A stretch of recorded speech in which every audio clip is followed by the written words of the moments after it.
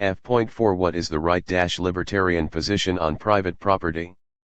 Right-libertarians are not interested in eliminating capitalist private property and thus the authority, oppression, and exploitation which goes with it. They make an idol of private property and claim to defend absolute and unrestricted property rights. In particular, taxation and theft are among the greatest evils possible as they involve coercion against justly held property. It is true that they call for an end to the state, but this is not because they are concerned about the restrictions of liberty experienced by wage slaves and tenants, but because they wish capitalists and landlords not to be bothered by legal restrictions on what they can and cannot do on their property. Anarchists stress that the right-libertarians are not opposed to workers being exploited or oppressed. In fact, they deny that is possible under capitalism, but because they do not want the state to impede capitalist freedom to exploit and oppress workers even more than is the case now. Thus they are against the state simply because they are capitalists first and foremost. Peter Marshall, Demanding the Impossible, p. 564. It should be obvious why someone is against the state matters when evaluating claims of a thinker to be included within the anarchist tradition. For example, socialist opposition to wage labor was shared by the pro-slavery advocates in the southern states of America. The latter opposed wage labor as being worse than its chattel form because, it was argued, the owner had an incentive to look after his property during both good and bad times while the wage worker was left to starve during the latter. This argument does not place them in the socialist camp any more than socialist opposition to wage labor made them supporters of slavery. As such, anarcho-capitalist and right-libertarian opposition to the state should not be confused with anarchist and left-libertarian opposition. The former opposes it because it restricts capitalist power, profits, and property, while the latter opposes it because it is a bulwark of all three. Moreover, in the capitalists' celebration of property as the source of liberty, they deny or ignore the fact that private property is a source of tyranny in itself, as we have indicated in sections B.3 and B.4, for example. As we saw in section F.1, this leads to quite explicit, if unaware, self-contradiction by leading anarcho-capitalist ideologues. As Tolstoy stressed, the retention of the laws concerning land and property keeps the workers in slavery to the landowners and the capitalists, even though the workers are freed from taxes. The slavery of our times, pages 39 to 40 Hens Malatesta.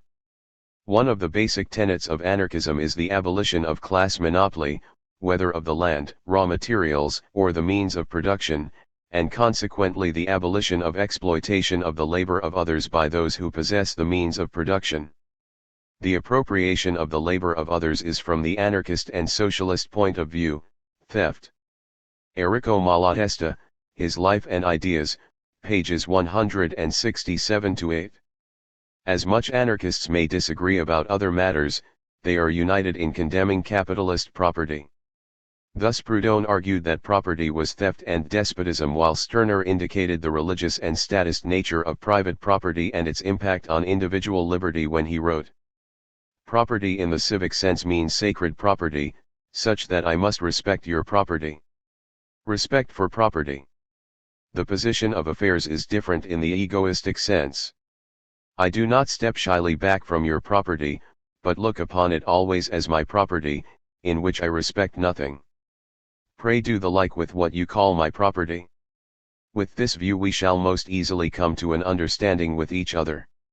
The political liberals are anxious that every one be free lord on his ground, even if this ground has only so much area as can have its requirements adequately filled by the manure of one person. Be it ever so little, if one only has somewhat of his own, to wit, a respected property, the more such owners, the more free people and good patriots has the state. Political liberalism, like everything religious, counts on respect, humaneness, the virtues of love. Therefore does it live in incessant vexation. For in practice people respect nothing, and every day the small possessions are bought up again by greater proprietors, and the free people change into day laborers. If, on the contrary, the small proprietors had reflected that the great property was also theirs, they would not have respectively shut themselves out from it, and would not have been shut out. Instead of owning the world, as he might, he does not even own even the paltry point on which he turns around. The Ego and its own, pages 248-9. While different anarchists have different perspectives on what comes next, we are all critical of the current capitalist property rights system. Thus anarcho-capitalists reject totally one of the common, and so defining, features of all anarchist traditions: the opposition to capitalist property. From individualist anarchists like Tucker to communist anarchists like Bookchin, anarchists have been opposed to what William Godwin termed accumulated property. This was because it was in direct contradiction to property in the form of the produce of the worker's own industry, and so it allows one man to dispose of the produce of another man's industry. The Anarchist Reader, pages 129-131. For anarchists, capitalist property is a source exploitation and domination, not freedom. It undermines the freedom associated with possession by creating relations of domination between owner and employee. Hardly surprising, then, that, according to Murray Bookchin, Murray Rothbard attacked me as an anarchist with vigor because, as he put it, I am opposed to private property.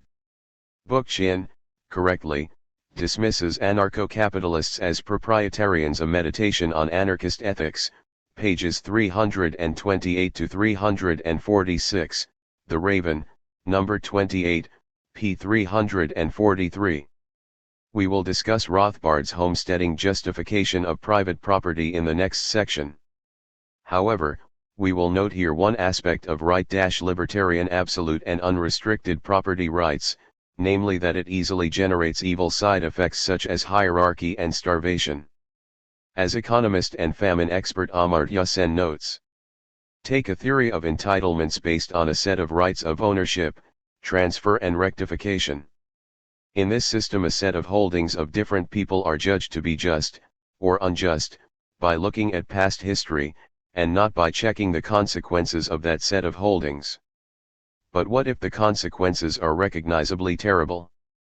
Referring to some empirical findings in a work on famines, evidence is presented to indicate that in many large famines in the recent past, in which millions of people have died, there was no overall decline in food availability at all, and the famines occurred precisely because of shifts in entitlement resulting from exercises of rights that are perfectly legitimate.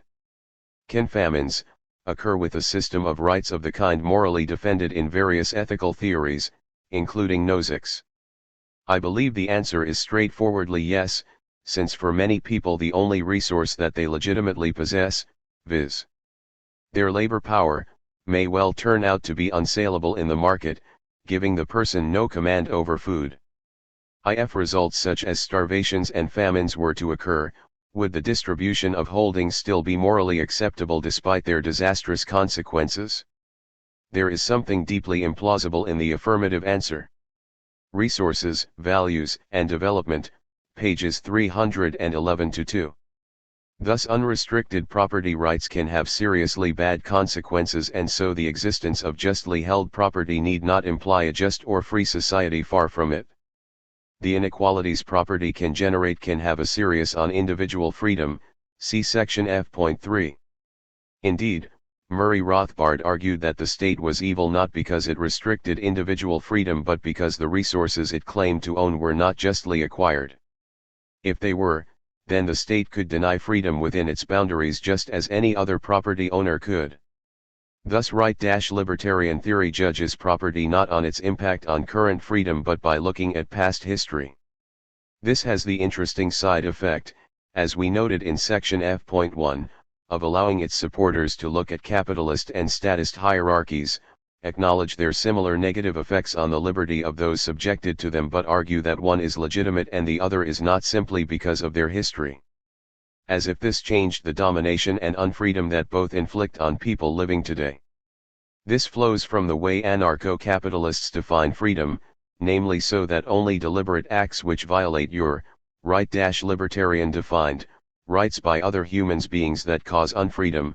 We define freedom as the absence of invasion by another man of an man's person or property. Rothbard, The Ethics of Liberty, p. 41. This means that if no one deliberately coerces you, then you are free.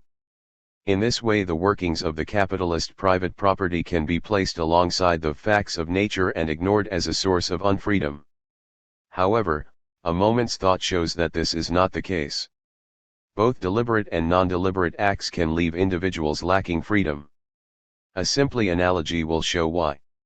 Let us assume, in an example paraphrased from Alan Hayworth's excellent book Anti-Libertarianism p. 49, that someone kidnaps you and places you down a deep, naturally formed, pit, miles from anyway, which is impossible to climb up. No one would deny that you are unfree. Let us further assume that another person walks by and accidentally falls into the pit with you. According to right-libertarianism, while you are unfree, i.e. subject to deliberate coercion, your fellow pit dweller is perfectly free, for they have subject to the facts of nature and not human action, deliberate or otherwise. Or, perhaps, they voluntarily choose to stay in the pit. After all, it is only the facts of nature limiting their actions. But, obviously, both of you are in exactly the same position, have exactly the same choices, and so are equally unfree. Thus, a definition of liberty that maintains that only deliberate acts of others, for example, coercion, reduces freedom, misses the point totally. In other words, freedom is path independent, and the forces of the market cannot provide genuine conditions for freedom any more than the powers of the state. The victims of both are equally enslaved, alienated, and oppressed. Peter Marshall, Demanding the Impossible, p. 565. It is worth quoting Noam Chomsky at length on this subject. Consider, for example, the right libertarian entitlement theory of justice. According to this theory, a person has a right to whatever he has acquired by means that are just. If, by luck or labor or ingenuity, a person acquires such and such, then he is entitled to keep it and dispose of it as he wills, and a just society will not infringe on this right. One can easily determine where such a principle might lead. It is entirely possible that by legitimate means, say, luck supplemented by contractual arrangements freely undertaken under pressure of need, one person might gain control of the necessities of life. Others are then free to sell themselves to this person as slaves, if he is willing to accept them. Otherwise, they are free to perish. Without extra question-begging conditions, the society is just. The argument has all the merits of a proof that 2 + 2 = 5. Suppose that some concept of a just society is advanced that fails to characterize the situation just described as unjust. Then one of two conclusions is in order. We may conclude that the concept is simply unimportant and of no interest as a guide to thought or action, since it fails to apply properly even in such an elementary case as this. Or we may conclude that the concept advanced is to be dismissed in that it fails to correspond to the pre-theoretical notion that it intends to capture in clear cases. If our intuitive concept of justice is clear enough to rule social arrangements of the sort described as grossly unjust, then the sole interest of a demonstration that this outcome might be just under a given theory of justice lies in the inference by reductio ad absurdum to the conclusion that the theory is hopelessly inadequate. While it may capture some partial intuition regarding justice, it evidently neglects others. The real question to be raised about theories that fail so completely to capture the concept of justice in its significant and intuitive sense is why they arouse such interest. Why are they not simply dismissed out of hand on the grounds of this failure, which is striking in clear cases? Perhaps the answer is, in part, the one given by Edward Greenberg in a discussion of some recent work on the entitlement theory of justice.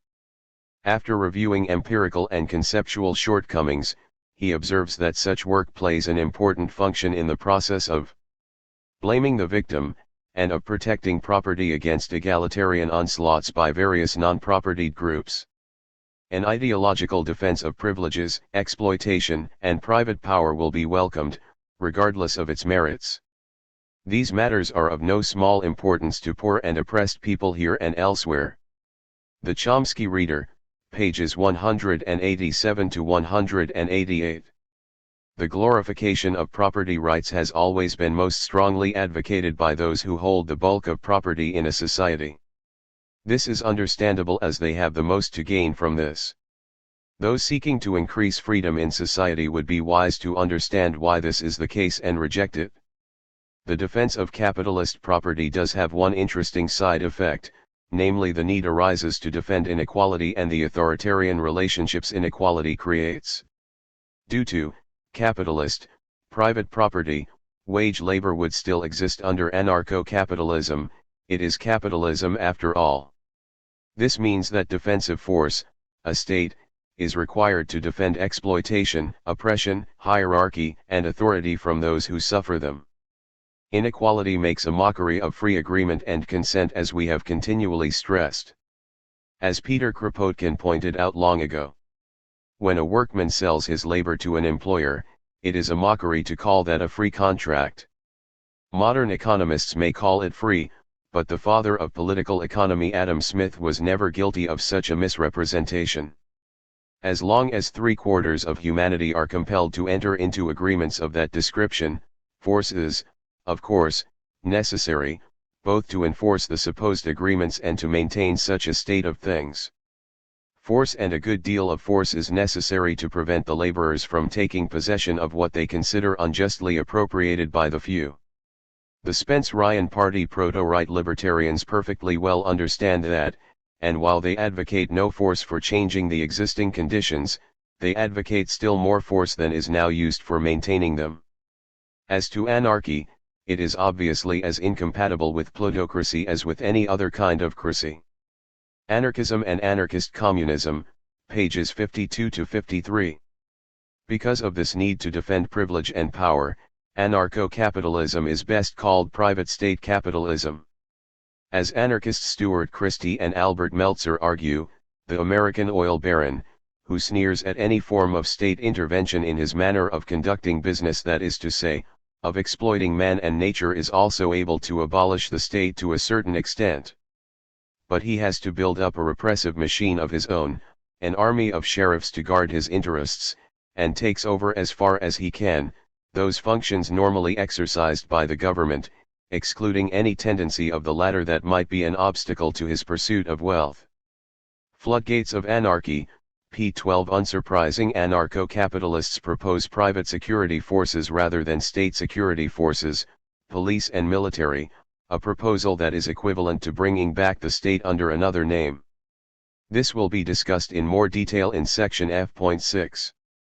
By advocating private property, right-libertarians contradict many of their other claims. For example, they tend to oppose censorship and attempts to limit freedom of association within society when the state is involved, yet they will wholeheartedly support the right of the boss or landlord when they ban unions or people talking about unions on their property.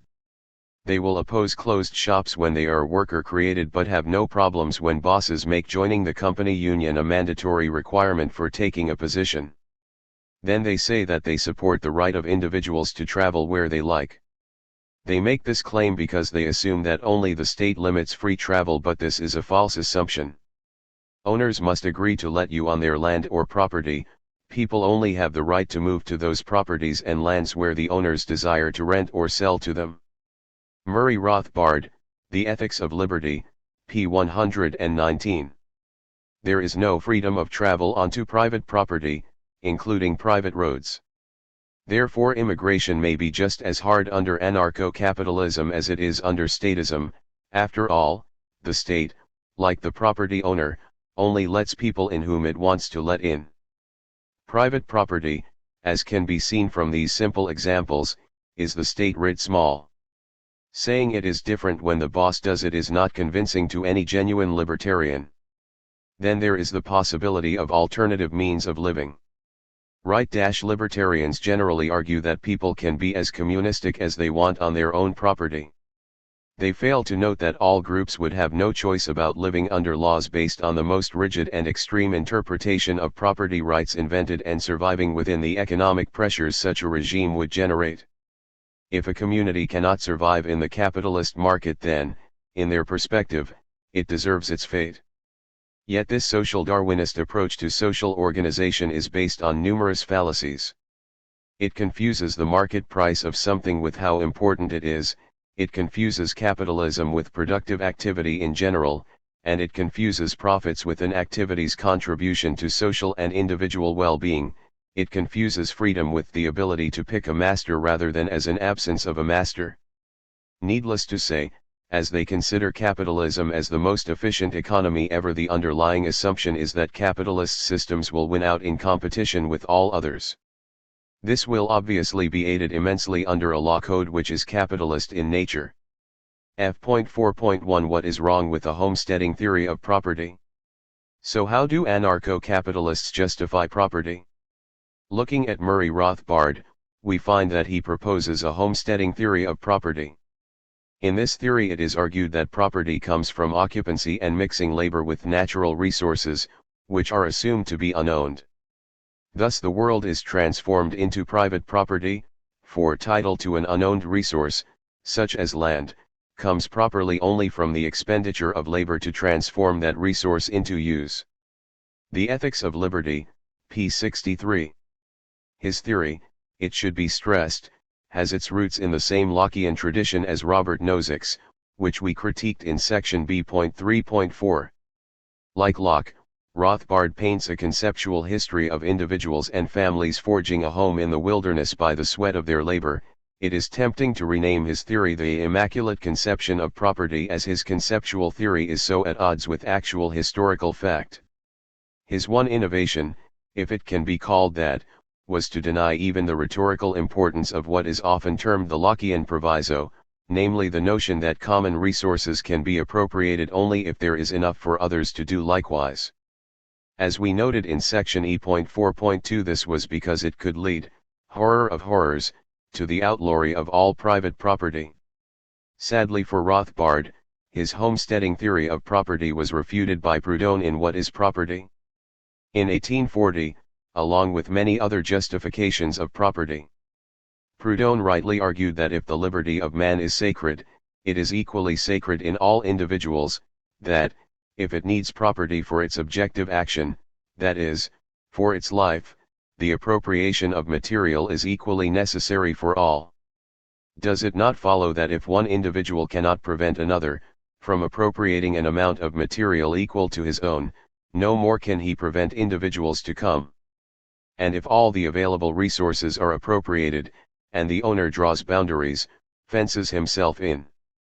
Here, then, is a piece of land upon which, henceforth, no one has a right to step, save the proprietor and his friends. Let this multiply, and soon the people will have nowhere to rest, no place to shelter, no ground to till. They will die at the proprietor's door, on the edge of that property which was their birthright.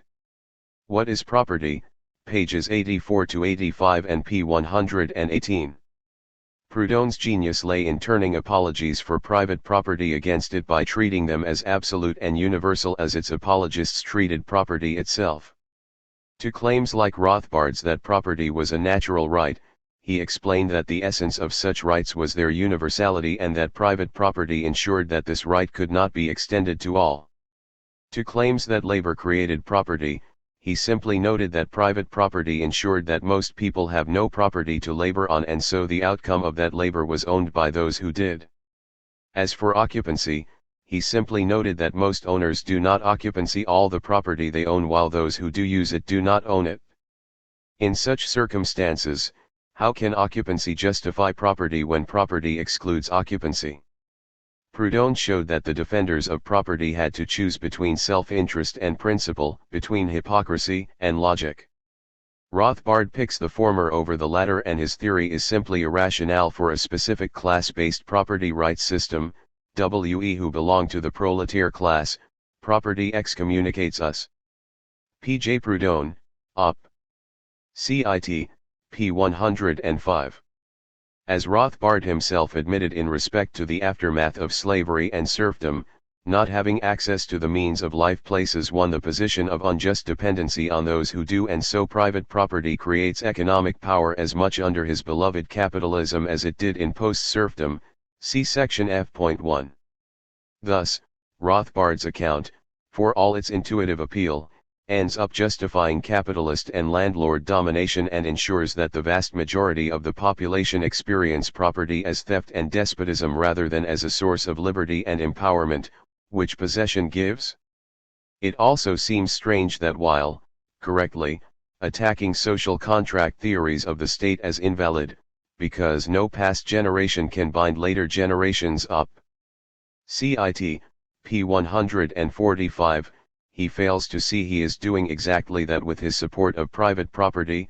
Similarly, Ayn Rand argued that a New York alleged right of one man, which necessitates the violation of the right of another, is not and cannot be a right, but, obviously, appropriating land does violate the rights of others to walk, use or appropriate that land. Capitalism, the Unknown Ideal, p. 325. Due to his support for appropriation and inheritance, Rothbard is clearly ensuring that future generations are not born as free as the first settlers were.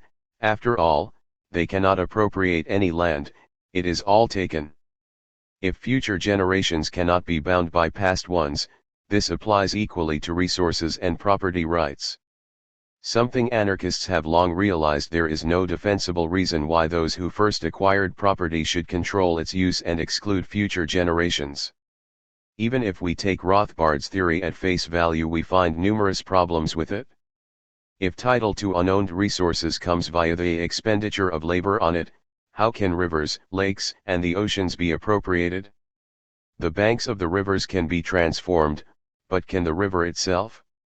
How can you mix your labor with water? Anarcho-capitalists usually blame pollution on the fact that rivers, oceans, and so forth are unowned, but as we discussed in section E.4, Rothbard provided no coherent argument for resolving this problem nor the issue of environmental externalities like pollution it was meant to solve. In fact, he ended up providing polluters with sufficient apologetics to allow them to continue destroying the planet. Then there is the question of what equates to mixing labor. Does fencing in land mean you have mixed labor with it? Rothbard argues that this is not the case. He expresses opposition to arbitrary claims. He notes that it is not the case that the first discoverer could properly lay claim to a piece of land by laying out a boundary for the area. He thinks that their claim would still be no more than the boundary itself, and not to any of the land within, for only the boundary will have been transformed and used by men. However, if the boundary is private property and the owner refuses others permission to cross it, then the enclosed land is inaccessible to others.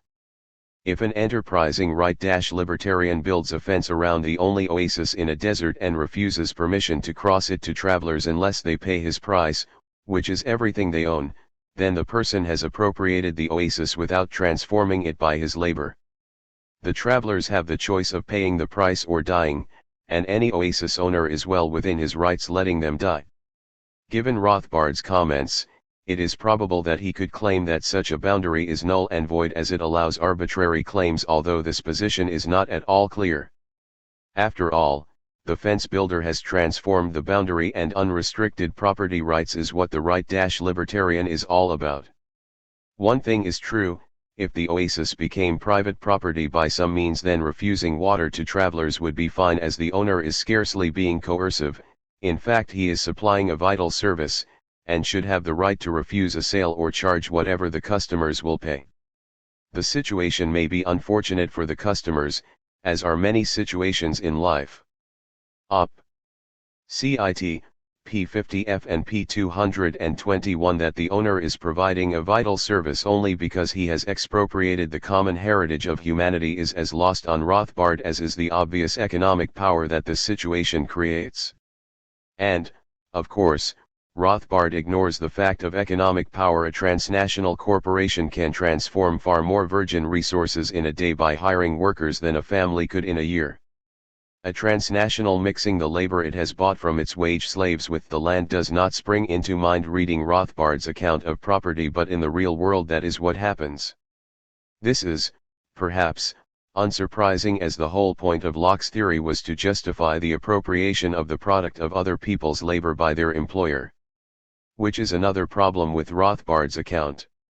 It is completely ahistoric, and so, as we noted above, is more like an immaculate conception of property. He has transported capitalist man into the dawn of time and constructed a history of property based upon what he is trying to justify. He ignores the awkward historic fact that land was held in common for millennium and that the notion of mixing labor to enclose it was basically invented to justify the expropriation of land from the general population, and from native populations, by the rich. What is interesting to note, though, is that the actual experience of life on the U.S. frontier, the historic example Rothbard seems to want to claim, was far from the individualistic framework he builds upon it and, ironically enough, it was destroyed by the development of capitalism. As Murray Bookchin notes, in rural areas there developed a modest subsistence agriculture that allowed them to be almost wholly self-sufficient and required little, if any, currency. The economy was rooted in barter, with farmers trading surpluses with nearby artisans. This pre-capitalist economy meant people enjoyed freedom from servitude to others and fostered a sturdy willingness to defend their independence from outside commercial interlopers. This condition of near autarky, however, was not individualistic, rather it made for strong community interdependence. In fact, the independence that the New England yeomanry enjoyed was itself a function of the cooperative social base from which it emerged. To barter homegrown goods and objects, to share tools and implements, to engage in common labor during harvesting time in a system of mutual aid, indeed, to help newcomers in barn raising, corn husking, log rolling, and the like, was the indispensable cement that bound scattered farmsteads into a united community. Bookchin quotes David P. Satmary, author of a book on Shea Rebellion, stating that it was a society based upon cooperative, community-orientated interchanges and not a basically competitive society. The Third Revolution, Volume 1, p. 233. Into this non-capitalist society came capitalist elements. Market forces and economic power soon resulted in the transformation of this society. Merchants asked for payment in specie, gold or silver coin, which the farmers did not have. In addition, money was required to pay taxes. Taxation has always been a key way in which the state encouraged a transformation towards capitalism, as money could only be made by hiring oneself to those who had it. The farmers were now cajoled by local shopkeepers to make all their payments and meet all their debts in money rather than barter. Since the farmers lacked money, the shopkeepers granted them short-term credit for their purchases. In time, many farmers became significantly indebted and could not pay off what they owed, least of all in specie. The creditors turned to the courts and many the homesteaders were dispossessed of their land and goods to pay their debts. In response, Shea's rebellion started as the urban commercial elites adamantly resisted all peaceful petitions, while the state legislators also turned a deaf ear as they were heavily influenced by these same elites. This rebellion was an important factor in the centralization of state power in America to ensure that popular input and control over government were marginalized and that the wealthy elite and their property rights were protected against the many, elite and well-to-do sectors of the population mobilized in great force to support an instrument that clearly benefited them at the expense of the backcountry agrarians and urban poor. Bookchin, Op. Cit. p. 234, p. 235 and p. 243. Thus the homestead system was, ironically, undermined and destroyed by the rise of capitalism, aided, as usual, by a state run by and for the rich. So while Rothbard's theory has a certain appeal, reinforced by watching too many westerns, we imagine, it fails to justify the unrestricted property rights theory, and the theory of freedom Rothbard derives from it. All it does is to end up justifying capitalist and landlord domination, which is what it was intended to do. F.5 Will privatizing the commons increase liberty? Anarcho-capitalists aim for a situation in which no land areas, no square footage in the world shall remain public, in other words everything will be privatized. Murray Rothbard, Nations by Consent, p. 84. They claim that privatizing the commons, e.g. roads, parks, etc., which are now freely available to all will increase liberty. Is this true? Here we will concern ourselves with private ownership of commonly used property which we all take for granted, and often pay for with taxes. It's clear from even a brief consideration of a hypothetical society based on privatized roads, as suggested by Murray Rothbard for A New Liberty, pages 202 to 203, and David Friedman The Machinery of Freedom, pages 98 to 101, that the only increase of liberty will be for the ruling elite. As anarcho-capitalism is based on paying for what one uses, privatization of roads would require some method of tracking individuals to ensure that they pay for the roads they use. In the UK, for example, during the 1980s the British Tory government looked into the idea of toll-based motorways. Obviously having toll booths on motorways would hinder their use and restrict freedom, and so they came up with the idea of tracking cars by satellite. Every vehicle would have a tracking device installed in it, and a satellite would record where people went and which roads they used. They would then be sent a bill or have their bank balances debited based on this information. In the fascist city-state/company town of Singapore such a scheme has been introduced. In London, the local government has introduced a scheme which allowed people to pay for public transport by electronic card. It also allowed the government to keep a detailed record of where and when people traveled, with obvious civil liberty implications. If we extrapolate from these to a system of fully privatized commons, it would clearly require all individuals to have tracking devices on them so they could be properly billed for use of roads, pavements, etc. Obviously, being tracked by private firms would be a serious threat to individual liberty. Another, less costly, option would be for private guards to randomly stop and question car owners and individuals to make sure they had paid for the use of the road or pavement in question. Parasites would be arrested and fined or locked up. Again, however, being stopped and questioned by uniformed individuals has more in common with police states than liberty. Toll boothing every street would be highly unfeasible due to the costs involved and difficulties for use that it implies. Thus the idea of privatizing roads and charging drivers to gain access seems impractical at best and distinctly freedom endangering at worst. Would giving companies that information for all travelers, including pedestrians, really eliminate all civil liberty concerns? Of course, the option of owners letting users have free access to the roads and pavements they construct and run would be difficult for a profit-based company. No one could make a profit in that case. If companies paid to construct roads for their customers/employees to use, they would be financially hindered in competition with other companies that did not, and thus would be unlikely to do so. If they restricted use purely to their own customers, the tracking problem appears again. So the costs in creating a transport network and then running it explains why capitalism has always turned to state aid to provide infrastructure. The potential power of the owners of such investments in charging monopoly prices to other capitalists explains why states have also often regulated transport. Some may object that this picture of extensive surveillance of individuals would not occur or be impossible. However, Murray Rothbard, in a slightly different context, argued that technology would be available to collate information about individuals. He argued that it should be pointed out that modern technology makes even more feasible the collection and dissemination of information about people's credit ratings and records of keeping or violating their contracts or arbitration agreements. Presumably, an anarchist society would see the expansion of this sort of dissemination of data. Society without a state, p. 199. So with the total privatization of society we could also see the rise of private big brothers, collecting information about individuals for use by property owners. The example of the Economic League, a British company which provided the service of tracking the political affiliations and activities of workers for employers, springs to mind. And, of course, these privatization suggestions ignore differences in income and market power.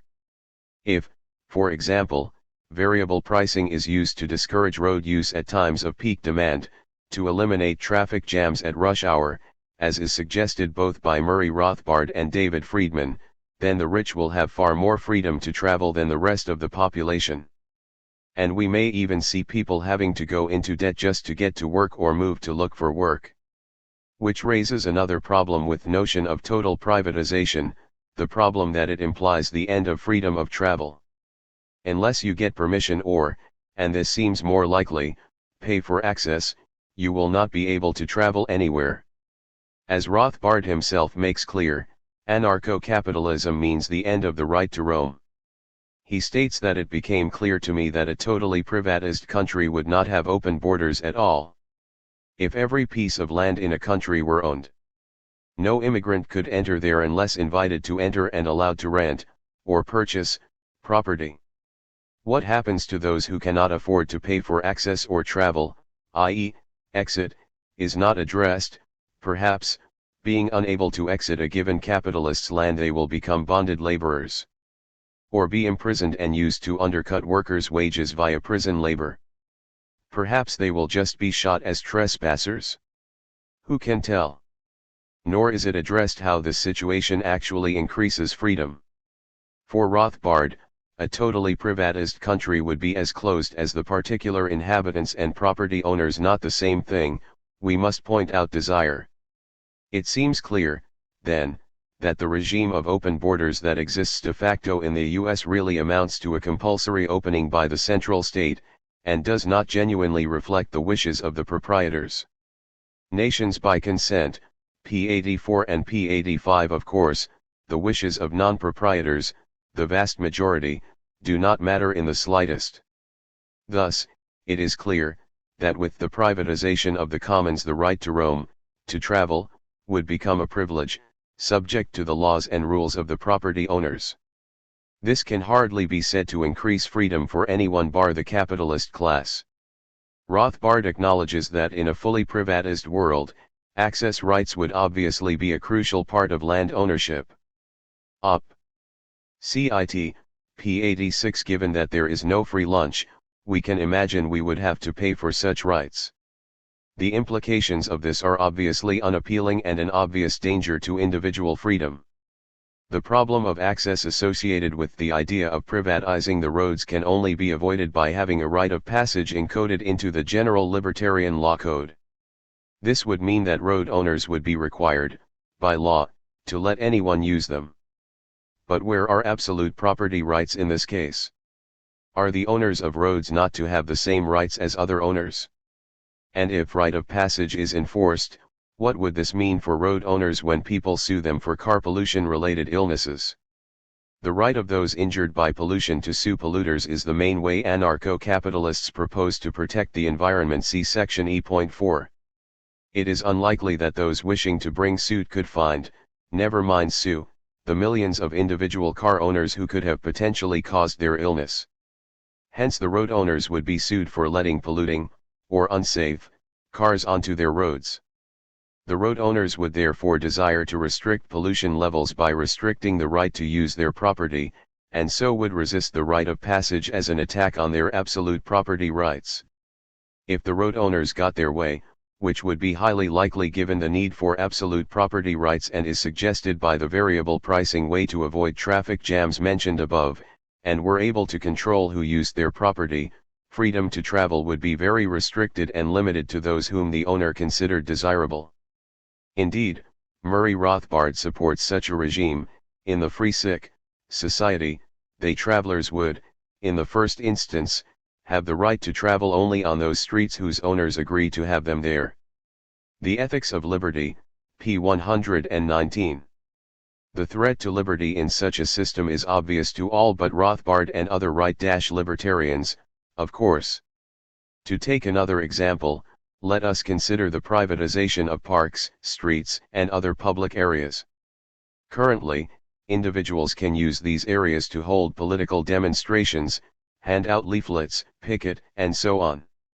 However, under anarcho-capitalism, the owners of such property can restrict such liberties if they desire, calling such activities initiation of force, although they cannot explain how speaking your mind is an example of force. Therefore, freedom of speech, assembly, and a host of other liberties we take for granted would be eliminated under a right-libertarian regime. Or, taking the case of pickets and other forms of social struggle, it's clear that privatizing the commons would only benefit the bosses. Strikers or political activists picketing or handing out leaflets in shopping centers are quickly ejected by private security even today. Think about how much worse it would become under anarcho-capitalism when the whole world becomes a series of malls. It would be impossible to hold a picket when the owner of the pavement objects, as Rothbard himself gleefully argued. OPCIT, p. 132. If the owner of the pavement also happens to be the boss being picketed, which Rothbard himself considered most likely, then workers' rights would be zero. Perhaps we could also see capitalists suing working class organizations for littering their property if they do hand out leaflets, so placing even greater stress on limited resources. The IWW went down in history for its rigorous defense of freedom of speech because of its rightly famous free speech fights in numerous American cities and towns. The city bosses worried by the Wobblies' open-air public meetings simply made them illegal.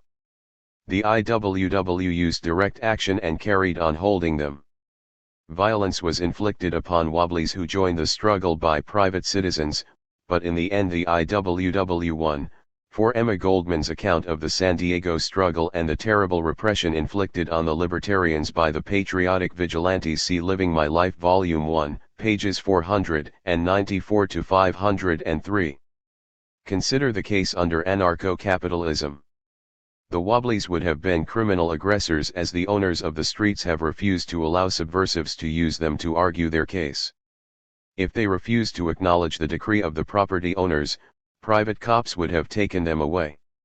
Given that those who controlled city government in the historical example were the wealthiest citizens in town, it's likely that the same people would have been involved in the fictional, anarcho-capitalist, account. Is it a good thing that in the real account the Wobblies are hailed as heroes of freedom but in the fictional one they are criminal aggressors? Does converting public spaces into private property really stop restrictions on free speech being a bad thing? Of course, Rothbard and other right-libertarians are aware that privatization will not remove restrictions on freedom of speech, association, and so on, while, at the same time, trying to portray themselves as supporters of such liberties. However, for them such restrictions are of no consequence. As Rothbard argues, any prohibitions would not be state-imposed, but would simply be requirements for residents or for use of some person's or community's land area. Nations by consent, p. 85. Thus we yet again see the blindness of right-libertarians to the commonality between private property and the state we first noted in section F.1. The state also maintains that submitting to its authority is the requirement for taking up residence in its territory. As Tucker noted, the state can be defined as, in part, the assumption of sole authority over a given area and all within it. The individualist anarchists, p. 24. If the property owners can determine prohibitions, i.e. laws and rules, for those who use the property, then they are the sole authority over a given area and all within it, i.e. a state. Thus privatizing the commons means subjecting the non-property owners to the rules and laws of the property owners, in effect, privatizing the state and turning the world into a series of monarchies and oligarchies without the pretense of democracy and democratic rights. These examples can hardly be said to be increasing liberty for society as a whole, although anarcho-capitalists seem to think they would. So far from increasing liberty for all, then, privatizing the commons would only increase it for the ruling elite, by giving them yet another monopoly from which to collect income and exercise their power over. It would reduce freedom for everyone else. Ironically, therefore, Rothbard ideology provides more than enough evidence to confirm the anarchist argument that private property and liberty are fundamentally in conflict. It goes without saying that absolute freedom of thought, speech, and action anarchists support is incompatible with the maintenance of institutions that restrict free thought, rigidify speech in the form of a final and irrevocable vow, and even dictate that the worker fold his arms and die of hunger at the owner's command. Elie C. Reckless, quoted by John P. Clark and Camille Martin, eds, Anarchy, Geography, Modernity, p. 159. As Peter Marshall notes, in the name of freedom, the anarcho-capitalists would like to turn public spaces into private property, but freedom does not flourish behind high fences protected by private companies but expands in the open air when it is enjoyed by all. Demanding the impossible, p. 564. Little wonder Proudhon argued that if the public highway is nothing but an accessory of private property, if the communal lands are converted into private property, if the public domain, in short, is guarded, exploited, leased, and sold like private property, what remains for the proletaire? Of what advantage is it to him that society has left the state of war to enter the regime of police? System of Economic Contradictions, p. 371. F.6 Is anarcho-capitalism against the state? No. Due to its basis in private property, anarcho-capitalism implies a class division of society into bosses and workers. Any such division will require a state to maintain it. However, it need not be the same state as exists now. Regarding this point, anarcho-capitalism plainly advocates defense associations to protect property. For the anarcho-capitalist, these private companies are not states. For anarchists, they most definitely. As Bakunin put it, the state is authority, domination, and force, organized by the property-owning and so-called enlightened classes against the masses. The basic Bakunin, p. 140. It goes without saying that anarcho-capitalism has a state in the anarchist sense. According to Murray Rothbard, society without a state, p. 192, a state must have one or both of the following characteristics. He makes the same point elsewhere. The Ethics of Liberty, p. 171. Significantly, he stresses that our definition of anarchism is a system which provides no legal sanction for aggression against person and property rather than, say, being against government or authority. Society without a state, p. 206. Instead of this, the anarcho-capitalist thinks that people should be able to select their own defense companies, which would provide the needed police, and courts from a free market in defense which would spring up after the state monopoly has been eliminated. These companies all would have to abide by the Basic Law Code, Op. Cit. p. 206. Thus a general libertarian law code would govern the actions of these companies. This law code would prohibit coercive aggression at the very least, although to do so it would have to specify what counted as legitimate property, how said can be owned, and what actually constitutes aggression. Thus the law code would be quite extensive. How is this law code to be actually specified? Would these laws be democratically decided? Would they reflect common usage, i.e. custom? Supply and demand? Natural law? Given the strong dislike of democracy shown by anarcho-capitalists, we think we can safely say that some combination of the last two options would be used.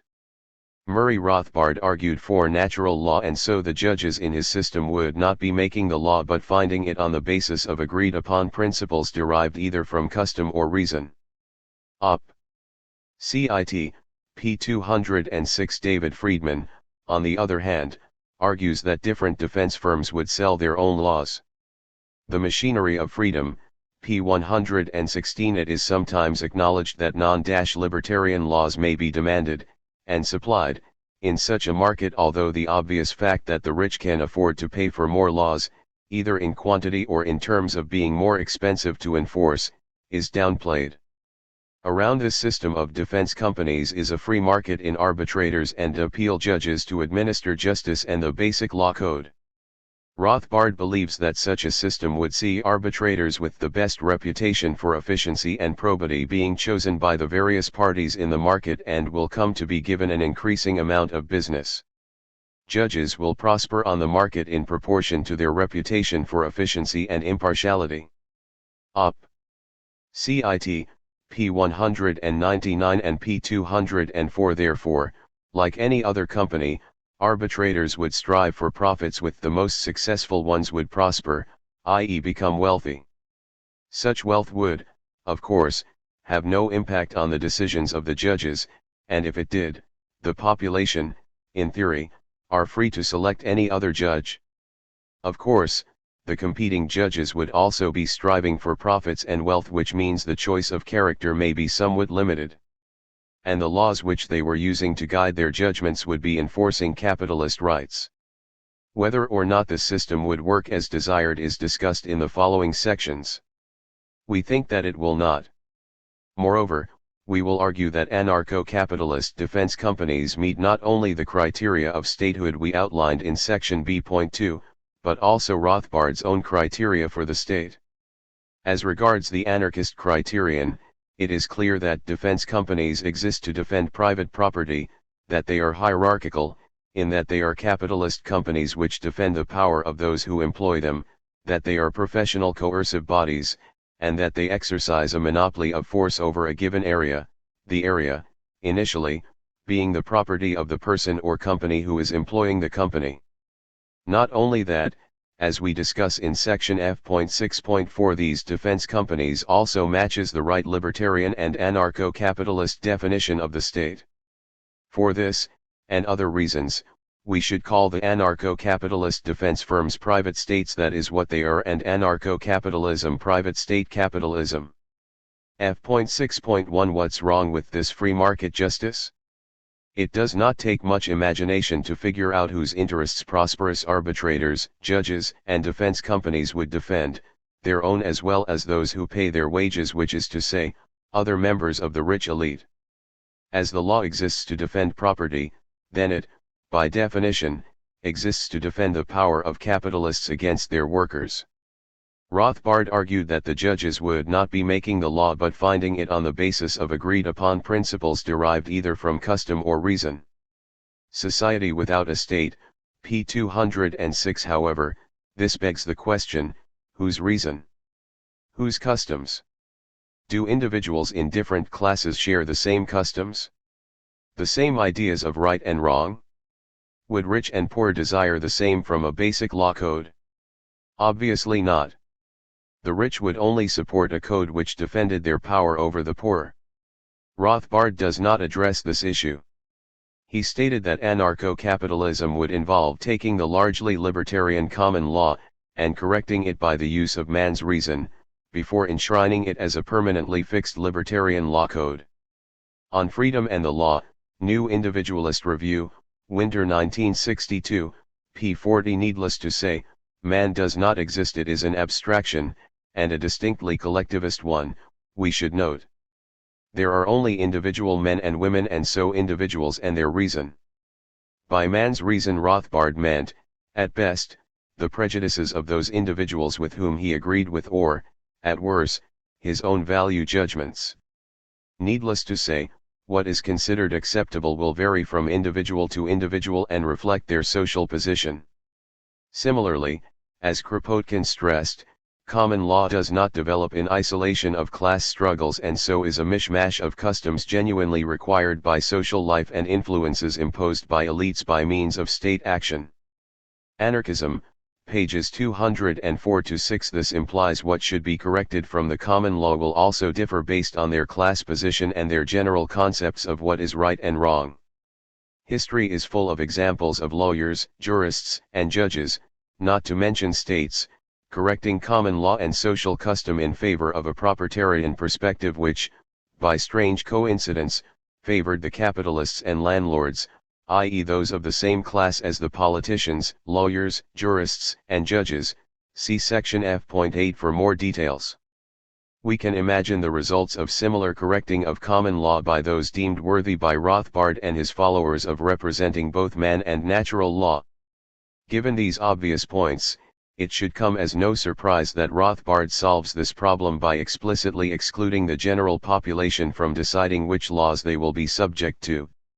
As he put it, it would not be a very difficult task for libertarian lawyers and jurists to arrive at a rational and objective code of libertarian legal principles and procedures.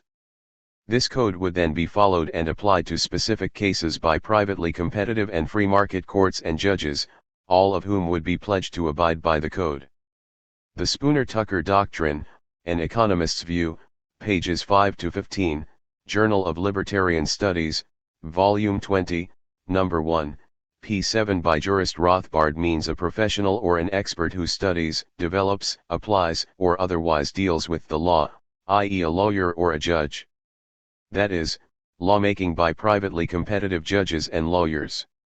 And not only would the law be designed by experts, so would its interpretation. If legislation is replaced by such judge-made law, fixity and certainty will replace the capriciously changing edicts of statutory legislation. The body of judge-made law changes very slowly, decisions properly apply only to the particular case. Judge-made law, in contrast to legislation, permits a vast body of voluntary, freely adapted rules, bargains, and arbitrations to proliferate as needed in society. The twin of the free market economy, then, is a proliferation of voluntary rules interpreted and applied by experts in the law. On Freedom and the Law, Op. Citp 38. In other words, as well as privatizing the commons in land, he also seeks to privatize common law.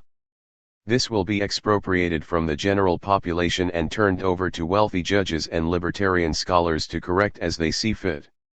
Within this mandatory legal regime, there would be voluntary interpretations, yet it hardly taxes the imagination to see how economic inequality would shape any bargains made on it. So we have a legal system created and run by judges and jurists within which specific interpretations would be reached by bargains conducted between the rich and the poor. A fine liberation indeed. So although only finding the law, the arbitrators and judges still exert an influence in the justice process, an influence not impartial or neutral. As the arbitrators themselves would be part of a profession, with specific companies developing within the market, it does not take a genius to realize that when interpreting the basic law code, such companies would hardly act against their own interests as companies. As we noted in section F.3.2, the basic class interest of keeping the current property rights system going will still remain a situation which wealthy judges would be, to say the least, happy to see continue. In addition, if the justice system was based on $1, one vote, the law would best defend those with the most votes.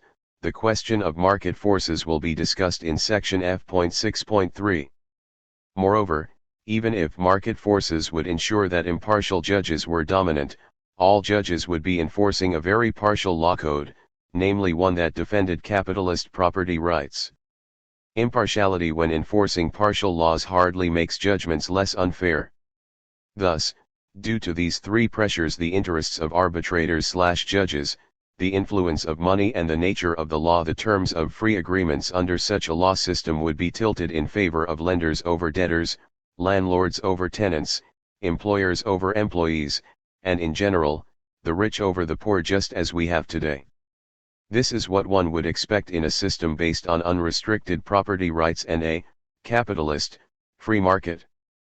Some anarcho-capitalists, however, claim that just as cheaper cars were developed to meet demand, so cheaper defense associations and people's arbitrators would develop on the market for the working class. In this way, impartiality will be ensured. This argument overlooks a few key points. Firstly, the general libertarian law code would be applicable to all associations, so they would have to operate within a system determined by the power of money and of capital. The law code would reflect, therefore, property not labor, and so socialistic law codes would be classed as outlaw ones. The options then facing working people is to select a firm which best enforce the capitalist law in their favor.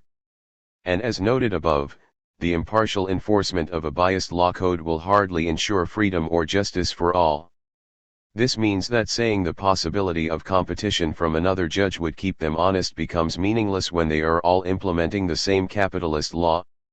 Secondly, in a race between a Jaguar and a Volkswagen Beetle, who is more likely to win? The rich would have the best justice money can buy, even more than they do now. Members of the capitalist class would be able to select the firms with the best lawyers, best private cops, and most resources. Those without the financial clout to purchase quality justice would simply be out of luck. Such is the magic of the marketplace. Thirdly, because of the tendency toward concentration, centralization, and oligopoly under capitalism, due to increasing capital costs for new firms entering the market, as discussed in section C.4, a few companies would soon dominate the market with obvious implications for justice. Different firms will have different resources, and in a conflict between a small firm and a larger one, the smaller one is at a disadvantage. They may not be in a position to fight the larger company if it rejects arbitration, and so may give in simply because, as the anarcho-capitalists so rightly point out, conflict and violence will push up a company's costs, and so they would have to be avoided by smaller ones. It is ironic that the anarcho-capitalist implicitly assumes that every defense company is approximately of the same size, with the same resources behind it, and in real life this would clearly not the case. Moreover, it seems likely that a legal industrial complex would develop, with other companies buying shares in defense firms as well as companies which provide lawyers and judges, and vice versa. We would also expect mergers to develop as well as cross-ownership between companies, not to mention individual judges and security company owners and managers having shares in other capitalist firms. Even if the possibility that the companies providing security and justice have links with other capitalism firms is discounted, then the fact remains that these firms would hardly be sympathetic to organizations and individuals seeking to change the system which makes them rich, or, as property owners and bosses, seeking to challenge the powers associated with both, particularly if the law is designed from a proprietarian perspective. Fourthly, it is very likely that many companies would make subscription to a specific defense firm or court a requirement of employment and residence. Just as today most, workers have to sign no union contracts, and face being fired if they change their minds, it does not take much imagination to see that the same could apply to defense firms and courts. This was/is the case in company towns. Indeed, you can consider unions as a form of defense firm, and these companies refuse to recognize them. As the labor market is almost always a buyer's market, it is not enough to argue that workers can find a new job without this condition. They may not, and so have to put up with this situation. And if, as seems likely, the laws and rules of the property owner will take precedence in any conflict, then workers and tenants will be at a disadvantage no matter how impartial the judges. Ironically, some anarcho-capitalists, like David Friedman, have pointed to company/union negotiations as an example of how different defense firms would work out their differences peacefully. Sadly for this argument, union rights under actually existing capitalism were hard fought for, often resulting in strikes which quickly became mini wars as the capitalists used the full might associated with their wealth to stop them getting a foothold or to destroy them if they had. In America, the bosses usually had recourse to private defense firms like the Pinkertons to break unions and strikes. Since 1935 in America, union rights have been protected by the state in direct opposition to capitalist freedom of contract. Before the law was changed, under pressure from below, in the face of business opposition and violence, unions were usually crushed by force. The companies were better armed, had more resources, and had the law on their side. Rothbard showed his grasp of American labor history by asserting that union restrictions and strikes were the result of government privilege, notably in the Wagner Act of 1935. The Logic of Action 2, p. 194. Since the 1980s and the advent of the free market, we can see what happens to peaceful negotiation and cooperation between unions and companies when it is no longer required and when the resources of both sides are unequal. The market power of companies far exceeds those of the unions, and the law, by definition, favors the companies. As an example of how competing protection agencies will work in an anarcho-capitalist society, it is far more insightful than originally intended. Now let us consider Rothbard's basic law code itself. For Rothbard, the laws in the general libertarian law code would be unchangeable, selected by those considered as the voice of nature, with obvious authoritarian implications. David Friedman, in contrast, argues that as well as a market in defense companies, there will also be a market in laws and rights. However, there will be extensive market pressure to unify these differing law codes into one standard one. Imagine what would happen if every CD manufacturer created a unique CD player, or every computer manufacturer different-sized floppy disk drivers. Little wonder, then, that over time companies standardize their products. Friedman himself acknowledges that this process is likely, and uses the example of standard paper sizes to illustrate it, which suggests that competition would be meaningless as all firms would be enforcing the same, capitalist, law. In any event, the laws would not be decided on the basis of one person, one vote, hence, as market forces worked their magic, the general law code would reflect vested interests and so be very hard to change. As rights and laws would be a commodity like everything else in capitalism, they would soon reflect the interests of the rich, particularly if those interpreting the law are wealthy professionals and companies with vested interests of their own. Little wonder that the individualist anarchists proposed trial by jury as the only basis for real justice in a free society.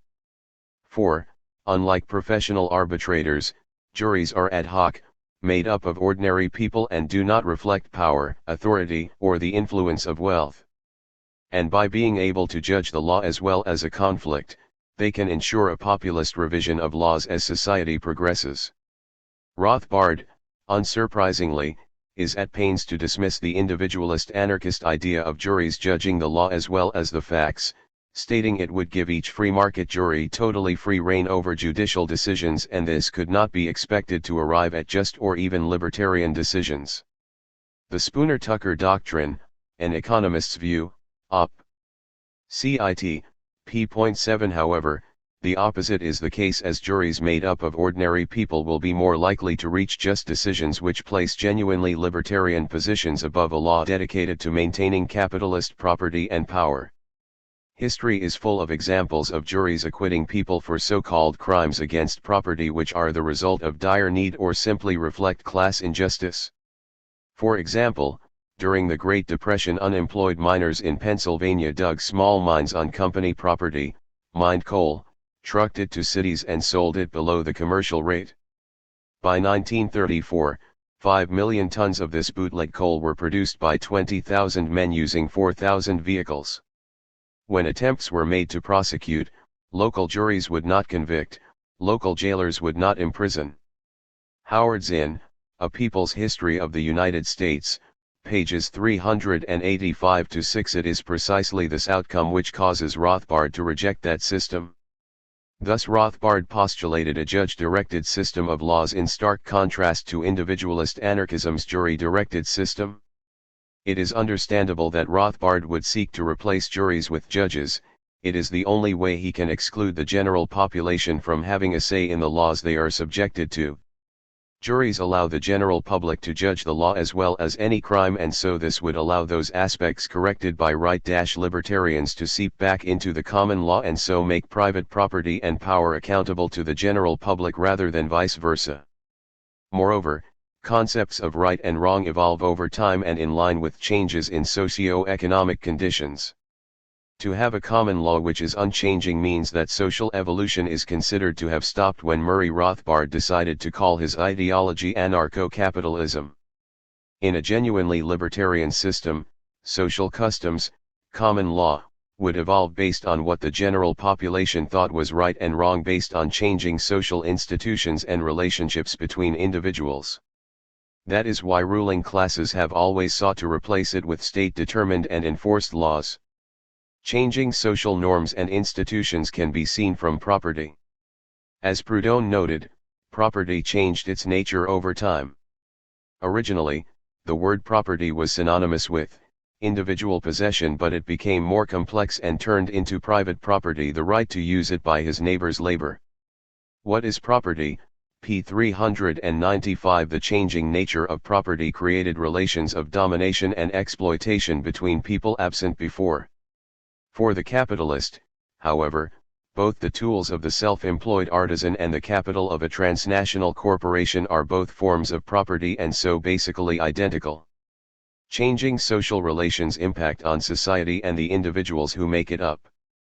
This would be reflected in any genuinely libertarian society, something right-libertarians are aware of. They, therefore, seek to freeze the rights framework and legal system to protect institutions, like property, no matter how they evolve and come to replace whatever freedom-enhancing features they had with oppression.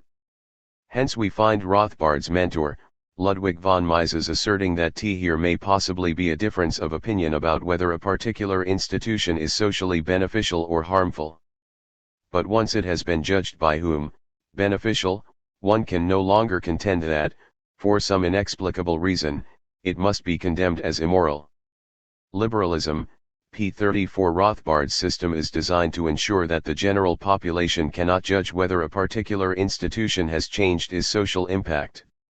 Thus a system of defense on the capitalist market will continue to reflect the influence and power of property owners and wealth and not be subject to popular control beyond choosing between companies to enforce the capitalist laws. Ultimately, such an anarcho-capitalist system would be based on simple absolute principles decided in advance by a small group of ideological leaders. We are then expected to live with the consequences as best we can. If people end up in a worse condition than before, then that is irrelevant, as that we have enforced the eternal principles they have proclaimed as being in our best interests. F.6.2 What are the social consequences of such a system? The anarcho-capitalist imagines that there will be police agencies, defense associations, courts, and appeals courts all organized on a free market basis and available for hire. As David Week points out, however, the major problem with such a system would not be the corruption of private courts and police forces, although, as suggested above, this could indeed be a problem. There is something more serious than the mafia danger, and this other problem concerns the role of such defense institutions in a given social and economic context. The context is one of a free market economy with no restraints upon accumulation of property. Now, we had an American experience, roughly from the end of the Civil War to the 1930s, in what were in effect private courts, private police, indeed private governments. We had the experience of the private Pinkerton police, which, by its spies, by its agents provocateurs, and by methods that included violence and kidnapping, was one of the most powerful tools of large corporations and an instrument of oppression of working people.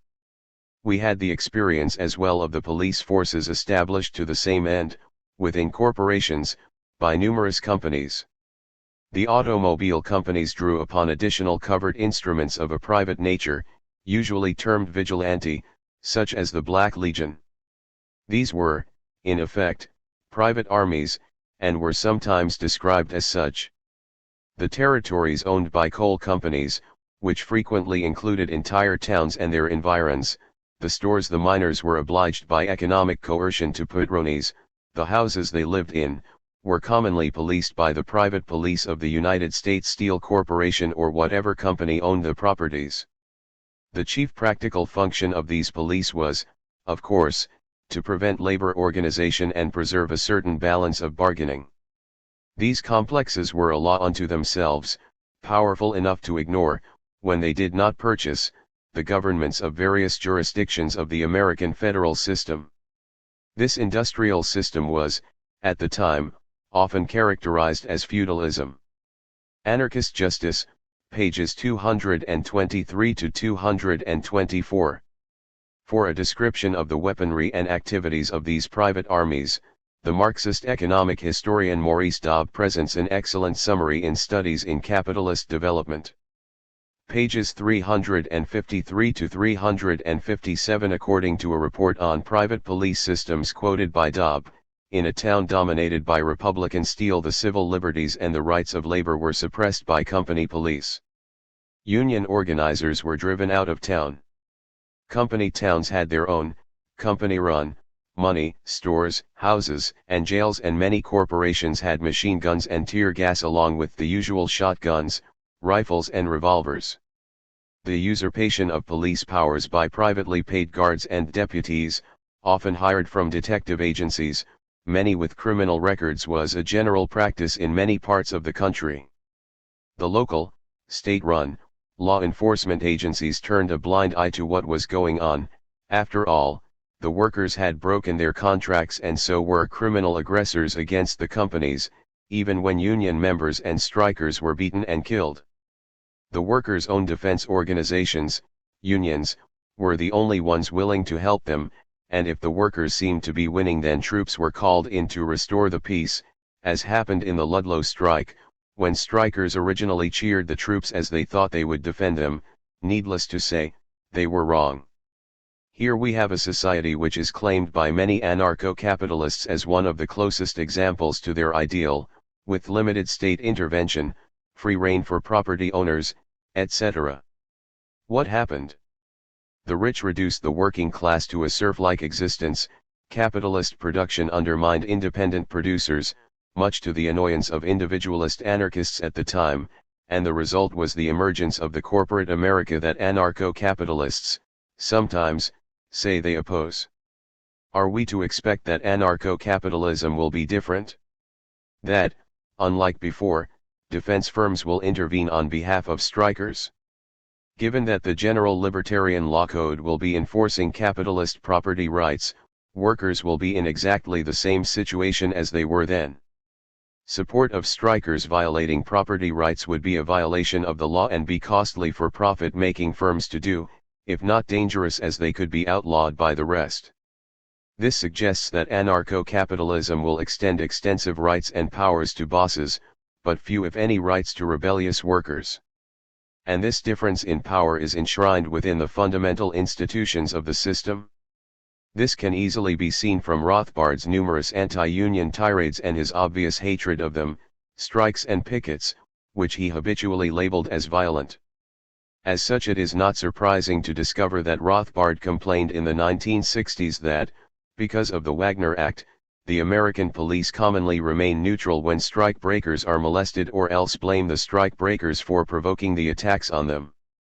When unions are permitted to resort to violence, the state, or other enforcing agency, has implicitly delegated this power to the unions. The unions, then, have become private states.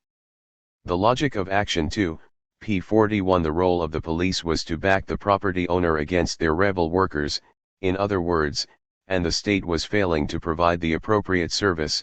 Of course, that bosses exercising power over workers provoked the strike is irrelevant, while private police attacking picket lines is purely a form of defensive violence and is, likewise, of no concern.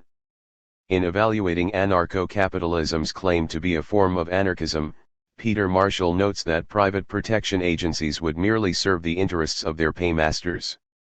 Demanding the impossible, p. 653. With the increase of private defense associations under really existing capitalism today, associations that many anarcho-capitalists point to as examples of their ideas, we see a vindication of Marshall's claim.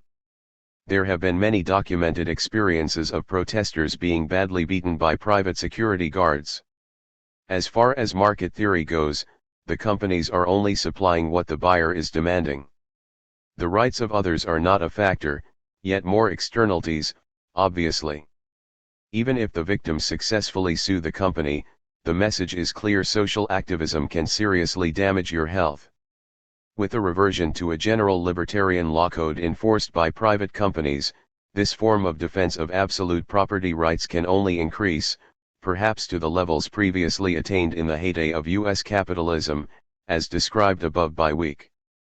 F.6.3. But surely market forces will stop abuses by the rich?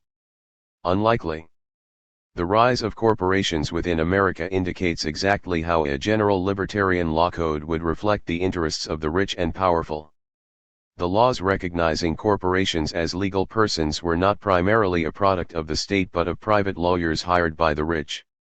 As Howard Zinn notes, the American Bar Association, organized by lawyers accustomed to serving the wealthy, began a national campaign of education to reverse the Supreme Court decision that companies could not be considered as a person. By 1886, they succeeded. The Supreme Court had accepted the argument that corporations were persons and their money was property protected by the Process Clause of the 14th Amendment. The justices of the Supreme Court were not simply interpreters of the Constitution. They were men of certain backgrounds, of certain class interests. A People's History of the United States, p. 255. Of course, it will be argued that the Supreme Court is chosen by the government and is a state-enforced monopoly, and so our analysis is flawed. Yet this is not the case. As Rothbard made clear, the general libertarian law code would be created by lawyers and jurists and everyone would be expected to obey it. Why expect these lawyers and jurists to be any less class conscious than those in the 19th century? If the Supreme Court was doing its bit for the ruling elite, then why would those creating the law system be any different? How could it be neutral between rich and poor, argues Zinn, when its members were often former wealthy lawyers, and almost always came from the upper class? Up. Cit. p. 254. Moreover, the corporate laws came about because there was a demand for them. That demand would still have existed in anarcho-capitalism. Now, while there may nor be a Supreme Court, Rothbard does maintain that the basic law code would have to be agreed upon by all the judicial agencies, but he maintains that this would imply no unified legal system. Even though a New York agencies that transgress the basic libertarian law code would be open outlaws and soon crushed, this is not, apparently, a monopoly. The Ethics of Liberty, p. 234. So, you either agree to the law code or you go out of business. And that is not a monopoly. Therefore, we think, our comments on the Supreme Court are valid. See also section F.7.2. If all the available defense firms enforce the same laws, then it can hardly be called competitive. And if this is the case, and it is, when private wealth is uncontrolled, then a police-judicial complex enjoying a clientele of wealthy corporations whose motto is self-interest is hardly an innocuous social force controllable by the possibility of forming or affiliating with competing companies. Weak, Up. Cit. p. 225. This is particularly true if these companies are themselves big business and so have a large impact on the laws they are enforcing. If the law code recognizes and protects capitalist power, property, and wealth as fundamental, any attempt to change this is initiation of force, and so the power of the rich is written into the system from the start. And, we must add, if there is a general libertarian law code to which all must subscribe, where does that put customer demand? If people demand a non-libertarian law code, will defense firms refuse to supply it? If so, will not new firms, looking for profit, spring up that will supply what is being demanded? And will that not put them in direct conflict with the existing, pro-general law code ones? And will a market in law codes not just reflect economic power and wealth? David Friedman, who is for a market in law codes, argues that if almost everyone believes strongly that heroin addiction is so horrible that it should not be permitted anywhere under any circumstances, anarcho-capitalist institutions will produce laws against heroin. Laws are being produced on the market, and that is what the market wants. And he adds that market demands are in dollars, not votes. The legality of heroin will be determined, not by how many are for or against, but how high a cost each side is willing to bear in order to get its way. The machinery of freedom, p. 127. And, as the market is less than equal in terms of income and wealth, such a position will mean that the capitalist class will have a higher effective demand than the working class and more resources to pay for any conflicts that arise. Thus any law codes that develop will tend to reflect the interests of the wealthy. Which brings us nicely on to the next problem regarding market forces. As well as the obvious influence of economic interests and differences in wealth, another problem faces the free market justice of anarcho-capitalism. This is the general libertarian law code itself. Even if we assume that the system actually works like it should in theory, the simple fact remains that these defense companies are enforcing laws which explicitly defend capitalist property, and so social relations. Capitalists own the means of production upon which they hire wage laborers to work, and this is an inequality established prior to any specific transaction in the labor market. This inequality reflects itself in terms of differences in power within, and outside, the company and in the law code of anarcho-capitalism, which protects that power against the dispossessed. In other words, the law code within which the defense companies work assumes that capitalist property is legitimate and that force can legitimately be used to defend it. This means that, in effect, anarcho-capitalism is based on a monopoly of law, a monopoly which explicitly exists to defend the power and capital of the wealthy. The major difference is that the agencies used to protect that wealth will be in a weaker position to act independently of their paymasters. Unlike the state, the defense firm is not remotely accountable to the general population and cannot be used to equalize even slightly the power relationships between worker and capitalist, as the state has, on occasion done, due to public pressure and to preserve the system as a whole.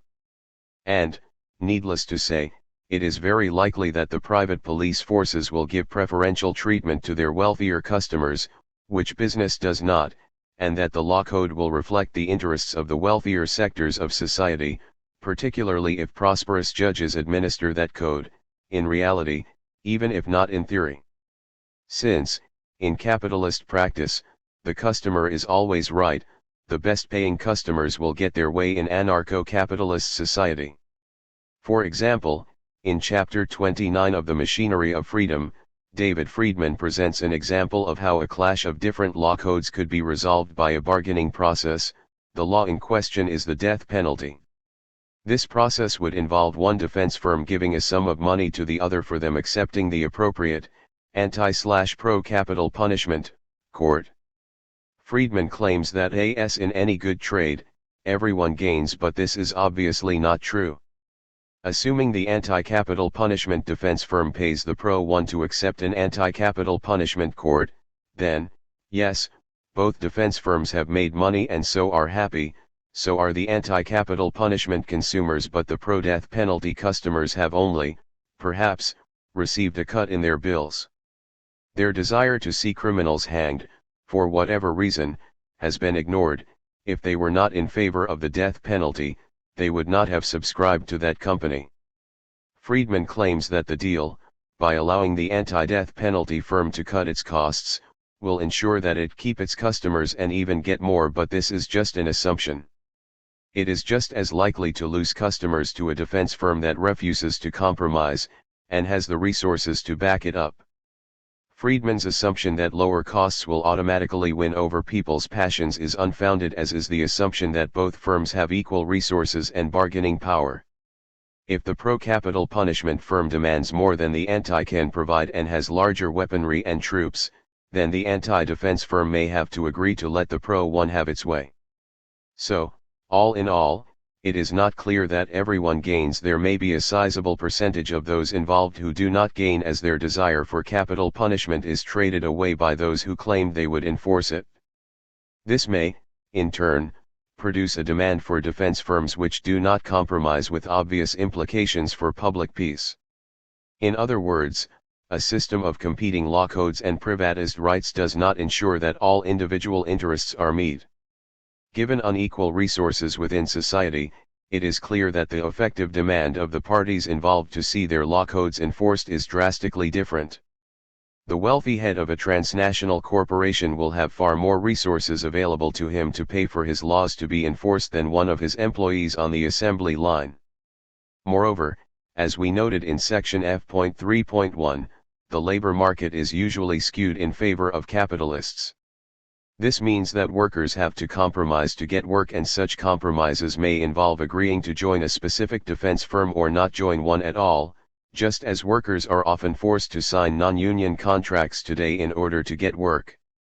In other words, a privatist law system is very likely to skew the enforcement of laws in line with the skewing of income and wealth in society. At the very least, unlike every other market, the customer is not guaranteed to get exactly what they demand simply because the product they consume is dependent on others within the same market to ensure its supply.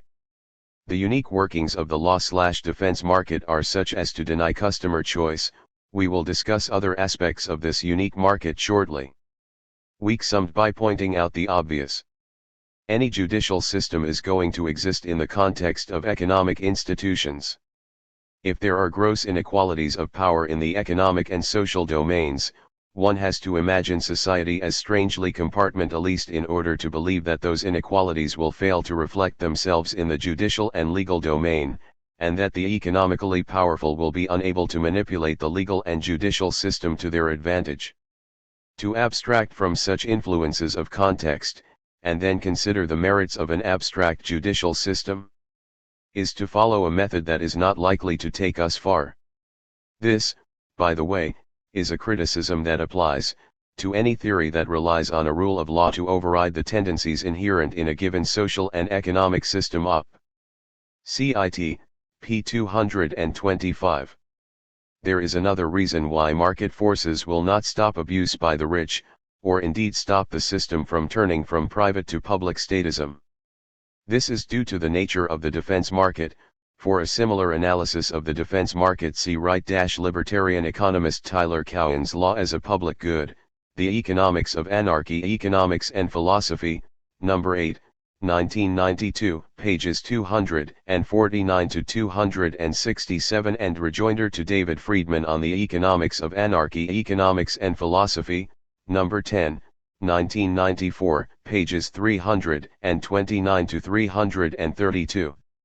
In anarcho-capitalist theory, it is assumed that the competing defense companies have a vested interest in peacefully settling differences between themselves by means of arbitration. In order to be competitive on the market, companies will have to cooperate via contractual relations, otherwise the higher price associated with conflict will make the company uncompetitive and it will go under. Those companies that ignore decisions made in arbitration would be outlawed by others, ostracized and their rulings ignored.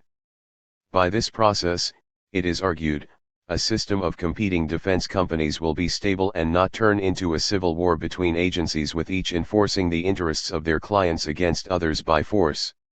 However, there is a catch. Unlike every other market, the businesses in competition in the defense industry must cooperate with its fellows in order to provide its services for its customers.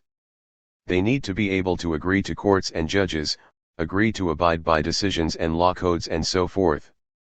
In economics there are other, more accurate, terms to describe cooperative activity between companies, collusion and cartels. These are when companies in a specific market agree to work together, cooperate, to restrict competition and reap the benefits of monopoly power by working to achieve the same ends in partnership with each other. By stressing the cooperative nature of the defense market, anarcho-capitalists are implicitly acknowledging that collusion is built into the system.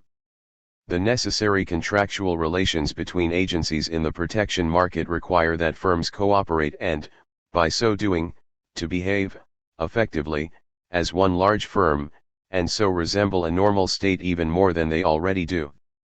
Quoting Adam Smith seems appropriate here: people of the same trade seldom meet together, even for merriment and diversion, but the conversation ends in a conspiracy against the public, or in some contrivance to raise prices.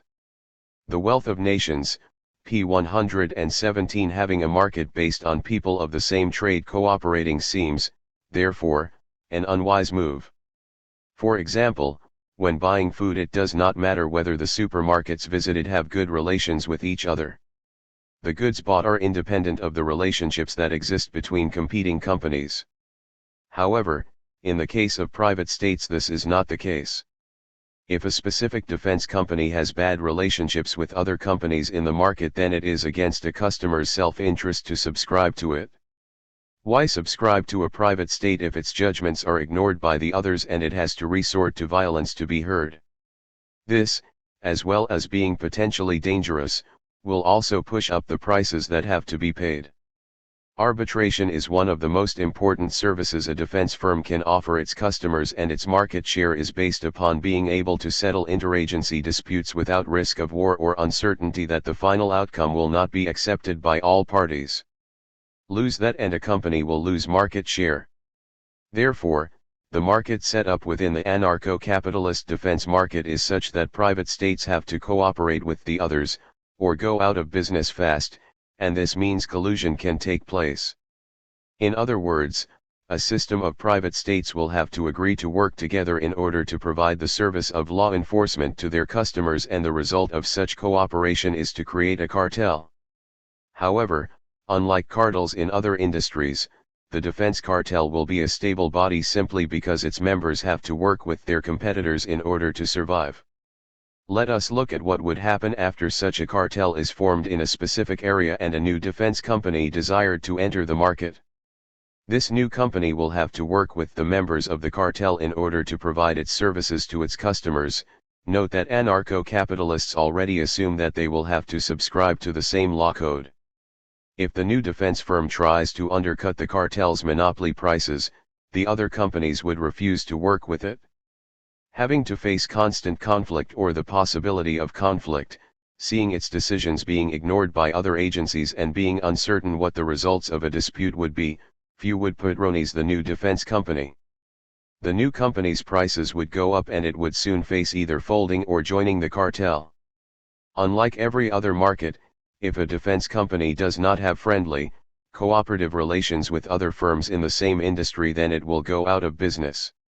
This means that the firms that are cooperating have simply to agree not to deal with new firms which are attempting to undermine the cartel in order for them to fail. A cartel-busting firm goes out of business in the same way an outlaw one does. The higher costs associated with having to solve all its conflicts by force, not arbitration, increases its production costs much higher than the competitors, and the firm faces insurmountable difficulties selling its products at a profit, ignoring any drop of demand due to fears of conflict by actual and potential customers. Even if we assume that many people will happily join the new firm in spite of the dangers to protect themselves against the cartel and its taxation, i.e. monopoly profits, enough will remain members of the cartel so that cooperation will still be needed and conflict unprofitable and dangerous, and as the cartel will have more resources than the new firm, it could usually hold out longer than the new firm could. In effect, breaking the cartel may take the form of an armed revolution as it would with any state. The forces that break up cartels and monopolies in other industries, such as free entry, although, of course, the defense market will be subject to oligopolistic tendencies as any other, and this will create barriers to entry, do not work here, and so new firms have to cooperate or lose market share and slash or profits. This means that defense companies will reap monopoly profits and, more importantly, have a monopoly of force over a given area. It is also likely that a multitude of cartels would develop, with a given cartel operating in a given locality. This is because law enforcement would be localized in given areas, as most crime occurs where the criminal lives. Few criminals would live in Glasgow and commit crimes in Paris. However, as defense companies have to cooperate to provide their services, so would the cartels. Few people live all their lives in one area, and so firms from different cartels would come into contact, so forming a cartel of cartels. This cartel of cartels may, perhaps, be less powerful than a local cartel, but it would still be required, and for exactly the same reasons a local one is. Therefore, anarcho-capitalism would, like actually existing capitalism, be marked by a series of public states covering given areas, coordinated by larger states at higher levels. Such a setup would parallel the United States in many ways, except it would be run directly by wealthy shareholders without the sham of democratic elections. Moreover, as in the USA and other states, there will still be a monopoly of rules and laws, the general libertarian law code. Hence, a monopoly of private states will develop in addition to the existing monopoly of law, and this is a de facto monopoly of force over a given area, i.e. some kind of public state run by shareholders. New companies attempting to enter the defense industry will have to work with the existing cartel in order to provide the services it offers to its customers. The cartel is in a dominant position, and new entries into the market either become part of it or fail. This is exactly the position with the state, with private agencies free to operate as long as they work to the state's guidelines. As with the monopolist general libertarian law code, if you do not toe the line, you go out of business fast. Anarcho-capitalists claim that this will not occur, but that the cooperation needed to provide the service of law enforcement will somehow not turn into collusion between companies. However, they are quick to argue that renegade agencies, for example, the so-called mafia problem or those who reject judgments, will go out of business because of the higher costs associated with conflict and not arbitration. Yet these higher costs are insured because the firms in question do not cooperate with others. If other agencies boycott a firm but cooperate with all the others, then the boycotted firm will be at the same disadvantage regardless of whether it is a cartel buster or a renegade. So the anarcho-capitalist is trying to have it both ways. If the punishment of non-conforming firms cannot occur, then anarcho-capitalism will turn into a war of all against all, or, at the very least, the service of social peace and law enforcement cannot be provided. If firms cannot deter others from disrupting the social peace, one service the firm provides, then anarcho-capitalism is not stable and will not remain orderly as agencies develop which favor the interests of their own customers and enforce their own law codes at the expense of others. If collusion cannot occur, or is too costly, then neither can the punishment of non-conforming firms, and anarcho-capitalism will prove to be unstable. So, to sum up, the defense market of private states has powerful forces within it to turn it into a monopoly of force over a given area. From a privately chosen monopoly of force over a specific, privately owned, area, the market of private states will turn into a monopoly of force over a general area. This is due to the need for peaceful relations between companies, relations which are required for a firm to secure market share. The unique market forces that exist within this market ensure collusion, and the system of private states will become a cartel, and so a public state unaccountable to all but its shareholders, a state of the wealthy, by the wealthy, for the wealthy. F.6.4 Why are these defense associations states? It is clear that anarcho-capitalist defense associations meet the criteria of statehood outlined in section B.2. Why are anarchists against the state? They defend property and preserve authority relationships, they practice coercion, and are hierarchical institutions which govern those under them on behalf of a ruling elite, i.e. those who employ both the governing forces and those they govern. Thus, from an anarchist perspective, these defense associations are most definitely states. What is interesting, however, is that by their own definitions a very good case can be made that these defense associations are states in the anarcho-capitalist sense too. Capitalist apologists usually define a government, or state, as something which has a monopoly of force and coercion within a given area. Relative to the rest of the society, these defense associations would have a monopoly of force and coercion of a given piece of property. Thus, by the anarcho-capitalist's own definition of statehood, these associations would qualify. If we look at Rothbard's definition of statehood, which requires a. the power to tax and/or b. a coerced monopoly of the provision of defense over a given area, anarcho-capitalism runs into trouble. In the first place, the costs of hiring defense associations will be deducted from the wealth created by those who use, but do not own, the property of capitalists and landlords. Let us not forget that a capitalist will only employ a worker or rent out land and housing if they make a profit from so doing. Without the labor of the worker, there would be nothing to sell and no wages to pay for rent, and so a company's or landlord's defense firm will be paid from the revenue gathered from the capitalist's power to extract a tribute from those who use, but do not own, a property. In other words, workers would pay for the agencies that enforce their employer's authority over them via the wage system and rent taxation in a more insidious form. In the second, under capitalism most people spend a large part of their day on other people's property, that is, they work for capitalists and/or live in rented accommodation. Hence, if property owners select a defense association to protect their factories, farms, rental housing, etc., their employees and tenants will view it as a coerced monopoly of the provision of defense over a given area. For certainly the employees and tenants will not be able to hire their own defense companies to expropriate the capitalists and landlords. So, from the standpoint of the employees and tenants, the owners do have a monopoly of defense over the areas in question. Of course, the anarcho-capitalist will argue that the tenants and workers consent to all the rules and conditions of a contract when they sign it, and so the property owner's monopoly is not coerced. However, the consent argument is so weak in conditions of inequality as to be useless, see section F.3.1, for example, and, moreover, it can and has been used to justify the state. In other words, consent in and of itself does not ensure that a given regime is not statist. So an argument along these lines is deeply flawed and can be used to justify regimes which are little better than industrial feudalism, such as indicated in section B.4, company towns, for example an institution which right-libertarians have no problem with. Even the general libertarian law code could be considered a monopoly of government over a particular area, particularly if ordinary people have no real means of affecting the law code, either because it is market-driven and so is money-determined, or because it will be natural law and so unchangeable by mere mortals. In other words, if the state arrogates to itself a monopoly of force, of ultimate decision-making power, over a given territorial area, then it's pretty clear that the property owner shares this power.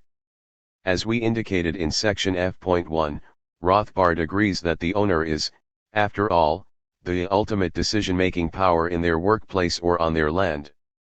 If the boss takes a dislike to you, for example, you do not follow their orders, then you get fired. If you cannot get a job or rent the land without agreeing to certain conditions, such as not joining a union or subscribing to the defense firm approved by your employer, then you either sign the contract or look for something else. Rothbard fails to draw the obvious conclusion and instead refers to the state prohibiting the voluntary purchase and sale of defense and judicial services. The Ethics of Liberty, p. 170 and p. 171. But just as surely as the law of contract allows the banning of unions from a property, it can just as surely ban the sale and purchase of defense and judicial services. It could be argued that market forces will stop this happening, but this is unlikely as bosses usually have the advantage on the labor market and workers have to compromise to get a job. After all, in the company towns, only company money was legal tender and company police the only law enforcers. Therefore, it is obvious that the anarcho-capitalist system meets the Weberian criteria of a monopoly to enforce certain rules in a given area of land. The general libertarian law code is a monopoly and property owners determine the rules that apply on their property.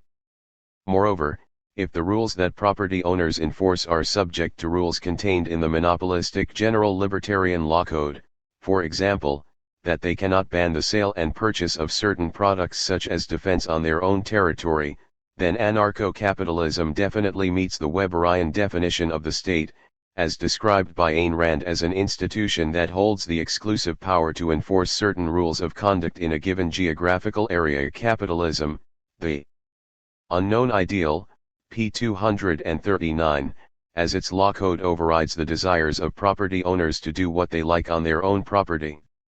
Therefore, no matter how you look at it, anarcho-capitalism and its defense market promotes a monopoly of ultimate decision-making power over a given territorial area. It is obvious that for anarchists, the anarcho-capitalist system is a state system. And, as we note, a reasonable case can be made for it also being a state in the anarcho-capitalist sense as well. So, in effect, anarcho-capitalism has a different sort of state, one in which bosses hire and fire the policeman. As anarchist Peter Sabatini notes, within right libertarianism, Rothbard represents a minority perspective that actually argues for the total elimination of the state. However, Rothbard's claim as an anarchist is quickly voided when it is shown that he only wants an end to the public state. In its place he allows countless private states, with each person supplying their own police force, army, and law, or else purchasing these services from capitalist vendors. Rothbard sees nothing at all wrong with the amassing of wealth, therefore those with more capital will inevitably have greater coercive force at their disposal, just as they do now. Libertarianism, bogus anarchy. Far from wanting to abolish the state, then, anarcho-capitalists only desire to privatize it to make it solely accountable to capitalist wealth. Their companies perform the same services as the state, for the same people, in the same manner. However, there is one slight difference. Property owners would be able to select between competing companies for their services. Because such companies are employed by the boss, they would be used to reinforce the totalitarian nature of capitalist firms by ensuring that the police and the law they enforce are not even slightly accountable to ordinary people. Looking beyond the defense association to the defense market itself, as we argued in the last section, this will become a cartel and so become some kind of public state. The very nature of the private state, its need to cooperate with others in the same industry, push it towards a monopoly network of firms and so a monopoly of force over a given area. Given the assumptions used to defend anarcho-capitalism, its system of private statism will develop into public statism, a state run by managers accountable only to the shareholding elite. To quote Peter Marshall again, the anarcho-capitalists claim that all would benefit from a free exchange on the market. It is by no means certain. Any unfettered market system would most likely sponsor a reversion to an unequal society with defense associations perpetuating exploitation and privilege. Demanding the impossible, p. 565 history, and current practice, prove this point. In short, anarcho-capitalists are not anarchists at all, they are just capitalists who desire to see private states develop states which are strictly accountable to their paymasters without even the sham of democracy we have today. Hence a far better name for anarcho-capitalism would be private state capitalism. At least that way we get a fairer idea of what they are trying to sell us. Bob Black put it well, to my mind a right-wing anarchist is just a minarchist who'd abolish the state to his own satisfaction by calling it something else. They don't denounce what the state does, they just object to who's doing it. The Libertarian as Conservative, The Abolition of Work and Other Essays, p. 144. F.7 How does the history of anarcho-capitalism show that it is not anarchist? Of course, anarcho-capitalism does have historic precedents, and anarcho-capitalists spend considerable time trying to co-opt various individuals into their self-proclaimed tradition of anti-statist liberalism. That, in itself, should be enough to show that anarchism and anarcho-capitalism have little in common, as anarchism developed in opposition to liberalism and its defense of capitalism. Unsurprisingly, these anti-state liberals tended to, at best, refuse to call themselves anarchists or, at worst, explicitly deny they were anarchists. One anarcho-capitalist overview of their tradition is presented by David M. Hart. His perspective on anarchism is typical of the school, noting that in his essay anarchism or anarchist are used in the sense of a political theory which advocates the maximum amount of individual liberty, a necessary condition of which is the elimination of governmental or other organized force. Gustave de Molinari and the Anti-Statist Liberal Tradition, Part I, pages 263 to 290, Journal of Libertarian Studies, Volume V, Number 3, p. 284. Yet anarchism has never been solely concerned with abolishing the state. Rather, anarchists have always raised economic and social demands and goals along with their opposition to the state. As such, anti-statism may be a necessary condition to be an anarchist, but not a sufficient one to count a specific individual or theory as anarchist. Specifically, anarchists have turned their analysis onto private property, noting that the hierarchical social relationships created by inequality of wealth, for example, wage labor, restricts individual freedom. This means that if we do seek the maximum of individual liberty, then our analysis cannot be limited to just the state or government. Thus a libertarian critique of private property is an essential aspect of anarchism. Consequently, to limit anarchism as Hart does requires substantial rewriting of history, as can be seen from his account of William Godwin.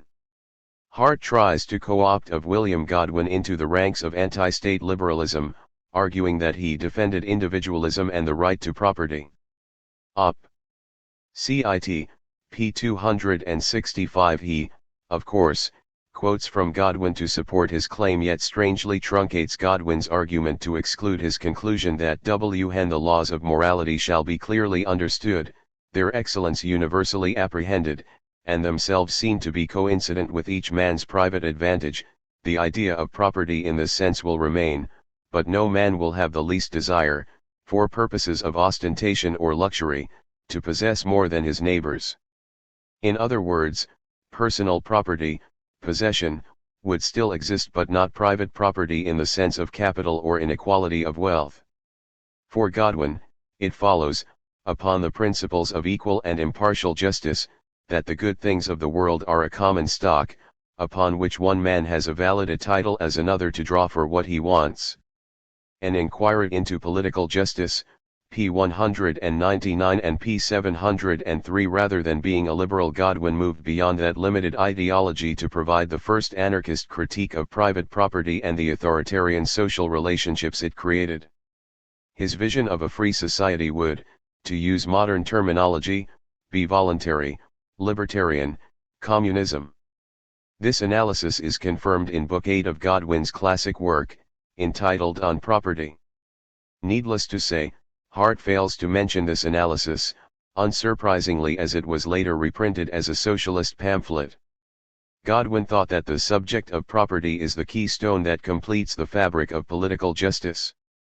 Like Proudhon, he subjected property as well as the state to an anarchist analysis.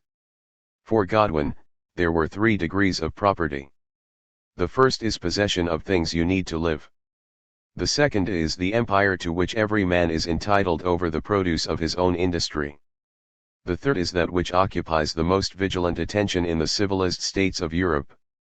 It is a system, in whatever manner established, by which one man enters into the faculty of disposing of the produce of another man's industry. He notes that it is clear therefore that the third species of property is in direct contradiction to the second. Op. Cit. p. 701 and p. 710 to 2. The similarities with Proudhon's classic analysis of private property are obvious, and it should be stressed that the 2 founders of the anarchist tradition independently reached the same critique of private property. Godwin, unlike classical liberals, saw the need to point out the evils of accumulated property, arguing that the spirit of oppression, the spirit of servility, and the spirit of fraud, are the immediate growth of the established administration of property. They are alike hostile to intellectual and moral improvement. Thus private property harms the personality and development those subjected to the authoritarian social relationships it produces, for accumulation brings home a servile and truckling spirit, and such accumulated property treads the powers of thought in the dust, extinguishes the sparks of genius, and reduces the great mass of mankind to be immersed in sordid cares. This meant that the feudal spirit still survives that reduced the great mass of mankind to the rank of slaves and cattle for the service of a few. Like the socialist movement he inspired, Godwin argued that it is to be considered that this injustice, the unequal distribution of property, the grasping and selfish spirit of individuals, is to be regarded as one of the original sources of government, and, as it rises in its excesses, is continually demanding and necessitating new injustice, new penalties, and new slavery. He stressed, "Let it never be forgotten that accumulated property is usurpation, and considered the evils produced by monarchies, courts, priests, and criminal laws to be imbecile and impotent compared to the evils that arise out of the established administration of property." Op. Cit. p. 732, p. 725, p. 730, p. 726, pages 717 to 8, p. 718 and p. 725. Unsurprisingly, given this analysis, Godwin argued against the current system of property and in favor of the justice of an equal distribution of the good things of life. This would be based on equality of conditions, or, in other words, an equal admission to the means of improvement and pleasure, as this is a law rigorously enjoined upon mankind by the voice of justice. Op. Cit.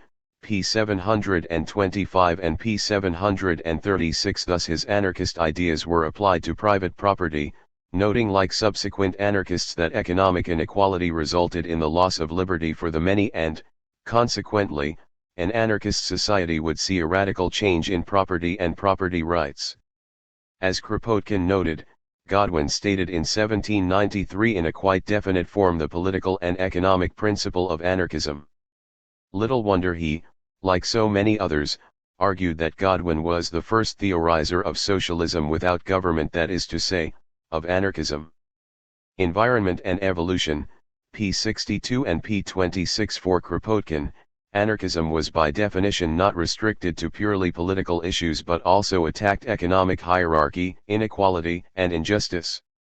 As Peter Marshall confirms, Godwin's economics, like his politics, are an extension of his ethics. Demanding the Impossible, p. 210. Godwin's theory of property is significant because it prefigured what was to become standard 19th-century socialist thought on the matter. In Britain, his ideas influenced Robert Owen and, as a result, the early socialist movement in that country. His analysis of property, as noted, was identical to and predated Proudhon's classic anarchist analysis. As such, to state, as Hart did, that Godwin simply concluded that the state was an evil which had to be reduced in power if not eliminated completely, while not noting his analysis of property gives a radically false presentation of his ideas. Op. Cit. p. 265. However, it does fit into his flawed assertion that anarchism is purely concerned with the state. Any evidence to the contrary is simply ignored. F.7.1 Are competing governments anarchism? No, of course not. Yet according to anarcho-capitalism, it is. This can be seen from the ideas of Gustave de Molinari. Hart is on firmer ground when he argues that the 19th-century French economist Gustave de Molinari is the true founder of anarcho-capitalism. With Molinari, he argues, the two different currents of anarchist thought converged. He combined the political anarchism of Burke and Godwin with the nascent economic anarchism of Adam Smith and Say to create a new forms of anarchism that has been called anarcho-capitalism, or free market anarchism. Op. Cit. p. 269. Of course, Godwin, like other anarchists, did not limit his anarchism purely to political issues, and so he discussed economic anarchism as well in his critique of private property, as Proudhon also did. As such, to artificially split anarchism into political and economic spheres is both historically and logically flawed. While some dictionaries limit anarchism to opposition to the state, anarchists did and do not. The key problem for Hart is that Molinari refused to call himself an anarchist. He did not even oppose government.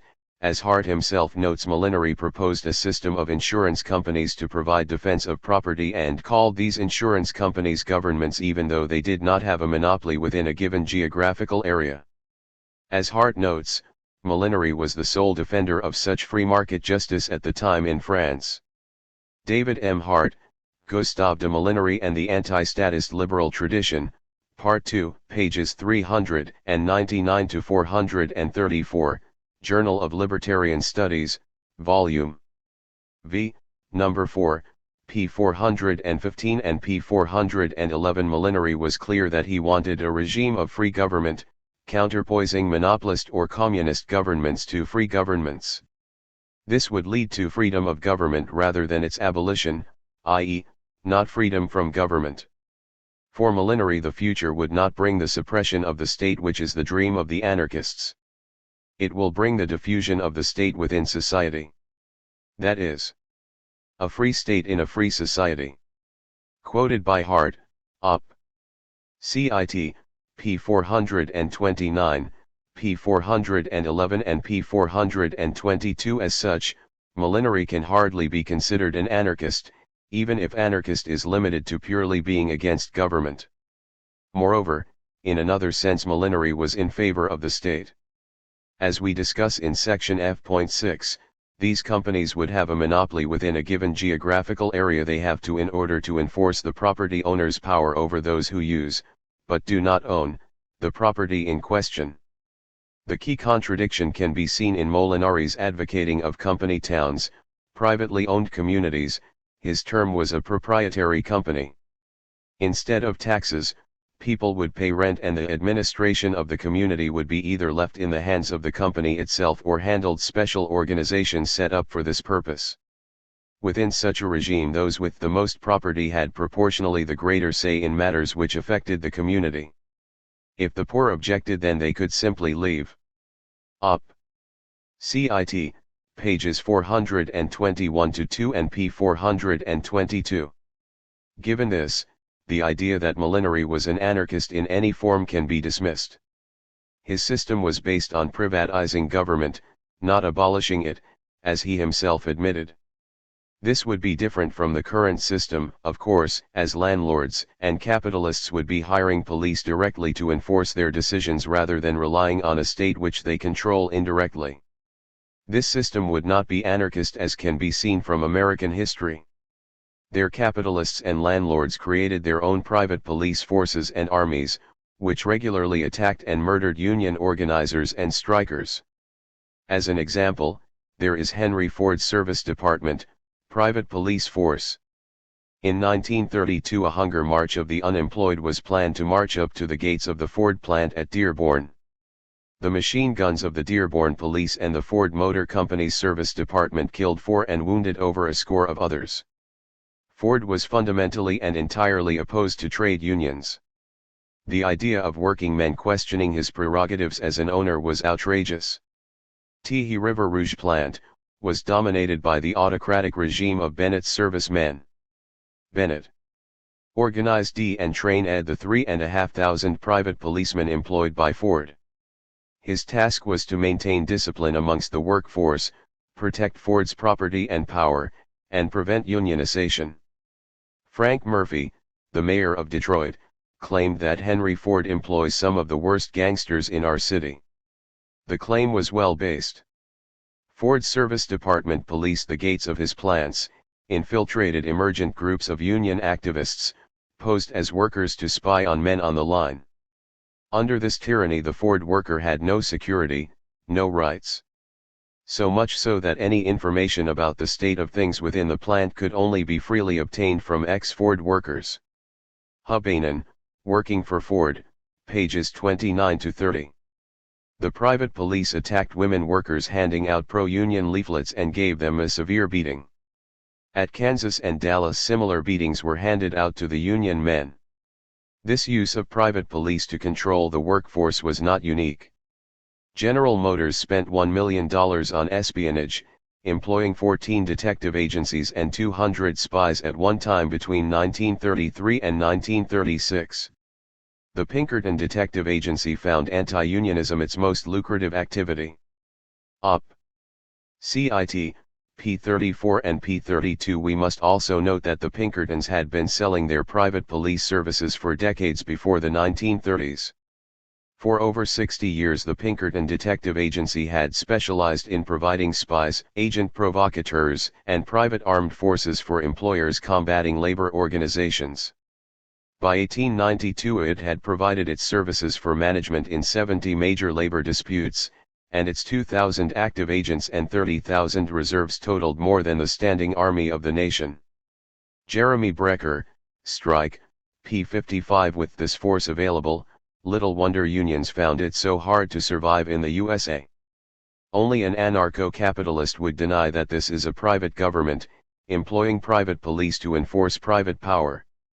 Given that unions could be considered as defense agencies for workers, this suggests a picture of how anarcho-capitalism may work in practice radically different from that produced by its advocates. The reason is simple: it does not ignore inequality and subjects property to an anarchist analysis. Little wonder, then, that Proudhon stressed that it becomes necessary for the workers to form themselves into democratic societies, with equal conditions for all members, on pain of a relapse into feudalism.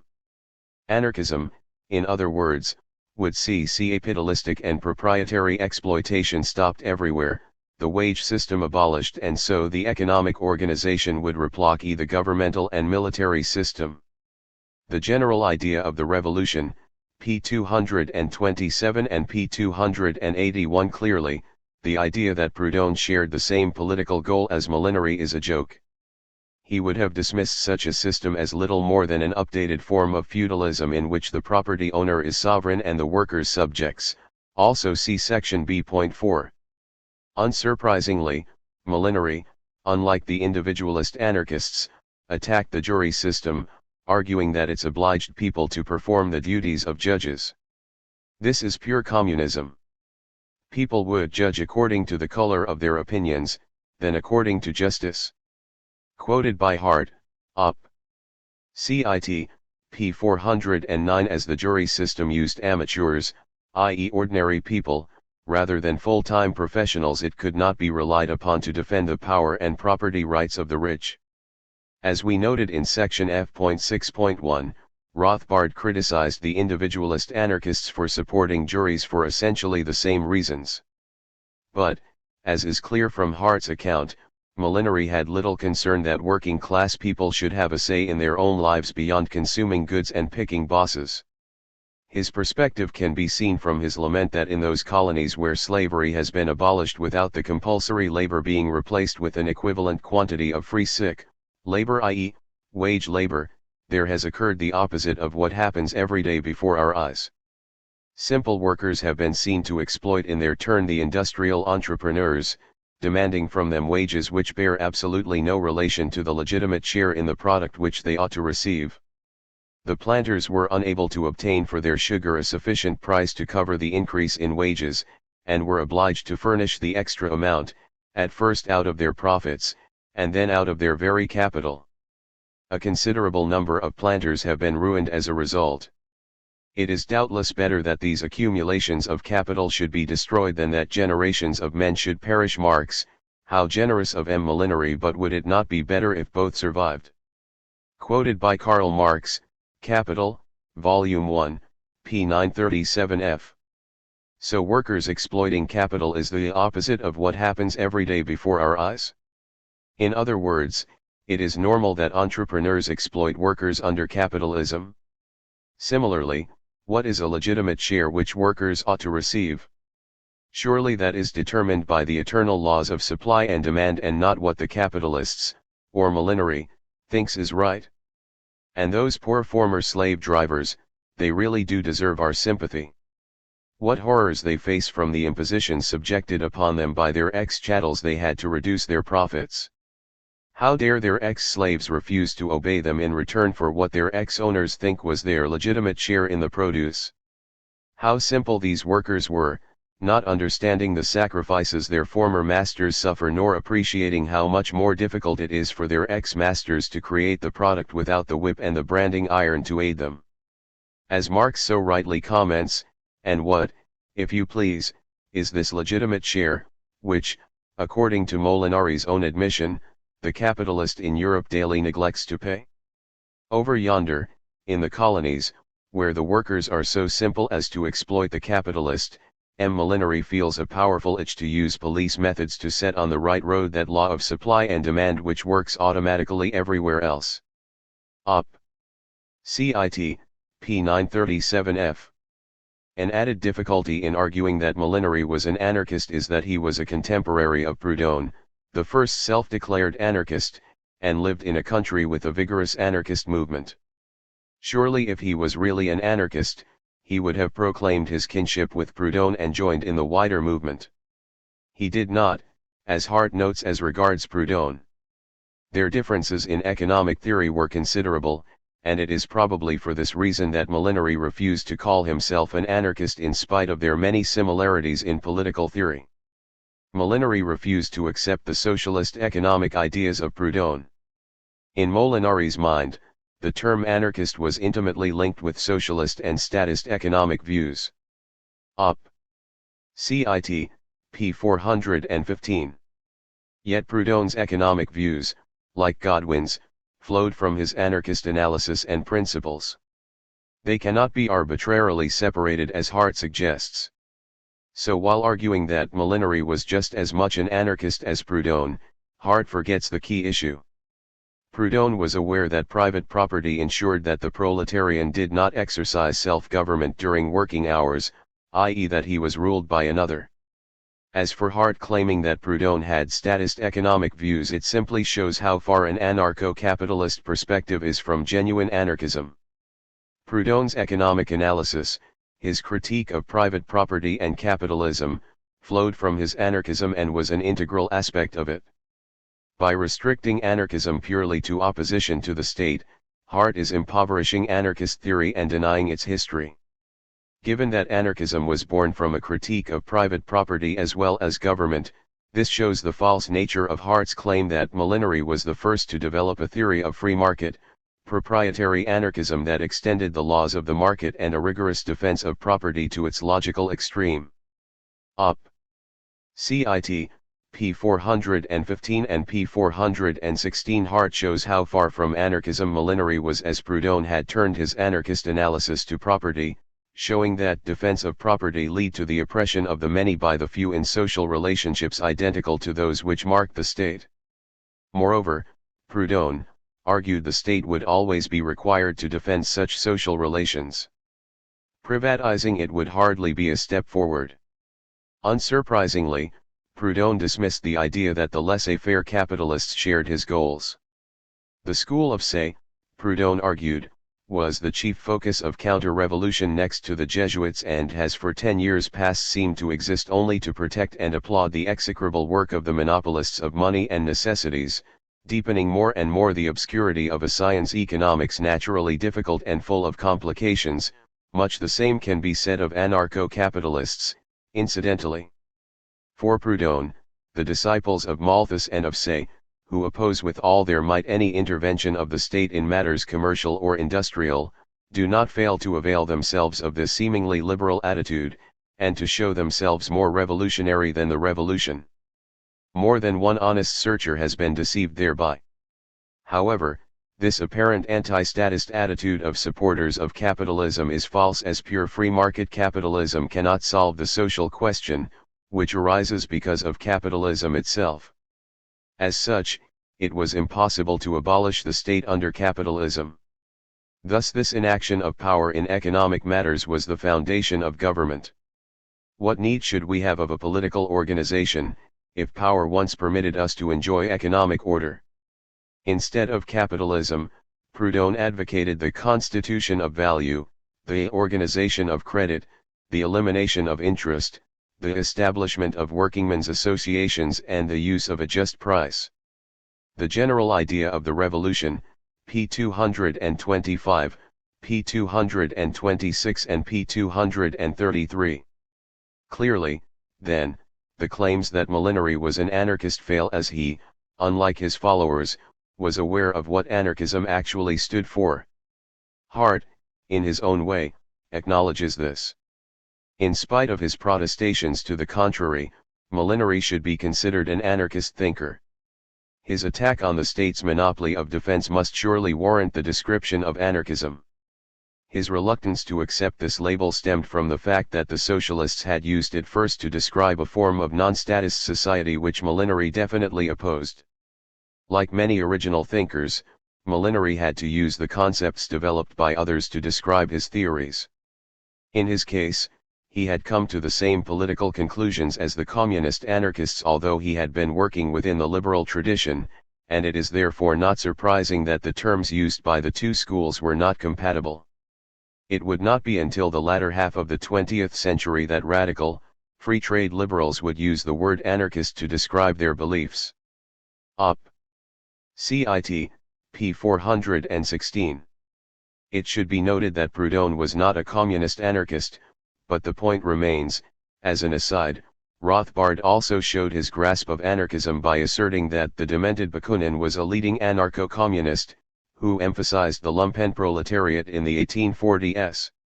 The Logic of Action 2, p. 388 and p. 381, which would have been impressive, as not only did Bakunin become an anarchist in the 1860s, anarcho-communism, as anyone with even a basic knowledge of anarchist history knows, developed after his death, nor did Bakunin emphasize the lumpenproletariat as the agent of social change, Rothbardian and Marxian inventions notwithstanding.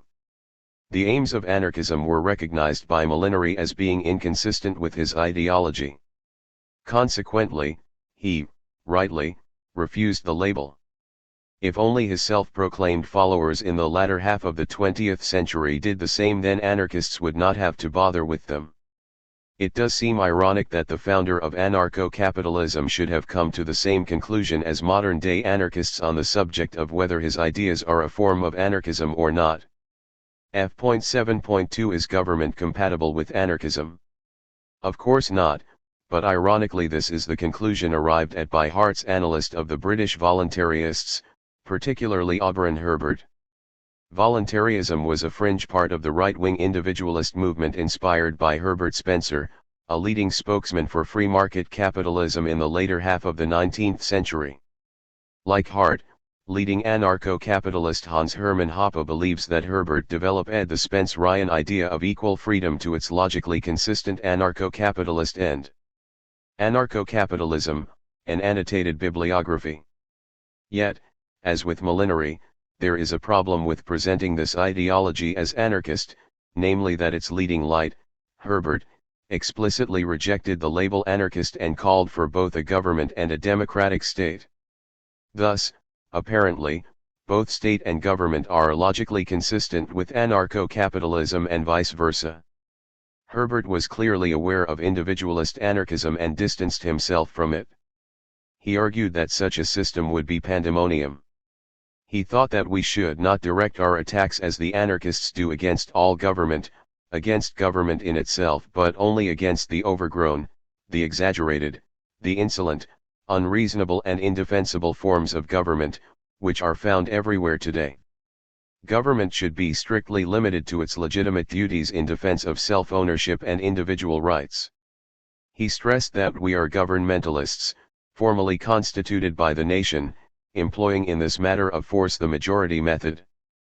Moreover, Herbert knew of, and rejected, individualist anarchism, considering it to be founded on a fatal mistake. Sax, the principles of voluntarism and free life. He repeated this argument in other words, stating that anarchy was a contradiction, and that the voluntarists reject the anarchist creed. He was clear that they believe in a national government, voluntary supported, and only entrusted with force for protection of person and property. He called his system of a national government funded by non-coerced contributions the voluntary state. A Voluntarist Appeal, Herbert Spencer, and the Limits of the State, Michael W. Taylor, ed. p. 239 and p. 228. As such, claims that Herbert was an anarchist cannot be justified. Hart is aware of this slight problem, quoting Herbert's claim that he aimed for regularly constituted government, generally accepted by all citizens for the protection of the individual. Quoted by Hart, Op. Cit. p. 86. Like Molinari, Herbert was aware that anarchism was a form of socialism and that the political aims could not be artificially separated from its economic and social aims. As such, he was right not to call his ideas anarchism, as it would result in confusion, particularly as anarchism was a much larger movement than his. As Hart acknowledges, Herbert faced the same problems that Molinari had with labeling his philosophy. Like Molinari, he rejected the term anarchism, which he associated with the socialism of Proudhon and terrorism. While quite tolerant of individualist anarchism, he thought they were mistaken in their rejections of government. However, Hart knows better than Herbert about his own ideas, arguing that his ideology is in fact a new form of anarchism, since the most important aspect of the modern state, the monopoly of the use of force in a given area, is rejected in no uncertain terms by both men. Op. Cit. p. 86. He does mention that Benjamin Tucker called Herbert a true anarchist in everything but name, but Tucker denied that Kropotkin was an anarchist, suggesting that he was hardly a reliable guide. Quoted by Hart, Op. Cit. p. 87. As it stands, it seems that Tucker, unlike other anarchists, was mistaken in his evaluation of Herbert's politics. While there were similarities between Herbert's position and individualist anarchism, the gulf between them in other respects was unbridgeable, notes historian Matthew Thomas. The primary concern of the individualists was with the preservation of existing property relations and the maintenance of some form of organization to protect these relations. Such a vestigial government was obviously incompatible with the individualist anarchist desire to abolish the state. The anarchists also demanded sweeping changes in the structure of property relations through the destruction of the land and currency monopolies. This, they argued, would create equal opportunities for all. The individualists, however, rejected this and sought to defend the vested interests of the property-owning classes. The implications of such differences prevented any real alliance. Anarchist Ideas and Countercultures in Britain, 1880 to 1914, p. 20. Anarchist William R. McKercher, in his analysis of the libertarian, socialist, movement of late 19th century Britain, concludes, rightly, that Herbert was often mistakenly taken as an anarchist, but a reading of Herbert's work will show that he was not an anarchist. Freedom and Authority, p. 199 FN and p. 73 FN. The leading British social anarchist journal of the time noted that the Auburn Herbertites in England are sometimes called anarchists by outsiders, but they are willing to compromise with the inequity of government to maintain private property. Freedom, Volume 2, Number 17, 1888. Some non-anarchists did call Herbert an anarchist. For example, J. A. Hobson, a left-wing liberal, wrote a critique of Herbert's politics called The Rich Man's Anarchism. Hobson argued that Herbert's support for exclusive private property would result in the poor being enslaved to the rich. Herbert, by allowing first-comers to monopolize without restriction the best natural supplies, would allow them to thwart and restrict the similar freedom of those who come after. Hobson gave the extreme instance of an island the whole of which is annexed by a few individuals, who use the rights of exclusive property and transmission, to establish primogeniture. In such a situation, the bulk of the population would be denied the right to exercise their faculties or to enjoy the fruits of their labor, which Herbert claimed to be the inalienable rights of all. Hobson concluded, it is thus that the freedom of a few, in Herbert's sense, involves the slavery of the many. Quoted by M. W. Taylor, Men vs. the State, pages 248-9. M. W. Taylor notes that of all the points Hobson raised, this argument was his most effective, and Herbert was unable to provide a satisfactory response. Op. Cit. p. 249. The ironic thing is that Hobson's critique simply echoed the anarchist one and, moreover, simply repeated Proudhon's arguments in What is Property? As such, from an anarchist perspective, Herbert's inability to give a reply was unsurprising given the power of Proudhon's libertarian critique of private property. In fact, Proudhon used a similar argument to Hobson's, presenting a colony, in a wild district rather than an island. His argument and conclusions are the same, though, with a small minority becoming proprietors of the whole district and the rest dispossessed and compelled to sell their birthright. He concluded by saying, in this century of bourgeois morality, the moral sense is so debased that I should not be at all surprised if I were asked, by many a worthy proprietor, what I see in this that is unjust and illegitimate. Debased creature. Galvanized corpse. How can I expect to convince you, if you cannot tell robbery when I show it to you? What is Property? Pages 125-7, which shows how far Herbert's position was from genuine anarchism and how far anarcho-capitalism is. So, economically, Herbert was not an anarchist, arguing that the state should protect Lockean property rights.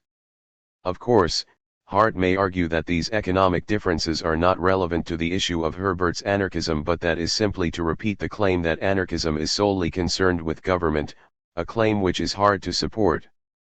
This position cannot be maintained, particularly given that both Herbert and Molinari defended the right of capitalists and landlords to force their employees and tenants to follow their orders.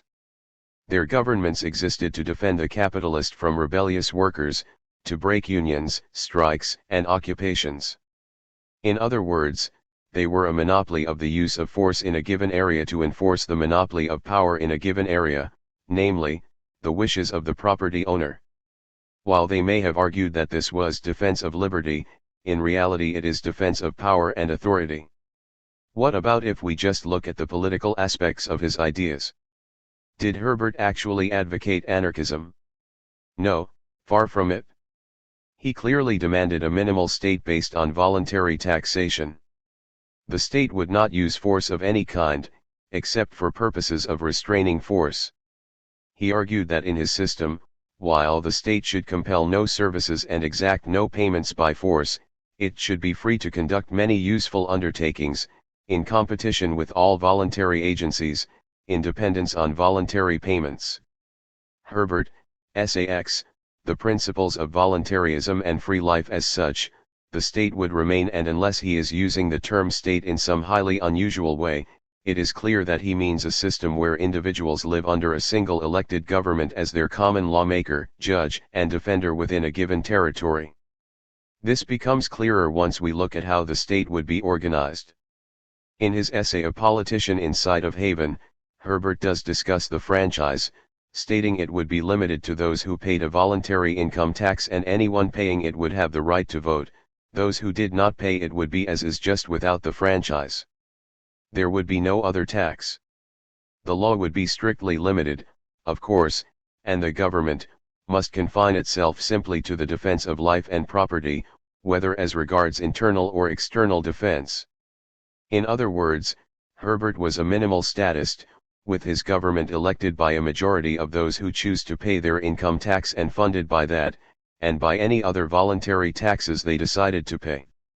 Whether individuals and companies could hire their own private police in such a regime is irrelevant in determining whether it is an anarchy.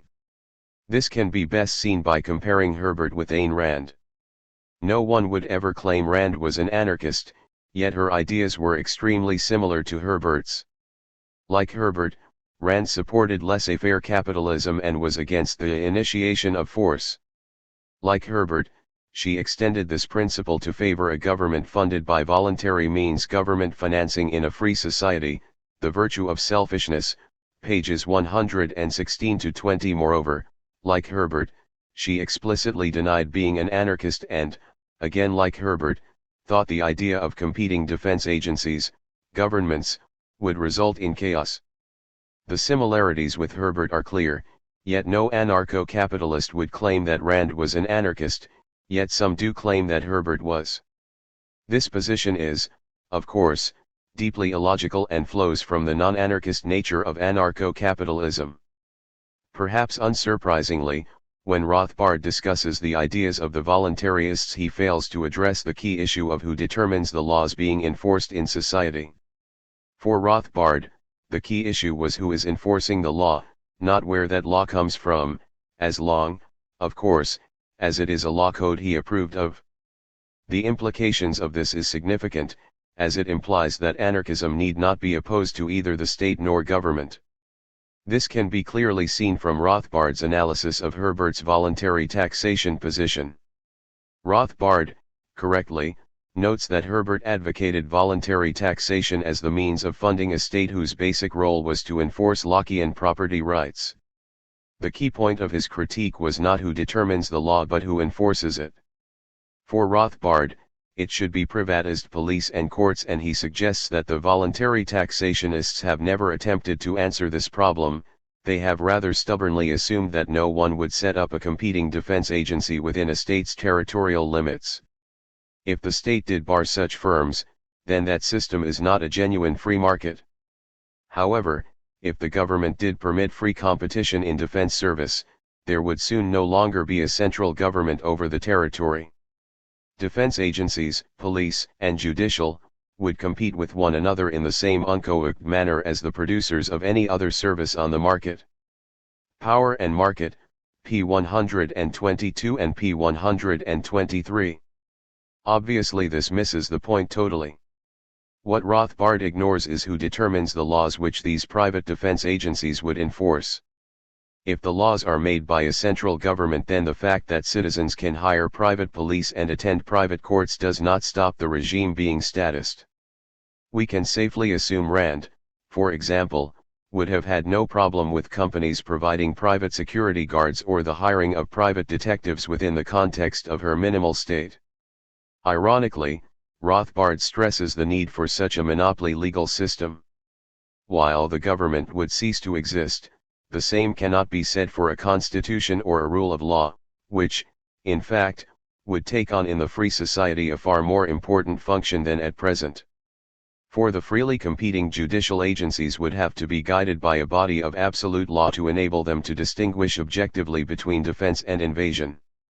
This law, embodying elaborations upon the basic injunction to defend person and property from acts of invasion, would be codified in the basic legal code. Failure to establish such a code of law would tend to break down the free market, for then defense against invasion could not be adequately achieved. Op. Cit. p. 123-4. So if you violate the absolute law defending absolute property rights, then you would be in trouble. The problem now lies in determining who sets that law.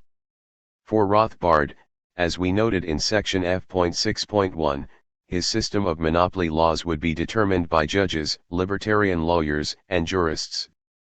The voluntarists proposed a different solution, namely a central government elected by the majority of those who voluntarily decided to pay an income tax. In the words of Herbert, "We agree that there must be a central agency to deal with crime, an agency that defends the liberty of all men, and employs force against the uses of force, but my central agency rests upon voluntary support, whilst Mr. Levy's central agency rests on compulsory support." Quoted by Karl Wutner, The English Individualists as They Appear in Liberty, pages 191-211, Benjamin R. Tucker and the Champions of Liberty, p. 194. And all Rothbard is concerned over private cops would exist or not. This lack of concern over the existence of the state and government flows from the strange fact that anarcho-capitalists commonly use the term anarchism to refer to any philosophy that opposes all forms of initiatory coercion. Notice that government does not play a part in this definition, thus Rothbard can analyze Herbert's politics without commenting on who determines the law his private defense agencies enforce. For Rothbard, an anarchist society is defined as one where there is no legal possibility for coercive aggression against the person and property of any individual. He then moved on to the state, defining that as an institution which possesses one or both, almost always both, of the following properties: 1. It acquires its income by the physical coercion known as taxation, and 2. It acquires and usually obtains a coerced monopoly of the provision of defense service, police and courts, over a given territorial area. Society without a state, p. 192. This is highly unusual definition of anarchism, given that it utterly fails to mention or define government. This, perhaps, is understandable, as any attempt to define it in terms of monopoly of decision-making power results in showing that capitalism is statist. See section F.1 for a summary. The key issue here is the term legal possibility. That suggests a system of laws which determine what is coercive aggression and what constitutes what is and what is not legitimate property. Herbert is considered by some anarcho-capitalists as one of them. Which brings us to a strange conclusion that, for anarcho-capitalists, you can have a system of anarchism in which there is a government and state as long as the state does not impose taxation nor stop private police forces from operating. As Rothbard argues, if a government based on voluntary taxation permits free competition, the result will be the purely free market system. The previous government would now simply be one competing defense agency among many on the market. Power and market, p. 124. That the government is specifying what is and is not legal does not seem to bother him or even cross his mind. Why should it, when the existence of government is irrelevant to his definition of anarchism and the state? That private police are enforcing a monopoly law determined by the government seems hardly a step in the right direction, nor can it be considered as anarchism. Perhaps this is unsurprising, for under his system there would be a basic, common law code which all would have to abide by, as well as some way of resolving disputes that will gain a majority consensus in society, whose decision will be accepted by the great majority of the public. Society without a state, p. 205. That this is simply a state under a different name can be seen from looking at other right-wing liberals. Milton Friedman, for example, noted, correctly, that the consistent liberal is not an anarchist. He stated that government is essential for providing a legal framework and provide the definition of property rights. In other words, to determine, arbitrate, and enforce the rules of the game. Capitalism and Freedom, p. 34, p. 15, p. 25, p. 26 and p. 27. For Ludwig von Mises, liberalism is not anarchism, nor has it anything whatsoever to do with anarchism. Liberalism restricts the activity of the state in the economic sphere exclusively to the protection of property. Liberalism, p. 37 and p. 38. The key difference between these liberals and Rothbard's brand of liberalism is that rather than an elected parliament making laws, anarcho-capitalism would have a general law code produced by libertarian lawyers, jurists, and judges. Both would have laws interpreted by judges. Rothbard's system is also based on a legal framework which would both provide a definition of property rights and determine the rules of the game. However, the means of enforcing and arbitrating those laws would be totally private. Yet even this is hardly a difference, as it is doubtful if Friedman or von Mises, like Rand or Herbert, would have barred private security firms or voluntary arbitration services as long as they followed the law of the land. The only major difference is that Rothbard's system explicitly excludes the general public from specifying or amending the laws they are subject to and allows prosperous judges to interpret and add to the capitalist law. Perhaps this dispossession of the general public is the only means by which the minimal state will remain minimal, as Rothbard claimed, and capitalist property, authority, and property rights remain secure and sacrosanct. Yet the situation where the general public has no say in the regime and the laws they are subjected to is usually called dictatorship, not anarchy. At least Herbert is clear that his politics was a governmental system, unlike Rothbard, who assumes a monopoly law but seems to think that this is not a government or a state.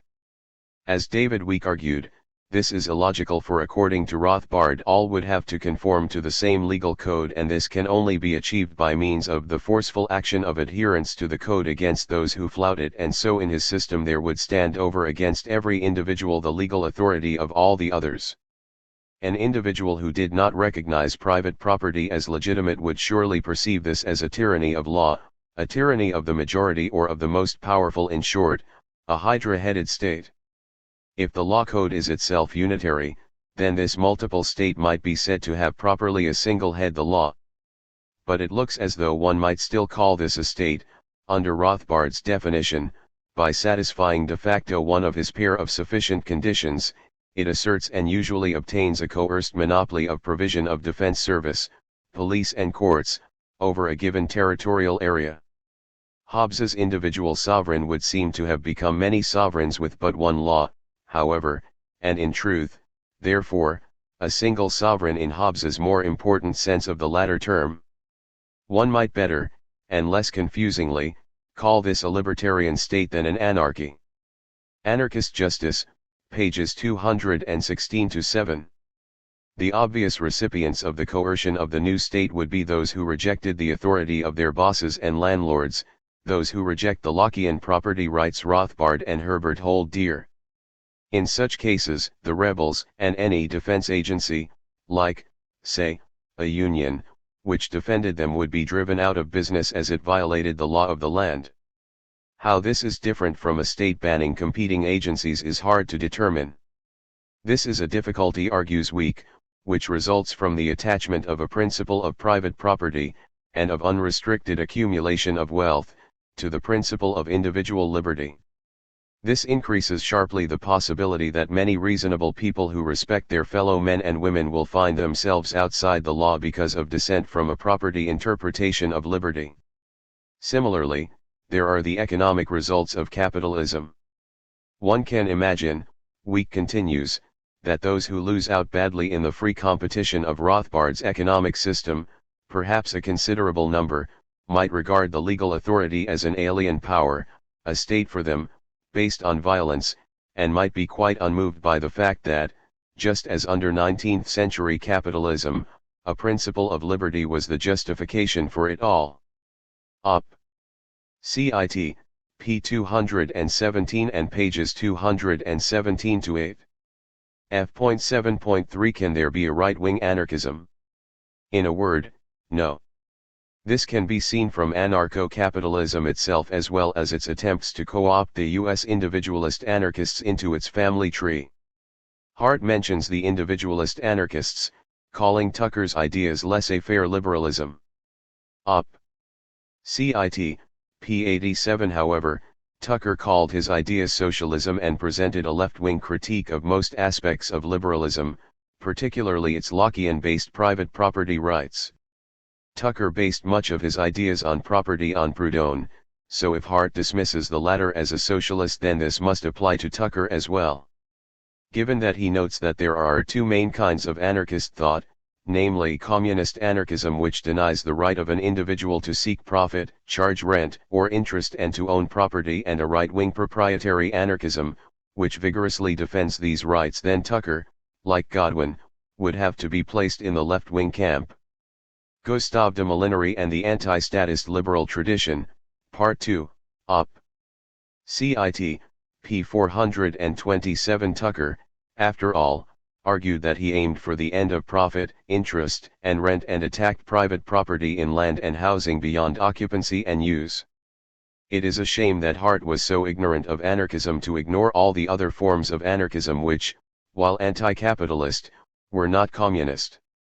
As has been seen, Hart's account of the history of anti-state liberalism is flawed. Godwin is included only by ignoring his views on property, views which in many ways reflects the later socialist, i.e. anarchist, analysis of Proudhon. He then discusses a few individuals who were alone in their opinions even within the extreme free market right, and all of whom knew of anarchism and explicitly rejected that name for their respective ideologies. In fact, they preferred the term government or state to describe their systems, which, on the face of it, would be hard to reconcile with the usual anarcho-capitalist definition of anarchism as being no government or simply anti-statism. Hart's discussion of individualist anarchism is equally flawed, failing to discuss their economic views, just as well as its links to left-wing anarchism would be obvious. However, the similarities of Molinari's views with what later became known as anarcho-capitalism are clear. Hart notes that with Molinari's death in 1912, liberal anti-statism virtually disappeared until it was rediscovered by the economist Murray Rothbard in the late 1950s. Gustav de Molinari and the Anti-Statist Liberal Tradition, Part 3, Op. Cit. p. 88. While this fringe is somewhat bigger than previously, the fact remains that the ideas expounded by Rothbard are just as alien to the anarchist tradition as Molinari's. It is a shame that Rothbard, like his predecessors, did not call his ideology something other than anarchism. Not only would it have been more accurate, it would also have led to much less confusion and no need to write this section of the FAQ. It is a testament to their lack of common sense that Rothbard and other anarcho-capitalists failed to recognize that, given a long-existing socio-political theory and movement called anarchism, they could not possibly call themselves anarchists without conflating of their own views with those of the existing tradition. Yet rather than introducing a new term into political vocabulary, or using Molinari's terminology, they preferred to try fruitlessly to appropriate a term used by others. They seem to have forgotten that political vocabulary and usage are path-dependent. Hence we get subjected to articles which talk about the new anarchism while trying to disassociate anarcho-capitalism from the genuine anarchism found in media reports and history books. As it stands, the only reason why anarcho-capitalism is considered a form of anarchism by some is because one person, Rothbard, decided to steal the name of a well-established and widespread political and social theory and movement in the 1950s and apply it to an ideology with little, if anything, in common with it. As Hart inadvertently shows, it is not a firm base to build a claim. That anyone can consider anarcho-capitalism as anarchist simply flows from a lack of knowledge about anarchism, as numerous anarchists have argued. For example, Rothbard's conjunction of anarchism with capitalism, according to David Week, results in a conception that is entirely outside the mainstream of anarchist theoretical writings or social movements. This conjunction is a self-contradiction. He stressed that the main traditions of anarchism are entirely different. These traditions, and theoretical writings associated with them, express the perspectives and the aspirations, and also, sometimes, the rage, of the oppressed people in human society, not only those economically oppressed, although the major anarchist movements have been mainly movements of workers and peasants, but also those oppressed by power in all those social dimensions, including of course that of political power expressed in the state. In other words, anarchism represents a moral commitment which Rothbard's position is diametrically opposite to. Anarchist justice, p. 215, p. 229 and p. 234. It is a shame that some academics consider only the word Rothbard uses as relevant rather than the content and its relation to anarchist theory and history. If they did, they would soon realize that the expressed opposition of so many anarchists to anarcho-capitalism is something which cannot be ignored or dismissed. In other words, a right-wing anarchist cannot and does not exist, no matter how often sections of the right try to use that word to describe their ideology. The reason is simple. Anarchist economics and politics cannot be artificially separated. They are intrinsically linked. Godwin and Proudhon did not stop their analysis at the state. They extended it to social relationships produced by inequality of wealth, i.e. economic power as well as political power. To see why, we need only consult Rothbard's work. As noted in the last section, for Rothbard the key issue with the voluntary taxationists was not who determined the body of absolute law but rather who enforced it.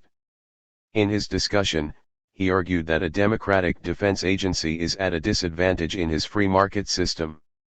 As he put it, it would, in fact, be competing at a severe disadvantage, having been established on the principle of democratic voting. Looked at as a market phenomenon, democratic voting, one vote per person, is simply the method of the consumer cooperative. Empirically, it has been demonstrated time and again that cooperatives cannot compete successfully against stock-owned companies, especially when both are equal before the law. There is no reason to believe that cooperatives for defense would be any more efficient. Hence, we may expect the old cooperative government to wither away through loss of customers on the market, while joint stock, i.e., corporate, defense agencies would become the prevailing market form. Power and Market, p. 125. Notice how he assumes that both a cooperative and corporation would be equal before the law. But who determines that law? Obviously not a democratically elected government, as the idea of one person, one vote in determining the common law all are subject to is inefficient. Nor does he think, like the individualist anarchists, that the law would be judged by juries along with the facts. As we note in section F.6.1, he rejected that in favor of it being determined by libertarian lawyers and jurists. Thus the law is unchangeable by ordinary people and enforced by private defense agencies hired to protect the liberty and property of the owning class.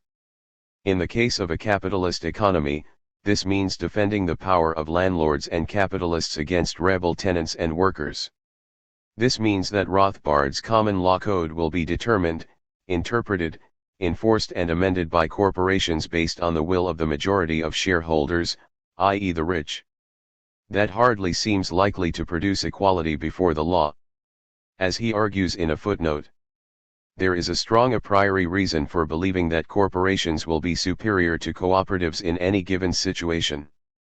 For if each owner receives only one vote regardless of how much money he has invested in a project, and earnings are divided in the same way, there is no incentive to invest more than the next man.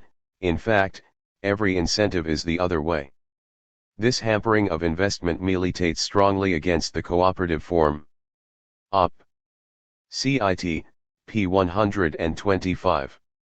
So if the law is determined and interpreted by defense agencies and courts, then it will be done so by those who have invested most in these companies. As it is unlikely that the rich will invest in defense firms which do not support their property rights, power, profits, and definition of property, it is clear that agencies which favor the wealthy will survive on the market. The idea that market demand will counter this class rule seems unlikely, given Rothbard's own argument. In order to compete successfully, you need more than demand, you need sources of investment. If cooperative defense agencies do form, they will be at a market disadvantage due to lack of investment. As argued in section J.5.12, even though cooperatives are more efficient than capitalist firms, lack of investment, caused by the lack of control by capitalists, Rothbard notes, stops them replacing wage slavery. Thus capitalist wealth and power inhibits the spread of freedom in production. If we apply Rothbard's argument to his own system, we suggest that the market in defense will also stop the spread of more libertarian associations thanks to capitalist power and wealth. In other words, like any market, Rothbard's defense market will simply reflect the interests of the elite, not the masses. Moreover, we can expect any democratic defense agency, like a union, to support, say, striking workers or squatting tenants, to be crushed. This is because, as Rothbard stresses, all defense firms would be expected to apply the common law, as written by libertarian lawyers and jurists. If they did not, they would quickly be labeled outlaw agencies and crushed by the others. Ironically, Tucker would join Bakunin and Kropotkin in an anarchist court accused to violating anarchist law by practicing and advocating occupancy and use rather than the approved Rothbardian property rights. Even if these democratic defense agencies could survive and not be driven out of the market by a combination of lack of investment and violence due to their outlaw status, there is another problem. As we discussed in section F.1, landlords and capitalists have a monopoly of decision-making power over their property. As such, they can simply refuse to recognize any democratic agency as a legitimate defense association and use the same tactics perfected against unions to ensure that it does not gain a foothold in their domain. Clearly, then, a right-wing anarchism is impossible, as any system based on capitalist property rights will simply be an oligarchy run by and for the wealthy. As Rothbard notes, any defense agency based on democratic principles will not survive in the market for defense simply because it does not allow the wealthy to control it and its decisions. Little wonder Proudhon argued that laissez-faire capitalism meant the victory of the strong over the weak, of those who own property over those who own nothing. Quoted by Peter Marshall, Demanding the Impossible, p. 259. F.8 What role did the state take in the creation of capitalism? If the anarcho-capitalist is to claim with any plausibility that real capitalism is non-statist or that it can exist without a state, it must be shown that capitalism evolved naturally, in opposition to state intervention. In reality, the opposite is the case. Capitalism was born from state intervention. In the words of Kropotkin, the state and capitalism developed side by side, mutually supporting and reinforcing each other. Anarchism, p. 181. Numerous writers have made this point. For example, in Karl Polanyi's flawed masterpiece The Great Transformation we read that the road to the free market was opened and kept open by an enormous increase in continuous, centrally organized and controlled interventionism by the state. p. 140 This intervention took many forms, for example, state support during mercantilism, which allowed the manufactures, i.e. industry, to survive and develop, enclosures of common land, and so forth. In addition, the slave trade, the invasion and brutal conquest of the Americas and other primitive nations, and the looting of gold, slaves, and raw materials from abroad also enriched the European economy, giving the development of capitalism an added boost. Thus Kropotkin. The history of the genesis of capital has already been told by socialists many times. They have described how it was born of war and pillage, of slavery and serfdom, of modern fraud and exploitation. They have shown how it is nourished by the blood of the worker, and how little by little it has conquered the whole world. Law has followed the same phases as capital. They have advanced hand in hand, sustaining one another with the suffering of mankind. Op. Cit. p. 207. This process is what Karl Marx termed primitive accumulation and was marked by extensive state violence. Capitalism, as he memorably put it, comes dripping from head to toe, from every pore, with blood and dirt, and the starting point of the development that gave rise both to the wage laborer and to the capitalist was the enslavement of the worker. Capital, Volume 1, p. 926 and p. 875. Or, if Kropotkin and Marx seem too committed to be fair, we have John Stuart Mill's summary that the social arrangements of modern Europe commenced from a distribution of property which was the result, not of just partition, or acquisition by industry, but of conquest and violence. Principles of Political Economy, p. 15. The same can be said of all countries. As such, when supporters of libertarian capitalism say they are against the initiation of force, they mean only new initiations of force, for the system they support was born from numerous initiations of force in the past. Moreover, it also requires state intervention to keep it going. Section D.1 addresses this point in some detail. Indeed, many thinkers have argued that it was precisely the state support and coercion, particularly the separation of people from the land, that played the key role in allowing capitalism to develop rather than the theory that previous savings did so. As left-wing German thinker Franz Oppenheimer, whom Murray Rothbard selectively quoted, argued, the concept of a primitive accumulation, or an original store of wealth, in land and in movable property, brought about by means of purely economic forces while seeming quite plausible is in fact utterly mistaken. It is a fairy tale, or it is a class theory used to justify the privileges of the upper classes. The State, pages 5 to 6, as individualist anarchist Kevin Carson summarized as part of his excellent overview of this historic process. Capitalism has never been established by means of the free market. It has always been established by a revolution from above, imposed by a ruling class with its origins in the old regime, by a pre-capitalist ruling class that had been transformed in a capitalist manner. In England, it was the landed aristocracy; in France, Napoleon III's bureaucracy; in Germany, the Junkers; in Japan, the Meiji. In America, the closest approach to a natural bourgeois evolution, industrialization was carried out by a mercantilist aristocracy of federalist shipping magnates and landlords. Primitive Accumulation and the Rise of Capitalism, Studies in Mutualist Political Economy. This, the actual history of capitalism, will be discussed in the following sections.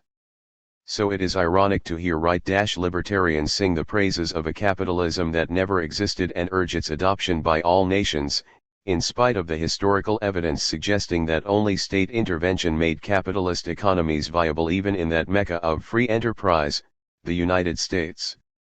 As Noam Chomsky argues, who but a lunatic could have opposed the development of a textile industry in New England in the early 19th century, when British textile production was so much more efficient that half the New England industrial sector would have gone bankrupt without very high protective tariffs, thus terminating industrial development in the United States?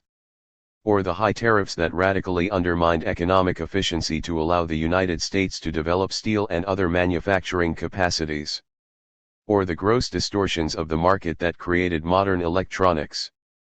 World orders, old and new, p. 168. Such state interference in the economy is often denounced and dismissed by right-libertarians as mercantilism. However, to claim that mercantilism is not capitalism makes little sense.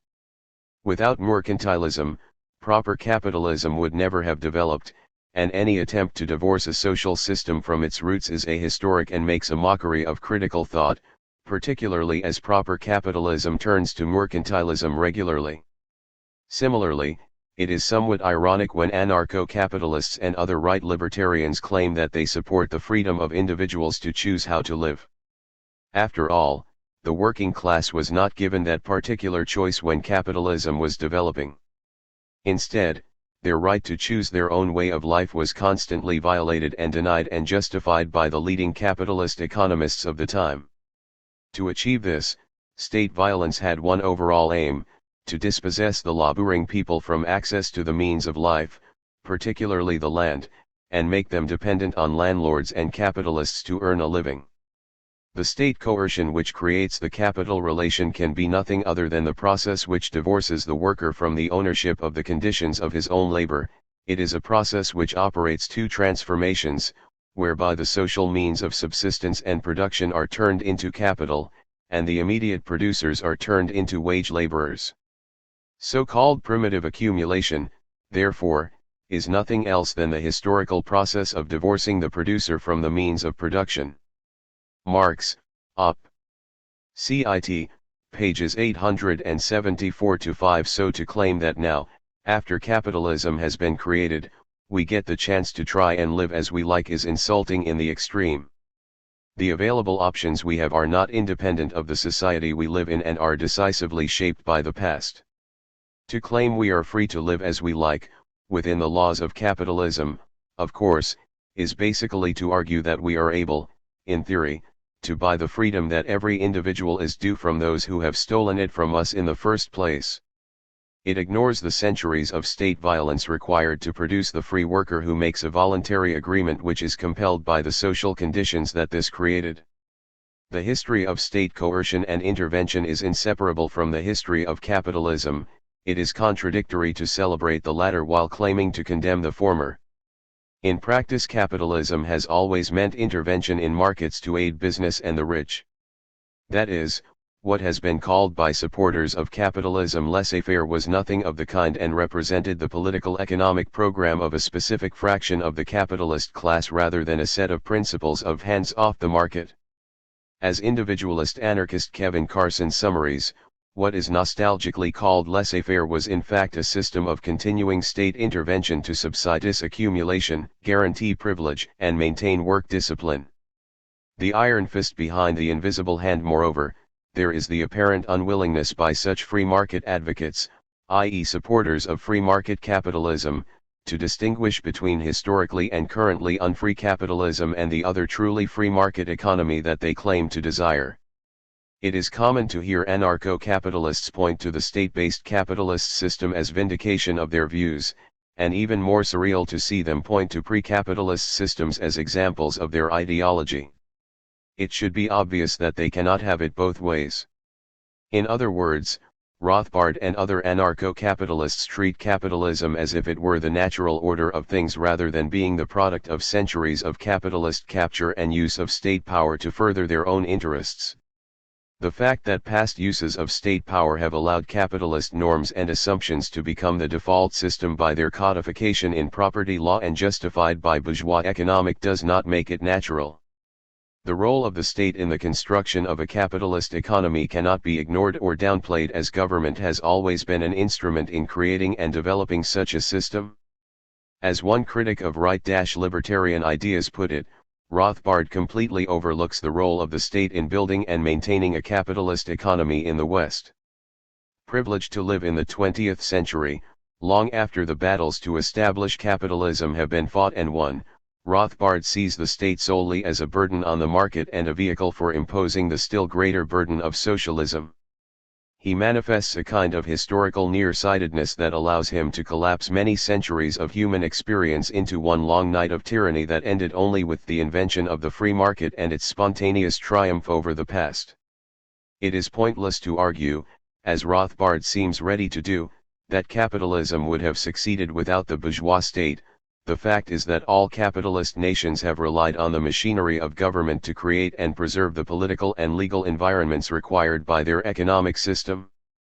That, of course, has not stopped him criticizing others for being unhistorical. Stephen L. Newman, Liberalism at Wit's End, pages 77-8 and p. 79. Thus we have a key contradiction within anarcho-capitalism. While they bemoan state intervention in the market, their underlying assumption is that it had no real effect on how society has evolved over the centuries. By a remarkable coincidence, the net effect of all this state intervention was to produce a capitalist economy identical in all features as one which would have been produced if society had been left alone to evolve naturally. It does seem strange that state violence would happen to produce the same economic system as that produced by right-libertarians and Austrian economists, logically deducing concepts from a few basic axioms and assumptions. Even more of a coincidence, these conclusions also happen to be almost exactly the same as what those who have benefited from previous state coercion want to hear, namely, the private property is good, trade unions and strikes are bad, that the state should not interfere with the power of the bosses and should not even think about helping the working class, employed or unemployed. As such, while their advice and rhetoric may have changed, the social role of economists has not. State action was required to dispossess the direct producers from the means of life, particularly the land, and to reduce the real wage of workers so that they have to provide regular work in an obedient manner. In this, it and the capitalists received much advice from the earliest economists, as Marxist economic historian Michael Perlman documents in great detail. As he summarizes, classical political economy was concerned with promoting primitive accumulation in order to foster capitalist development, even though the logic of primitive accumulation was in direct conflict with the classical political economists' purported adherence to the values of laissez-faire. The invention of capitalism, p. 12. The turn to laissez-faire was possible because direct state power could be mostly replaced by economic power to ensure the dependency of the working class. Needless to say, some right-libertarians recognize that the state played some role in economic life in the rise and development of capitalism. So they contrast bad business people, who took state aid, and good ones, who did not. Thus Rothbard's comment that Marxists have made no particular distinction between bourgeoisie who made use of the state, and bourgeoisie who acted on the free market. The Ethics of Liberty, p. 72. But such an argument is nonsense, as it ignores the fact that the free market is a network, and defined by the state by the property rights it enforces. This means that state intervention in one part of the economy will have ramifications in other parts, particularly if the state action in question is the expropriation and/or protection of productive resources, land and workplaces, or the skewing of the labor market in favor of the bosses. In other words, the individualistic perspective of anarcho-capitalism blinds its proponents to the obvious collective nature of working-class exploitation and oppression which flows from the collective and interconnected nature of production and investment in any real economy. State action supported by sectors of the capitalist class has, to use economic jargon, positive externalities for the rest. They, in general, benefit from it as a class just as working class people suffers from it collectively, as it limits their available choices to those desired by their economic and political masters, usually the same people. As such, the right-libertarian fails to understand the class basis of state intervention.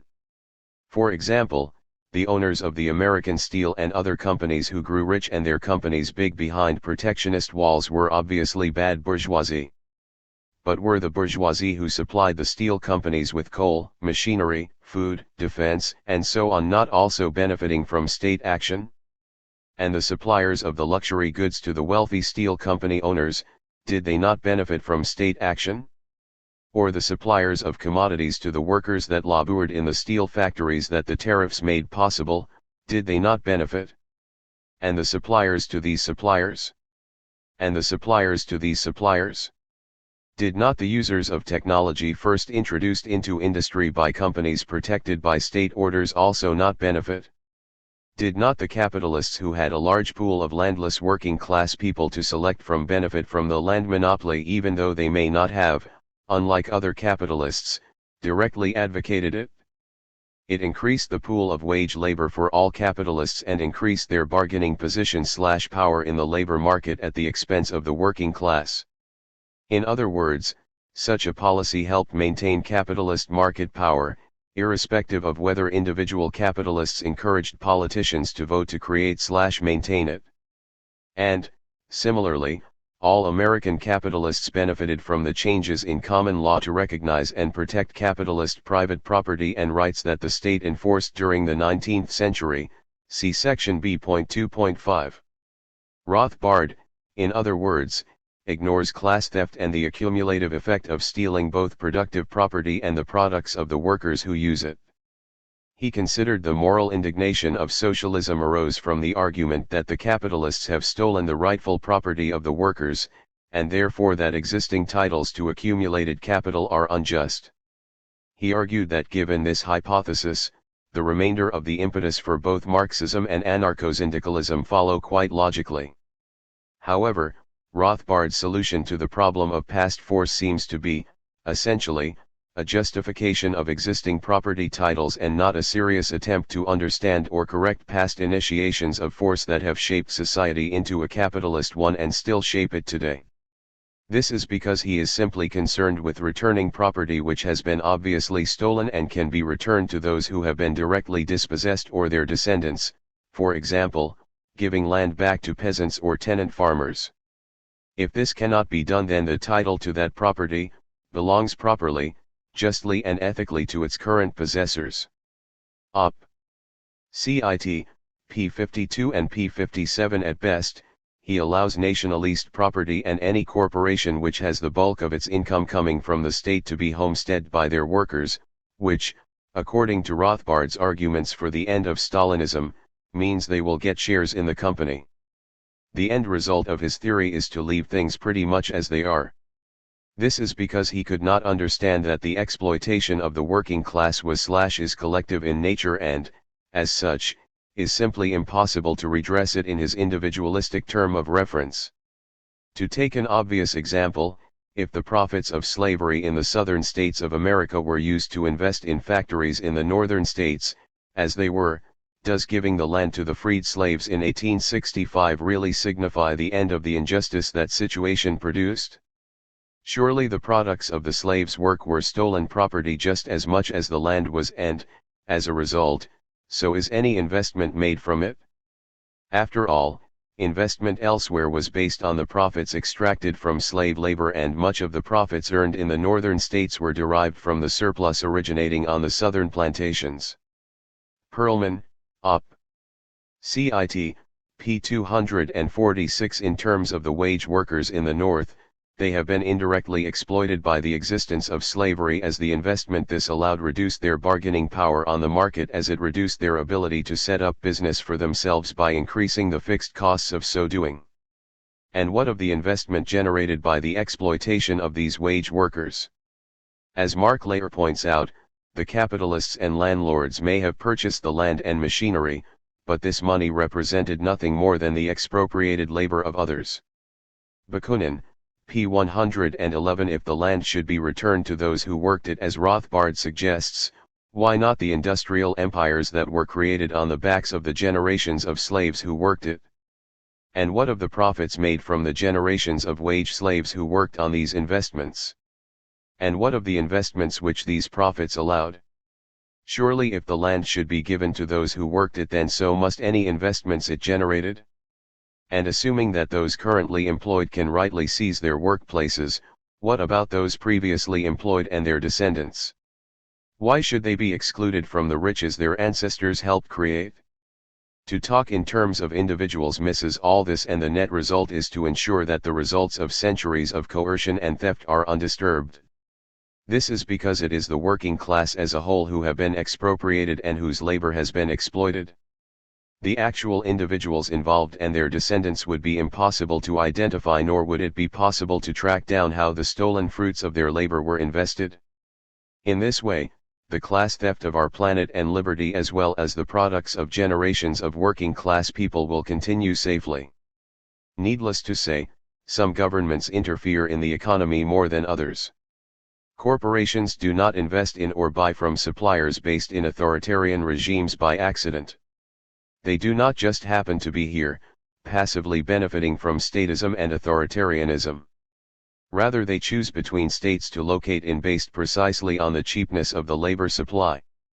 In other words, they prefer to locate in dictatorships and authoritarian regimes in Central America and Southeast Asia because those regimes interfere in the labor market the most, while, of course, talking about the very free market and economic liberty those regimes deny to their subjects.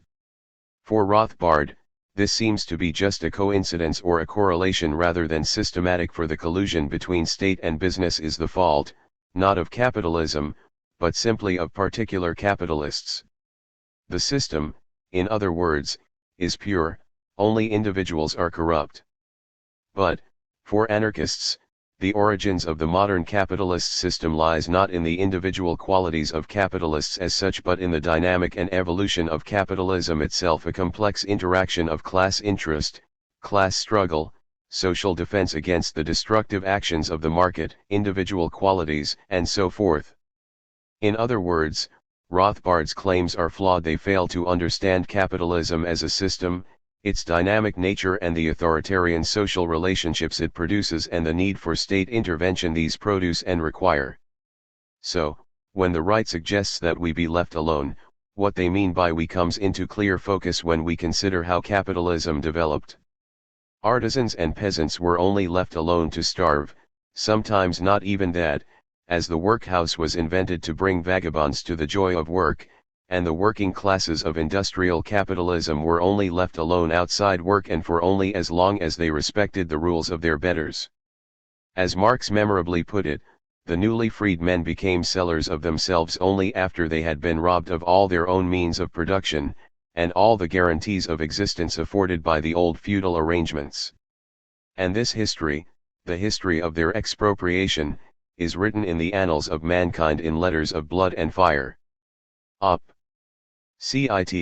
p. 875. As for the other side of the class divide, they desired to be left alone to exercise their power over others, as we will see. That modern capitalism is, in effect, a kind of corporate mercantilism, with states providing the conditions that allow corporations to flourish, e.g. tax breaks, subsidies, bailouts, anti-labor laws, etc., says more about the statist roots of capitalism than the ideologically correct definition of capitalism used by its supporters. In fact, if we look at the role of the state in creating capitalism, we could be tempted to rename anarcho-capitalism Marxian capitalism. This is because, given the historical evidence, a political theory can be developed by which the dictatorship of the bourgeoisie is created and that this capitalist state withers away into anarchy. That this means replacing the economic and social ideas of Marxism and their replacement by their direct opposite should not mean that we should reject the idea. After all, that is what anarcho-capitalism has done to individualist anarchism. But we doubt that many anarcho-capitalists will accept such a name change, even though this would reflect their politics far better. After all, they do not object to past initiations of force, just current ones, and many do seem to think that the modern state will wither away due to market forces. This is suggested by the fact that Rothbard did not advocate change from below as the means of creating anarchy. He helped found the so-called Libertarian Party in 1971, which, like Marxists, stands for political office. With the fall of Stalinism in 1989, Rothbard faced whole economies which could be homesteaded, and he argued that desocialization, i.e., denationalization, as, like Leninists, he confused socialization with nationalization, necessarily involves the action of that government surrendering its property to its private subjects. In a deep sense, getting rid of the socialist state requires that state to perform one final, swift, glorious act of self-immolation, after which it vanishes from the scene. Compare to Engels' comment that the taking possession of the means of production in the name of society is the state's last independent act as a state. Selected Works, p. 424. He considered the capital goods built by the state as being philosophically unowned, yet failed to note whose labor was exploited and taxed to build them in the first place. Needless to say, he rejected the ideas of shares to all, as this would be egalitarian handouts, to undeserving citizens, presumably the ill, the unemployed, retirees, mothers, children, and future generations. The Logic of Action 2, p. 213, p. 212 and p. 209. Industrial plants would be transferred to workers currently employed there, but not by their own direct action and direct expropriation. Rather, the state would do so. This is understandable as, left to themselves, the workers may not act quite as he desired. Thus we see him advocating the transfer of industry from the state bureaucracy to workers by means of private, negotiable shares, as ownership was not to be granted to collectives or cooperatives or workers or peasants holistically, which would only bring back the ills of socialism in a decentralist and chaotic syndicalist form. His homesteading was not to be done by the workers themselves, rather it was a case of granting shares to workers by the state. He also notes that it should be a priority for the government to return all stolen, confiscated property to its original owners, or to their heirs. This would involve finding original landowners, i.e., the landlord class whose wealth was based on exploiting the serfs and peasants. Op. Cit. p. 210 and pages 211-2. Thus expropriated peasants would have their land returned, but not, apparently, any peasants' working land which had been taken from their feudal and aristocratic overlords by the state. Thus those who had just been freed from Stalinist rule would have been subjected to libertarian rule to ensure that the transition was done in the economically correct way. As it was, the neoclassical economists who did oversee the transition ensured that ownership and control transferred directly to a new ruling class rather than waste time issuing shares which would eventually end up in a few hands due to market forces. The actual way it was done could be considered a modern form of primitive accumulation as it ensured that capital goods did not end up in the hands of the workers. But this is beside the point. The fact remains that state action was required to create and maintain capitalism. Without state support it is doubtful that capitalism would have developed at all. So the only capitalism that has existed is a product of state support and intervention, and it has been characterized by markets that are considerably less than free. Thus, serious supporters of truly free markets, like the American individualist anarchists, have not been satisfied with capitalism, have, in fact, quite rightly and explicitly opposed it. Their vision of a free society has always been at odds with the standard capitalist one, a fact which anarcho-capitalists bemoan and dismiss as mistakes and or the product of bad economics. Apparently the net effect of all the state coercion has been, essentially, null. It has not, as the critics of capitalism have argued, fundamentally shaped the development of the economy as capitalism would have developed naturally by itself. Thus an economy marked by inequalities of wealth and power, where the bulk of the population are landless and resourceless and where interest, rent, and profits are extracted from the labor of working people would have developed anyway regardless of the state coercion which marked the rise of capitalism and the need for a subservient and dependent working class by the landlords and capitalists which drove these policies simply accelerated the process towards economic liberty. However, it is more than mere coincidence that capitalism and state coercion are so intertwined both in history and in current practice.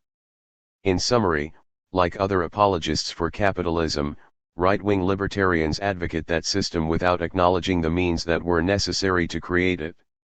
They tend to equate it with any market system, failing to understand that it is a specific kind of market system where labor itself is a commodity. It is ironic, of course, that most defenders of capitalism stress the importance of markets, which have predated capitalism, while downplaying the importance of wage labor, which defines it, along with the violence which created it. Yet as both anarchists and Marxists have stressed, money and commodities do not define capitalism any more than private ownership of the means of production. So it is important to remember that from a socialist perspective capitalism is not identical to the market. As we stressed in section C.2, both anarchists and Marxists argue that where people produce for themselves, is not capitalist production, i.e. when a worker sells commodities this is not capitalist production. Thus the supporters of capitalism fail to understand that a great deal of state coercion was required to transform pre-capitalist societies of artisans and peasant farmers selling the produce of their labor into a capitalist society of wage workers selling themselves to bosses, bankers, and landlords. Lastly, it should be stressed that this process of primitive accumulation is not limited to private capitalism. State capitalism has also had recourse to such techniques. Stalin's forced collectivization of the peasantry and the brutal industrialization involved in five-year plans in the 1930s are the most obvious example. What took centuries in Britain was condensed into decades in the Soviet Union and other state capitalist regimes, with a corresponding impact on its human toil. However, we will not discuss these acts of state coercion here as we are concerned primarily with the actions required to create the conditions required for private capitalism. Needless to say, this section cannot hope to go into all the forms of state intervention across the globe which were used to create or impose capitalism onto an unwilling population. All we can do is provide a glimpse into the brutal history of capitalism and provide enough references for those interested to pursue the issue further. The first starting point should be Part 8, so-called Primitive Accumulation, of Volume 1 of Marx's Capital. This classic account of the origins of capitalism should be supplemented by more recent accounts, but its basic analysis is correct. Marxist writers have expanded on Marx's analysis, with Maurice Dobbs' studies in the development of capitalism and David McNally's Against the Market are worth consulting, as is Michael Perelman's The Invention of Capitalism. Kropotkin's Mutual Aid has a short summary of state action in destroying communal institutions and common ownership of land, as does his The State, its historic role. Rudolf Rocker's Nationalism and Culture is also essential reading. Individualist anarchist Kevin Carson's Studies in Mutualist Political Economy provides an excellent summary. See Part 2, Capitalism and the State, Past, Present, and Future, as does his essay The Iron Fist Behind the Invisible Hand. F.8.1 What social forces lay behind the rise of capitalism? Capitalist society is a relatively recent development. For Marx, while markets have existed for millennium, the capitalist era dates from the 16th century. Capital, Volume 1, p. 876. As Murray Bookchin pointed out, for a long era, perhaps spanning more than 5 centuries, capitalism coexisted with feudal and simple commodity relationships in Europe. He argues that this period simply cannot be treated as transitional without reading back the present into the past. From urbanization to cities, p. 179. In other words, capitalism was not an inevitable outcome of history or social evolution. Bookchin went on to note that capitalism existed with growing significance in the mixed economy of the West from the 14th century up to the 17th, but that it literally exploded into being in Europe, particularly England, during the 18th and especially 19th centuries. Op. Cit. p. 181. The question arises, what lay behind this growing significance? Did capitalism explode due to its inherently more efficient nature, or were there other, non-economic, forces at work? As we will show, it was most definitely the second. Capitalism was born not from economic forces but from the political actions of the social elites which its usury enriched.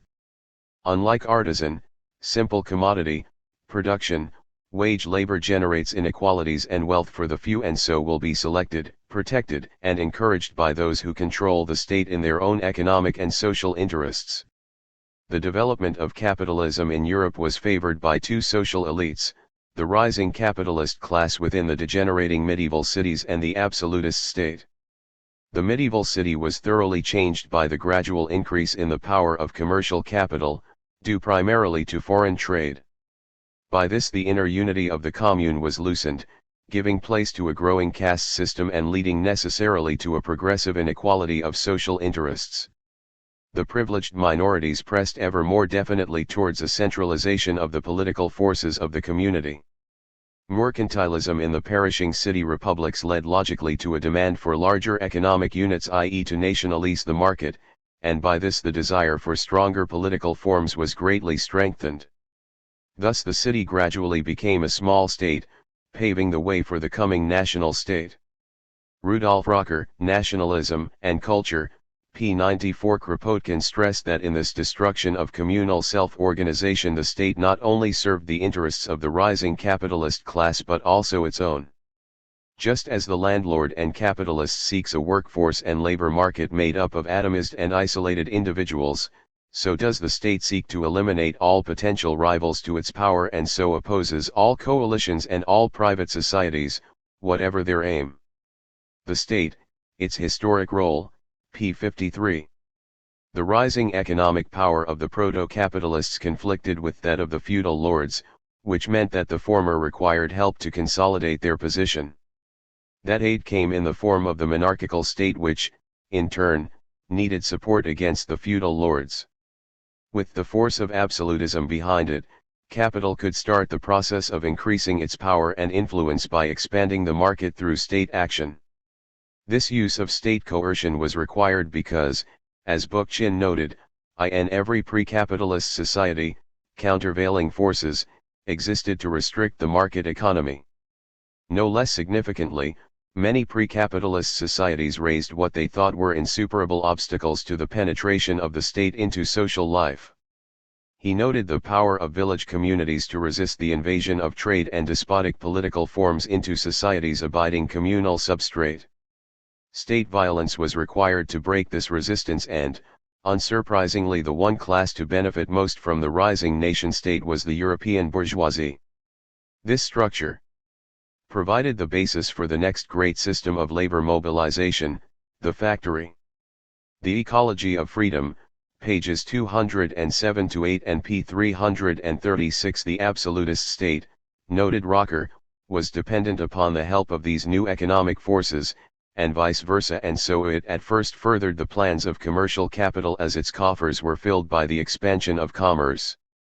Its armies and fleets contributed to the expansion of industrial production because they demanded a number of things for whose large-scale production the shops of small tradesmen were no longer adapted. Thus gradually arose the so-called manufactures, the forerunners of the later large industries. Op. Cit. Pages 117-8. As such, it is impossible to underestimate the role of state power in creating the preconditions for both agricultural and industrial capitalism.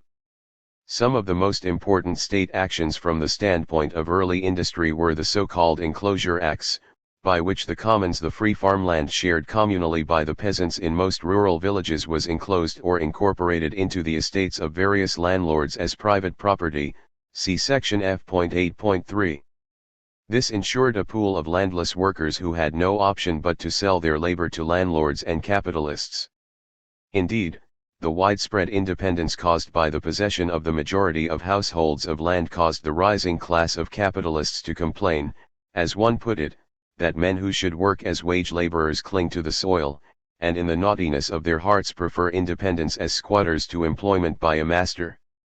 Quoted by Alan Engler, The Apostles of Greed, p. 12. Once in service to a master, the state was always on hand to repress any signs of naughtiness and independence, such as strikes, riots, unions and the like.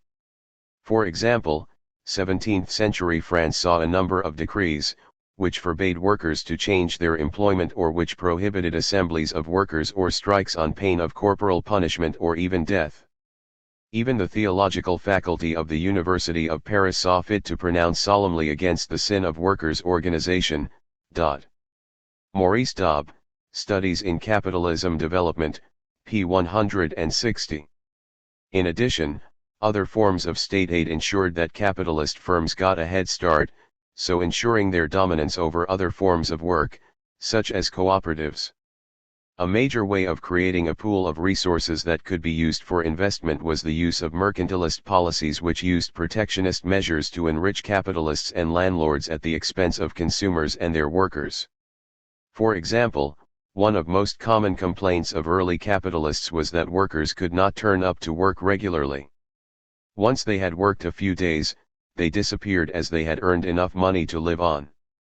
With higher prices for food, caused by protectionist measures, workers had to work longer and harder and so became accustomed to factory labor.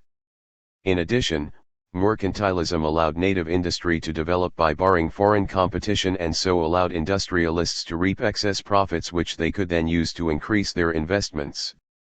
In the words of Marxist economic historian Maurice Daub, in short, the mercantile system was a system of state-regulated exploitation through trade which played a highly important role in the adolescence of capitalist industry. It was essentially the economic policy of an age of primitive accumulation. Op. Cit. p. 209. As Rocker summarizes, when absolutism had victoriously overcome all opposition to national unification, by its furthering of mercantilism and economic monopoly it gave the whole social evolution a direction which could only lead to capitalism. Op. Cit.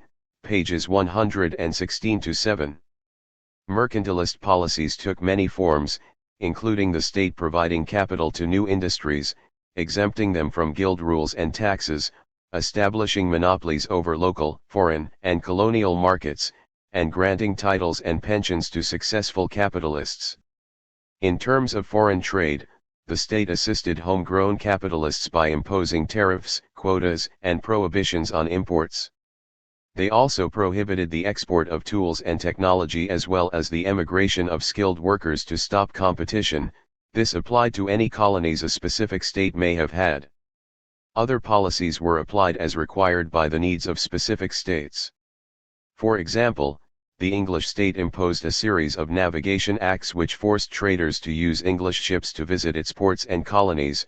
This destroyed the commerce of Holland, its chief rival. Nor should the impact of war be minimized, with the demand for weapons and transportation, including ships, injecting government spending into the economy. Unsurprisingly, given this favoring of domestic industry at the expense of its rivals and the subject working class population, the mercantilist period was one of generally rapid growth, particularly in England. As we discussed in section C.10, some kind of mercantilism has always been required for a country to industrialize. Overall, as economist Paul Ormerod puts it, the advice to follow pure free market policies seems to be contrary to the lessons of virtually the whole of economic history since the Industrial Revolution. Every country which has moved into strong sustained growth has done so in outright violation of pure, free market principles. These interventions include the use of tariff barriers to protect infant industries, government subsidies and active state intervention in the economy. He summarizes, the model of entrepreneurial activity in the product market, with judicious state support plus repression in the labor market, seems to be a good model of economic development. The Death of Economics, p. 63. Thus the social forces at work creating capitalism was a combination of capitalist activity and state action. But without the support of the state, it is doubtful that capitalist activity would have been enough to generate the initial accumulation required to start the economic ball rolling. Hence the necessity of mercantilism in Europe and its modified cousin of state aid, tariffs, and homestead acts in America. F.8.2 What was the social context of the statement laissez-faire? The honeymoon of interests between the early capitalists and autocratic kings did not last long. This self-same monarchy, which for weighty reasons sought to further the aims of commercial capital and was, itself aided in its development by capital, grew at last into a crippling obstacle to any further development of European industry. Rudolf Rocker, Nationalism and Culture, p. 117. This is the social context of the expression laissez-faire, a system which has outgrown the supports that protected it in its early stages. Just as children eventually rebel against the protection and rules of their parents, so the capitalists rebelled against the overbearing support of the absolutist state. Mercantilist policies favored some industries and harmed the growth of others. The rules and regulations imposed upon those it did favor reduced the flexibility of capitalists to changing environments. As Rocker argues, no matter how the absolutist state strove, in its own interest, to meet the demands of commerce, it still put on industry countless fetters which became gradually more and more oppressive. It became an unbearable burden, which paralyzed all economic and social life. Op. Cit. p. 119. All in all, mercantilism became more of a hindrance than a help and so had to be replaced. With the growth of economic and social power by the capitalist class, this replacement was made easier. As Enrico Malatesta notes, the development of production, the vast expansion of commerce, the immeasurable power assumed by money, have guaranteed the supremacy of economic power over political power to the capitalist class which, no longer content with enjoying the support of the government, demanded that government arise from its own ranks. A government which owed its origin to the right of conquest, though subject by existing circumstances to the capitalist class, went on maintaining a proud and contemptuous attitude towards its now wealthy former slaves, and had pretensions to independence of domination. That government was indeed the defender, the property owner's gendarme, but the kind of gendarmes who think they are somebody, and behave in an arrogant manner towards the people they have to escort and defend, when they don't rob or kill them at the next street corner, and the capitalist class got rid of it. And blockaded by a government of its own choosing, at all times under its control and specifically organized to defend that class against any possible demands by the disinherited. Anarchy, pages 22-3. Malatesta here indicates the true meaning of leave us alone, or laissez-faire. The absolutist state, not the state per se, began to interfere with capitalists' profit-making activities and authority, so they determined that it had to go, which the rising capitalist class did when they utilized such popular movements as the English, French and American revolutions. In such circumstances, when the state is not fully controlled by the capitalist class, then it makes perfect sense to oppose state intervention, no matter how useful it may have been in the past. A state run by aristocratic and feudal landlords does not produce class legislation in quite the right form. That changes when members of the capitalist class hold state power and when the landlords start acting more like rural capitalists, and, unsurprisingly, laissez-faire was quickly modified and then abandoned once capitalists could rely on a capitalist state to support and protect its economic power within society. When capitalism had been rid of unwanted interference by the hostile use of state power by non-capitalist classes, then laissez-faire had its utility, just as it has its utility today when attacking social welfare. Once this had been accomplished, then state intervention in society was encouraged and applauded by capitalists. It is ironic that the main protagonists of the state, in its political and administrative authority, were the middle-class utilitarians, on the other side of whose statist banner were inscribed the doctrines of economic laissez-faire. E.P. Thompson, The Making of the English Working Class, p. 90. Capitalists simply wanted capitalist states to replace monarchical states, so that heads of government would follow state economic policies regarded by capitalists as beneficial to their class as a whole. And as development economist Lance Taylor argues, in the long run, there are no laissez-faire transitions to modern economic growth. The state has always intervened to create a capitalist class, and then it has to regulate the capitalist class, and then the state has to worry about being taken over by the capitalist class, but the state has always been there. Quoted by Noam Chomsky, Year 501, p. 104. In order to attack mercantilism, the early capitalists had to ignore the successful impact of its policies in developing industry and a store of wealth for future economic activity. As William Lazonick points out, the political purpose of Adam Smith's The Wealth of Nations was to attack the mercantilist institutions that the British economy had built up over the previous 200 years. Yet in proposing institutional change, Smith lacked a dynamic historical analysis.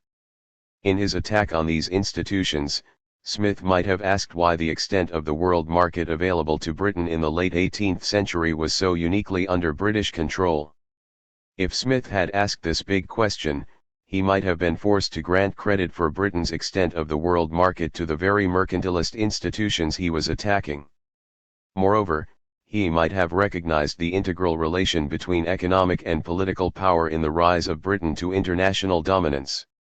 Overall, the British advocates of laissez-faire neglected to talk about was the role that a system of national power had played in creating conditions for Britain to embark on its dynamic development path. They did not bother to ask how Britain had attained the position of workshop of the world, while they conveniently ignored the ongoing system of national power, the British Empire, that continued to support Britain's position. Business Organization and the Myth of the Market Economy, p2, p3 and p.5. Similar comments are applicable to American supporters of laissez-faire who fail to notice that the traditional American support for worldwide free trade is quite a recent phenomenon. It started only at the end of the Second World War, although, of course, within America military Keynesian policies were utilized. While American industry was developing, the state and capitalist class had no time for laissez-faire. See section F.8.5 for details. After it had grown strong, the United States began preaching laissez-faire to the rest of the world and began to kid itself about its own history, believing its slogans about laissez-faire as the secret of its success.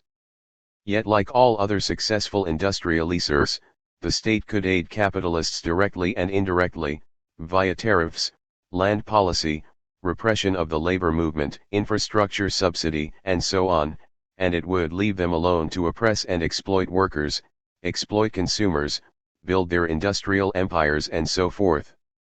Takis Photopoulos indicates that the social forces at work in freeing the market did not represent a natural evolution towards freedom.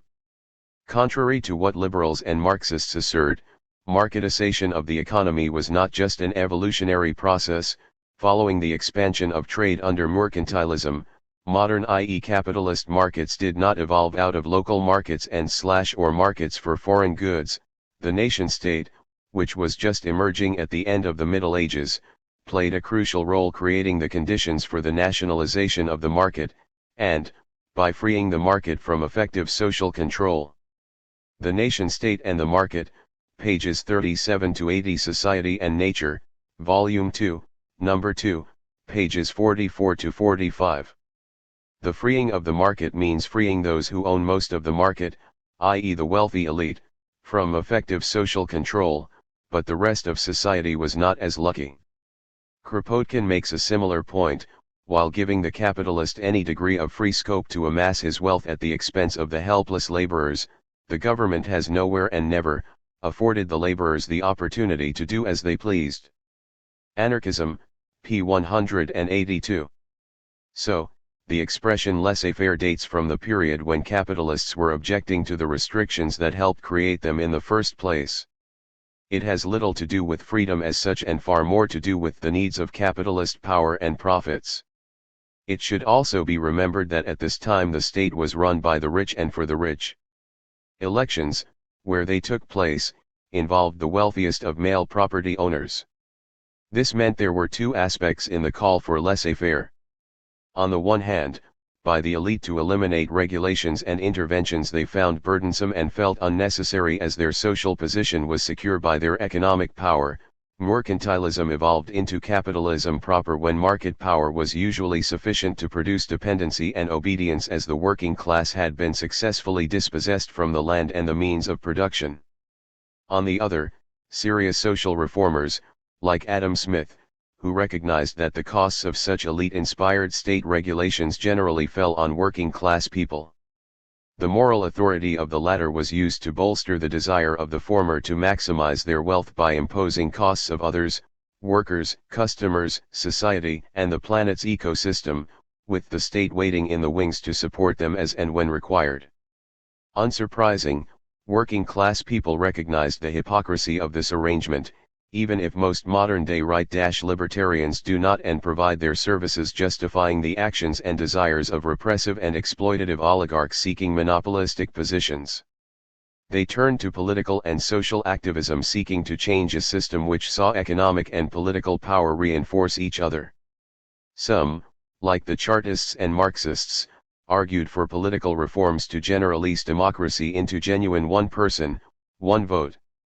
In this way, political liberty would be used to end the worse excesses of so-called economic liberty, i.e., capitalist privilege and power. Others, like mutualists, aimed at economic reforms which ensure that the capitalist class would be abolished by means of genuine economic freedom. Finally, most other anarchists argued that revolutionary change was required as the state and capitalism were so intertwined that both had to be ended at the same time. However, the struggle against state power always came from the general population. As Murray Bookchin argued, it is an error to depict this revolutionary era and its democratic aspirations as bourgeois, an imagery that makes capitalism a system more committed to freedom, or even ordinary civil liberties, than it was historically. From urbanization to cities, p. 180f. While the capitalist class may have benefited from such popular movements as the English, American and French revolutions, but these revolutions were not led, never mind started or fought, by the bourgeoisie. Not much has changed as capitalists are today seeking maximum freedom from the state to ensure maximum authority over their wage slaves and society. The one essential form of support the libertarian right wants the state, or defense firms, to provide capitalism is the enforcement of property rights, the right of property owners to do as they like on their own property, which can have obvious and extensive social impacts. What libertarian capitalists object to is attempts by others, workers, society as a whole, the state, etc., to interfere with the authority of bosses. That this is just the defense of privilege and power, and not freedom, has been discussed in Section B and elsewhere in Section F, so we will not repeat ourselves here. Samuel Johnson once observed that we hear the loudest yelps for liberty among the drivers of Negroes. Quoted by Noam Chomsky, year 501, p. 141. Our modern libertarian capitalist drivers of wage slaves are yelping for exactly the same kind of liberty.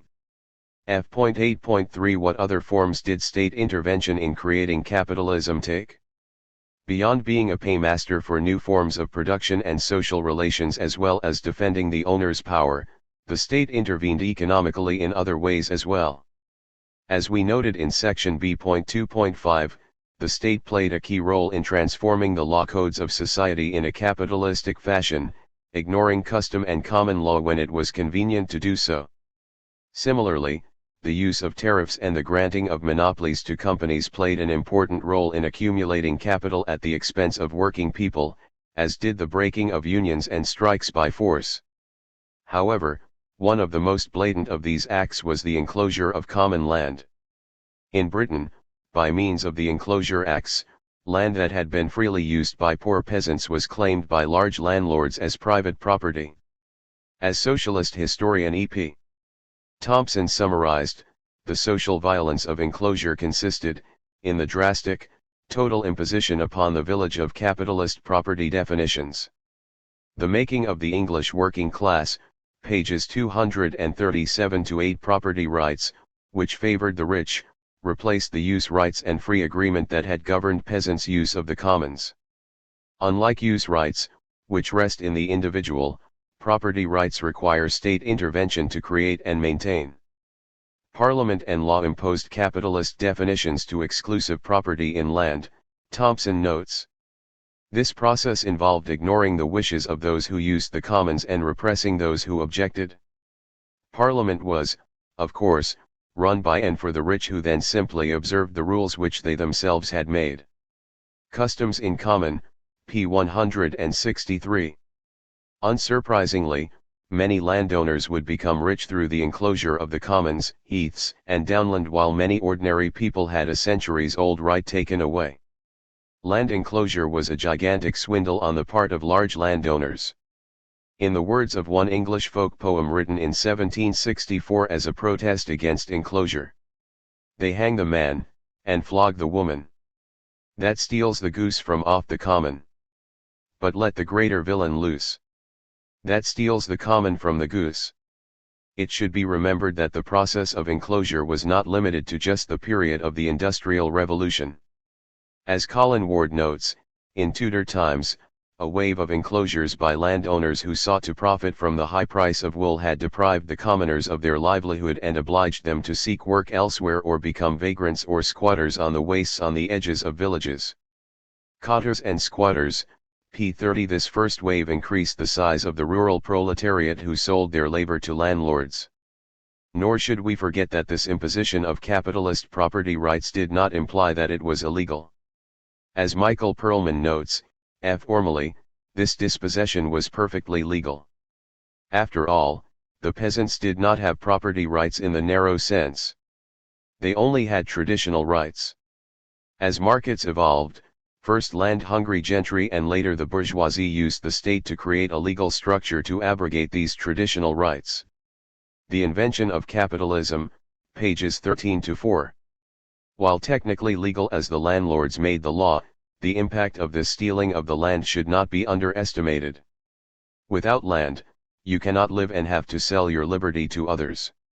This places those with capital at an advantage, which will tend to increase, rather than decrease, the inequalities in society, and so place the landless workers at an increasing disadvantage over time.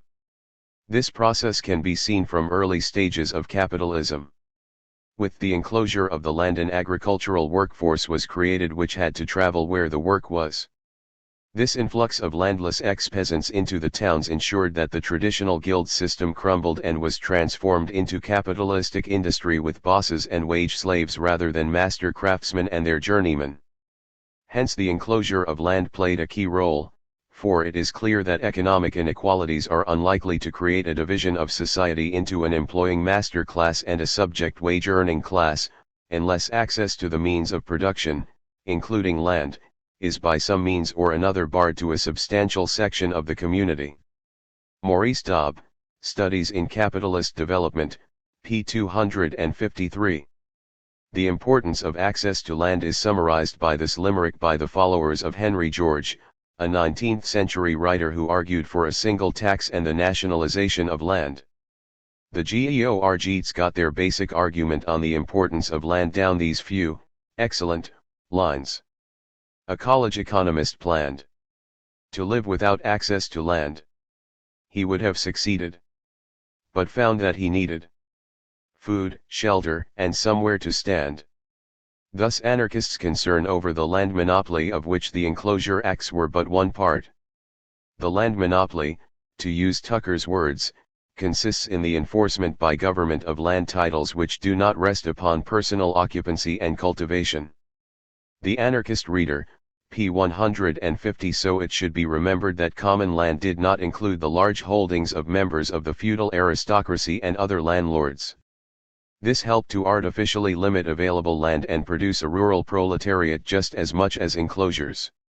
It is important to remember that wage labor first developed on the land, and it was the protection of land titles of landlords and nobility, combined with enclosure, that meant people could not just work their own land.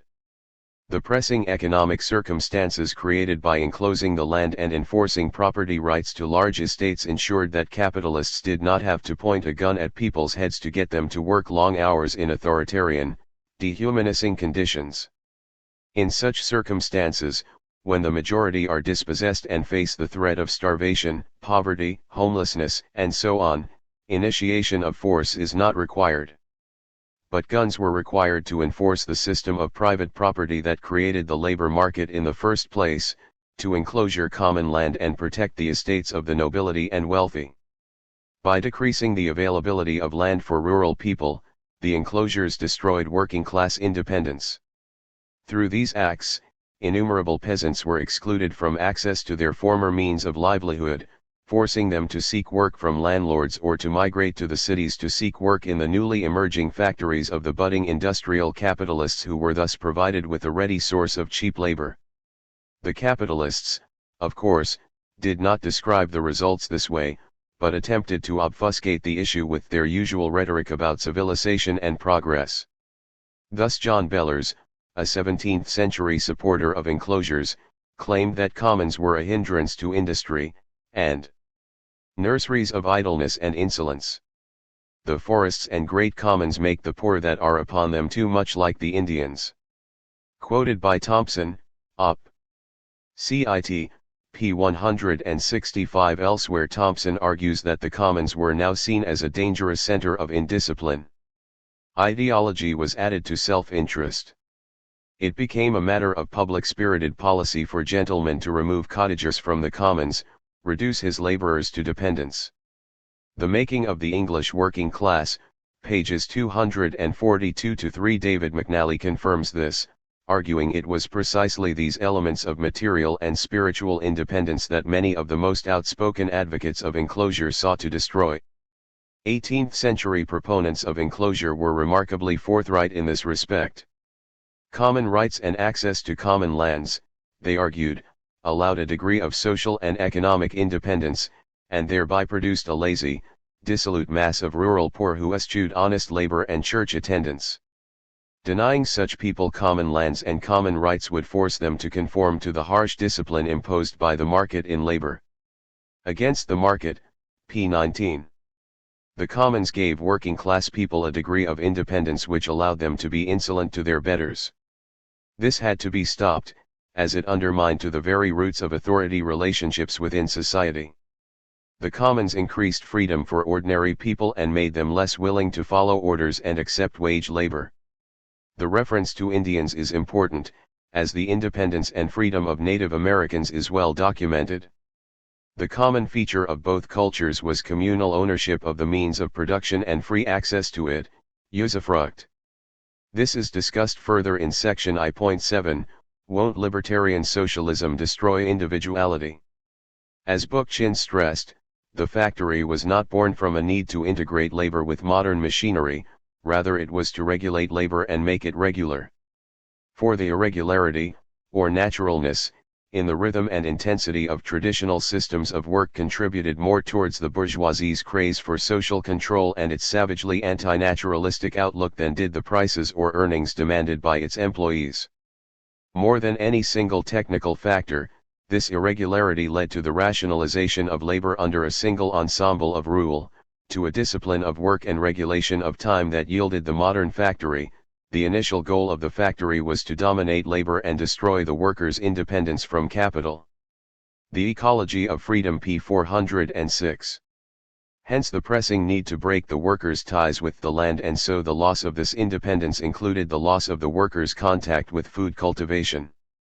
To live in a cottage, often meant to cultivate a family garden, possibly to pasture a cow, to prepare one's own bread, and to have the skills for keeping a home in good repair. To utterly erase these skills and means of a livelihood from the worker's life became an industrial imperative. Thus the worker's complete dependence on the factory and on an industrial labor market was a compelling precondition for the triumph of industrial society. The need to destroy whatever independent means of life the worker could garner, all involved the issue of reducing the proletariat to a condition of total powerlessness in the face of capital. And with that powerlessness came a supineness, a loss of character and community, and a decline in moral fiber. Bookchin, Op. Cit, pages 406-7. Unsurprisingly, there was a positive association between enclosure and migration out of villages, and a definite correlation between the extent of enclosure and reliance on poor rates. Parliamentary enclosure resulted in outmigration and a higher level of pauperization. Moreover, the standard of living was generally much higher in those areas where laborer managed to combine industrial work with farming. Access to commons meant that laborers could graze animals, gather wood, stones, and gravel, dig coal, hunt and fish. These rights often made the difference between subsistence and abject poverty. David McNally, Op. Cit.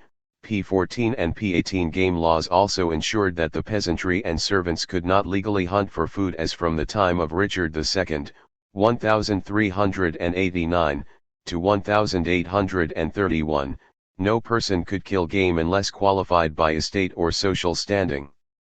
The enclosure of the commons, in whatever form it took, see section F.8.5 for the U.S. equivalent, solved both problems: the high cost of labor, and the freedom and dignity of the worker.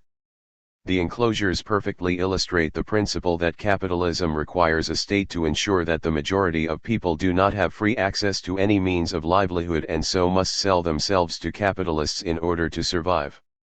There is no doubt that if the state had left alone the European peasantry, allowing them to continue their collective farming practices, collective farming because, as Kropotkin shows, the peasants not only shared the land but much of the farm labor as well, capitalism could not have taken hold.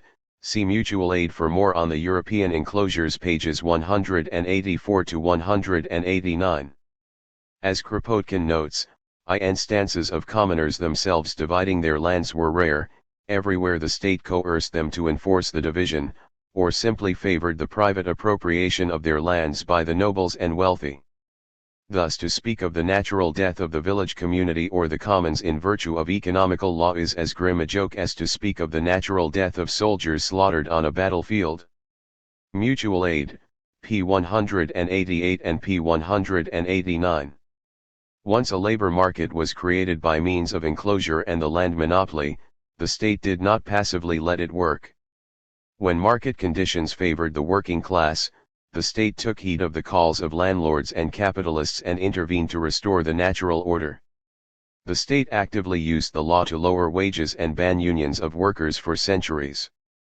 In Britain, for example, after the Black Death there was a servant shortage. Rather than allow the market to work its magic, the landlords turned to the state, and the result was the Statute of Laborers of 1351. Whereas laid against the malice of servants, which were idle, and not willing to serve after the pestilence, without taking excessive wages, it was ordained by our Lord the King, that such manner of servants, should be bound to serve, receiving salary and wages, accustomed in places where they ought to serve in the 20th year of the reign of the King that now is, or 5 or 6 years before, and that the same servants refusing to serve in such manner should be punished by imprisonment of their bodies. Now forasmuch as it is given the king to understand in this present parliament, by the petition of the commonalty, that the said servants having no regard to the said ordinance, to the great damage of the great men, and impoverishing of all the said commonalty, whereof the said commonalty prith remedy, wherefore in the said parliament, by the assent of the said prelates, earls, barons, and other great men, and of the same commonalty there assembled, to refrain the malice of the said servants, be ordained and established the things underwritten. Thus state action was required because laborers had increased bargaining power and commanded higher wages, which, in turn, led to inflation throughout the economy. In other words, an early version of the Neru, see section C.9. In one form or another the statute remained in force right through to the 19th century. Later versions made it illegal for employees to conspire to fix wages, i.e., to organize to demand wage increases. Such measures were particularly sought when the labor market occasionally favored the working class. For example, after the restoration of the English monarchy, noted Dobb, when labor scarcity had again become a serious complaint and the propertied class had been soundly frightened by the insubordination of the Commonwealth years, the clamour for legislative interference to keep wages low, to drive the poor into employment and to extend the system of workhouses and houses of correction and the farming out of paupers once more reached a crescendo. The same occurred on continental Europe. Op. Cit. p. 234. So, time and again employers called on the state to provide force to suppress the working class, artificially lower wages and bolster their economic power and authority. While such legislation was often difficult to enforce and often ineffectual in that real wages did, over time, increase, the threat and use of state coercion would ensure that they did not increase as fast as they may otherwise have done. Similarly, the use of courts and troops to break unions and strikes helped the process of capital accumulation immensely. Then there were the various laws used to control the free movement of workers. For centuries, notes Colin Ward, the lives of the poor majority in rural England were dominated by the Poor Law and its ramifications, like the Settlement Act of 1697 which debarred strangers from entering a parish unless they had a settlement certificate in which their home parish agreed to take them back if they became in need of poor relief. Like the workhouse, it was a hated institution that lasted into the 20th century. Op. Cit. p. 31.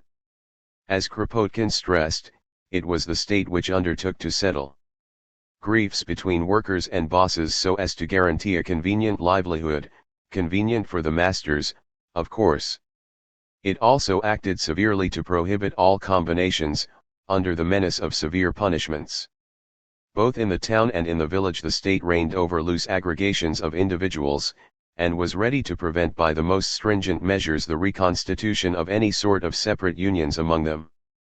Workers who formed unions were prosecuted wholesale under the Master and Servant Act, workers being summarily arrested and condemned upon a mere complaint of misbehavior lodged by the master. Strikes were suppressed in an autocratic way, to say nothing of the military suppression of strike riots. To practice mutual support under such circumstances was anything but an easy task. After a long fight, which lasted over 100 years, the right of combing together was conquered.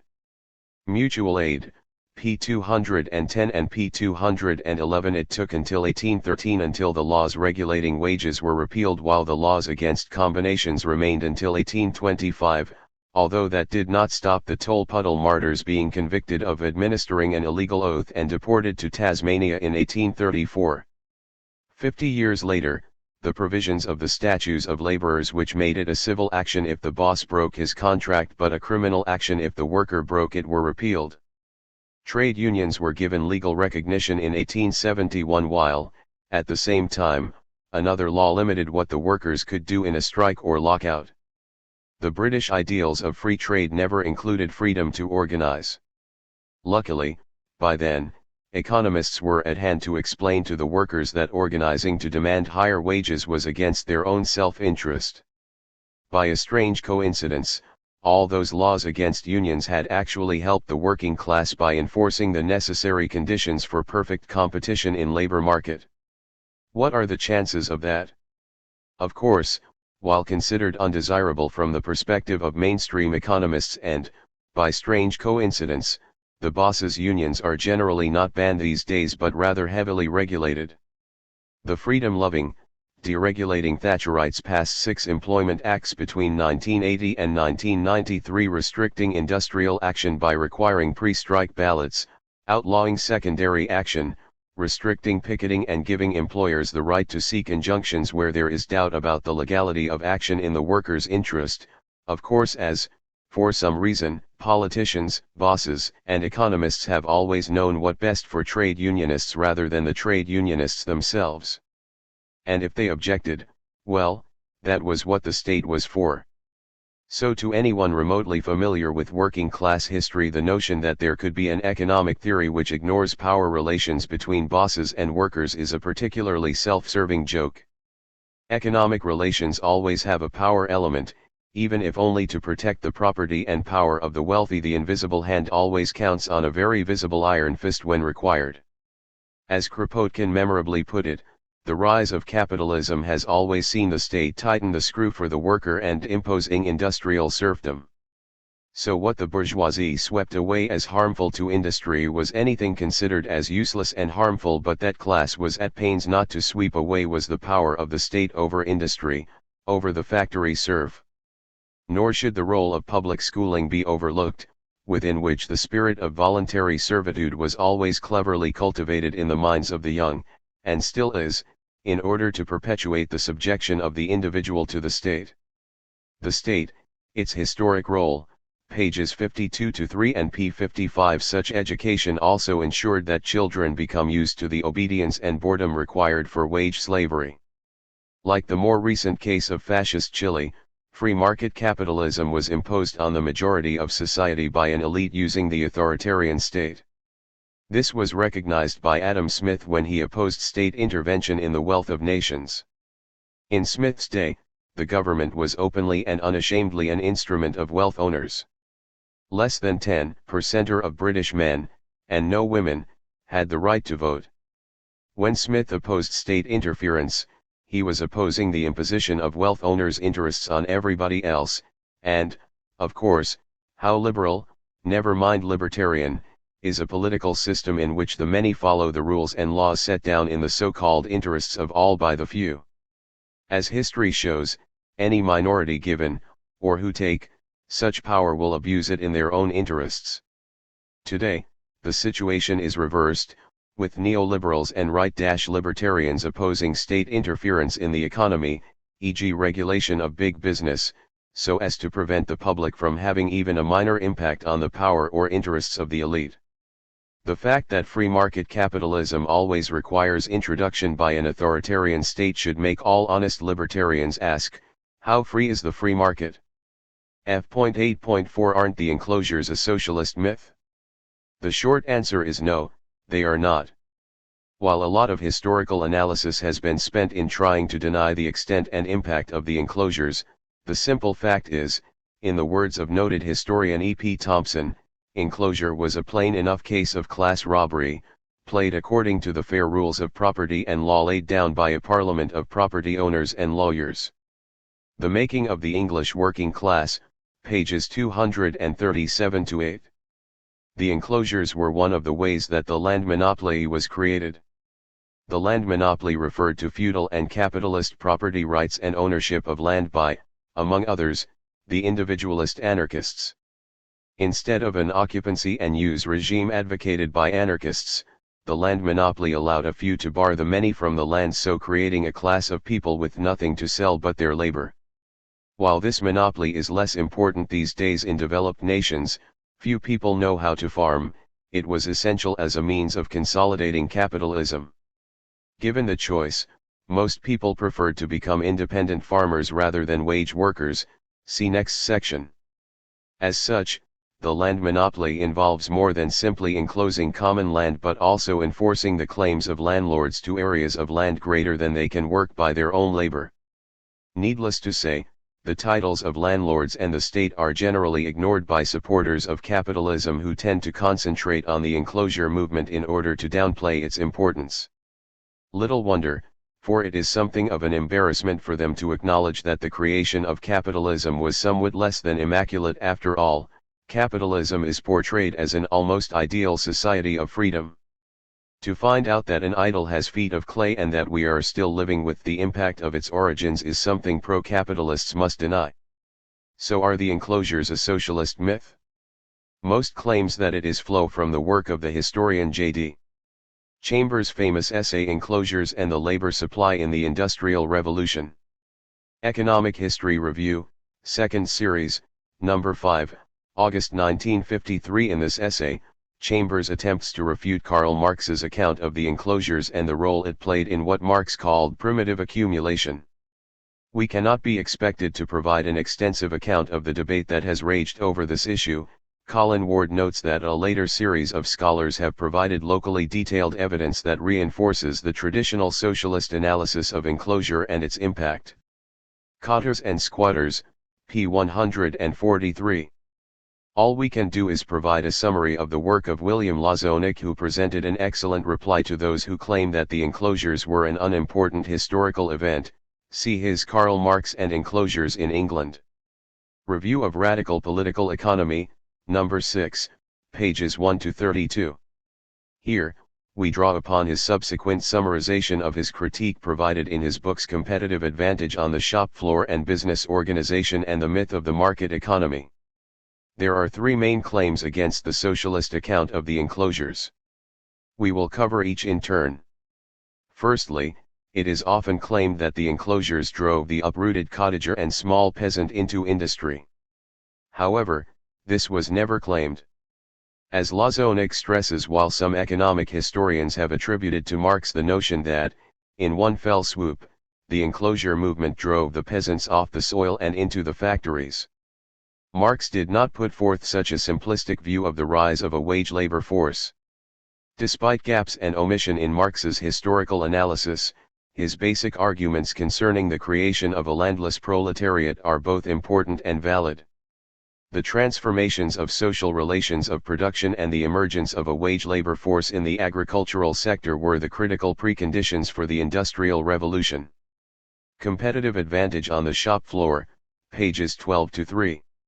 It is correct, as the critics of Marx stress, that the agricultural revolution associated with the enclosures increased the demand for farm labor as claimed by Chambers and others.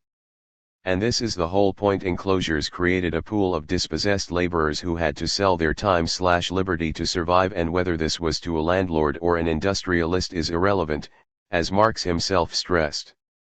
As such, the account by Chambers, ironically, confirms the broad outlines of Marx's arguments, as it implicitly acknowledges that over the long run the massive reallocation of access to land that enclosures entailed resulted in the separation of the mass of agricultural producers from the means of production. So the critical transformation was not the level of agricultural employment before and after enclosure, but the changes in employment relations caused by the reorganization of land holdings and the reallocation of access to land. Op. Cit. p. 29, pages 29 to 30 and p. 30. Thus the key feature of the enclosures was that it created a supply for farm labor, a supply that had no choice but to work for another. Once freed from the land, these workers could later move to the towns in search for better work. Critical to the Marxian thesis of the origins of the industrial labor force is the transformation of the social relations of agriculture and the creation, in the first instance, of an agricultural wage labor force that might eventually, perhaps through market incentives, be drawn into the industrial labor force. Business Organization and the Myth of the Market Economy, p. 273. In summary, when the critics argue that enclosures increase the demand for farm labor, they are not refuting Marx but confirming his analysis. This is because the enclosures had resulted in a transformation in employment relations in agriculture, with the peasants and farmers turned into wage workers for landlords, i.e., rural capitalists. For if wage labor is the defining characteristic of capitalism, then it matters little if the boss is a farmer or an industrialist. This means that the critics, it turns out, have not differed substantially with Marx on the facts of agricultural transformation. But by ignoring the historical and theoretical significance of the resultant changes in the social relations of agricultural production, the critics have missed Marx's main point. Competitive advantage on the shop floor, p. 30. Secondly, it is argued that the number of small farm owners increased, or at least did not greatly decline, and so the enclosure movement was unimportant. Again, this misses the point. Small farm owners can still employ wage workers, i.e. become capitalist farmers as opposed to yeoman and independent peasant proprietor. As Lazonik notes, it is true that after 1750 some petty proprietors continued to occupy and work their own land. But in a world of capitalist agriculture, the yeomanry no longer played an important role in determining the course of capitalist agriculture.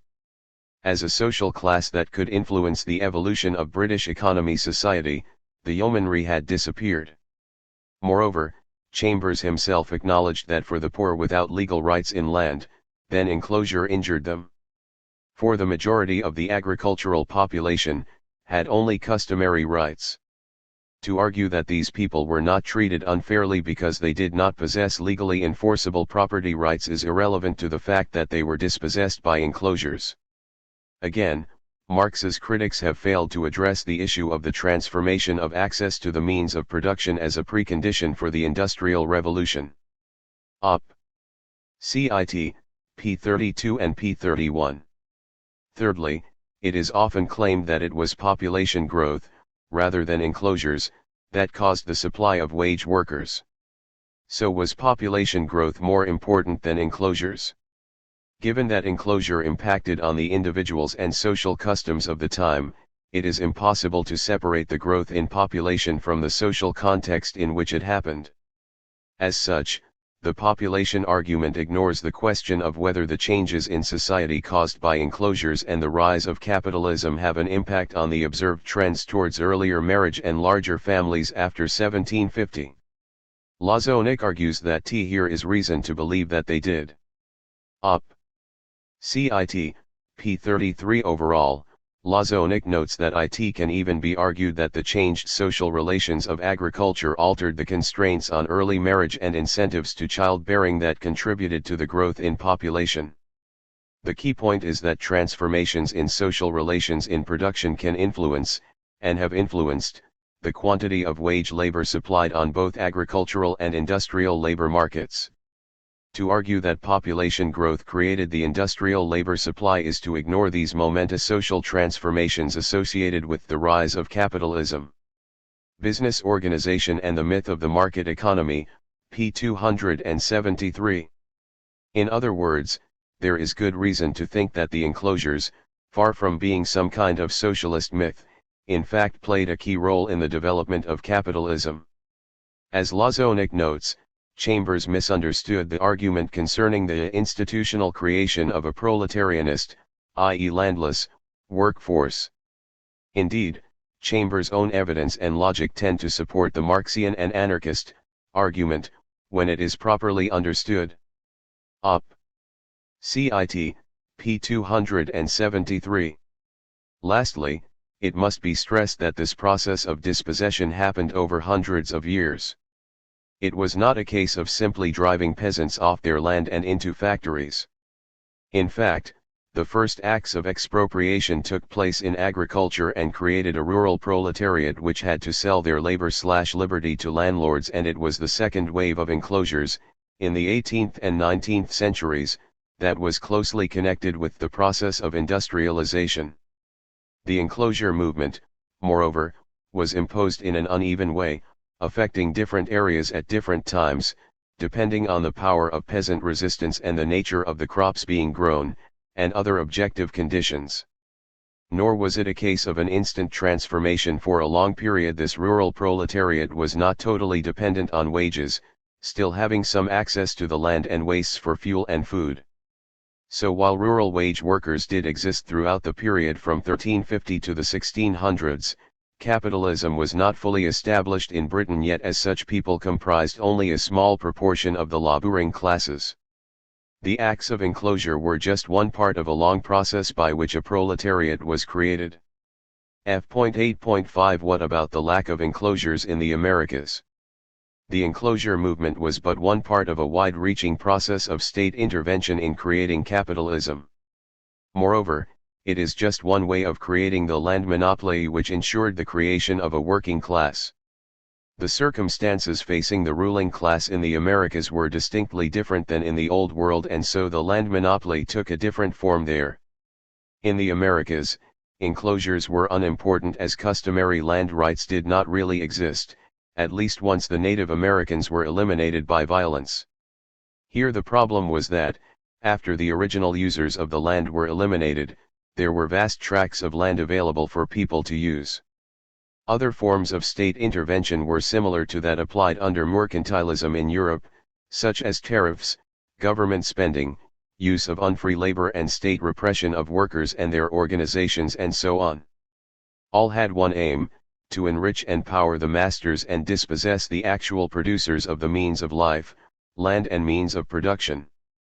Unsurprisingly, due to the abundance of land, there was a movement towards independent farming in the early years of the American colonies and subsequent republic, and this pushed up the price of remaining labor on the market by reducing the supply. Capitalists found it difficult to find workers willing to work for them at wages low enough to provide them with sufficient profits. It was due to the difficulty in finding cheap enough labor that capitalists in America turned to slavery. All things being equal, wage labor is more productive than slavery, but in early America all things were not equal. Having access to cheap, indeed, free, land meant that working people had a choice, and few desired to become wage slaves, and so because of this, capitalists turned to slavery in the South and the land monopoly in the North. This was because, in the words of Maurice Dobb, it became clear to those who wished to reproduce capitalist relations of production in the new country that the foundation stone of their endeavor must be the restriction of land ownership to a minority and the exclusion of the majority from any share in productive property. Studies in Capitalist Development, pages 221-2. As one radical historian puts it, when land is free or cheap as it was in different regions of the United States before the 1830s, there was no compulsion for farmers to introduce labor-saving technology.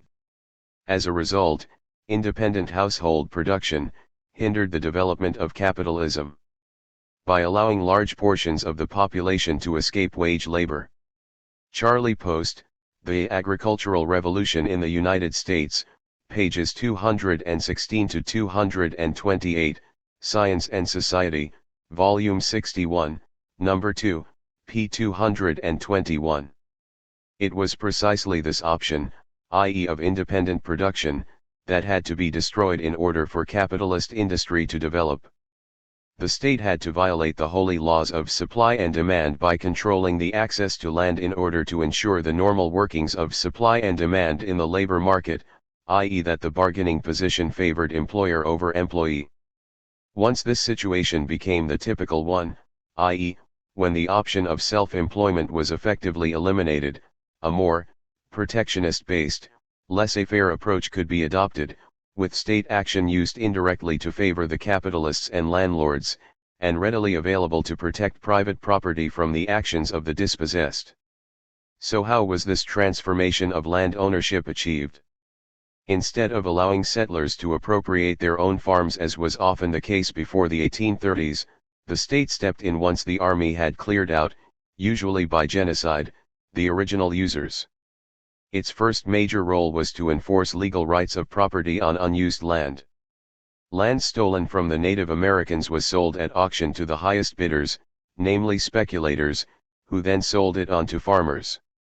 This process started right after the Revolution, when huge sections of land were bought up by rich speculators and their claims supported by the law. Howard Zinn, A People's History of the United States, p. 125. Thus land which should have been free was sold to land-hungry farmers, and the few enriched themselves at the expense of the many. Not only did this increase inequality within society, it also encouraged the development of wage labor. Having to pay for land would have ensured that many immigrants remained on the East Coast until they had enough money. Thus a pool of people with little option but to sell their labor was increased due to state protection of unoccupied land. That the land usually ended up in the hands of farmers did not, could not, counter-mand the shift in class forces that this policy created. This was also the essential role of the various homesteading acts and, in general, the federal land law in the 19th century provided for the sale of most of the public domain at public auction to the higher bidder. Actual settlers were forced to buy land from speculators, at prices considerably above the federal minimal price, which few people could afford anyway. Charlie Post, Op. Cit. p. 222. This is confirmed by Howard Zinn, who notes that 1862 Homestead Act gave 160 acres of western land unoccupied and publicly owned, to anyone who would cultivate it for 5 years. Few ordinary people had the $200 necessary to do this. Speculators moved in and bought up much of the land. Homestead land added up to 50 million acres. But during the Civil War, over 100 million acres were given by Congress and the President to various railroads, free of charge. Op. Cit.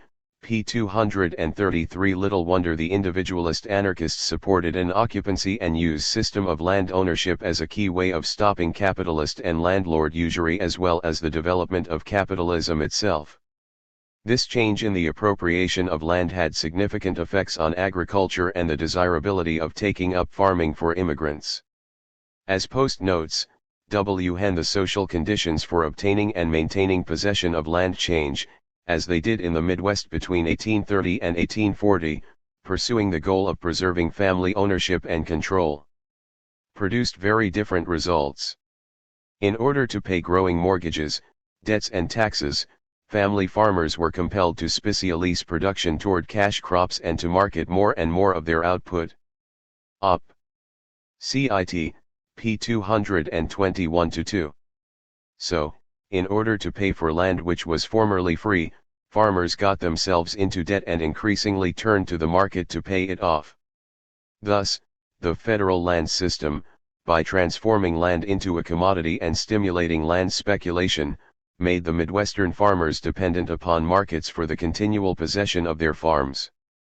Once on the market, farmers had to invest in new machinery, and this also got them into debt. In the face of a bad harvest or market glut, they could not repay their loans and their farms had to be sold to do so. By 1880, 25% of all farms were rented by tenants, and the numbers kept rising. In addition, the transformation of social property relations in northern agriculture set the stage for the agricultural revolution of the 1840s and 1850s. Rising debts and taxes forced Midwestern family farmers to compete as commodity producers in order to maintain their land holding. The transformation was the central precondition for the development of industrial capitalism in the United States. Charlie Post, Op. Cit. p. 223 and p. 226. It should be noted that feudal land owning was enforced in many areas of the colonies and the early republic. Landlords had their holdings protected by the state and their demands for rent had the full backing of the state. This led to numerous anti-rent conflicts. Howard Zinn, A People's History of the United States, p. 84 and pages 206-11. Such struggles helped end such arrangements, with landlords being encouraged to allow the farmers to buy the land which was rightfully theirs. The wealth appropriated from the farmers in the form of rent and the price of the land could then be invested in industry, so transforming feudal relations on the land into capitalist relations in industry, and, eventually, back on the land when the farmers succumbed to the pressures of the capitalist market and debt forced them to sell. This means that Murray Rothbard's comment that once the land was purchased by the settler, the injustice disappeared is nonsense. The injustice was transmitted to other parts of society, and this, the wider legacy of the original injustice, lived on and helped transform society towards capitalism. In addition, his comment about the establishment in North America of a truly libertarian land system would be one the individualist anarchists of the period would have seriously disagreed with. The Ethics of Liberty, p. 73. Rothbard, at times, seems to be vaguely aware of the importance of land as the basis of freedom in early America.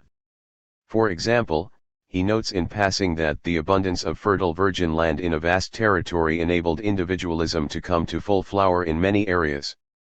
Conceived in Liberty, Volume 2, p. 186. Yet he did not ponder the transformation in social relationships which would result when that land was gone.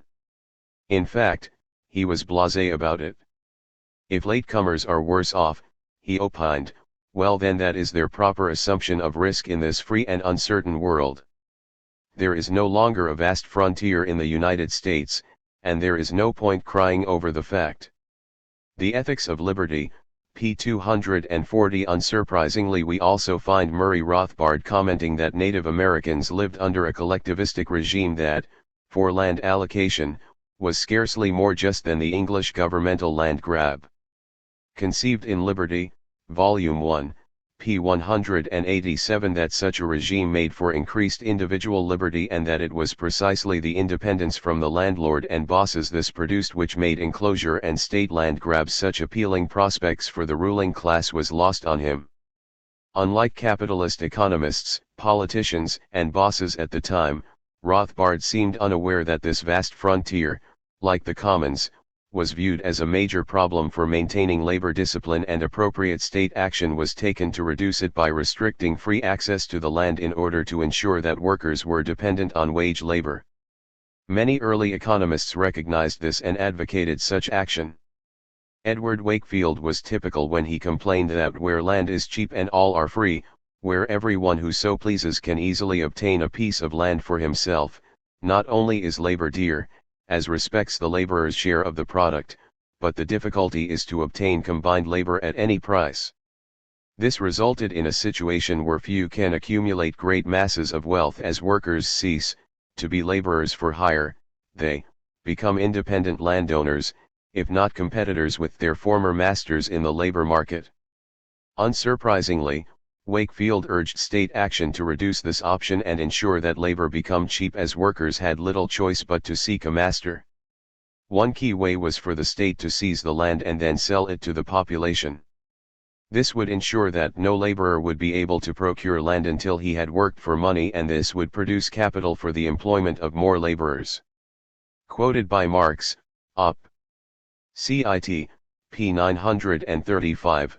p. 936 and p. 939, which is precisely what did occur.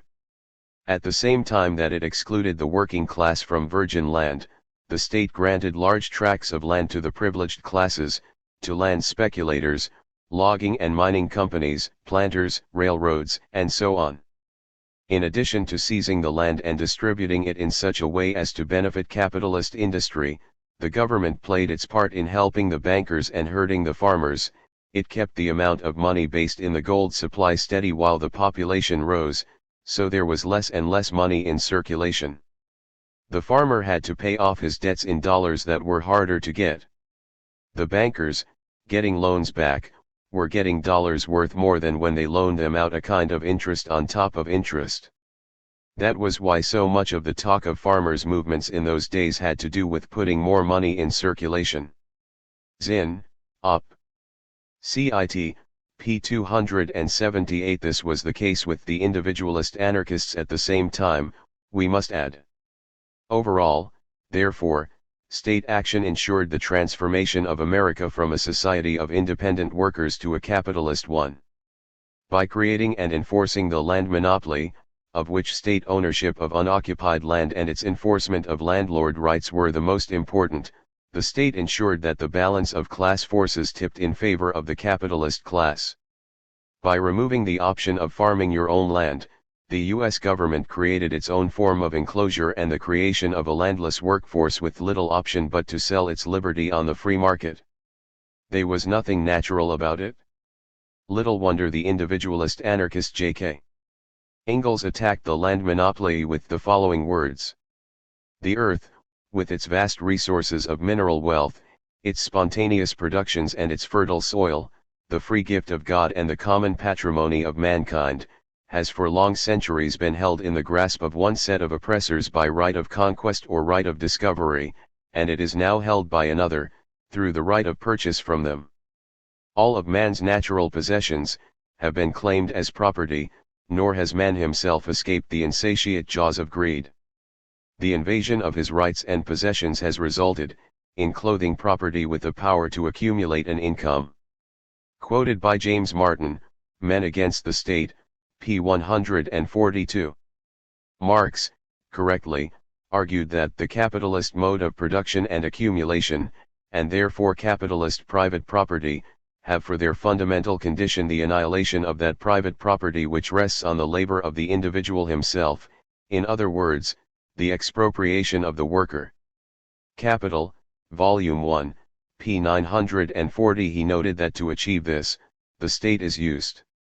How then can the anti-capitalistic cancer of the colonies be healed? Let the government set an artificial price on the virgin soil, a price independent of the law of supply and demand, a price that compels the immigrant to work a long time for wages before he can earn enough money to buy land, and turn himself into an independent farmer. Op.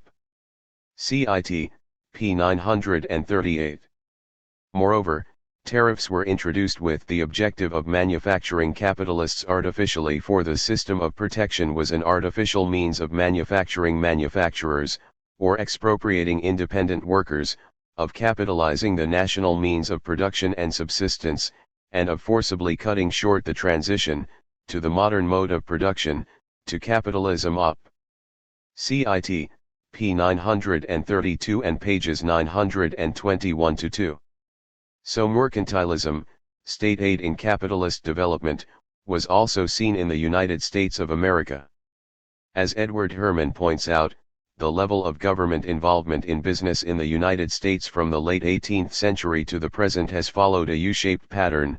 There was extensive government intervention in the pre-Civil War period, major subsidies, joint ventures with active government participation and direct government production, then a quasi-laissez-faire period between the Civil War and the end of the 19th century, a period marked by the aggressive use of tariff protection and state-supported railway construction, a key factor in capitalist expansion in the USA, followed by a gradual upswing of government intervention in the 20th century, which accelerated after 1930. Corporate control, corporate power, p. 162. Such intervention ensured that income was transferred from workers to capitalists. Under state protection, America industrialized by forcing the consumer to enrich the capitalists and increase their capital stock. According to one study, if the tariff had been removed in the 1830s, about half the industrial sector of New England would have been bankrupted.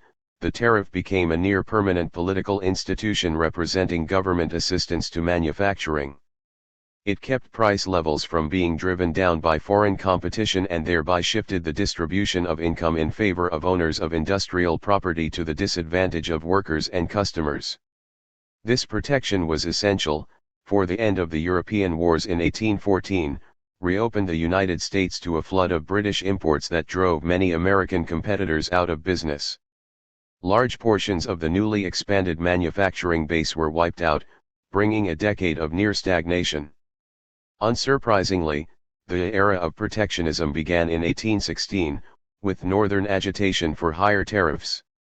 Richard B. Duboff, Accumulation and Power, p. 56, p. 14 and p. 55, combined with ready repression of the labor movement and government homesteading acts, see section F.8.5, tariffs were the American equivalent of mercantilism, which, after all, was above all else a policy of protectionism, i.e. the use of government to stimulate the growth of native industry. Only once America was at the top of the economic pile did it renounce state intervention, just as Britain did, we must note. This is not to suggest that government aid was limited to tariffs. The state played a key role in the development of industry and manufacturing.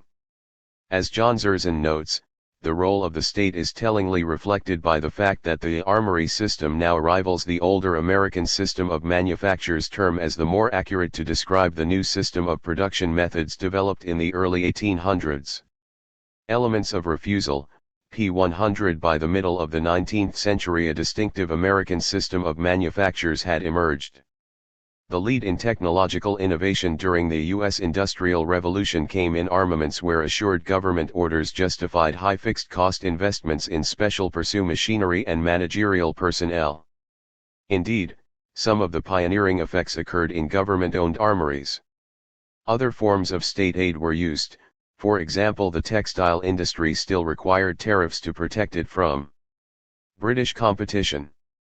William Lazonick, Competitive Advantage on the Shop Floor, p. 218 and p. 219. The government also actively furthered this process of commercial revolution with public works in transportation and communication. In addition to this physical aid, state government provided critical help, with devices like the Chartered Corporation Richard B. Duboff, Op. Cit. p. 15. As we noted in section B.2.5, there were changes in the legal system which favored capitalist interests over the rest of society. 19th century America also went in heavily for industrial planning, occasionally under that name but more often in the name of national defense. The military was the excuse for what is today termed rebuilding infrastructure, picking winners, promoting research, and coordinating industrial growth, as it still is, we should add. As Richard B. Duboff points out, the anti-state backlash of the 1840s onwards in America was highly selective, as the general opinion was that henceforth, if governments wished to subsidize private business operations, there would be no objection. But if public power were to be used to control business actions, or if the public sector were to undertake economic initiatives on its own, it would run up against the determined opposition of private capital. Op. Cit. p. 26. State intervention was not limited to simply reducing the amount of available land or enforcing a high tariff. Given the independent spirit of workers in the colonies, capital understood that great profits required the use of unfree labor. Michael Perlman, The Invention of Capitalism, p. 246. It was also applied in the labor market as well. Most obviously, it enforced the property rights of slave owners, until the Civil War, produced when the pro-free trade policies of the South clashed with the pro-tariff desires of the capitalist North. The evil and horrors of slavery are well documented, as is its key role in building capitalism in America and elsewhere, so we will concentrate on other forms of obviously unfree labor.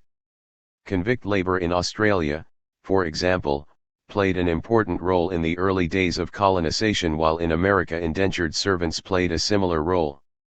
Indentured service was a system whereby workers had to labor for a specific number of years, usually in return for passage to America, with the law requiring the return of runaway servants. In theory, of course, the person was only selling their labor. In practice, indentured servants were basically slaves, and the courts enforced the laws that made it so. The treatment of servants was harsh and often as brutal as that inflicted on slaves. Half the servants died in the first 2 years, and unsurprisingly, runaways were frequent. The courts realized this was a problem and started to demand that everyone have identification and travel papers. It should also be noted that the practice of indentured servants also shows how state intervention in one country can impact on others.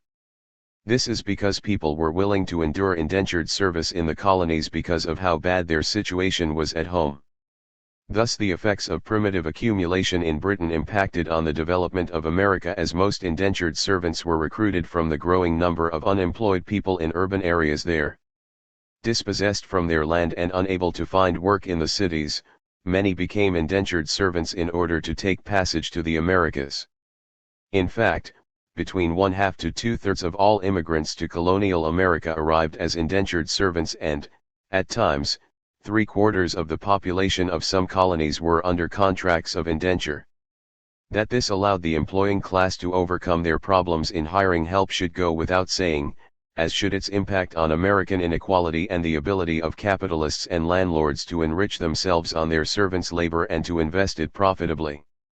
As well as allowing unfree labor, the American state intervened to ensure that the freedom of wage workers was limited in similar ways as we indicated in section F.8.3. The changes in social relations of production in artisan trades that took place in the 30 years after 1790, notes one historian, and the trade unionism to which, it gave rise, both replicated in important respects the experience of workers in the artisan trades in Britain over a rather longer period. The juridical responses they provoked likewise reproduced English practice. Beginning in 1806, American courts consciously seized upon English common law precedent to combat journeymen's associations. Capitalists in this era tried to secure profit, through the exercise of disciplinary power over their employees. To achieve this, employers made a bid for legal aid, and it is here that the key to law's role in the process of creating an industrial economy in America lies. As in the UK, the state invented laws and issues proclamations against workers' combinations, calling them conspiracies and prosecuting them as such. Trade unionists argued that laws which declared unions as illegal combinations should be repealed as against the Constitution of the USA, while the specific cause of trade men's protestations of their right to organize was, unsurprisingly, the willingness of local authorities to renew their resort to conspiracy indictments to counter the growing power of the union movement. Using criminal conspiracy to counter combinations among employees was commonplace, with the law viewing a collective quitting of employment as a criminal interference and combinations to raise the rate of labor indictable at common law. Christopher L. Tomlin's Law, Labor, and Ideology in the Early American Republic, p. 113, p. 295, p. 159 and p. 213. By the end of the 19th century, state repression for conspiracy was replaced by state repression for acting like a trust, while actual trusts were ignored, and so laws, ostensibly passed, with the help of the unions themselves, to limit the power of capital, were turned against labor. This should be unsurprising, as it was a capitalist state which passed them. Howard Zinn, A People's History of the United States, p. 254.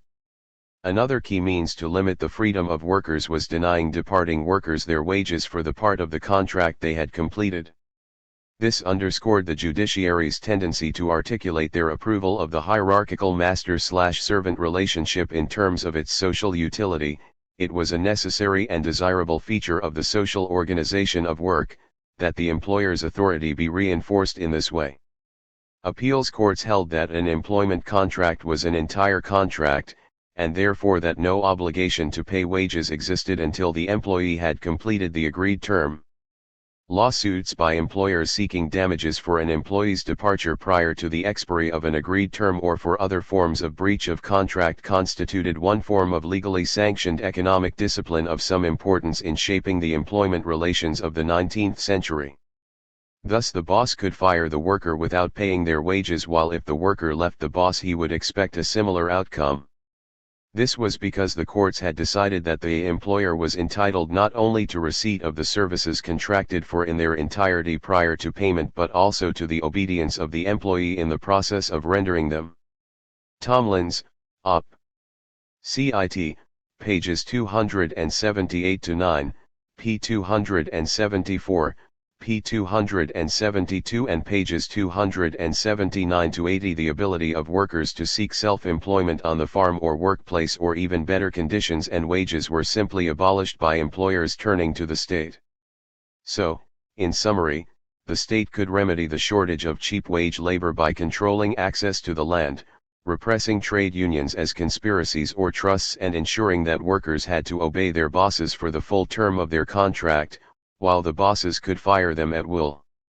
Combine this with the extensive use of tariffs, state funding of industry and infrastructure, among many other forms of state aid to capitalists, and we have a situation where capitalism was imposed on a pre-capitalist nation at the behest of the wealthy elite by the state, as was the case with all other countries. F.8.6 How did working people view the rise of capitalism? The best example of how hated capitalism was can be seen by the rise and spread of the labor and socialist movements, in all their many forms, across the world. It is no coincidence that the development of capitalism also saw the rise of socialist theories. Nor was it a coincidence that the rising workers' movement was subjected to extensive state repression, with unions, strikes, and other protests being systematically repressed. Only once capital was firmly entrenched in its market position could economic power come to replace political force, although, of course, that always remained ready in the background to defend capitalist property and power. The rise of unions, socialism, and other reform movements and their repression was a feature of all capitalist countries. While America is sometimes portrayed as an exception to this, in reality that country was also marked by numerous popular movements which challenged the rise of capitalism and the transformation of social relationships within the economy from artisanal self-management to capitalist wage slavery. As in other countries, the state was always quick to support the capitalist class against their rebellious wage slaves, using first conspiracy and then antitrust laws against working class people and their organizations. So, in order to fully understand how different capitalism was from previous economic systems, we will consider early capitalism in the US, which for many right-libertarians is the example of the capitalism equals freedom argument. Early America was pervaded by artisan production, individual ownership of the means of production. Unlike capitalism, this system is not marked by the separation of the worker from the means of life. Most people did not have to work for another, and so did not. As Jeremy Brecker notes, in 1831 the great majority of Americans were farmers working their own land, primarily for their own needs. Most of the rest were self-employed artisans, merchants, traders, and professionals. Other classes, employees and industrialists in the North, slaves and planters in the South, were relatively small. The great majority of Americans were independent and free from anybody's command. Strike, PXXI. So the availability of land ensured that in America, slavery and indentured servants were the only means by which capitalists could get people to work for them. This was because slaves and servants were not able to leave their masters and become self-employed farmers or artisans. As noted in the last section, this material base was, ironically, acknowledged by Rothbard, but the implications for freedom when it disappeared was not. While he did not ponder what would happen when that supply of land ended and whether the libertarian aspects of early American society would survive, contemporary politicians, bosses, and economists did. Unsurprisingly, they turned to the state to ensure that capitalism grew on the grave of artisan and farmer property. Toward the middle of the 19th century, the economy began to change. Capitalism began to be imported into American society as the infrastructure was improved by state aid and tariff walls were constructed which allowed homegrown manufacturing companies to develop. Soon, due to state-supported, capitalist competition, artisan production was replaced by wage labor. Thus evolved modern capitalism. Many workers understood, resented, and opposed their increasing subjugation to their employers, which could not be reconciled with the principles of freedom and economic independence that had marked American life and had sunk deeply into mass consciousness during the days of the early economy. In 1854, for example, a group of skilled piano makers hoped that the day is far distant when they wage earners will so far forget what is due to manhood as to glory in a system forced upon them by their necessity and in opposition to their feelings of independence and self-respect. May the piano trade be spared such exhibitions of the degrading power of the day wage system? Quoted by Brecker and Costello, Common Sense for Hard Times, p. 26. Clearly the working class did not consider working for a daily wage, in contrast to working for themselves and selling their own product, to be a step forward for liberty or individual dignity. The difference between selling the product of one's labor and selling one's labor, i.e. oneself, was seen and condemned. W. Hen, the producer, sold his product, he retained himself. But when he came to sell his labor, he sold himself. The extension of wage labor to the skilled worker was regarded by him as a symbol of a deeper change. Norman Ware, The Industrial Worker, 1840–1860, p. 14. Indeed, one group of workers argued that they were slaves in the strictest sense of the word, as they had to toil from the rising of the sun to the going down of the same for our masters, masters, and for our daily bread. Quoted by Ware, Op. Cit. p. 42. Another group argued that the factory system contains in itself the elements of slavery, we think no sound reasoning can deny, and every day continues to add power to its incorporate sovereignty, while the sovereignty of the working people decreases in the same degree. Quoted by Brecker and Costello, Op. Cit. p. 29. For working class people, free labor meant something radically different than that subscribed to by employers and economists. For workers, free labor meant economic independence through the ownership of productive equipment or land. For bosses, it meant workers being free of any alternative to consenting to authoritarian organizations within their workplaces. If that required state intervention, and it did, then so be it. The courts, of course, did their part in ensuring that the law reflected and bolstered the power of the boss rather than the worker. Acting piecemeal, summarizes Tomlins, the law courts and law writers of the early republic built their approach to the employment relationship on the back of English master/servant law. In the process, they vested in the generality of 19th-century employers a controlling authority over the employees founded upon the pre-industrial master's claim to property in his servants' personal services. Courts were having recourse to master/servants' language of power and control as the preferred strategy for dealing with the employment relation, and so advertised their conclusion that employment relations were properly to be conceived of as generically hierarchical. Op. Cit. p. 231 and p. 225. As we noted in last section, the courts, judges and jurists acted to outlaw unions as conspiracies and force workers to work the full length of their contracts. In addition, they also reduced employer liability in industrial accidents, which, of course, helped lower the costs of investment as well as operating costs. Artisans and farmers correctly saw this as a process of downward mobility toward wage labor, and almost as soon as there were wage workers, there were strikes, machine breaking, riots, unions and many other forms of resistance. John Zerzan's argument that there was a relentless assault on the workers' historical rights to free time, self-education, craftsmanship, and play was at the heart of the rise of the factory system is extremely accurate. Elements of refusal, p. 105. And it was an assault that workers resisted with all their might.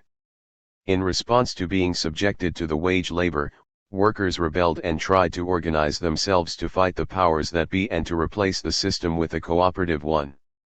As the Printers' Union argued, its members regard such an organization, a union, not only as an agent of immediate relief, but also as an essential to the ultimate destruction of those unnatural relations at present subsisting between the interests of the employing and the employed classes, when labor determines to sell itself no longer to speculators, but to become its own employer, to own and enjoy itself and the fruit thereof. The necessity for scales of prices will have passed away, and labor will be forever rescued from the control of the capitalist. Quoted by Brecker and Costello, Op. Cit. pages 27 to 28. Little wonder, then, why wage laborers considered capitalism as a modified form of slavery, and why the term wage slavery became so popular in the labor and anarchist movements. It was just reflecting the feelings of those who experienced the wages system at first hand and who created the labor and socialist movements in response. As labor historian Norman Ware notes, the term wage slave had a much better standing in the 40s of the 19th century than it has today. It was not then regarded as an empty shibboleth of the soapbox orator. This would suggest that it has suffered only the normal degradation of language, has become a cliché, not that it is a grossly misleading characterization. Op. Cit. pxvf. It is no coincidence that, in America, the first manufacturing complex in Lowell was designed to symbolize its goals and its hierarchical structure, nor that its design was emulated by many of the penitentiaries, insane asylums, orphanages, and reformatories of the period. Bookchin, The Ecology of Freedom, p. 392. These responses of workers to the experience of wage labor is important, as they show that capitalism is by no means natural. The fact is, the first generation of workers tried to avoid wage labor as at all possible. They hated the restrictions of freedom it imposed upon them. Unlike the bourgeoisie, who positively eulogized the discipline they imposed on others. As one put it with respect to one corporation in Lowell, New England, the factories at Lowell were a new world. In its police it is imperium in imperio. It has been said that an absolute despotism, justly administered, would be a perfect government. For at the same time that it is an absolute despotism, it is a most perfect democracy. Any of its subjects can depart from it at pleasure.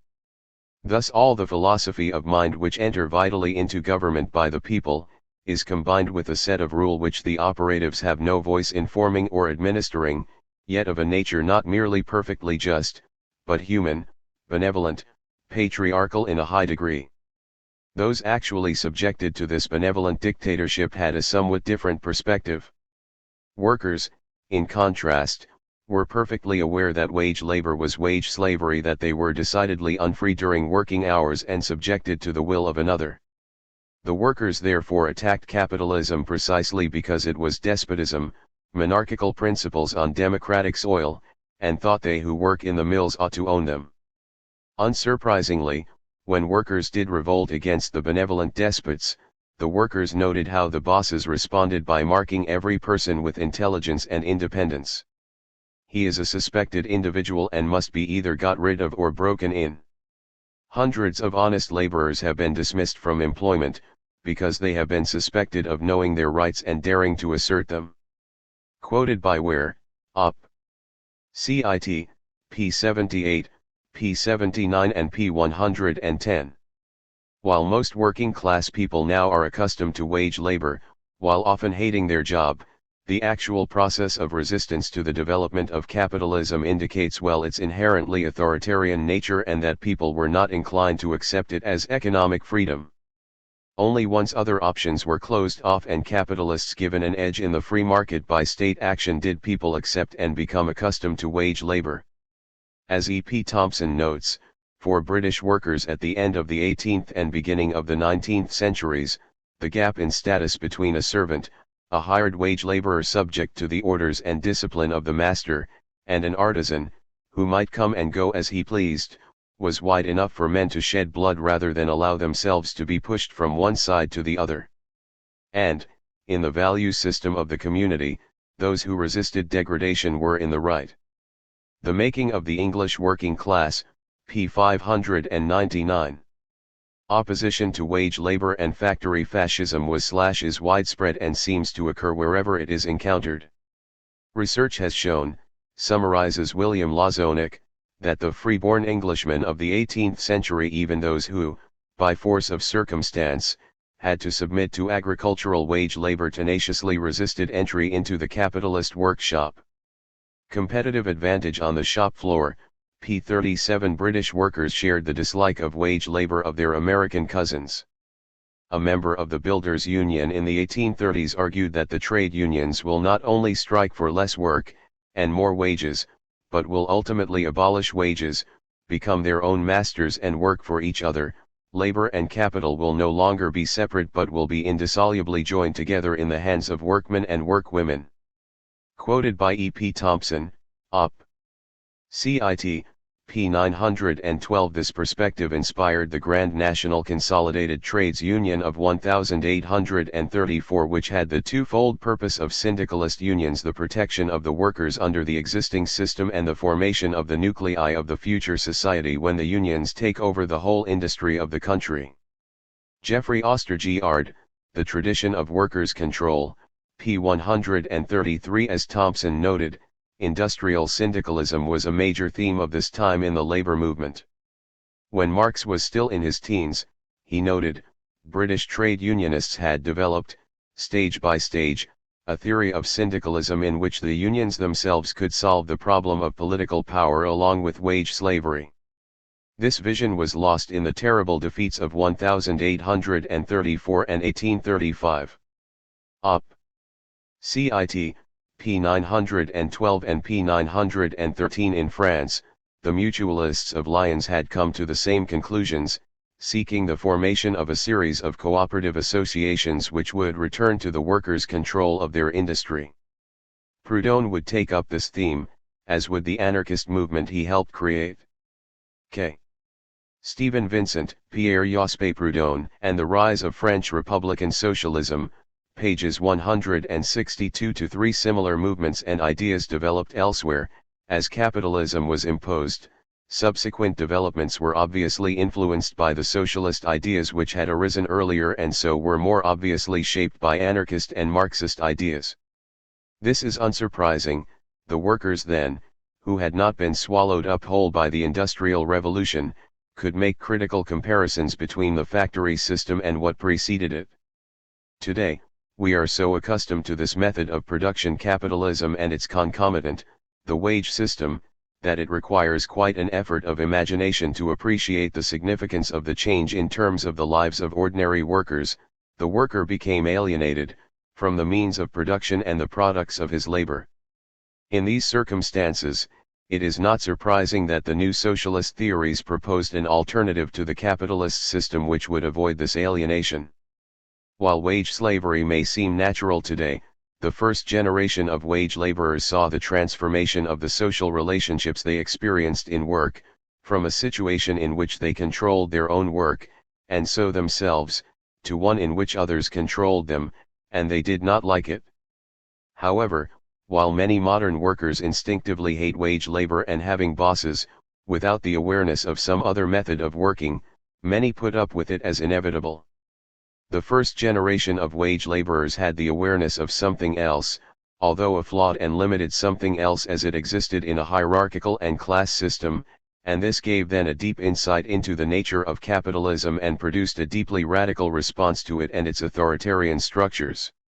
Anarchism, like other forms of socialism, was born of the demand for liberty and resistance to authority which capitalism had provoked in its wage slaves. With our support for workers' self-management of production, as in so many others, the anarchists remain guardians of the libertarian aspirations which moved the first rebels against the slavery inherent in the capitalist mode of production. Ostergaard, Op. Cit. p. 27 and p. 90. State action was required to produce and protect the momentous changes in social relations which are central to the capitalist system. However, once capital has separated the working class from the means of life, then it no longer had to rely as much on state coercion. With the choice now between wage slavery or starving, then the appearance of voluntary choice could be maintained as economic power is usually effective enough to ensure that state violence could be used as a last resort. Coercive practices are still possible, of course, but market forces are usually sufficient as the market is usually skewed against the working class. However, the role of the state remains a key to understanding capitalism as a system rather than just specific periods of it. This is because, as we stressed in section D.1, state action is not associated only with the past, with the transformation from feudalism to capitalism. It happens today and it will continue to happen as long as capitalism continues. Far from being a natural development, then, capitalism was imposed on a society by state action, by and on behalf of ruling elites. Those working class people alive at the time viewed it as unnatural relations and organized to overcome it. It is from such movements that all the many forms of socialism sprang, including anarchism. This is the case with the European anarchism associated with Proudhon, Bakunin, and Kropotkin as well as the American individualist anarchism of Warren and Tucker. The links between anarchism and working class rebellion against the autocracy of capital and the state is reflected not only in our theory and history, but also in our anarchist symbols. The black flag, for example, was first raised by rebel artisans in France, and its association with labor insurrection was the reason why anarchists took it up as our symbol. See the appendix on the symbols of anarchy. So given both the history of capitalism and anarchism, it becomes obvious the latter has always opposed the former. It is why anarchists today still seek to encourage the desire and hope for political and economic freedom rather than the changing of masters we have under capitalism. Anarchism will continue as long as these feelings and hopes still exist, and they will remain until such time as we organize and abolish capitalism and the state. Appendix: The symbols of anarchy. Introduction. Anarchism has always stood deliberately for a broad, and at times vague, political platform. The reasoning is sound, blueprints create rigid dogma and stifle the creative spirit of revolt. Along the same lines and resulting in the same problems, Anarchists have rejected the disciplined leadership that is found in many other political groupings on the left. The reasoning for this is also sound. Leadership based on authority is inherently hierarchical. It seems to follow logically that since anarchists have shied away from anything static, that we would also shy away from the importance of symbols and icons.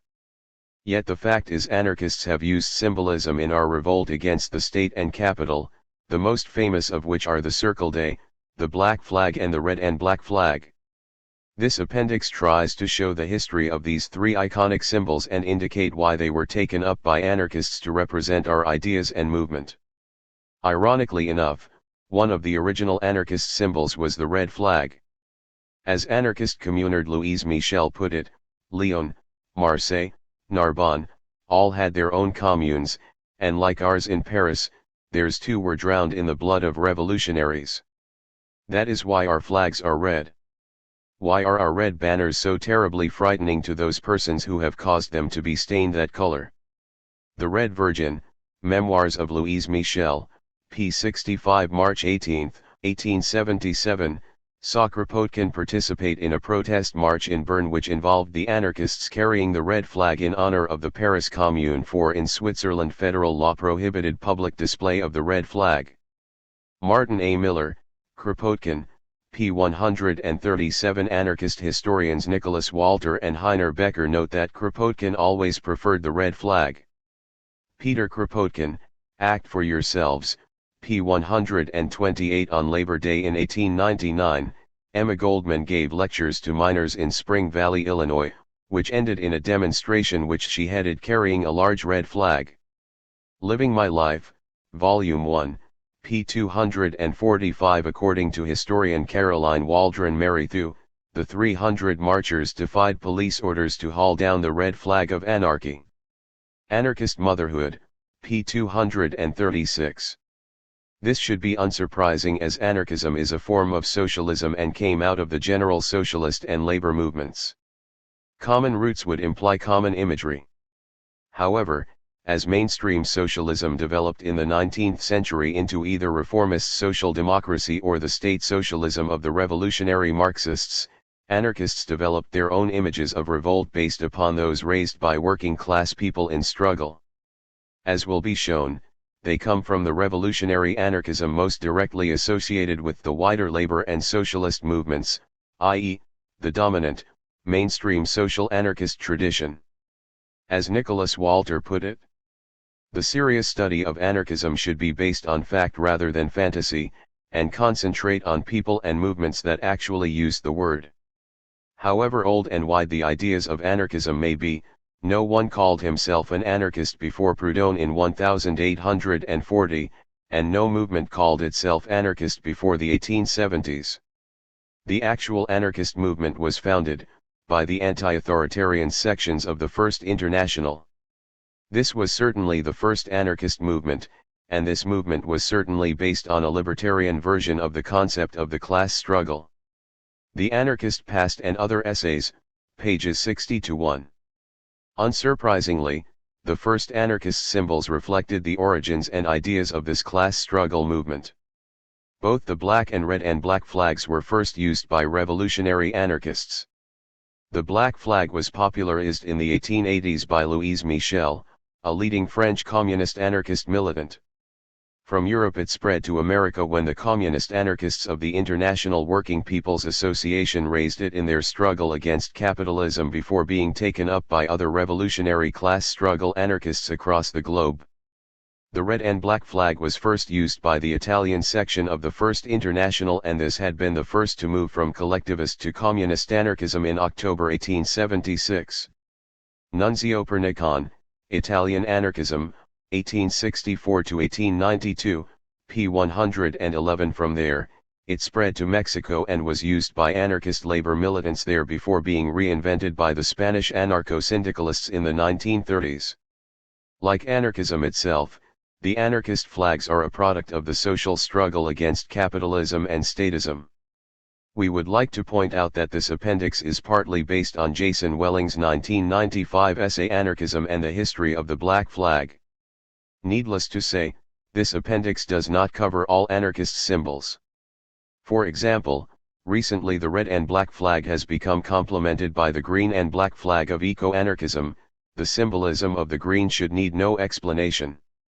Other libertarian popular symbols include the IWW-inspired wildcat, representing, of course, the spontaneity, direct action, solidarity and militancy of a wildcat strike, the black rose, inspired, no doubt, by the demand of striking IWW women workers in Lawrence, 1912, for not only bread, but for roses too, and the ironic little black bomb, among others.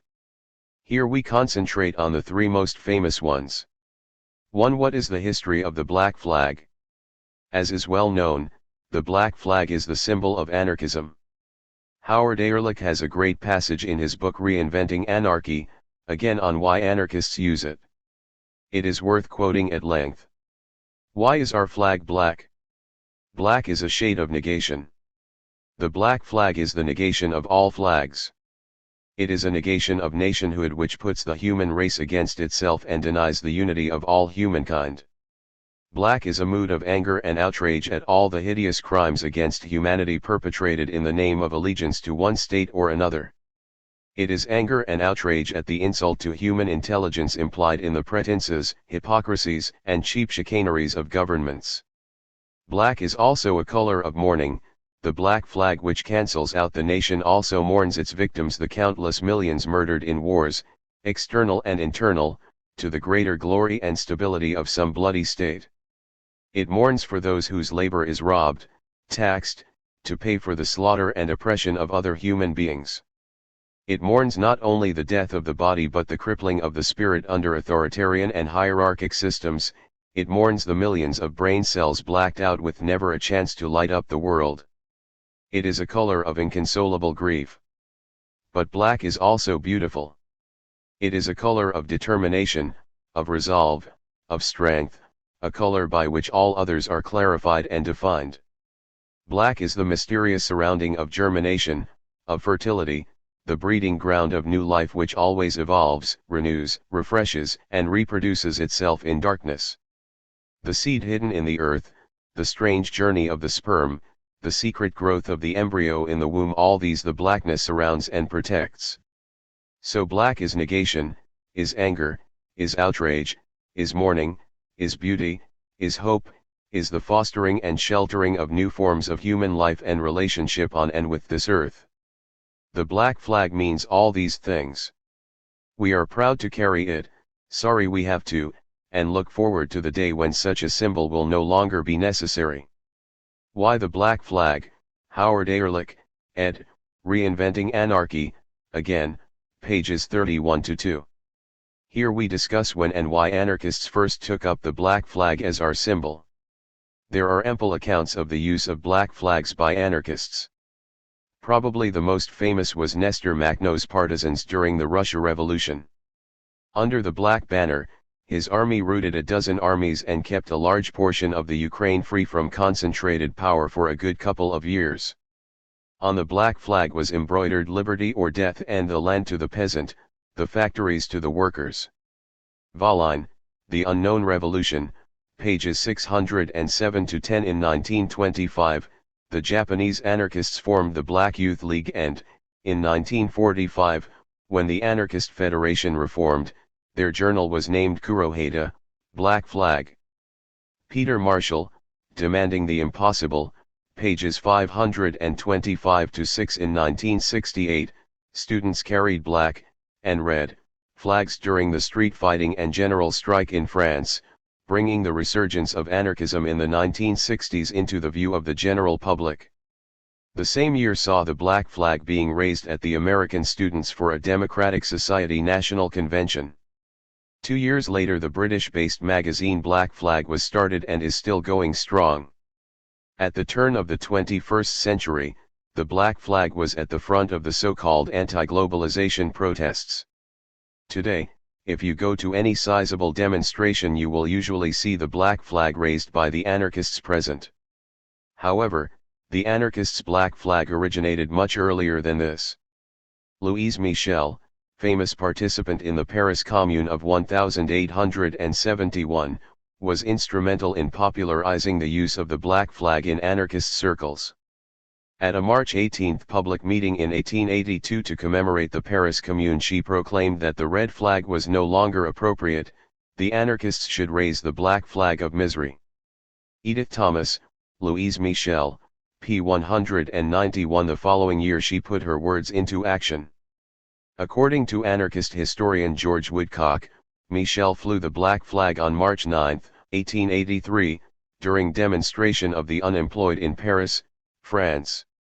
An open-air meeting of the unemployed was broken up by the police, and around 500 demonstrators, with Michel at the front carrying a black flag and shouting "bread, work, or lead," marched off towards the Boulevard Saint-Germain. The crowd pillaged 3 bakers' shops before the police attacked. Michel was arrested and sentenced to 6 years solitary confinement. Public pressure soon forced the granting of an amnesty. Anarchism, pages 251-2. August the same year saw the publication of the anarchist paper Le Drapeau Noir, the Black Flag, in Lyon, which suggests that it had become a popular symbol within anarchist circles. Sur la symbolique anarchiste, Bulletin du Sira, No. 62, p. 2. However, anarchists had been using red and black flags a number of years previously, see next section, so Michel's use of the color black was not totally without precedence. Not long after, the black flag made its way to America. Paul Avriche reports that on November 27, 1884, it was displayed in Chicago at an anarchist demonstration. According to Avriche, Auguste Spies, one of the Haymarket martyrs, noted that this was the first occasion on which the black flag had been unfurled on American soil. By January the following year, street parades and mass outdoor demonstrations, with red and black banners, were the most dramatic form of advertisement for the revolutionary anarchist movement in America. April 1885 saw Lucy Parsons and Lizzie Holmes at the head of a protest march, each bearing a flag, one black, the other red. The Haymarket Tragedy, p. 145, pages 81-2, and p. 147. The black flag continued to be used by anarchists in America, with one being seized by police at an anarchist-organized demonstration for the unemployed in 1893, at which Emma Goldman spoke. Emma Goldman, A Documentary History of the American Years, Volume 1, p. 144. 21 years later, Alexander Berkman reported on another anarchist-inspired unemployed march in New York, which raised the black flag in menacing defiance in the face of parasitic contentment and self-righteous arrogance of the exploiters and well-fed idlers. The Movement of the Unemployed, Anarchy. An Anthology of Emma Goldman's Mother Earth, p. 341. It seems that black flags did not appear in Russia until the founding of the Chernozinemia, Black Banner, movement in 1905. With the defeat of that year's revolution, anarchism went underground again. The black flag, like anarchism in general, re-emerged during the 1917 revolution. Anarchists in Petrograd took part in the February demonstrations which brought down Tsarism, carrying black flags with "Down with Authority and Capitalism" on them. As part of their activity, anarchists organized armed detachments in most towns and cities called Black Guards to defend themselves against counter-revolutionary attempts by the provisional government. As noted above, the Makhnovists fought Bolshevik and white dictatorship under black flags. On a more dreary note, February 1921 saw the end of black flags in Soviet Russia. That month saw Peter Kropotkin's funeral take place in Moscow. 20,000 people marched in his honor, carrying black banners that read, "Where there is authority there is no freedom." Paul Avriche, The Russian Anarchists, p. 44, p. 124, p. 183 and p. 227. Only 2 weeks after Kropotkin's funeral march, the Kronstadt Rebellion broke out and anarchism was erased from Soviet Russia for good. With the end of Stalinism, anarchism with its black flag re-emerged all across Eastern Europe, including Russia. While the events above are fairly well known, as has been related, the exact origin of the black flag is not. What is known is that a large number of anarchist groups in the early 1880s adopted titles associated with black. In July of 1881, the Black International was founded in London. This was an attempt to reorganize the anarchist wing of the recently dissolved First International. In October 1881, a meeting in Chicago led to the International Working People's Association being formed in North America. This organization, also known as the Black International, affiliated to the London organization. Woodcock, Op. Cit. Pages 212-4 and p. 393. These two conferences are immediately followed by Michel's demonstration, 1883, and the Black Flags in Chicago, 1884. Thus it was around the early 1880s that anarchism and the Black Flag became inseparably linked. Avriche, for example, states that in 1884, the Black Flag was the new anarchist emblem. The Haymarket Tragedy, p. 144. In agreement, Murray Bookchin reports that in later years, the anarchists were to adopt the Black Flag when speaking of the Spanish anarchist movement in 1870. The Spanish anarchists, p. 57. Walter and Heiner also note that it was adopted by the anarchist movement during the 1880s. Kropotkin, Act for Yourselves, p. 128. Now the question becomes why, exactly, black was chosen. The Chicago Alarm stated that the black flag is the fearful symbol of hunger, misery, and death. Quoted by Avriche, Op. Cit. p. 144. Bookchin asserts that anarchists were to adopt the black flag as a symbol of the workers' misery and as an expression of their anger and bitterness. Op. Cit. p. 57. Historian Bruce C. Nelson also notes that the black flag was considered the emblem of hunger when it was unfurled in Chicago in 1884. Beyond the Martyrs, p. 141 and p. 150. While it was interpreted in anarchist circles as the symbol of death, hunger, and misery, it was also said to be the emblem of retribution, and in a labor procession in Cincinnati in January 1885, it was further acknowledged to be the banner of working-class intransigence, as demonstrated by the words "No Quarter" inscribed on it. Donald C. Hodges, Sandino's Communism, p. 21. For Berkman, it was the symbol of starvation and desperate misery. Op. Cit. p. 341. Louise Michel stated that the black flag is the flag of strikes and the flag of those who are hungry. Op. Cit. p. 168. Along these lines, Albert Meltzer maintains that the association between the Black Flag and working class revolt originated in Reims, France in 1831, Work or Death, in an unemployed demonstration. The Anarcho-Quiz book, p. 49. He went on to assert that it was Michel's action in 1883 that solidified the association.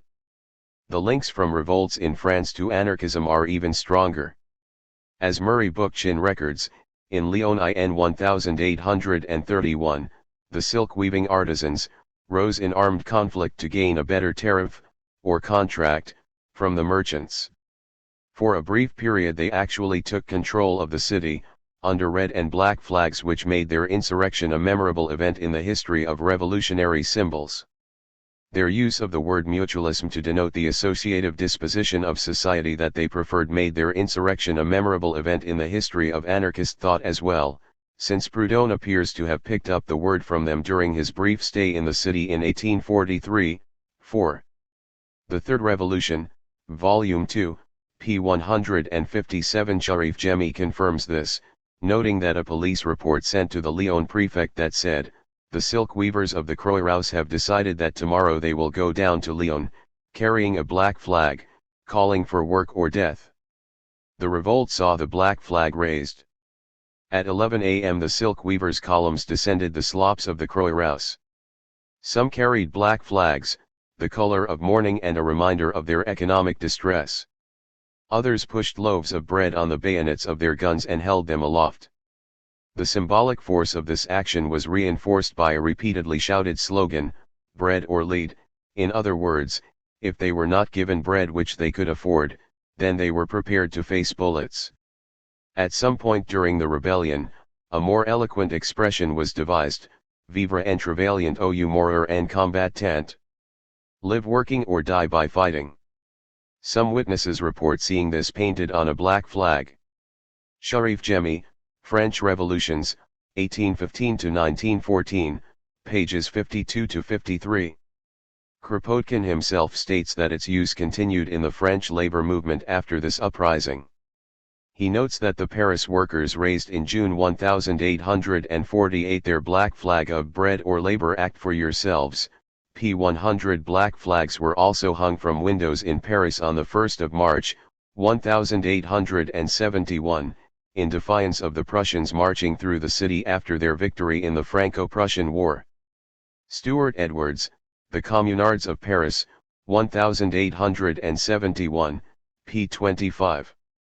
The use of the black flag by anarchists, therefore, is an expression of their roots and activity in the labor movement in Europe, particularly in France. The anarchist adoption of the black flag by the movement in the 1880s reflects its use as the traditional symbol of hunger, poverty, and despair, and that it was raised during popular risings in Europe as a sign of no surrender and no quarter. Walter and Becker, Act for Yourselves, p. 128. This is confirmed by the first anarchist journal to be called Black Flag. On the heights of the city of Lyon in La Croix-Rousse and Vise, workers, pushed by hunger, raised for the first time the sign of mourning and revenge, the black flag, and made therefore of it the emblem of workers' demands. Le Drapeau Noir, No. 1, August 12, 1883. This was echoed by Louise Michel. How many wrathful people, young people, will be with us when the red and black banners wave in the wind of anger? What a tidal wave it will be when the red and black banners rise around the old wreck. The red banner, which has always stood for liberty, frightens the executioners because it is so red with our blood.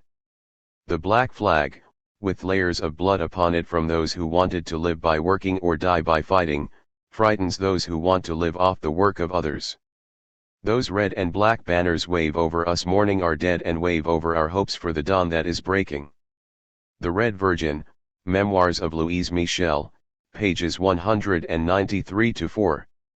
The mass slaughter of communards by the French ruling class after the fall of the Paris Commune of 1871 could also explain the use of the black flag by anarchists at this time. Black is the color of mourning, at least in Western cultures. It symbolizes our mourning for dead comrades, those whose lives were taken by war, on the battlefield, between states, or in the streets and on the picket lines, between classes. Chico, Letters, Freedom, Volume 48, Number 12, p. 10. Given the 25,000 dead in the Commune, many of them anarchists and libertarian socialists, the use of the black flag by anarchists afterwards would make sense. Sandino, the Nicaraguan libertarian socialist, whose use of the red and black colors we discuss below, also said that black stood for mourning, red for liberty, black for mourning, and the skull for a struggle to the death. Donald C. Hodges, Sandino's Communism, p. 24. Regardless of other meanings, it is clear that anarchists took up the black flag in the 1880s because it was, like the red flag, a recognized symbol of working class resistance to capitalism. This is unsurprising given the nature of anarchist politics. Just as anarchists base our ideas on actual working class practice, we would also base our symbols on those created by that self-activity. For example, Proudhon, as well as taking the term mutualism from radical workers, also argued that cooperative labor associations had spontaneously, without prompting and without capital, been formed in Paris and in Lyon. The proof of it, mutualism, the organization of credit and labor, lies in current practice, revolutionary practice. No Gods, No Masters, Volume 1, pages 59-60. He considered his ideas, in other words, to be an expression of working class self-activity.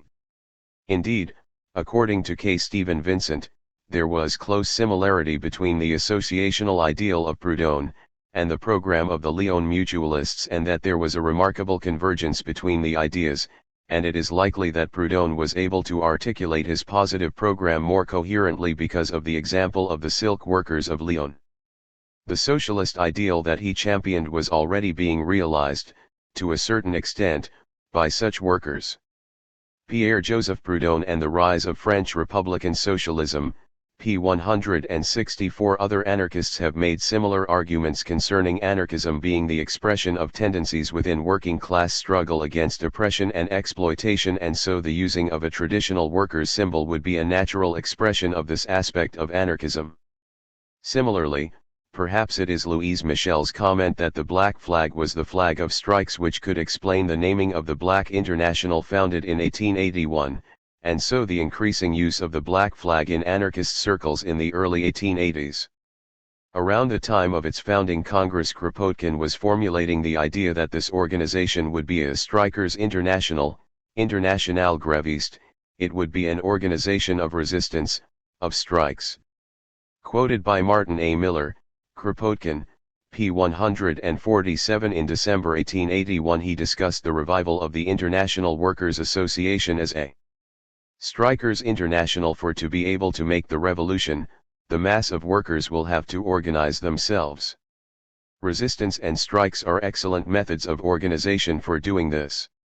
He stressed that the strike develops the sentiment of solidarity and argued that the first international was born of strikes. It was fundamentally a strikers' organization. Quoted by Caroline Kamm, Kropotkin, and the Rise of Revolutionary Anarchism, 1872-1886, p. 255 and p. 256. A strikers' international would need the strikers' flag, and so, perhaps, the Black International got its name. This, of course, fits perfectly with the use of the black flag as a symbol of workers' resistance by anarchism, a political expression of that resistance. However, the black flag did not instantly replace the red flag as the main anarchist symbol. The use of the red flag continued for some decades in anarchist circles. Thus we find Kropotkin writing in the early 1880s of anarchist groups, raising the red flag of revolution. As Woodcock noted, the black flag was not universally accepted by anarchists at this time. Many, like Kropotkin, still thought of themselves as socialists and of the red flag as theirs also. Words of a Rebel, p. 75 and p. 225. In addition, we find the Chicago anarchists using both black and red flags all through the 1880s. French anarchists carried 3 red flags at the funeral of Louise Michel's mother in 1885 as well as at her own funeral in January 1905. Louise Michel, Op. Cit. p. 183 and p. 201. Anarchist in Japan, for example, demonstrated under red flags bearing the slogans Anarchy and Anarchist Communism in June, 1908. John Crump, Hada Shuzo and Pure Anarchism in Interwar Japan, p. 25. 3 years later, the Mexican anarchists declared that they had hoisted the red flag on Mexico's fields of action as part of their war against authority, war against capital, and war against the church. They were fighting under the red flag to the famous cry of Land and Liberty. Ricardo Flores Magón, Land and Liberty, p. 98 and p. 100. So for a considerable period of time anarchists used red as well as black flags as their symbol. The general drift away from the red flag towards the black must be placed in the historical context. During the 1880s the socialist movement was changing. Marxist social democracy was becoming the dominant socialist trend, with libertarian socialism going into relative decline in many areas. Thus the red flag was increasingly associated with the authoritarian and statist, and increasingly reformist, side of the socialist movement. In order to distinguish themselves from other socialists, the use of the black flag makes perfect sense as it was an accepted symbol of working class revolt like the red flag. After the Russian Revolution and its slide into dictatorship, first under Lenin, then Stalin, anarchist use of the red flag decreased as it no longer stood for liberty. Instead, it had become associated, at worst, with the communist parties or, at best, bureaucratic, reformist and authoritarian social democracy. This change can be seen from the Japanese movement. As noted above, before the First World War anarchists there had happily raised the red flag, but in the 1920s they unfurled the black flag. Organized in the Kokusho Kusainen Renmei, Black Youth League, they published Kokusho Kusainen, Black Youth.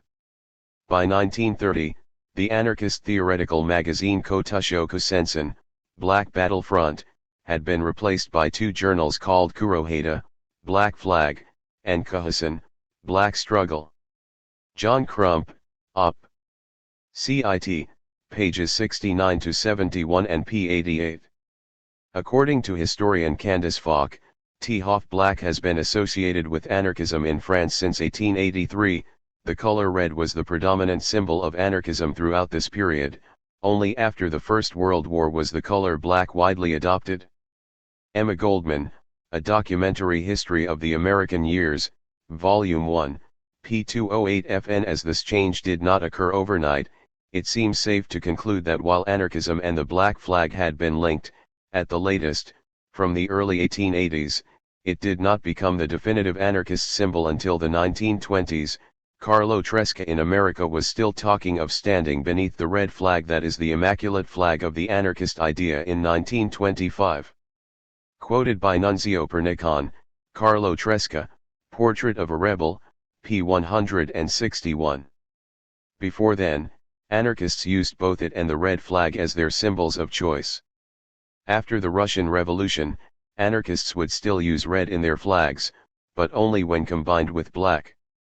In this way they would not associate themselves with the tyranny of the USSR or the reformism and statism of the mainstream socialist movement. 2. Why the red and black flag? The red and black flag has been associated with anarchism for some time. Murray Bookchin placed the creation of this flag in Spain.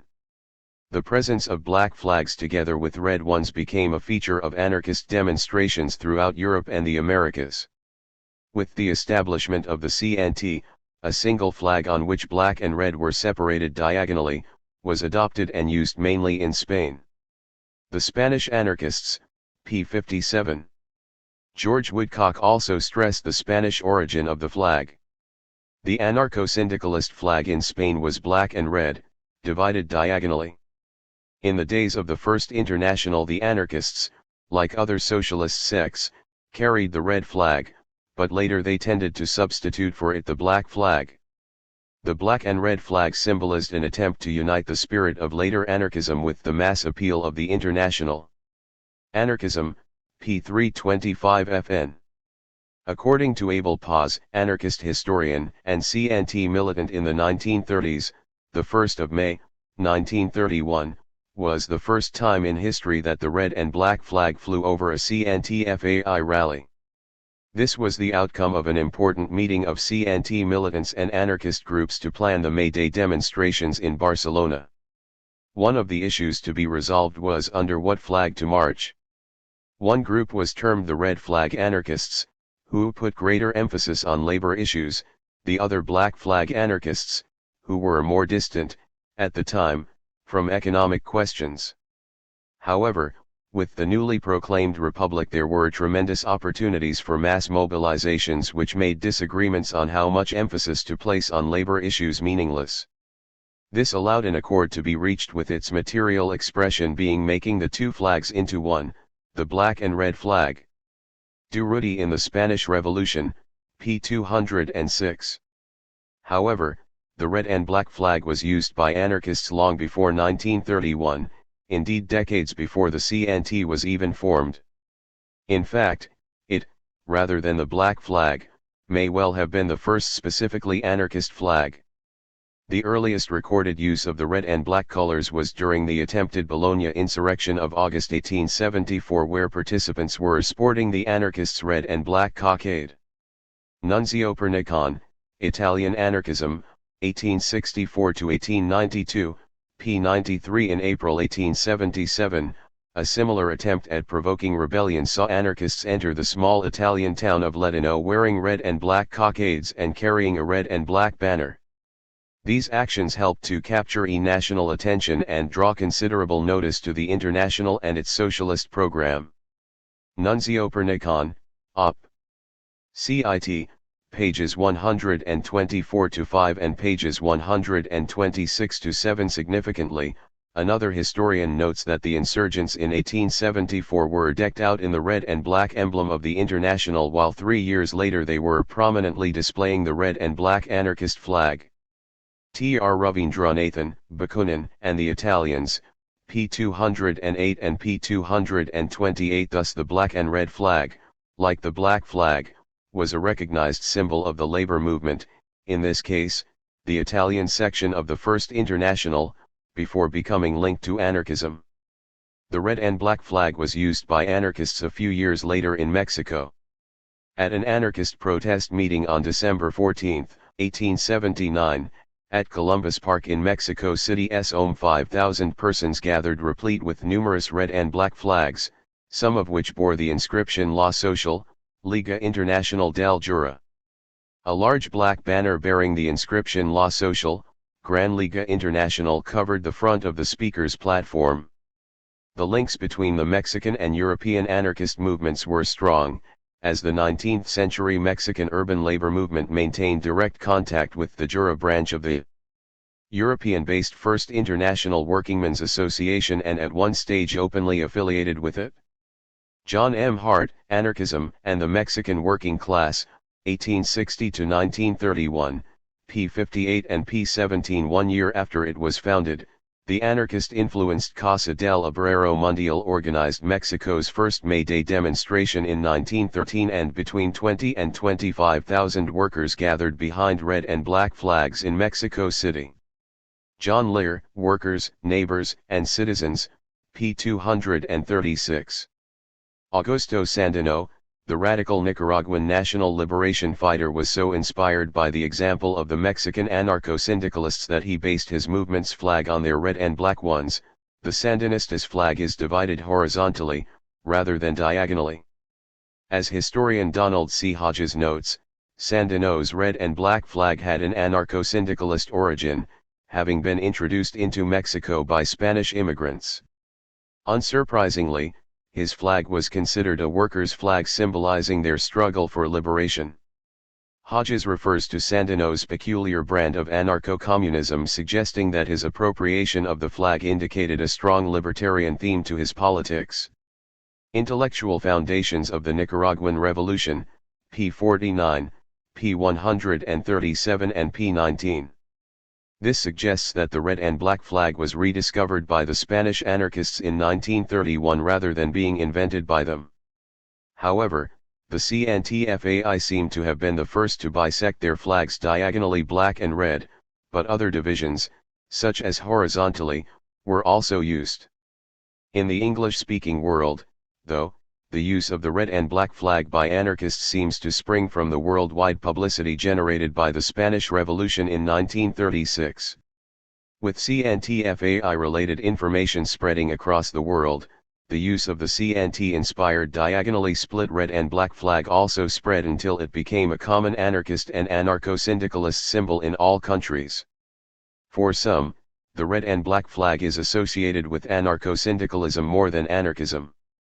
As Albert Meltzer put it, the flag of the labor movement, not necessarily only of socialism, is red. The CNT of Spain originated the red and black of anarcho-syndicalism, anarchism plus the labor movement. Anarcho Quiz Book, p. 50. Donald C. Hodges makes a similar point, when he states that the insignia of the Mexico's House of the World Worker, the Mexican Anarcho-Syndicalist Union, the red band stood for the economic struggle of workers against the proprietary classes, and the black for their insurrectionary struggle. Sandino's Communism, p. 22. This does not contradict its earliest uses in Italy and Mexico, as those anarchists took it for granted that they should work within the labor movement to spread libertarian ideas. Therefore, it is not surprising we find movements in Mexico and Italy using the same flags. Both were involved in the First International and its anti-authoritarian offspring. Both, like the Jura Federation in Switzerland, were heavily involved in union organizing and strikes.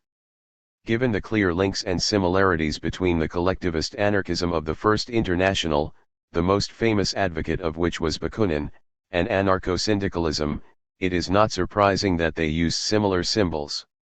As Kropotkin argued, syndicalism is nothing other than the rebirth of the international federalist, worker, Latin. Quoted by Martin A. Miller, Kropotkin, p. 176. So a rebirth of symbols would not be a coincidence. Thus the red and black flag comes from the experience of anarchists in the labor movement and is particularly, but not exclusively, associated with anarcho-syndicalism. The black represents libertarian ideas and strikes, i.e. direct action, the red represents the labor movement.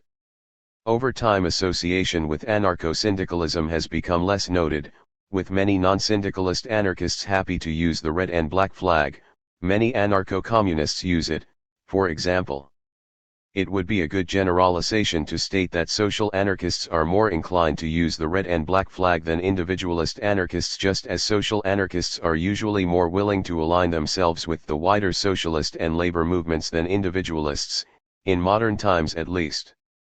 However, both the red and black flags have their roots in the labor movement and working class struggle, which suggests that the combination of both flags into one was a logical development. Given that the black and red flags were associated with the Lyon uprising of 1831, perhaps the development of the red and black flag is not too unusual. Similarly, given that the black flag was the flag of strikes, to quote Louise Michel see above, its use with the red flag of the labor movement seems a natural development for a movement like anarchism and anarcho-syndicalism, which bases itself on direct action and the importance of strikes in the class struggle. So while associated with anarcho-syndicalism, the red and black flag has become a standard anarchist symbol as the years have gone by, with the black still representing anarchy and the red, social cooperation or solidarity. Thus the red and black flag more than any one symbol symbolizes the aim of anarchism, liberty of the individual and social cooperation of the whole community. Peter Kropotkin, Act for Yourselves, p. 102, as well as its means, to make the revolution, the mass of workers will have to organize themselves. Resistance and the strike are excellent means of organization for doing this, and the strike develops the sentiment of solidarity.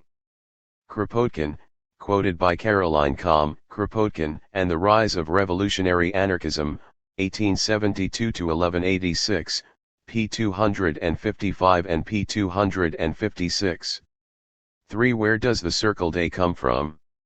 The Circle Day is, perhaps, even more famous than the black and red and black flags as an anarchist symbol, probably because it lends itself so well to graffiti. According to Peter Marshall, the Circle Day represents Proudhon's maxim "anarchy is order." Demanding the impossible, p. 558. Peter Peterson also adds that the circle is a symbol of unity and determination, which lends support to the oft-proclaimed idea of international anarchist solidarity. Flag, torch, and fist, the symbols of anarchism, freedom, Volume 48, Number 11, pages 8. However, the origin of the Circle Day as an anarchist symbol is less clear. Many think that it started in the 1970s punk movement, but it goes back to a much earlier period. According to Peter Marshall, in 1964 a French group, Jeunesse Libertaire, gave new impetus to Proudhon's slogan "Anarchy is order" by creating the Circle Day, a symbol which quickly proliferated throughout the world. Op. Cit. p. 445. This is not the earliest sighting of the symbol. On November 25, 1956, at its foundation in Brussels, the Alliance Ouvrière Anarchiste, AOA, adopted the symbol. Going even further, a BBC documentary on the Spanish Civil War shows an anarchist militia member with a Circle Day clearly on the back of his helmet. Other than this, there is little known about the Circle Day's origin. Today the Circle Day is one of the most successful images in the whole field of political symbolizing. Its incredible simplicity and directness led it to become the accepted symbol of the re-strengthened anarchist movement after the revolt of 1968, particularly as in many, if not most, of the world's languages the word for anarchy begins with the letter A. Peter Peterson, Op. Cit. p. 8. Introduction to Volume 2. Conquer or die, such is the dilemma that faces the peasants and workers at this historic moment. But we will not conquer in order to repeat the errors of the past years, the error of putting our fate into the hands of new masters. We will conquer in order to take our destinies into our own hands, to conduct our lives according to our own will and our own conception of the truth. Nestor Makhno 34. Welcome to Volume 2 of an Anarchist FAQ, a FAQ. If the core of Volume 1 was based on outlining anarchist ideas and history as well as presenting the anarchist critique of authority, capitalism, and statism, then this volume is focused around two threads. The first is the critique of Marxism, historically anarchism's main alternative within the socialist movement. The second is what anarchists aim for and how we get there.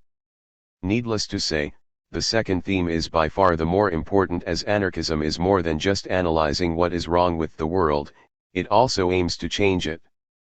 First, though, we start with an account of individualist anarchism, Section G. It is fair to say that individualist anarchism has generally been on the margin of accounts of anarchism. This, undoubtedly, reflects the fact it has been predominantly a North American movement and was always a small minority within the global anarchist movement. Even in the USA, it was eclipsed by social anarchism.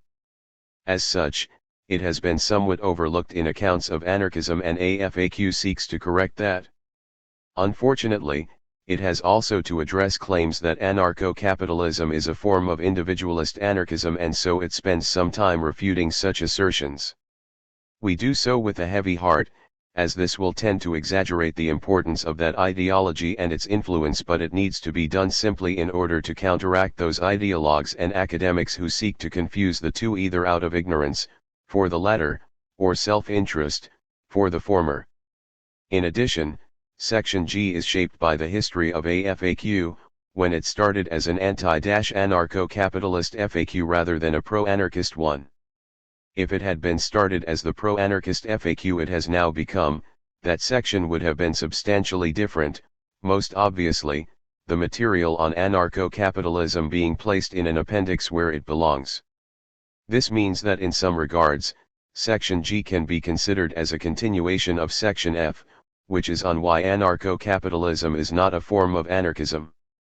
Individualist anarchism is the form of anarchism closest to liberalism and, as a consequence, to anarcho-capitalism.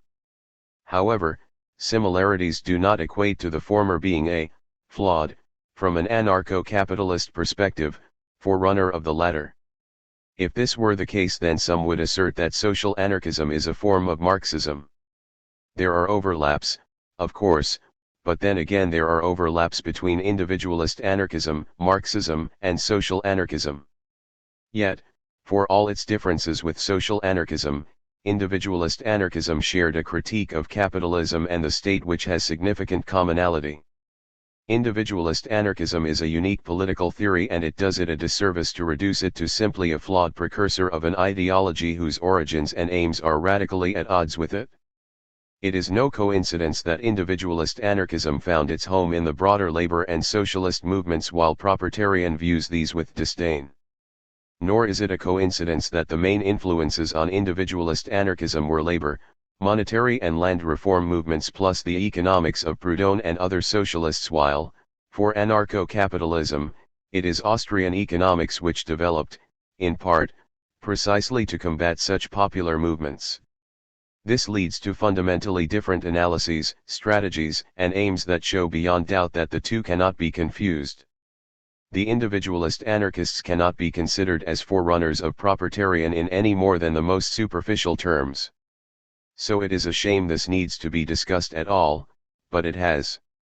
Ironically, a sadly unpublished article from the 1950s by the founder of that ideology, Murray Rothbard, has come to light which came to the same conclusion, inaccurately entitled, "Given the history of anarchist use of libertarian, are libertarians anarchists?" Ignoring the errors, distortions, and inventions about anarchism Rothbard inflicts on the reader, this essay came to the following, correct, conclusion: we must therefore conclude that we are not anarchists, and that those who call us anarchists are not on firm etymological ground, and are being completely unhistorical.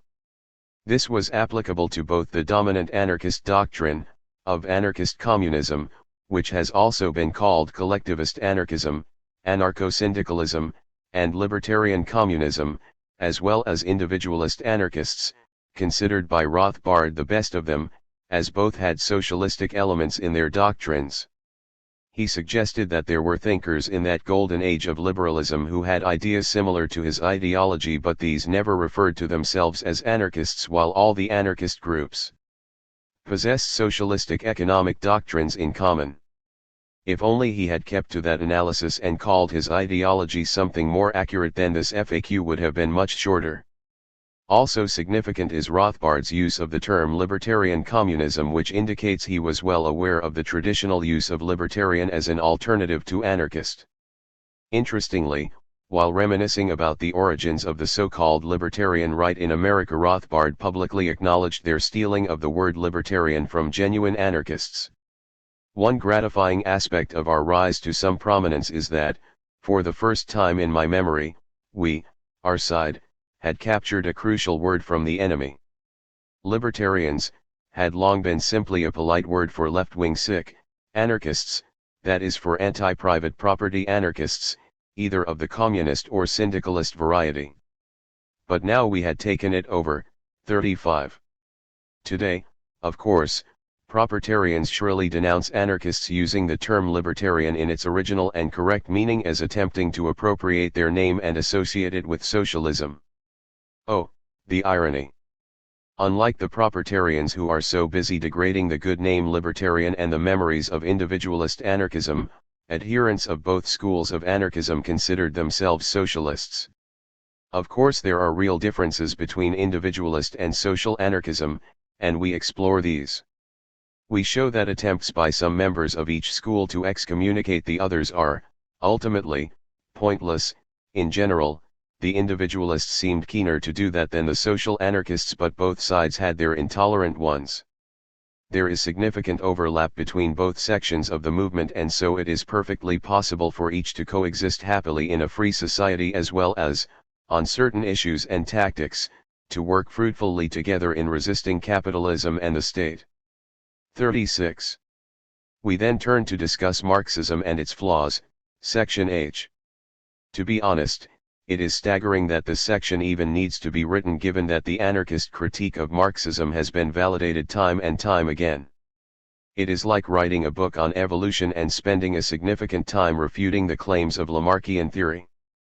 Sadly, though, many radicals seem unable to grasp the facts of history, namely that the predictions made by anarchism as regards Marxism have come to pass. Bakunin was right. Social democracy did become reformist, and the dictatorship of the proletariat became the dictatorship over the proletariat. This critique is not to suggest that anarchists should reject everything Marx argued.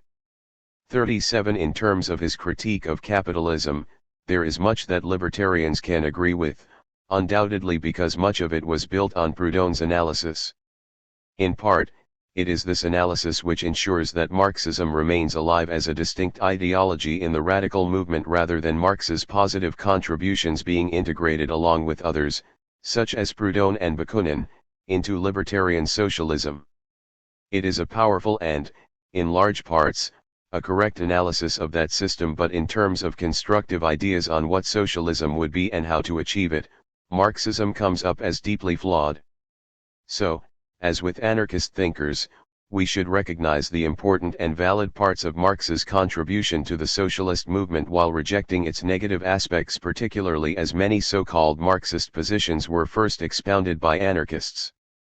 In part, because as well as his critique of capitalism, the other main reason for Marxism's continued existence is, undoubtedly, its apparent success. Needless to say, most Marxists are keen to forget that the first apparently successful Marxist movement was social democracy. Engels' lavish praise for it is rarely mentioned these days, given social democracy's quick descent into reformism and, worse, explicit counter-revolution during the German Revolution. Rather, it is the apparent success of Leninism 38 during the Russian Revolution that accounts for why so many radicals are attracted to it. As such, What Alexander Berkman termed the Bolshevik myth is alive and well and needs to be combated.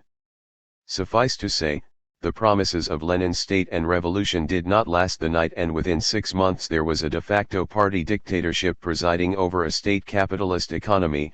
By early 1919, the need for party dictatorship in a revolution was considered a truism by all the leaders of the party.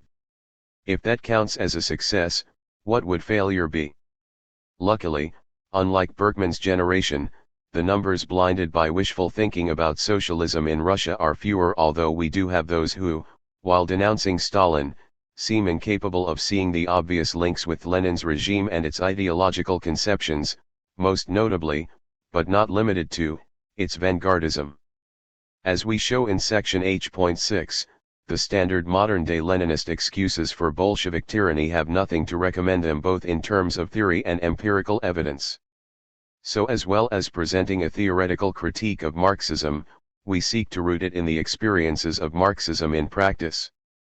This involves, in the main, focusing on the social democratic movement, Bolshevism, and the Russian Revolution.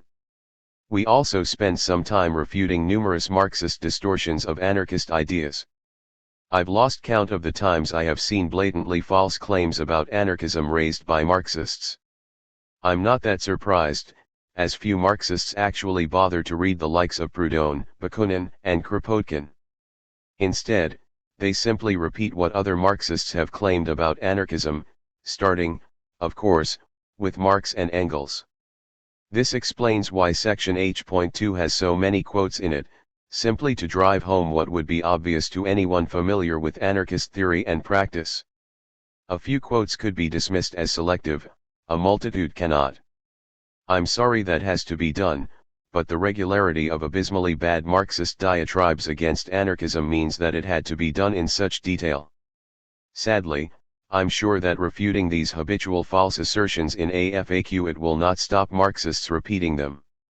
Marxist myths on anarchism also feeds into section G, given that many Marxists have been at pains to portray anarchism as being simply anti-state. In this, they share common ground with the propertarians. Yet even a cursory glance of anarchist theory and history shows that it has never limited itself to just a critique of the state. As long as anarchism has been a named socio-economic theory, we have directed our fire at both state and property. Property is Theft, my new anthology of Proudhon's writings, shows how interlinked the anarchist opposition to the state and capitalism has been from the start. Thus we find Proudhon arguing that the capitalist principle and the governmental principle are one and the same principle, and so the abolition of the exploitation of man by man and the abolition of government of man by man are one and the same formula. Moreover, it is to protect this exploitation of man by man that the state exists. Unsurprisingly, then, anarchists are simultaneously striving for the abolition of capital and of the state, and if you do away with the former, you still have to do away with the latter, and vice versa. 39. So the notion of an anarchism which is simply anti-state is completely alien to our tradition. However, falsely limiting anarchism to purely opposition to the state does allow Marxists to portray their tradition as the only form of socialism and so exclude anarchism, by definition, from anti-capitalism. After Marxism, we move on to more constructive and fruitful subjects, namely anarchist ideas of what a free society could be like, section I, and what we do in the here and now to bring it closer and to make our lives better, section J. Section I is important, simply because it presents a rough outline of what anarchists have suggested would characterize a free society. So we discuss workers' self-management, community self-government, economic and social federalism, antisocial behavior in a free society, and a host of other issues. While many people, particularly Marxists, question the wisdom of discussing the future society, Marx's comment on writing the cookbooks of the future springs to mind. 40. Anarchists have been more willing to sketch out a rough vision of what a free society could be like. This may come as a surprise for some, infatuated with Bakunin's pre-anarchist comment that the urge to destroy is a creative urge, but in reality anarchism has always been a constructive socio-economic theory, and anarchist thinkers have always been more than willing to sketch what a free society could be. And that is the key, This is what anarchy could be like. As we are at pains to stress, we are not presenting a blueprint, it is a series of suggestions based on our critique of capitalism, anarchist principles, and the experiences of the struggle against oppression as well as social revolutions that have taken place. This is important, as anarchists have never abstractly postulated ideal social organizations to the oppression of hierarchy but, rather, developed our ideas of what a free society could look like by critically analyzing the current exploitative and oppression one as well as the self-activity and self-organization of those resisting it. This anti-utopian perspective has been a significant aspect of anarchism since Proudhon who, especially his system of economic contradictions, attacked utopian socialists like Fourier and Saint-Simon for presenting fantastical visions, and appealing for rich benefactors, rather than studying tendencies within capitalism which could transcend it, particularly working-class self-activity. Thus social transformation must not emanate from the powers that be, it ought to be spontaneous.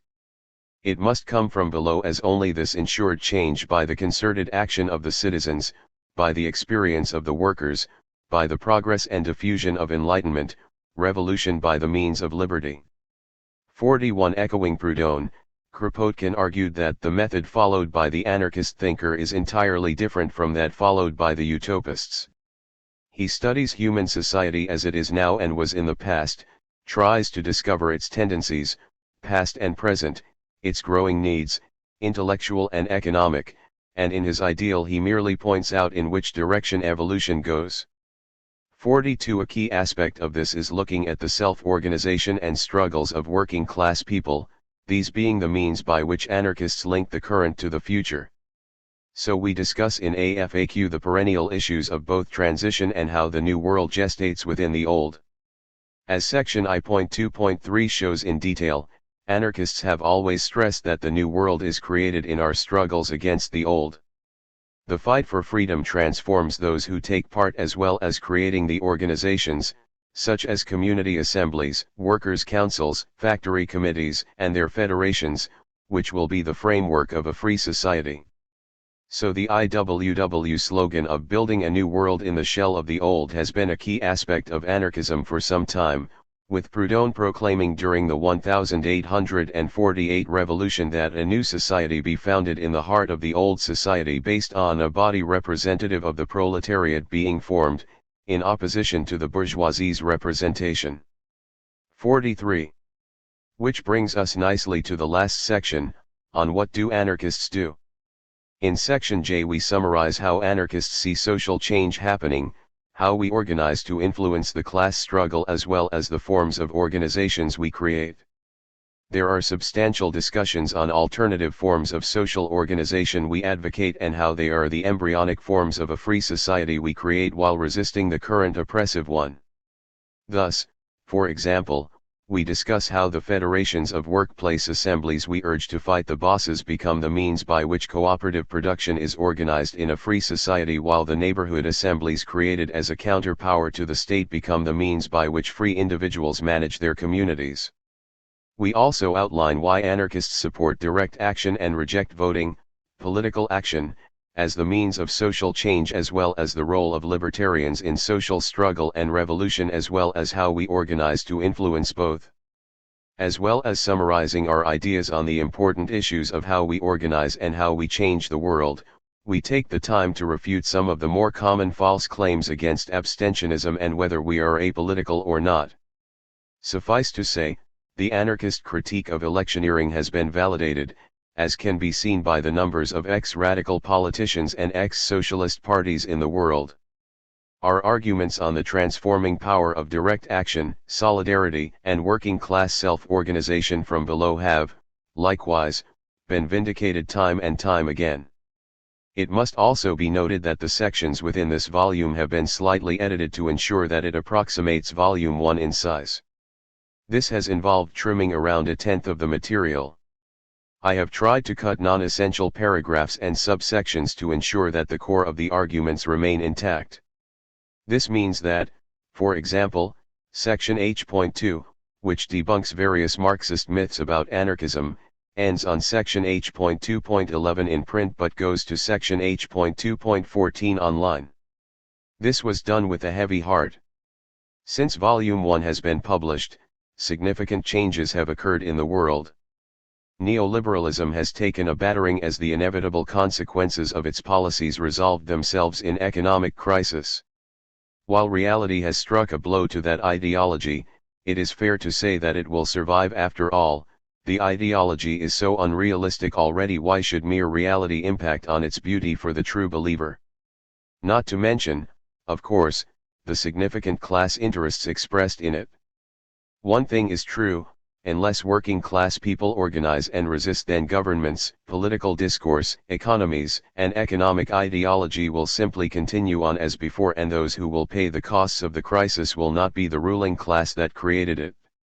On a more positive note, Section B.1 of AFAQ indicated how hierarchies of wealth and power adversely affect those subject to them. The Spirit Level: Why More Equal Societies Almost Always Do Better by Richard Wilkinson and Kate Pickett presents more evidence on this subject, noting that on almost every index of quality of life or wellness there is a strong correlation between a country's level of economic inequality and its social outcomes. Significantly, it is not just the poor that are adversely affected by inequality, but society as a whole. So more equal societies have less crime and smaller prison populations, as well as consistently delivering other advantages such as better physical and mental health, lower rates of teenage pregnancy and obesity, and higher rates of literacy and social trust. All of which confirm the anarchist analysis of the harmful effects of inequality in wealth and power. AFAQ has moved its main site location, although the various aliases we have remain the same. 44 As a result, it also has a blog in which we post supplemental material on anarchism and news about the FAQ itself, such as updates. 45 Notable postings include the 2008 article marking the 150th anniversary of the use of the term libertarian by anarchists, 150 Years of Libertarian, a supplement to our appendix on anarchist symbols contained in Volume 1, The Red Flag of Anarchy, and an unfinished appendix to Section C explaining classical economics from a socialist perspective. Finally, on a personal note, I dedicate this volume, like the first, to my family. I hope that this work will help, however slightly, to make the world a better place for them, and that my children will grow up in a freer, more sustainable world. Whether they do or not really is up to us, the current generation. Are we up for the challenge? Are we ready to fight for freedom and equality? The answer to that lies in your hands. Either you can read AFAQ and leave it at that, or you can join in the struggle for freedom and equality. The anarchist movement is not perfect, nor does it have all the answers. However, it remains for all that our best chance of making the world a fit place for unique individuals to live and flourish in. The question is whether we will remain happy to keep surviving within capitalism, or whether we will seek to transform ourselves and our world for the better. We may fail. We may not stop the slide towards increased authoritarianism and atomization. One thing is sure: if we do not resist, then that slide will accelerate. And if we do resist, well, we may well change the world. Ian MacKay. www.anarchistfaq.org.uk. Section G. Is individualist anarchism capitalistic? The short answer is, no, it is not. While a diverse tendency, the individualist anarchists were opposed to the exploitation of labor, all forms of non-labor income, such as profits, interest, and rent, as well as capitalist property rights, particularly in land. While aiming for a free market system, they considered laissez-faire capitalism to be based on various kinds of state-enforced class monopoly, which ensured that labor was subjected to rule, domination and exploitation by capital. As such, it is deeply anti-capitalist, and many individualist anarchists, including its leading figure Benjamin Tucker, explicitly called themselves socialists. Indeed, Tucker often referred to his theory as anarchistic socialism. So, In this section of our anarchist FAQ we indicate why the individualist anarchists cannot be classified as ancestors of the bogus libertarians of the anarcho-capitalist school. Rather, they must be classified as libertarian socialists due to their opposition to exploitation, critique of capitalist property rights and concern for equality, albeit being on the liberal wing of anarchist thought. Moreover, while all wanted to have an economy in which all incomes were based on labor, many also opposed wage labor, i.e. the situation where one person sells their labor to another rather than the product of that labor, a position which, we argue, their ideas logically imply. So while some of their ideas do overlap with those of the anarcho-capitalist school, they are not capitalistic, no more than the overlap between their ideas and anarcho-communism makes them communistic. In this context, the creation of anarcho-capitalism may be regarded as yet another tactic by capitalists to reinforce the public's perception that there are no viable alternatives to capitalism, i.e. by claiming that even anarchism implies capitalism. In order to justify this claim, they have searched the history of anarchism in an effort to find some thread in the movement that can be used for this purpose. They think that with the individualist anarchists they have found such a thread. However, such an appropriation requires the systematic ignoring or dismissal of key aspects of individualist anarchism, which, of course, the right-libertarian does. Somewhat ironically, this attempt by right-libertarians to exclude individualist anarchism from socialism parallels an earlier attempt by state socialists to do the same. Tucker furiously refuted such attempts in an article entitled Socialism and the Lexicographers, arguing that the anarchistic socialists are not to be stripped of one half of their title by the mere dictum of the last lexicographer. Instead of a book, p. 365. Nevertheless, in the individualists we find anarchism coming closest to classical liberalism and being influenced by the ideas of Herbert Spencer, a forefather of libertarian capitalism, of the minimal state variety. As Kropotkin summarized, their ideas were a combination of those of Proudhon with those of Herbert Spencer. Anarchism, p. 296. What the anarcho-capitalist is trying to ignore Proudhon's influence, i.e. the socialist aspect of their theories, which just leaves Spencer, who was a right-wing liberal. To reduce individualist anarchism so is to destroy what makes it a unique political theory and movement. While both Kropotkin and Tucker praised Spencer as a synthetic philosopher and social scientist, they were both painfully aware of the limitations in his socio-political ideas. Tucker considered his attacks on all forms of socialism, including Proudhon, as authoritarian as being, at best, misinformed or, at worst, dishonest. He also recognized the apologetic and limited nature of his attacks on state intervention, noting that amid his multitudinous illustrations of the evils of legislation, he in every instance cites some law passed ostensibly at least to protect labor, alleviating suffering, or promote the people's welfare. But never once does he call attention to the far more deadly and deep-seated evils growing out of the innumerable laws creating privilege and sustaining monopoly. Unsurprisingly, he considered Spencer as a champion of the capitalistic class. Quoted by James J. Martin, Men Against the State, p. 240. As we will discuss in section G.3, it is likely that he would have drawn the same conclusion about anarcho-capitalism. This does not mean that the majority thread within the anarchist movement is uncritical of individualist anarchism. Far from it. Social anarchists have argued that this influence of non-anarchist ideas means that while its criticism of the state is very searching, and its defense of the rights of the individual very powerful, like Spencer it opens the way for reconstituting under the heading of defense all the functions of the state. Kropotkin, Op. Cit.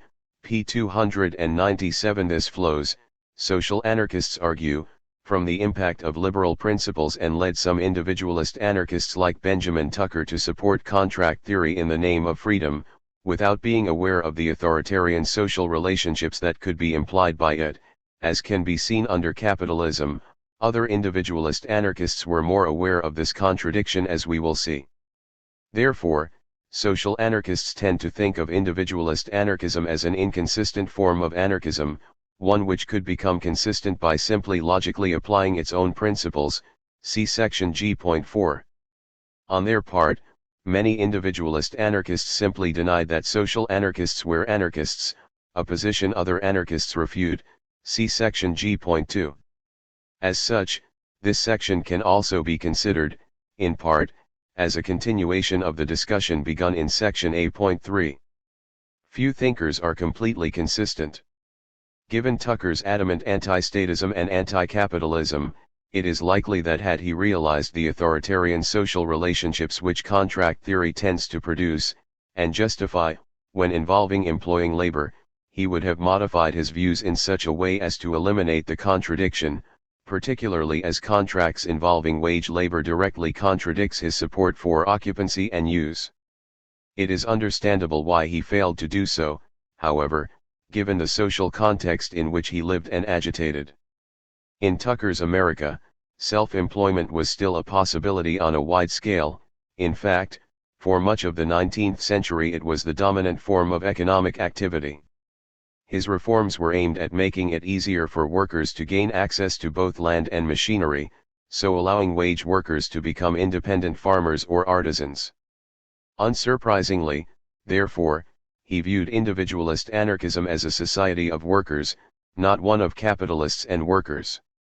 Moreover, as we will argue in section G.4.1, his love for freedom and opposition to usury logically implies artisan and cooperative labor people selling the products of their labor, as opposed to the labor itself, which itself implies self-management in production, and society in general, not authoritarianism within the workplace. This was the conclusion of Proudhon as well as Kropotkin. Nevertheless, it is this inconsistency, the non-anarchist aspect of individualist anarchism, which right libertarians like Murray Rothbard select and concentrate on, ignoring the anti-capitalist context in which this aspect of individualist thought exists within. As David Week pointed out of the history of anarchist thought and action, Rothbard has pulled forth a single thread, the thread of individualism, and defines that individualism in a way alien even to the spirit of a Max Stirner or a Benjamin Tucker, whose heritage I presume he would claim, to say nothing of how alien is his way to the spirit of Godwin, Proudhon, Bakunin, Kropotkin, Malatesta, and the historically anonymous persons who through their thoughts and action have tried to give anarchism a living meaning. Out of this thread Rothbard manufactures one more bourgeois ideology. Anarchist Justice, pages 227 to 228. It is with this in mind that we discuss the ideas of people like Tucker. As this section of the FAQ will indicate, even at its most liberal, individualist, extreme anarchism was fundamentally anti-capitalist. Any concepts which anarcho-capitalism imports from the individualist tradition ignore both the theoretical underpinnings of their ideas as well as the social context of self-employment and artisan production within which those concepts arose, thus turning them into something radically different from what was intended by their originators. As we discuss in section G.1.4, the social context in which individualist anarchism developed is essential to understanding both its politics and its limitations. Anarchism in America is not a foreign importation but a product of the social conditions of this country and its historical traditions, although it is true that American anarchism was also influenced later by European ideas. Rudolf Rocker, Pioneers of American Freedom, p. 163. Saying that, it would be a mistake to suggest, as some writers have, that individualist anarchism can be viewed purely in American terms. While understanding the nature of American society and economy at the time is essential to understanding individualist anarchism, it would be false to imply that only individualist anarchism was the product of America conditions and subscribed to by Americans while social anarchism was imported from Europe by immigrants. After all, Albert and Lucy Parsons were both native-born Americans who became communist anarchists, while Emma Goldman and Alexander Berkman only become anarchists once they had arrived in America.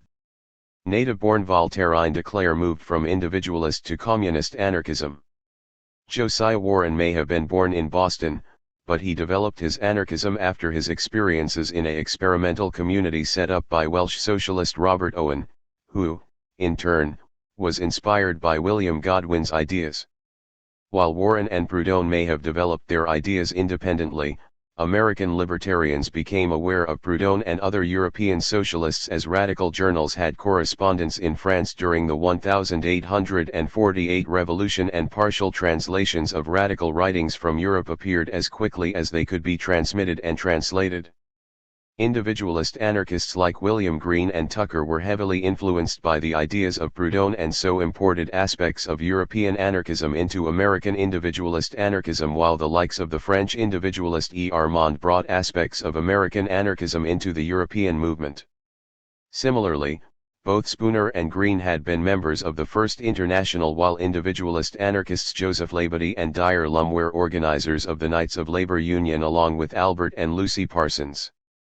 Lum later joined the anarcho-communist-inspired International Working People's Association, IWPA, and edited its English-language paper, The Alarm, when Parson was imprisoned awaiting execution. All forms of anarchism were, in other words, a combination of European and American influences, both in terms of ideas and in terms of social experiences and struggles, even organizations. While red baiting and cries of un-American may incline some to stress the native-born aspect of individualist anarchism, particularly those seeking to appropriate that tendency for their own ends, both wings of the U.S. movement had native-born and foreign members, aspects, and influences, and, as Rocker noted, the so-called white civilization of the American continent is the work of European immigrants. Op. Cit.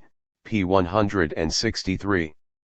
While both sides tended to denounce and attack the other, particularly after the Haymarket events, they had more in common than the likes of Benjamin Tucker and Johann Most would have been prepared to admit, and each tendency, in its own way, reflected aspects of American society and the drastic transformation it was going through at the time. Moreover, it was changes in American society which lead to the steady rise of social anarchism and its eclipse of individualist anarchism from the 1880s onwards. While there has been a tendency to stress individualist tendency in accounts of American anarchism due to its unique characteristics, only those without a background in anarchist history would think that the individualist anarchists were the larger segment of the anarchist movement in the U.S. at the time. Nothing could be farther from the truth. The collectivist branch of anarchism was much stronger among radicals and workers during the late 19th century and early 20th century than the individualist brand. Before the Civil War, the opposite would be true. Greg Hall, Social Anarchism, number 30, pages 90 to 91. By the 1880s, social anarchism had probably exceeded the size of the homegrown individualists in the United States.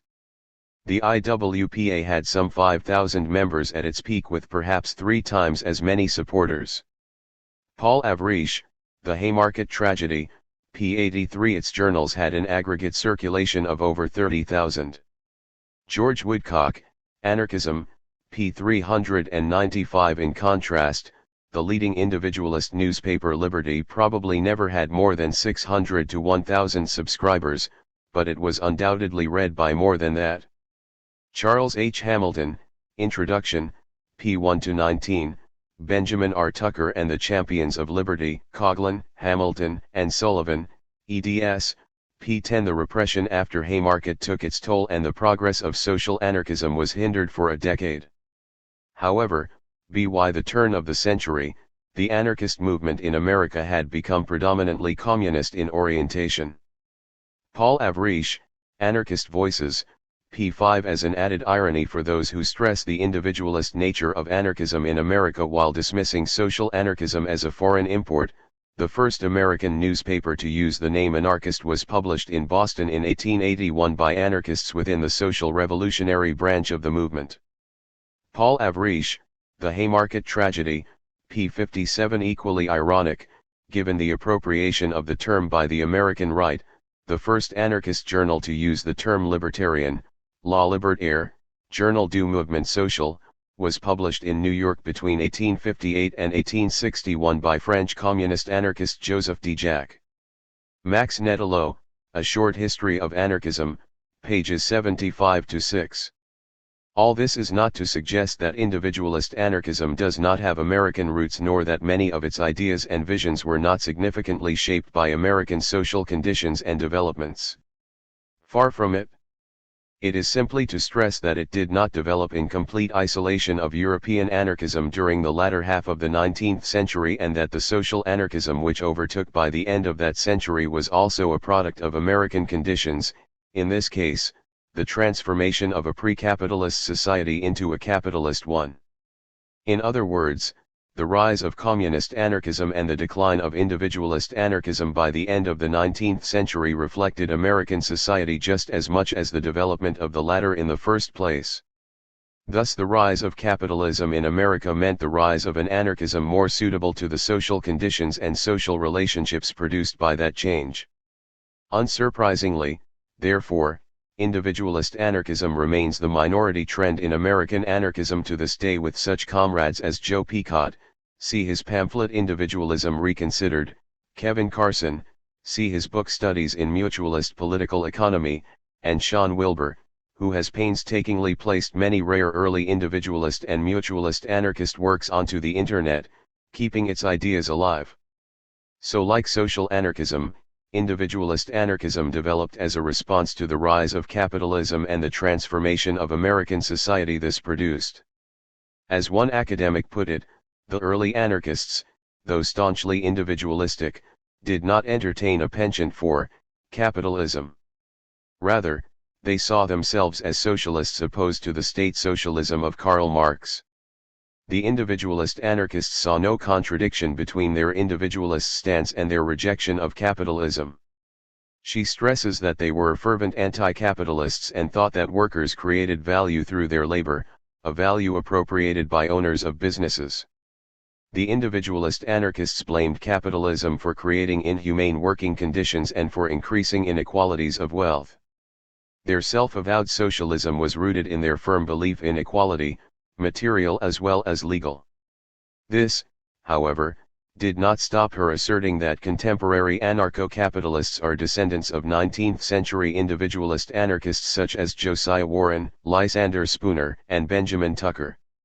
Susan Love Brown, pages 99 to 128, The Free Market as Salvation from Government, Meanings of the Market, James G. Carrier, ed., p. 104, p. 107, p. 104 and p. 103. Trust an academic to ignore the question of how related are two theories which differ on such a key issue as whether to be anti-capitalist or not. Needless to say, some anarcho-capitalists are well aware of the fact that individualist anarchists were extremely hostile to capitalism while supporting the free market. Unsurprisingly, they tend to downplay this opposition, often arguing that the anarchists who point out the anti-capitalist positions of the likes of Tucker and Spooner are quoting them out of context. The truth is different. In fact, it is the anarcho-capitalist who takes the ideas of the individualist anarchists from both the historical and theoretical context. This can be seen from the anarcho-capitalist dismissal of the individualist anarchists' bad economics as well as the nature of the free society wanted by them. It is possible, no doubt, to trawl through the many issues of, say, liberty or the works of individualist anarchism to find a few comments which may be used to bolster a claim that anarchism need not imply socialism. However, a few scattered comments here and there are hardly a firm basis to ignore the vast bulk of anarchist theory and its history as a movement. This is particularly the case when applying this criteria consistently would mean that communist anarchism, for example, would be excommunicated from anarchism simply because of the opinions of some individualist anarchists. Equally, it may be possible to cobble together all the non-anarchist positions of individualist anarchists and so construct an ideology which justified wage labor, the land monopoly, usury, intellectual property rights, and so on, but such an ideology would be nothing more than a mockery of individualist anarchism, distinctly at odds with its spirits and aims. It would only convince those ignorant of the anarchist tradition. It is not a fitting tribute to the individualist anarchists that their ideas are today being associated with the capitalism that they so clearly despised and wished to abolish. As one modern-day individualist anarchist argues, It is time that anarchists recognize the valuable contributions of individualist anarchist theory and take advantage of its ideas. It would be both futile and criminal to leave it to the capitalist libertarians, whose claims on Tucker and the others can be made only by ignoring the violent opposition they had to capitalist exploitation and monopolistic free enterprise supported by the state. J.W. Baker, Native American Anarchism, pages 43 to 62, The Raven, Volume 10, Number 1, pages 61 to 2. We hope that this section of the FAQ will go some way to explaining the ideas and contributions of individualist anarchism to a new generation of rebels. Given the diversity of individualist anarchism, it is hard to generalize about it. Some are closer to classical liberalism than others, for example, while a few embraced revolutionary means of change such as dire lum. However, we will do our best to draw out the common themes of the movement, indicating where certain people differed from others. Similarly, there are distinct differences between European and American forms of mutualism, regardless of how often Tucker invoked Proudhon's name to justify his own interpretations of anarchism, and we will indicate these differences, we think, justify calling the American branch individualist anarchism rather than mutualism.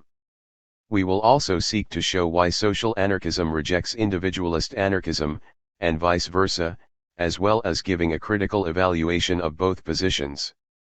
Given the diverse nature of individualist anarchism, we are sure that we will not cover all the positions and individuals associated with it, but we hope to present enough to indicate why the likes of Tucker, Labadie, Yarros, and Spooner deserve better than to be reduced to footnotes in books defending an even more extreme version of the capitalism they spent their lives fighting. G.1 Are individualist anarchists anti-capitalist? To answer this question, it is necessary to first define what we mean by capitalism and socialism. While there is a tendency for supporters of capitalism, and a few socialists, to equate it with the market and private property, this is not the case. It is possible to have both and not have capitalism, as we discuss in section G.1.1 and section G.1.2, respectively. Similarly, the notion that socialism means, by definition, state ownership and or control, or that being employed by the state rather than by private capital is socialism, is distinctly wrong. While some socialists have, undoubtedly, defined socialism in precisely such terms, socialism as a historic movement is much wider than that. As Proudhon put it, modern socialism was not founded as a sect or church, it has seen a number of different schools. Selected writings of Pierre-Joseph Proudhon, p. 177. As Proudhon, Bakunin, Kropotkin, and Tucker all stressed, anarchism is one of those schools. For Kropotkin, anarchism was the no-government system of socialism. Anarchism, p. 46. Likewise, for Tucker, there were two schools of socialistic thought, one of which represented authority and the other liberty, namely state socialism and anarchism. The individualist anarchists, pages 78 to 9. It was not socialist anarchism against individualist anarchism, but of communist socialism against individualist socialism. Tucker, Liberty, number 129, p2. As one expert on individualist anarchism noted, Tucker looked upon anarchism as a branch of the general socialist movement. James J. Martin, Men Against the State, pages 226 to 7. Thus we find individualist anarchist Victor Yarros, like Tucker, talking about the position and teachings of the anarchistic socialists when referring to his ideas. Liberty, number 98, p5. Part of problem is that in the 20th century, the statist school of socialism prevailed both within the labor movement, at least in English-speaking countries or until fascism destroyed it in mainland Europe and elsewhere, and within the revolutionary movement, first as social democracy, then as communism after the Russian Revolution. This led, it should be noted, to anarchists not using the term socialist to describe their ideas, as they did not want to be confused with either reformed capitalism, social democracy, or state capitalism, Leninism and Stalinism. As anarchism was understood as being inherently anti-capitalist, This did not become an issue until certain right-wing liberals started calling themselves anarcho-capitalists. Somewhat ironically, these liberals joined with the state socialists in trying to limit anarchism to anti-statism and denying their socialist credentials. Another part of the problem is that many, particularly those in America, derive their notion of what socialism is from right-wing sources who are more than happy to agree with the Stalinists that socialism is state ownership. This is case with right-libertarians, who rarely study the history or ideas of socialism and instead take their lead from such fanatical anti-socialists as Ludwig von Mises and Murray Rothbard. Thus they equate socialism with social democracy or Leninism/Stalinism, i.e. with state ownership of the means of life, the turning of part or the whole working population into employees of the government or state regulation and the welfare state. In this they are often joined by social democrats and Marxists who seek to excommunicate all other kinds of socialism from the anti-capitalist movement. All of which leads to some strange contradictions. If socialism is equated to state ownership, then, clearly, the individualist anarchists are not socialists, but, then, neither are the social anarchists. Thus, if we assume that the prevailing socialism of the 20th century defines what socialism is, then quite a few self-proclaimed socialists are not, in fact, socialists. This suggests that socialism cannot be limited to state socialism. Perhaps it would be easier to define socialism as restrictions on private property.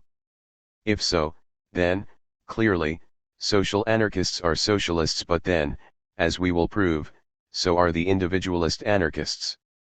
Of course, not all the individualist anarchists used the term socialist or socialism to describe their ideas, although many did. Some called their ideas mutualism and explicitly opposed socialism, William Green being the most obvious example. However, at root the ideas were part of the wider socialist movement and, in fact, they followed Proudhon in this, as he both proclaimed himself a socialist while also attacking it. The apparent contradiction is easily explained by noting there are two schools of socialism, state and libertarian. Thus it is possible to be both a libertarian, socialist and condemn state socialist in the harshest terms. So what, then, is socialism? Tucker stated that the bottom claim of socialism was that labor should be put in possession of its own, that the natural wage of labor is its product, and interest, rent, and profit constitute the trinity of usury. The individualist anarchists, p. 78 and p. 80. This definition also found favor with Kropotkin, who stated that socialism in its wide, generic, and true sense was an effort to abolish the exploitation of labor by capital. Anarchism, p. 169. For Kropotkin, anarchism was brought forth by the same critical and revolutionary protest which gave rise to socialism in general, socialism aiming for the negation of capitalism and of society based on the subjection of labor to capital. Anarchism, unlike other socialists, extended this to oppose what constitutes the real strength of capitalism, the state and its principal supports. Environment and Evolution, p. 19. Tucker, similarly, argued that individualist anarchism was a form of socialism and would result in the emancipation of the working man from his present slavery to capital. Instead of a book, p. 323. The various schools of socialism present different solutions to this exploitation and subjection. From the nationalization of capitalist property by the state socialists, to the socialization of property by the libertarian communists, to the cooperatives of mutualism, to the free market of the individualist anarchists, all are seeking, in one way or the other, to ensure the end of the domination and exploitation of labor by capital. The disagreements between them all rest in whether their solutions achieve this aim and whether they will make life worth living and enjoyable, which also explains why individualist and social anarchists disagree so much. For anarchists, state socialism is little more than state capitalism, with the state monopoly replacing capitalist monopolies and workers being exploited by one boss, the state, rather than many. So all anarchists would agree with Yarros when he argued that while state socialism removes the disease by killing the patient, no state socialism offers him the means of recovering strength, health, and vigor. Liberty, number 98, p. 5. So, why are the individualist anarchists anti-capitalists? There are two main reasons. Firstly, the individualist anarchists opposed profits, interest, and rent as forms of exploitation. They termed these non-labor incomes usury, but as Tucker stressed, usury was but another name for the exploitation of labor. Liberty, number 122, p. 4. To use the words of Ezra Haywood, the individualist anarchists thought interest is theft, rent robbery, and profit only another name for plunder. Quoted by Martin Blatt, Ezra Haywood and Benjamin Tucker, pages 28 to 43, Benjamin R. Tucker and the Champions of Liberty, Coughlin, Hamilton, and Sullivan, eds. p. 29. Non-labor incomes are merely different methods of levying tribute for the use of capital. Their vision of the good society was one in which the usurer, the receiver of interest, rent, and profit would not exist and labor would secure its natural wage, its entire product. Tucker, The Individualist Anarchists, p. 80, p. 82 and p. 85. This would also apply to dividends, since no idle shareholders could continue in receipt of dividends were it not for the support of monopoly. It follows that these dividends are no part of the proper reward of ability. Tucker, Liberty, number 282, p. 2. In addition, as a means of social change, the individualists suggested that activists start inducing the people to steadily refuse the payment of rents and taxes. Instead of a book, pages 299 to 300. These are hardly statements with which capitalists would agree. Tucker, as noted, also opposed interest, considering it usury, exploitation and a crime, pure and simple, and one of the means by which workers were denied the full fruits of their labor. Indeed, he looked forward to the day when any person who charges more than cost for any product will be regarded very much as we now regard a pickpocket. This attitude of hostility to usury, in any form, hardly fits into the capitalist mentality or belief system. Op. Cit. p. 155. Similarly, Ezra Haywood considered profit-taking an injustice which ranks second only to legalizing titles to absolute ownership of land or raw materials. James J. Martin, Op. Cit. p. 111. Opposition to profits, rent or interest is hardly capitalistic, indeed, the reverse. Thus the individualist anarchists, like the social anarchists, opposed the exploitation of labor and desired to see the end of capitalism by ensuring that labor would own what it produced. They desired a society in which there would no longer be capitalists and workers, only workers. The worker would receive the full product of his/her labor, so ending the exploitation of labor by capital. In Tucker's words, a free society would see each man reaping the fruits of his labor and no man able to live in idleness on an income from capital, and so society would become a great hive of anarchistic workers, prosperous and free individuals combining to carry on their production and distribution on the cost principle. The Individualist Anarchists, p. 276.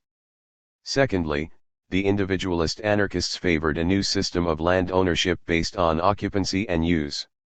So, as well as this opposition to capitalist usury, the individualist anarchists also expressed opposition to capitalist ideas on property, particularly property in land. J.K. Ingalls, for example, considered that the private domination of the land originated in usurpation only, whether of the camp, the court, or the market. Whenever such a domination excludes or deprives a single human being of his equal opportunity, it is a violation, not only of the public right, and of the social duty, but of the very principle of law and morals upon which property itself is based. Quoted by Martin, Op. Cit.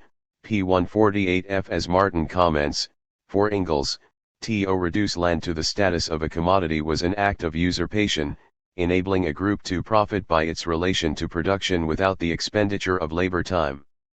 Op. Cit.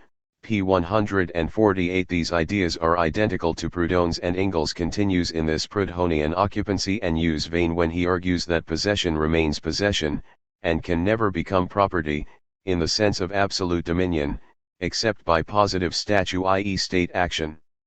Labor can only claim occupancy, and can lay no claim to more than the usufruct. Current property ownership in land were created by forceful and fraudulent taking of land, which could give no justification to the system. Quoted by Martin, Op. Cit. p. 149. The capitalist system of land ownership was usually termed the land monopoly, which consisted of the enforcement by government of land titles which do not rest upon personal occupancy and cultivation. Under anarchism, individuals would no longer be protected by their fellows in anything but personal occupancy and cultivation of land, and so ground rent would disappear. Tucker, The Individualist Anarchists, p. 85. This applied to what was on the land as well, such as housing. If a man exerts himself by erecting a building on land which afterward, by the operation of the principle of occupancy and use, rightfully becomes another's, he must, upon demand of the subsequent occupant, remove from this land the results of his self-exertion, or, failing so to do, sacrifice his property therein. Liberty, number 331, p. 4. This would apply to both the land and what was on it. This meant that tenants would not be forced to pay rent, nor would landlords be allowed to seize their property. This, as Tucker noted, was a complete rejection of the capitalist system of property rights, and saw anarchism being dependent on the anarchistic view that occupancy and use should condition and limit land holding, becoming the prevailing view. The Individualist Anarchists, p. 162 and p. 159. As Joseph Labadie put it, socialism includes any theory which has for its object the changing of the present status of property and the relations one person or class holds to another.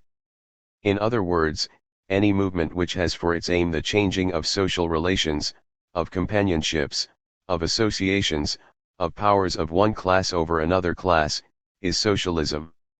Our emphasis, liberty, number 158, p. 8. As such, both social and individualist anarchists are socialists, as both aimed at changing the present status of property. It should also be noted here that the individualist anarchist ideal that competition in banking would drive interest to approximately zero is their equivalent to the social anarchist principle of free access to the means of life.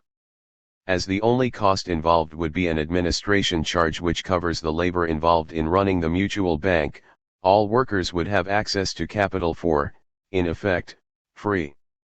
Combine this with occupancy and use in terms of land use, and it can be seen that both individualist and social anarchists shared a common aim to make the means of life available to all without having to pay a tribute to an owner or be dependent on a ruling capitalist or landlord class. For these reasons, the individualist anarchists are clearly anti-capitalist. While an individualist anarchy would be a market system, it would not be a capitalist one. As Tucker argued, the anarchists realized the fact that one class of men are dependent for their living upon the sale of their labor, while another class of men are relieved of the necessity of labor by being legally privileged to sell something that is not labor. And to such a state of things I am as much opposed as anyone. But the minute you remove privilege, every man will be a laborer exchanging with fellow laborers. What anarchistic socialism aims to abolish is usury. It wants to deprive capital of its reward.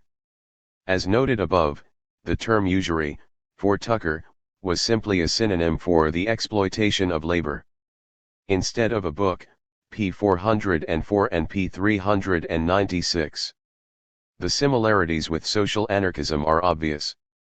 Like them, the individualist anarchists opposed capitalism because they saw that profit, rent, and interest were all forms of exploitation. As communist anarchist Alexander Berkman noted, if the worker would get his due, that is, the things he produces or their equivalent, where would the profits of the capitalist come from? If labor owned the wealth it produced, there would be no capitalism. Like social anarchists, they opposed usury, to have to pay purely for access/use for a resource. It ensured that a slice of their daily labor is taken from the workers for the privilege of using these factories. What is anarchism? p. 44 and p. 8. For Marx, abolishing interest and interest-bearing capital means the abolition of capital and of capitalist production itself. Theories of surplus value, Volume 3, p. 472. A position, incidentally, also held by Proudhon, who maintained that reduction of interest rates to vanishing point is itself a revolutionary act, because it is destructive of capitalism. Quoted by Edward Hyams, Pierre-Joseph Proudhon, His Revolutionary Life, Mind, and Works, p. 188. Like many socialists, individualist anarchists used the term interest to cover all forms of surplus value, the use of money plus house rent, dividends, or share of profits, and having to pay a tax to somebody who owns the land. In doing away with interest, the cause of inequality in material circumstances will be done away with. John Beverly Robinson, The Individualist Anarchists, pages 144-5. Given that individualist anarchism aimed to abolish interest along with rent and profit, it would suggest that it is a socialist theory. Unsurprisingly, then, Tucker agreed with Marx's analysis on capitalism, namely that it led to industry concentrating into the hands of a few and that it robbed workers of the fruits of the toil. For Francis Tandy, it was a case of the Marxian theory of surplus value, upon which all socialistic philosophy, whether state or anarchistic, is necessarily based up.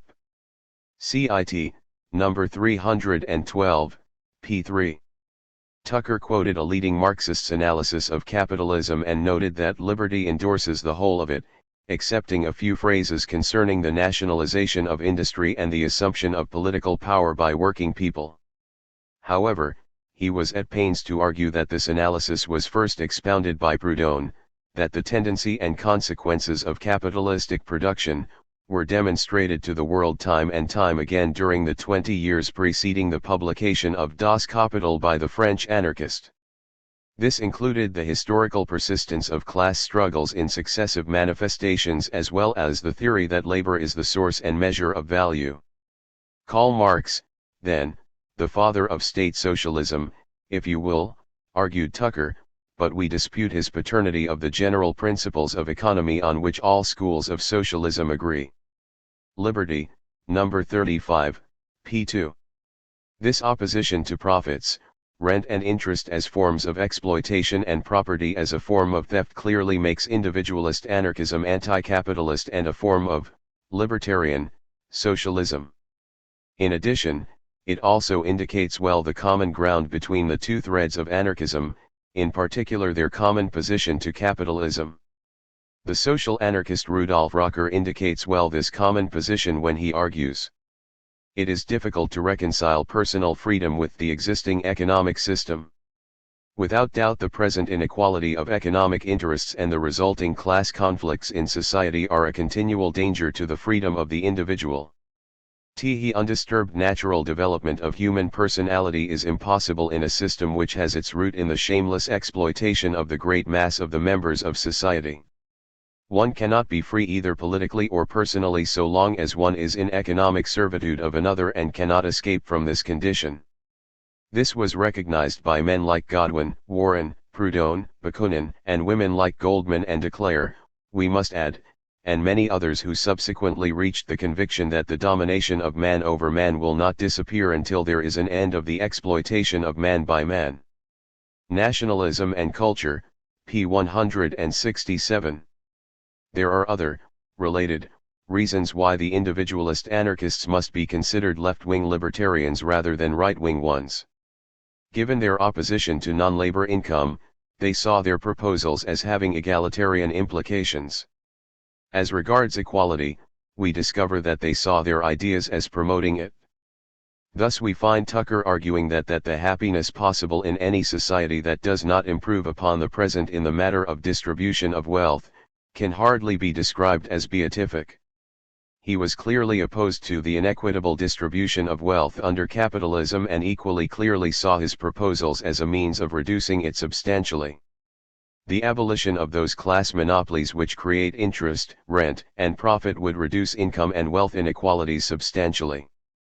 However, there was one exception, and that a comparatively trivial one, namely economic rent, the natural differences between different bits of land and individual labor. This will probably remain with us always.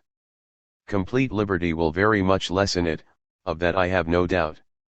At the worst, it will be a small matter, no more worth consideration in comparison with the liberty than the slight disparity that will always exist in consequence of inequalities of skill. Why I am an Anarchist, pages 132-6, Mann, M. Graham, ed., pages 135-6. Another individualist anarchist, John Beverly Robinson, agreed. When privilege is abolished, and the worker retains all that he produces, then will come the powerful trend toward equality of material reward for labor that will produce substantial financial and social equality, instead of the mere political equality that now exists. Patterns of Anarchy, pages 278-9. As did Lysander Spooner, who pointed out that the wheel of fortune, in the present state of things, is of such enormous diameter, and those on its top are on so showy a height, while those underneath it are in such a pit of debt, oppression, and despair. He argued that under his system fortunes could hardly be represented by a wheel, for it would present no such height, no such depth, no such irregularity of motion as now. It should rather be represented by an extended surface, varied somewhat by inequalities, but still exhibiting a general level, affording a safe position for all, and creating no necessity, for either force or fraud, on the part of anyone to secure his standing. Thus individualist anarchism would create a condition neither of poverty, nor riches, but of moderate competency, such as will neither enervate him by luxury, nor disable him by destitution, but which will at once give him an opportunity to labor, both mentally and physically, and stimulate him by offering him all the fruits of his labors. Quoted by Stephen L. Newman, Liberalism at Wit's End, p. 72 and p. 73. As one commentator on individualist anarchism, W.M. Gary Klein, correctly summarized. Their proposals were designed to establish true equality of opportunity, and they expected this to result in a society without great wealth or poverty. In the absence of monopolistic factors which would distort competition, they expected a society of largely self-employed workmen with no significant disparity of wealth between any of them, since all would be required to live at their own expense and not at the expense of exploited fellow human beings. The Individualist Anarchists, A Critique of Liberalism, pages 103-4. Hence, like social anarchists, the individualist anarchists saw their ideas as a means towards equality. By eliminating exploitation, inequality would soon decrease, as wealth would no longer accumulate in the hands of the few, the owners. Rather, it would flow back into the hands of those who produced it, i.e. the workers. Until this occurred, society would see on one side a dependent class of wage workers and on the other a privileged class of wealth monopolizers, each become more and more distinct from the other as capitalism advances. This has resulted in a grouping and consolidation of wealth which grows apace by attracting all property, no matter by whom produced, into the hands of the privileged, and hence property becomes a social power, an economic force destructive of rights, a fertile source of injustice, a means of enslaving the dispossessed. William Belay, The Individualist Anarchists, p. 121. Moreover, like the social anarchists, the individualist anarchists were aware that the state was not some neutral machine or one that exploited all classes purely for its own ends. They were aware that it was a vehicle of class rule, namely the rule of the capitalist class over the working class. Spooner thought that holders of this monopoly of the money supply now rule and rob this nation, and the government, in all its branches, is simply their tool, and that the employers of wage labor are also the monopolists of money. Spooner, A Letter to Grover Cleveland, p. 42 and p. 48. Tucker recognized that capital had so manipulated legislation that they gained an advantage on the capitalist market which allowed them to exploit labor. The Individualist Anarchists, pages 82-3. He was quite clear that the state was a capitalist state, with capitalists having placed and kept on the statute books all sorts of prohibitions and taxes to ensure a free market skewed in favor of themselves. Instead of a book, p. 454 ah. Simpson argued that the individualist anarchist knows very well that the present state is simply the tool of the property-owning class. The individualist anarchists, p. 92. Thus both wings of the anarchist movement were united in their opposition to capitalist exploitation and their common recognition that the state was a tool of the capitalist class, used to allow them to exploit the working class. Tucker, like other individualist anarchists, also supported labor unions, and although he opposed violence during strikes, he recognized that it was caused by frustration due to an unjust system. Indeed, like social anarchists, he considered the laborer in these days as a soldier. His employer is a member of an opposing army. The whole industrial and commercial world is in a state of internecine war, in which the proletarians are massed on one side and the proprietors on the other. The cause of strikes rested in the fact that before, strikers violated the equal liberty of others, their own right to equality of liberty had been wantonly and continuously violated by the capitalists using the state, for the capitalists, in denying a free market to the workers, are guilty of criminal invasion. Instead of a book, p. 460 and p. 454 with our present economic system, Tucker stressed, almost every strike is just. For what is justice in production and distribution?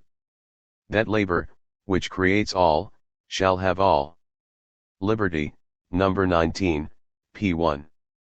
Another important aspects of unions and strikes were that they represented both a growing class consciousness and the ability to change society. It is the power of the great unions to paralyze industry and ignore the government that has alarmed the political burglars, argued Victor Yarros. This explained why unions and strikes were crushed by force, as the state can have no rival, say the plutocrats, and the trades unions, with the sympathetic strike and boycott as weapons, are becoming too formidable. Even defeated strikes were useful, as they ensured that the strikers and their sympathizers will have acquired some additional knowledge of the essential nature of the beast, government, which plainly has no other purpose at present than to protect monopoly and put down all opposition to it. There is such a thing as the solidarity of labor, Yarros went on, and it is a healthy and encouraging sign that workmen recognize the need of mutual support and cooperation in their conflict with monopoly and its official and unofficial servants. Labor has to fight government as well as capital, law and order as well as plutocracy. It cannot make the slightest movement against monopoly without colliding with some sort of authority, federal, state, or municipal.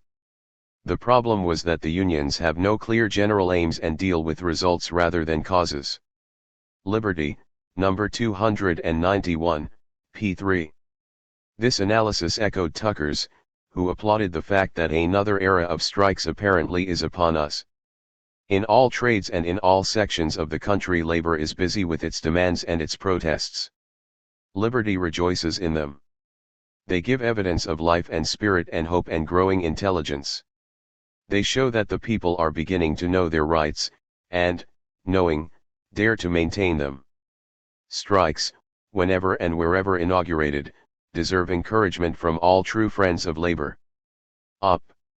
Cit. Number 19, p. 1. Even failed strikes were useful, for they exposed the tremendous and dangerous power now wielded by capital. Op. Cit. Number 39, p. 1. The capitalists and their tools, the legislatures, already begin to scent the impending dangers of trades union socialism, and initiatory steps are on foot in the legislatures of several states to construe labor combinations as conspiracies against commerce and industry, and suppress them by law. Op. Cit. Number 22, p. 3.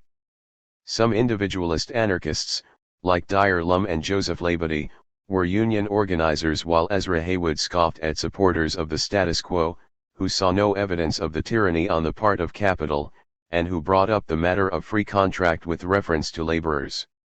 This argument was no longer valid. Capital controlled land, machinery, steam power, waterfalls, ships, railways, and above all, money and public opinion, and was in a position to wait out recalcitrancy at its leisure. Martin, Op. Cit. p. 107. For Lum, behind the capitalist, privilege stands as support, and so social circumstances matter. Does liberty exist, he argued, where rent, interest, and profit hold the employee in economic subjection to the legalist possessor of the means of life? To plead for individual liberty under the present social conditions, to refuse to abate one jot of control that legalist capital has over individual labor, and to assert that the demand for restrictive or class legislation comes only from the voluntary associations of workmen, i.e., trade unions, is not alone the height of impudence, but a barefaced jugglery of words. Liberty, number 101, p. 5. Likewise, Tucker advocated and supported many other forms of nonviolent direct action as well as workplace strikes, such as boycotts and rent strikes, seeing them as important means of radicalizing the working class and creating an anarchist society.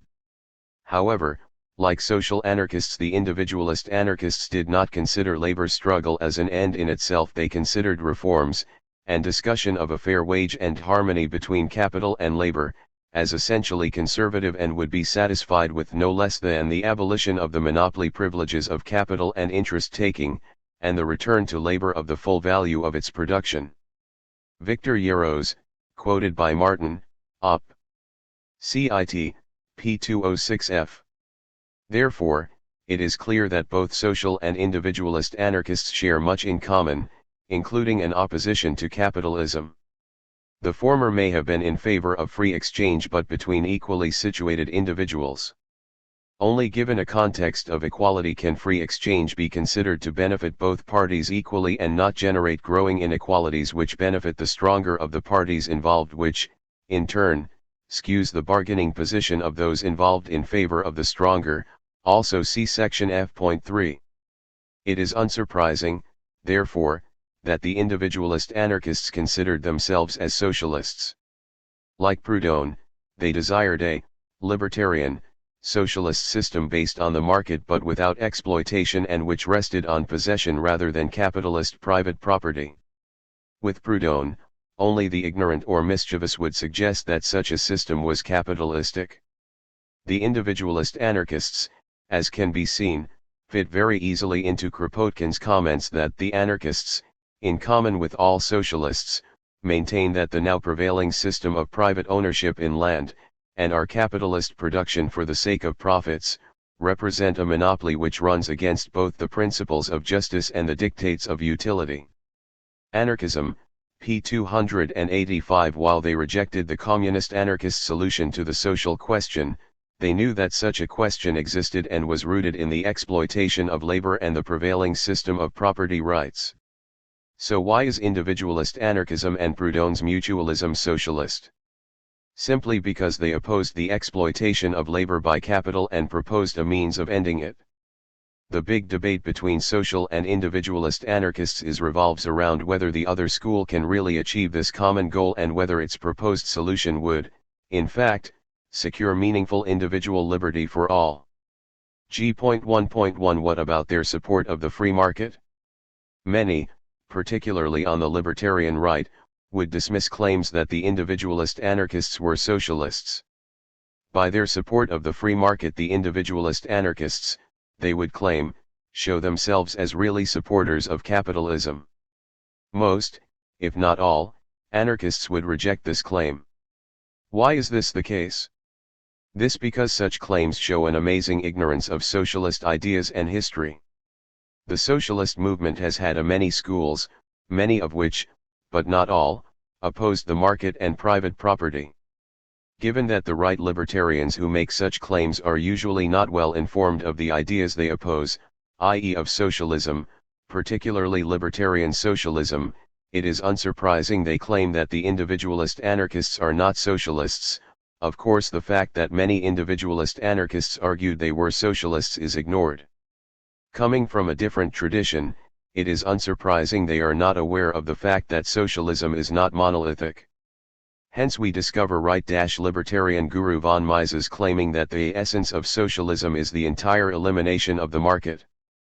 Human Action, p. 702. This would have come as something of a surprise to, say, Proudhon, who argued that to suppress competition is to suppress liberty itself.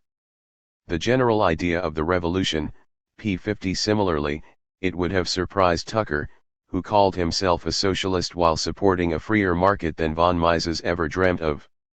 As Tucker put it, Liberty has always insisted that individualism and socialism are not antithetical terms, that, on the contrary, the most perfect socialism is possible only on condition of the most perfect individualism, and that socialism includes, not only collectivism and communism, but also that school of individualist anarchism which conceives liberty as a means of destroying usury and the exploitation of labor. Liberty, number 129, p. 2.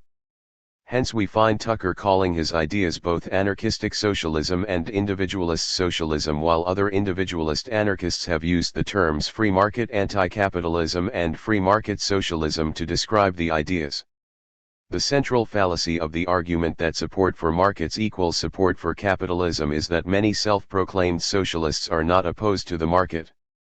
Indeed, some of the earliest socialists were market socialists, people like Thomas Hodgkin and William Thompson, although the former ended up rejecting socialism and the latter became a communal socialist. Proudhon, as noted, was a well-known supporter of market exchange. German sociologist Franz Oppenheimer expounded a similar vision to Proudhon and called himself a liberal socialist, as he favored a free market but recognized that capitalism was a system of exploitation. Introduction, The State, p. 7. Today, market socialists like David Schweikart, see his Against Capitalism and After Capitalism, and David Miller, see his Market, State, and Community, Theoretical Foundations of Market Socialism, are expounding a similar vision to Proudhon's, namely of a market economy based on cooperatives, albeit one which retains a state. Unfortunately, they rarely, if ever, acknowledge their debt to Proudhon.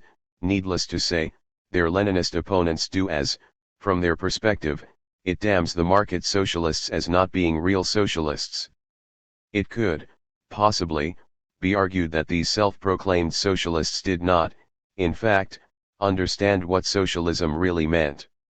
For this to be the case, other, more obviously socialist, writers and thinkers would dismiss them as not being socialists. This, however, is not the case.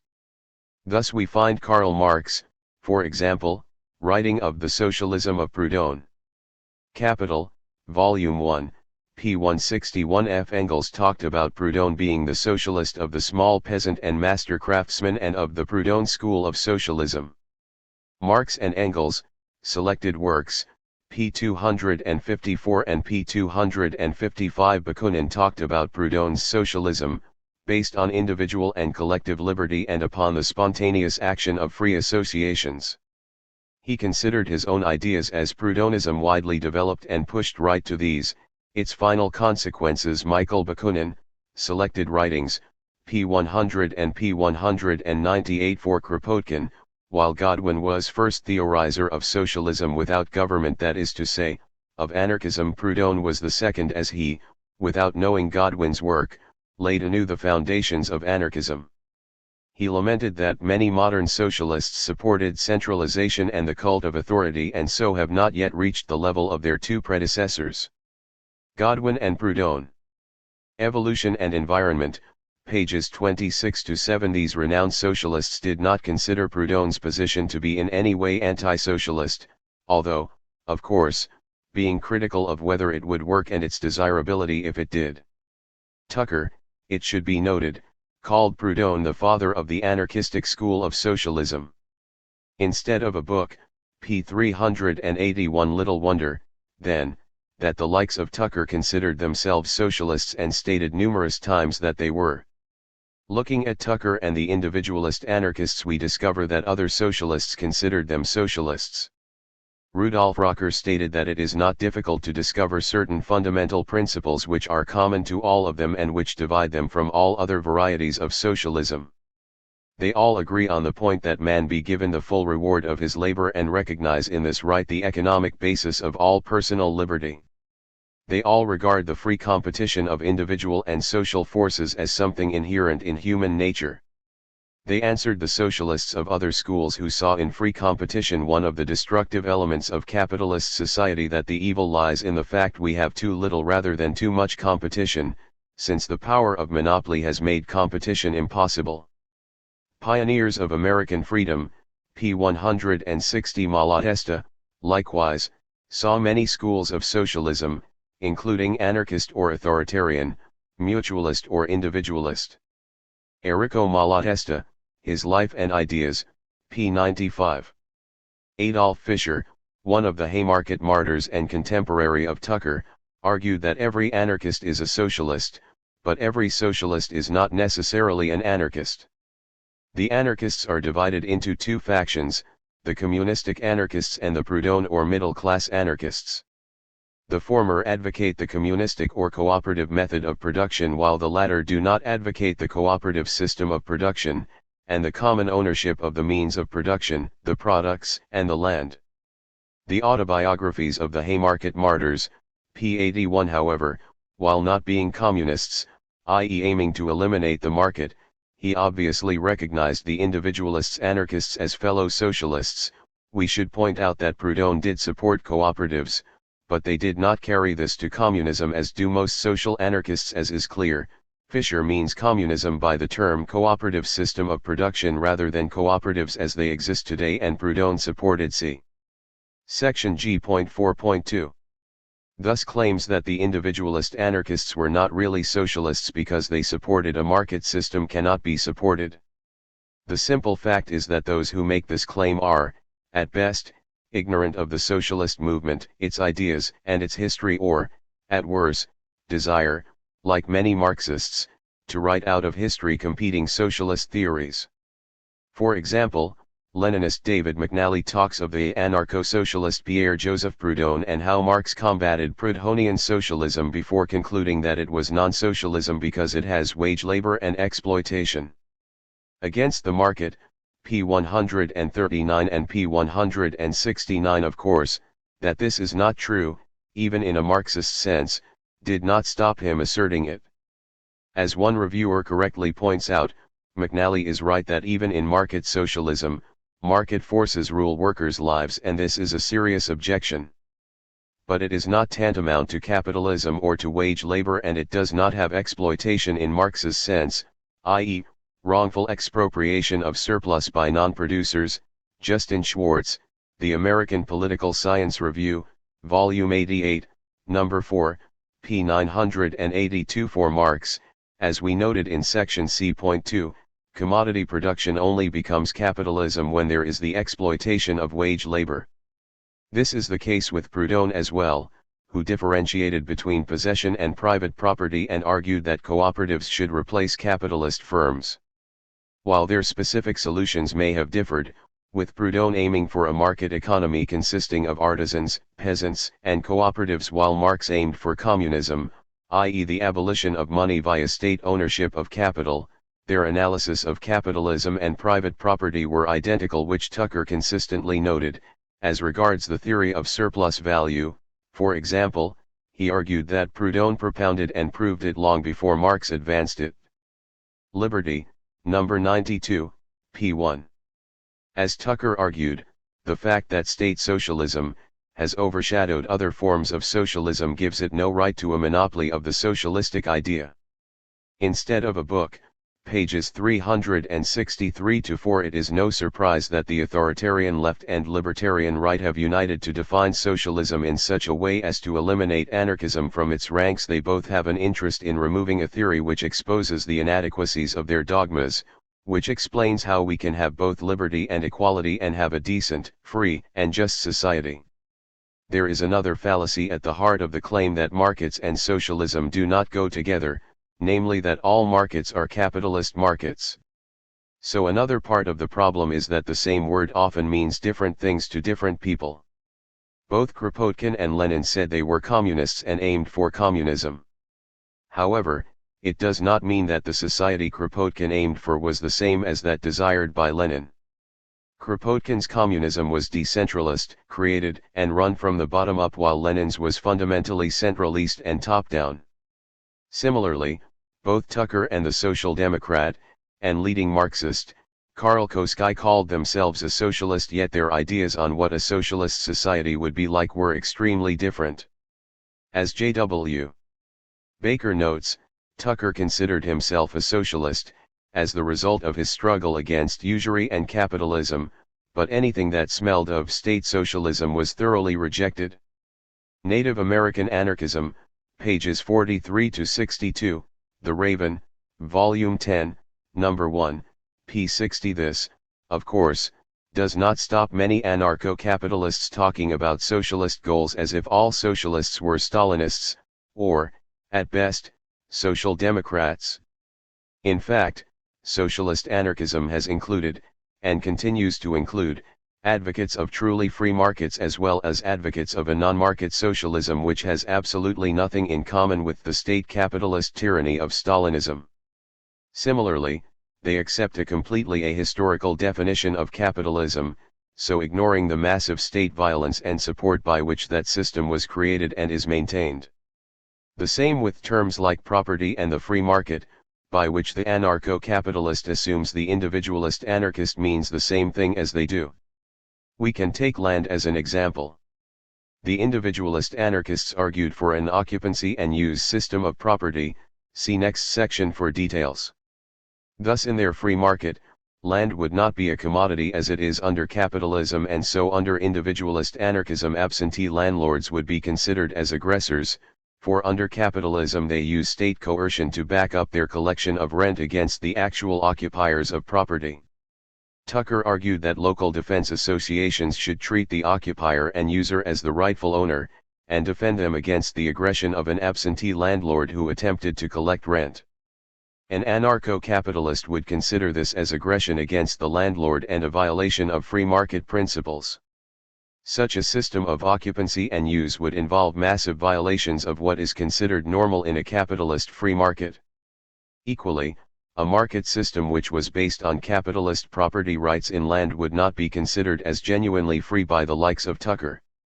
This can be seen from Tucker's debates with supporters of laissez-faire capitalism such as Auberon Herbert, who, as discussed in section F.7.2, was an English minimal statist and sometimes called a forerunner of anarcho-capitalism. Tucker quoted an English critic of Herbert, who noted that when we come to the question of the ethical basis of property, Mr. Herbert refers us to the open market. But this is an evasion. The question is not whether we should be able to sell or acquire in the open market anything which we rightfully possess, but how we come into rightful possession.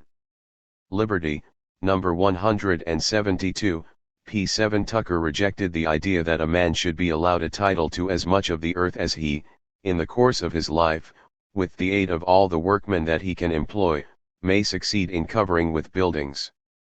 It is occupancy and use that anarchism regards as the basis of land ownership.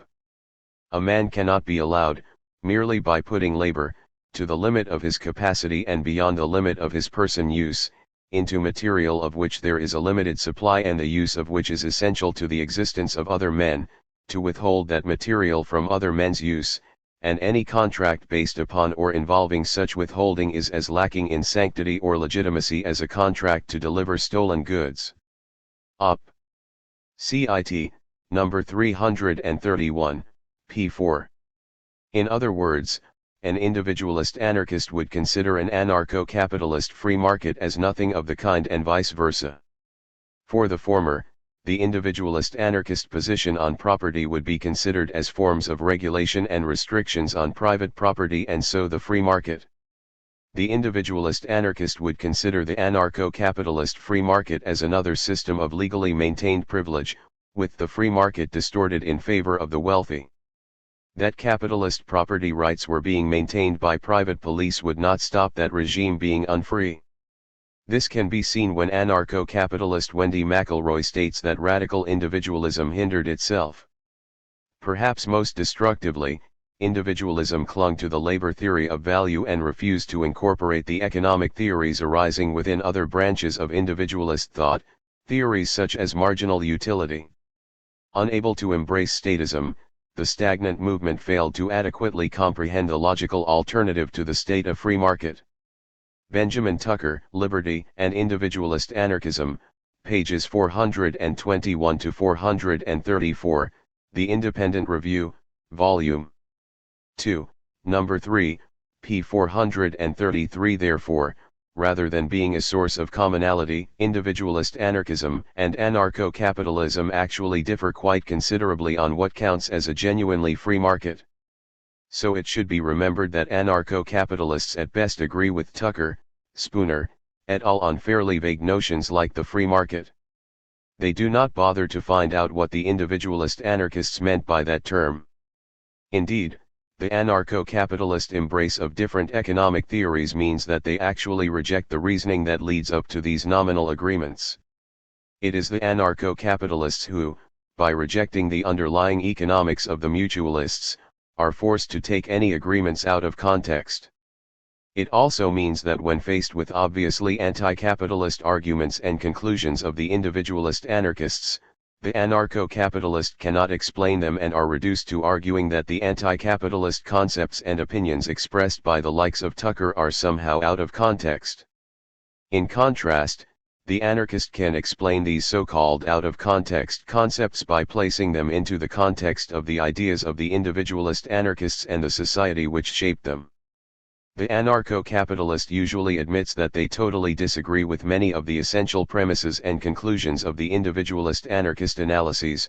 See next section. The most basic difference is that the individualist anarchists rooted their ideas in the labor theory of value while the anarcho-capitalists favor mainstream marginalist theory. It does not take much thought to realize that advocates of socialist theories and those of capitalist ones will naturally develop differing notions of what is and what should be happening within a given economic system. One difference that has in fact arisen is that the notion of what constitutes a free market has differed according to the theory of value applied. Many things can be attributed to the workings of a free market under a capitalist analysis that would be considered symptoms of economic unfreedom under most socialist-driven analyses. This can be seen if you look closely at the case of Tucker's comments that anarchism was simply consistent Manchesterianism. If this is done, then a simple example of this potential confusion can be found. Tucker argued that anarchists accused the Manchester men of being inconsistent, that while being in favor of laissez-faire for the laborer in order to reduce his wages, they did not believe in liberty to compete with the capitalist in order to reduce his usury. The individualist anarchists, p. 83, to be consistent in this case is to be something other and more demanding in terms of what is accepted as freedom than the average Manchesterian, i.e. a supporter of free market capitalism. By consistent Manchesterism, Tucker meant a laissez-faire system in which class monopolies did not exist, where capitalist private property in land and intellectual property did not exist. In other words, a free market purged of its capitalist aspects. Partisans of the capitalist theory see things differently, of course, feeling justified in calling many things free that anarchists would not accept, and seeing constraint in what the anarchists simply thought of as consistency. This explains both his criticism of capitalism and state socialism. The complaint of the anarchist socialists that the anarchists are bourgeois is true to this extent and no further that, great as is their detestation for a bourgeois society, they prefer its partial liberty to the complete slavery of state socialism. Why I Am an Anarchist, pages 132-6, Mann, M. Graham, ed., p. 136. It should be clear that a free market will look somewhat different depending on your economic presuppositions. Ironically, this is something anarcho-capitalists implicitly acknowledge when they admit they do not agree with the likes of Spooner and Tucker on many of their key premises and conclusions, but that does not stop them claiming despite all that their ideas are a modern version of individualist anarchism. Moreover, the anarcho-capitalist simply dismisses all the reasoning that got Tucker there. That is like trying to justify a law citing Leviticus but then saying, but of course all that God stuff is just absurd. You cannot have it both ways. And, of course, the anarcho-capitalist support for non-labor-based economics allow them to sidestep, and so ignore, much of what anarchists, communists, collectivists, individualists, mutualists, and syndicalists alike consider authoritarian and coercive about actually existing capitalism. But the difference in economic analysis is critical. No matter what they are called, it is pretty clear that individualist anarchist standards for the freedom of markets are far more demanding than those associated with even the freest capitalist market system. This is best seen from the development of individualist anarchism in the 20th century. As historian Charles A. Madison noted, it began to dwindle rapidly after 1900. Some of its former adherents joined the more aggressive communistic faction, many others began to favor the rising socialist movement as the only effective weapon against billion-dollar corporations. Benjamin R. Tucker, Individualist and Anarchist, pages 444-67, The New England Quarterly, Volume 16, Number 3, pages p. 464. Other historians have noted the same. By 1908, argued Eunice Minette Schuster, the industrial system had fastened its claws into American soil, and while the individualist anarchists had attempted to destroy monopoly, privilege, and inequality, originating in the lack of opportunity, the superior force of the system which they opposed overwhelmed them. Tucker left America in 1908, and those who remained embraced either anarchist communism as the result of governmental violence against the laborers and their cause, or abandoned the cause entirely. Native American Anarchism, p. 158, pages 159-60 and p. 156. While individualist anarchism did not entirely disappear with the ending of liberty, social anarchism became the dominant trend in America as it had elsewhere in the world. As we note in section G.4, the apparent impossibility of mutual banking to eliminate corporations by economic competition was one of the reasons Voltairine de Cleyre pointed to for rejecting individualist anarchism in favor of communist anarchism. This problem was recognized by Tucker himself 30 years after liberty had been founded. In the postscript to a 1911 edition of his famous essay State Socialism and Anarchism, he argued that when he wrote it 25 years earlier, the denial of competition had not affected the enormous concentration of wealth that now so gravely threatens social order, and so while a policy of mutual banking might have stopped and reversed the process of accumulation in the past, the way now was not so clear. This was because the tremendous capitalization of industry now made the money monopoly a convenience, but no longer a necessity. Admitted Tucker, the trust is now a monster which, even the freest competition, could it be instituted, would be unable to destroy, as concentrated capital could set aside a sacrifice fund to bankrupt smaller competitors and continue the process of expansion of reserves. Thus the growth of economic power, producing as it does natural barriers to entry from the process of capitalist production and accumulation, had resulted in a situation where individualist anarchist solutions could no longer reform capitalism away. The centralization of capital had passed for the moment beyond their reach. The problem of the trusts, he argued, must be grappled with for a time solely by forces political or revolutionary, i.e., through confiscation either through the machinery of government or in denial of it. Until this great leveling occurred, all individualist anarchists could do was to spread their ideas as those trying to hasten it by joining in the propaganda of state socialism or revolution make a sad mistake indeed. Quoted by James J. Martin, Op. Cit. pages 273-4.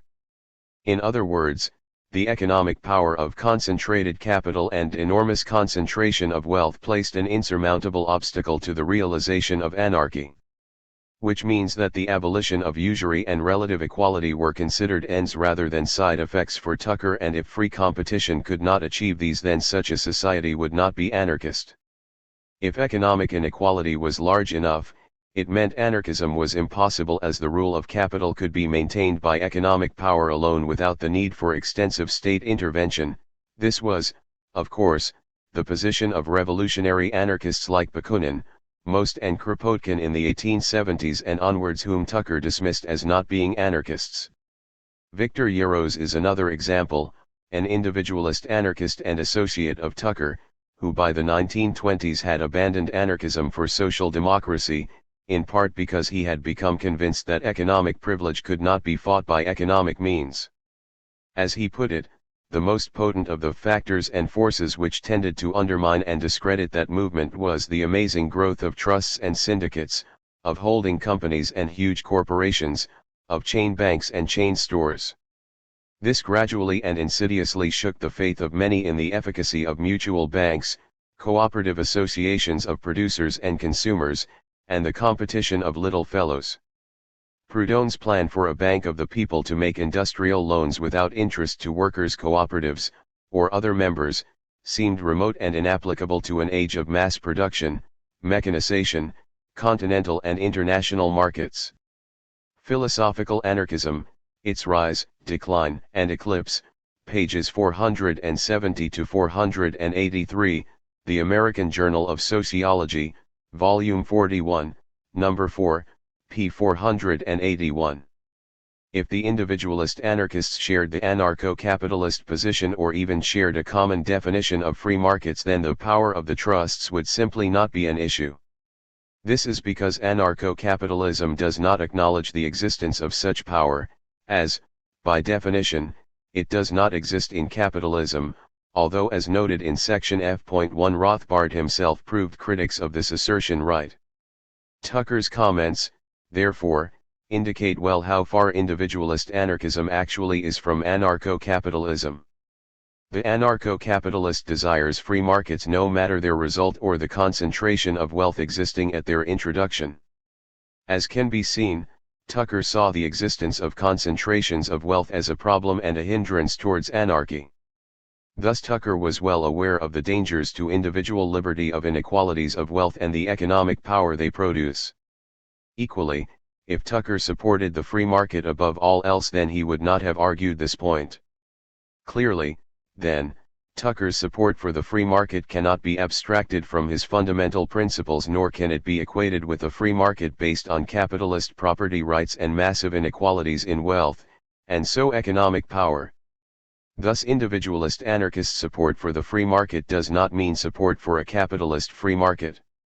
In summary, the free market as sought by, say, Tucker would not be classed as a free market by right-wing libertarians.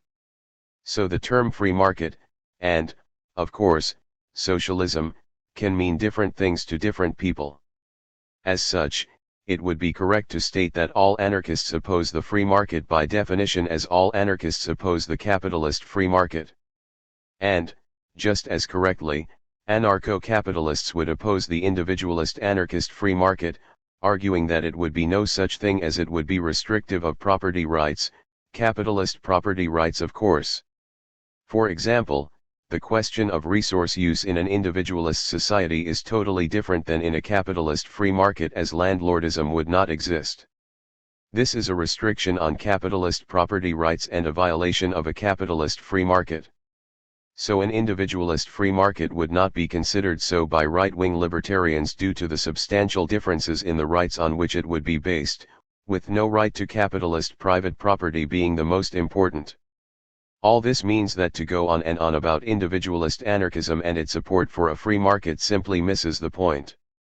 No one denies that individualist anarchists were, and are, in favor of a free market, but this did not mean they were not socialists, nor that they wanted the same kind of free market desired by anarcho-capitalism or that has existed under capitalism.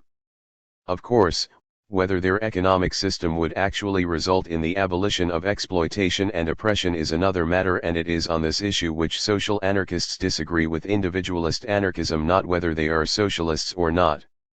G.1.2 What about their support of private property? The notion that because the individualist anarchists supported private property they supported capitalism is distinctly wrong. This is for two reasons. Firstly, private property is not the distinctive aspect of capitalism, exploitation of wage labor is. Secondly, and more importantly, what the individualist anarchists meant by private property, or property, was distinctly different than what is meant by theorists on the libertarian right or what is commonly accepted as private property under capitalism. Thus support of private property does not indicate a support for capitalism. On the first issue, it is important to note that there are many different kinds of private property. If quoting Karl Marx is not too out of place. Political economy confuses, on principle, two very different kinds of private property, one of which rests on the labor of the producer himself, and the other on the exploitation of the labor of others.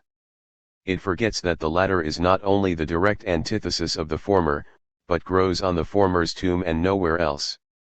In Western Europe, the homeland of political economy, the process of primitive accumulation is more or less accomplished. It is otherwise in the colonies.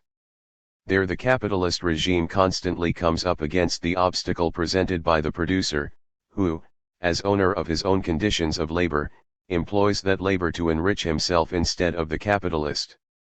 The contradiction of these two diametrically opposed economic systems has its practical manifestation here in the struggle between them. Capital, Volume 1, p. 931. So, under capitalism, property turns out to be the right, on the part of the capitalist, to appropriate the unpaid labor of others, or its product, and the impossibility, on the part of the worker, of appropriating his own product. In other words, property is not viewed as being identical with capitalism. The historical conditions of capital's existence are by no means given with the mere circulation of money and commodities. It arises only when the owner of the means of production and subsistence finds the free worker available on the market, as the seller of his own labor power. Thus wage labor, for Marx, is the necessary precondition for capitalism, not private property as such as the means of production and subsistence, while they remain the property of the immediate producer, are not capital. They only become capital under circumstances in which they serve at the same time as means of exploitation of, and domination over, the worker. Op. Cit.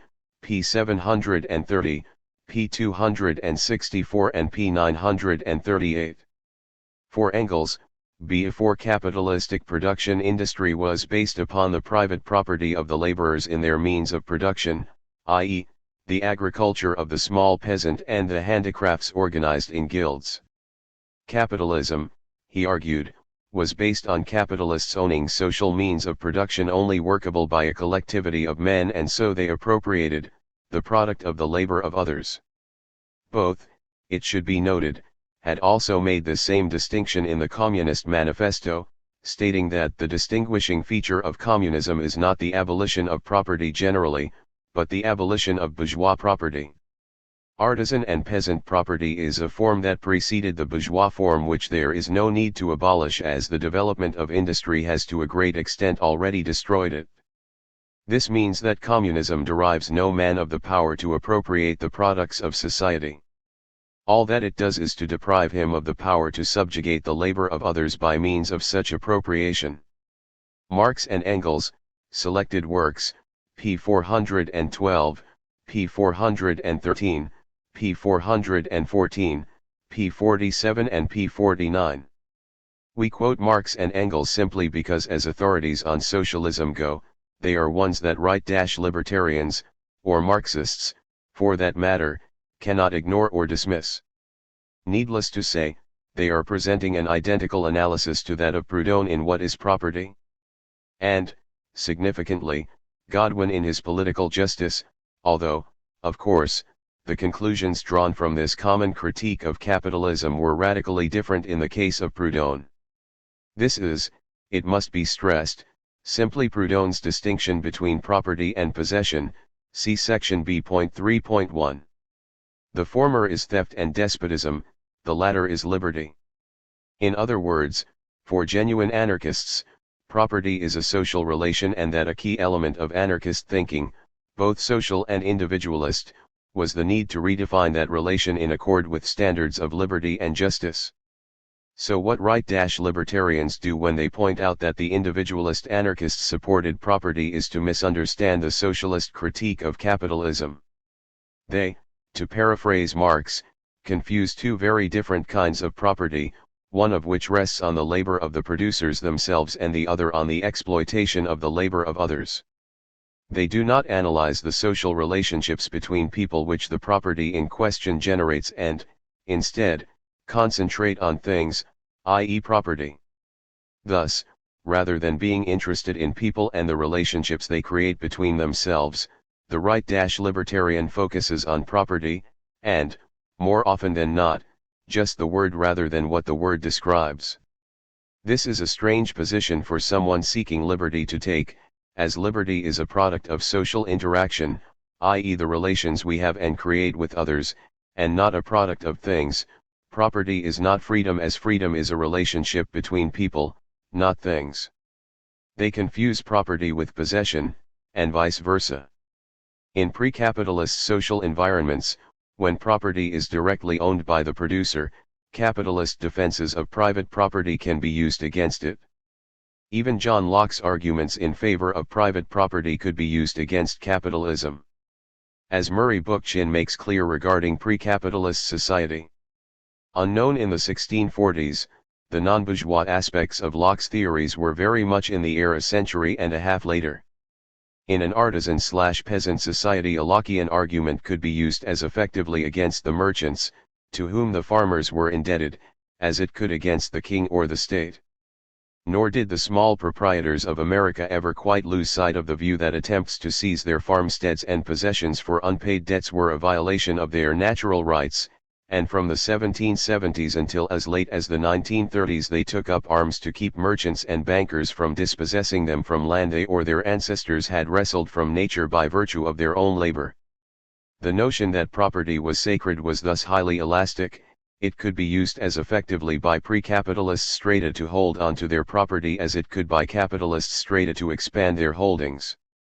The Third Revolution, Volume 1, pages 187-8. The individualist anarchists inherited this perspective on property and sought means of ending the transformation of American society from one where labor property predominated into one where capitalist private property, and so exploitation, predominated.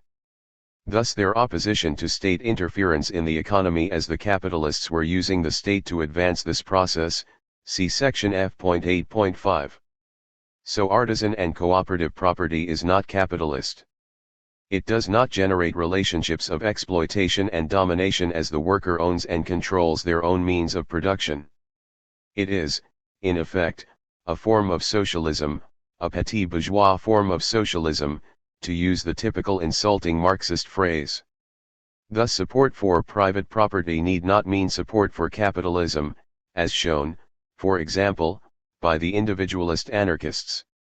To claim otherwise is to ignore the essential insight of socialism and totally distort the socialist case against capitalism. To summarize, from an anarchist, and Marxist, perspective, capitalism is not defined by property as such. Rather, it is defined by private property, property which is turned into a means of exploiting the labor of those who use it. For most anarchists, this is done by means of wage labor and abolished by means of workers' associations and self-management. See next section for a discussion of individualist anarchism and wage labor. To use Proudhon's terminology, there is a fundamental difference between property and possession. Secondly, and more importantly, what the individualist anarchists meant by private property, or property, was distinctly different than what is meant by supporters of capitalism. Basically, the libertarian right exploit, for their own ends, the confusion generated by the use of the word property by the likes of Tucker to describe a situation of possession. Proudhon recognized this danger. He argued that it is proper to call different things by different names. If we keep the name property for the former individual possession, we must call the latter the domain of property robbery, rapine, brigandage. If, on the contrary, we reserve the name property for the latter, we must designate the former by the term possession or some other equivalent, otherwise we should be troubled with an unpleasant synonym. What is property? p. 373. Unfortunately Tucker, who translated this work, did not heed Proudhon's words of wisdom and called possession in an anarchist society by the word property, but then, neither did Proudhon in the latter part of his life. Looking at Tucker's arguments, it is clear that the last thing Tucker supported was capitalist property rights. For example, he argued that property, in the sense of individual possession, is liberty, and contrasted this with capitalist property. Instead of a book, p. 394, that his ideas on property were somewhat different than that associated with right-libertarian thinkers is most clearly seen with regards to land. Here we discover him advocating occupancy and use and rejecting the right of landowners to bar the landless from any land they owned but did not personally use. Rent was due to that denial of liberty which takes the shape of land monopoly, vesting titles to land in individuals and associations which do not use it, and thereby compelling the non-owning users to pay tribute to the non-using owners as a condition of admission to the competitive market. Anarchist opposition of rent did not mean simply the freeing of unoccupied land. It means the freeing of all land not occupied by the owner. In other words, it means land ownership limited by occupancy and use. Tucker, The Individualist Anarchists, p. 130 and p. 155. This would result in a system of occupying ownership, accompanied by no legal power to collect rent. Instead of a book, p. 325. A similar position was held by John Beverly Robinson. He argued that there are two kinds of land ownership, proprietorship, or property, by which the owner is absolute lord of the land, to use it or to hold it out of use, as it may please him, and possession, by which he is secure in the tenure of land which he uses and occupies, but has no claim upon it at all if he ceases to use it. Moreover, that is necessary to do away with rent is to away with absolute property in land. Patterns of Anarchy, p. 272. Joseph Labadie, likewise, stated that the two great subdivisions of socialists, anarchists and state socialists, both agree that the resources of nature, land, mines, and so forth should not be held as private property and subject to being held by the individual for speculative purposes, that use of these things shall be the only valid title, and that each person has an equal right to the use of all these things. They all agree that the present social system is one composed of a class of slaves and a class of masters, and that justice is impossible under such conditions. What is socialism? Thus the individualist anarchists' definition of property differed considerably from that of the capitalist definition. As they themselves acknowledge, Robinson argued that the only real remedy is a change of heart, through which land using will be recognized as proper and legitimate, but land holding will be regarded as robbery and piracy. Op. Cit. p. 273. Tucker, likewise, indicated that his ideas on property were not the same as existing ones when he argued that the present system of land tenure should be changed to one of occupancy and use, and that no advocate of occupancy and use tenure of land believes that it can be put in force, until as a theory it has been as generally seen and accepted as the prevailing theory of ordinary private property. Occupancy and use versus the single tax. Thus, for Tucker, anarchism is dependent on the anarchistic view that occupancy and use should condition and limit land holding, becoming the prevailing view. The Individualist Anarchists, p. 159. Based on this theory of property, Tucker opposed landlords and rent, arguing that anarchy means the freeing of all land not occupied by the owner, that is, land ownership limited by occupancy and use.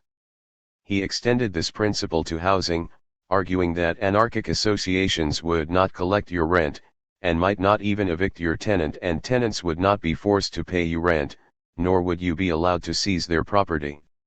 The anarchic associations would look upon your tenants very much as they would look upon your guests. Op. Cit. p. 155 and p. 162. In fact, individualist anarchism would accord the actual occupant and user of land the right to that which is upon the land, who left it there when abandoning the land. Tucker, Liberty, No. 350, p. 4.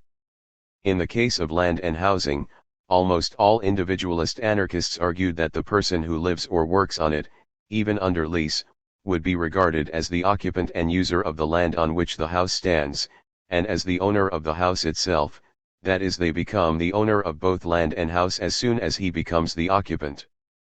Tucker, occupancy and use versus the single tax. For Tucker, occupancy and use was the anarchistic solution of the land question, as it allowed free access to land to all, to be enjoyed by the occupant without payment of tribute to a non-occupant.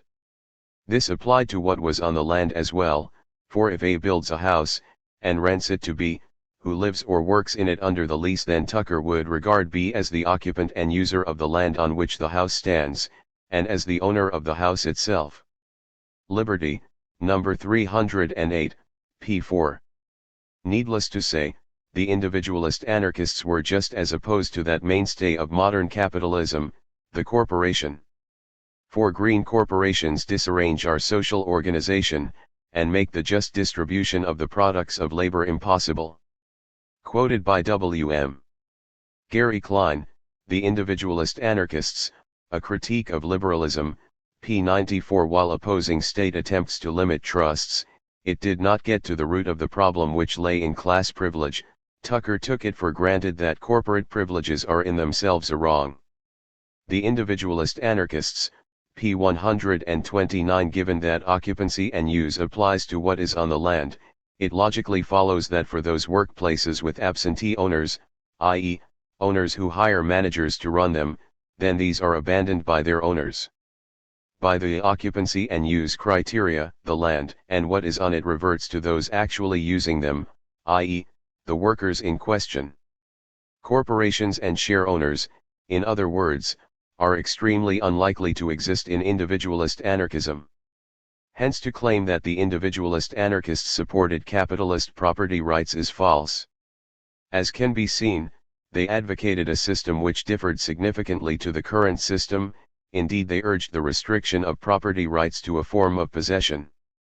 Unfortunately, by generally using the term property to describe this new system of possession, they generated exactly the confusion that Proudhon foretold. Sadly, right-libertarians use this confusion to promote the idea that the likes of Tucker supported capitalist property rights and so capitalism. As Tucker argued, defining it with Proudhon as the sum total of legal privileges bestowed upon the holder wealth, individualist anarchism agrees with Proudhon that property is robbery. But using the word in the commoner acceptation, as denoting the laborer's individual possession of his product or of his proportional share of the joint product of himself and others, it holds that property is liberty. Liberty, number 122, p. 4. If, as it is sometimes suggested, the difference between a right libertarian is that they despise the state because it hinders the freedom of property, while left libertarians condemn it because it is a bastion of property, it is worthwhile to note two important facts. Firstly, that individualist anarchism condemns the state because it protects the land monopoly, i.e., capitalist property rights in land and what is on it, rather than a system of occupancy and use. Secondly, that all schools of anarchist oppose capitalism because it is based on the exploitation of labor, an exploitation which the state protects.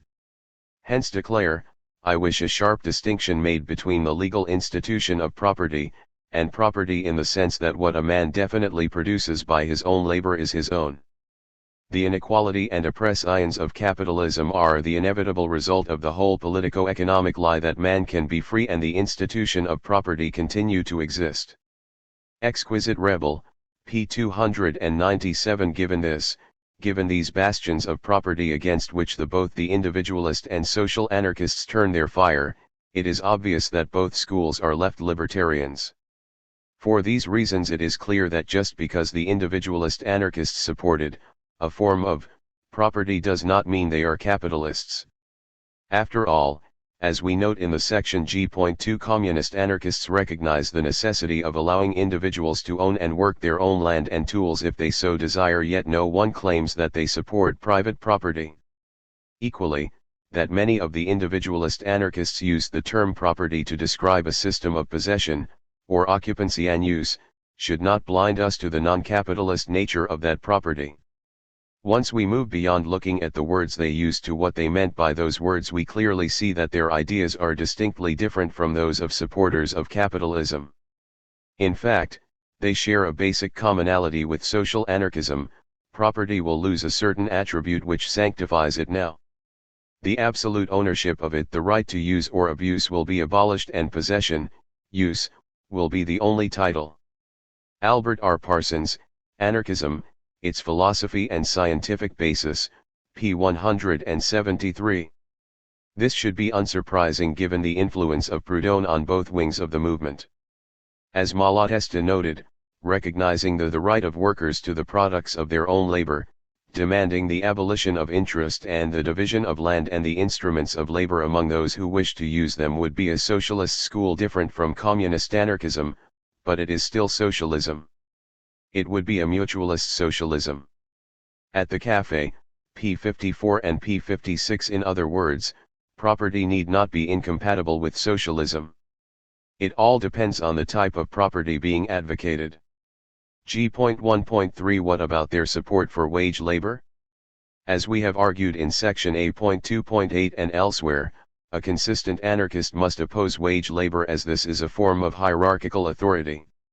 While social anarchism has drawn this logical conclusion from anarchist principles, individualist anarchism has not. While many of its supporters have expressed opposition to wage labor along with other forms of hierarchical organization, some, like Tucker, did not. The question is whether supporting wage labor disqualifies them from the socialist movement or not. Within individualist anarchism, there are two different positions on this matter. Some of them clearly opposed wage labor as inherently exploitative and saw their socio-economic ideas as a means of ending it. Others argued that it was not wage labor as such which was the problem and, as a consequence, they did not expect it to disappear under anarchy. So opposition to exploitation of labor was a universal thread in individualist anarchist thought, as it was in the social anarchist movement. However, opposition to wage slavery was a common, but not universal, thread within the individualist anarchist tradition. As we discuss in section G.4, this is one of the key reasons why social anarchists reject individualist anarchism, arguing that this makes it both inconsistent in terms of general anarchist principles as well in the principles of individualist anarchism. Voltairine de Cleyre in her overview of anarchism put the difference in terms of individualist anarchism and mutualist anarchism. As she put it, the extreme individualists held that the essential institutions of commercialism are in themselves good, and are rendered vicious merely by the interference by the state.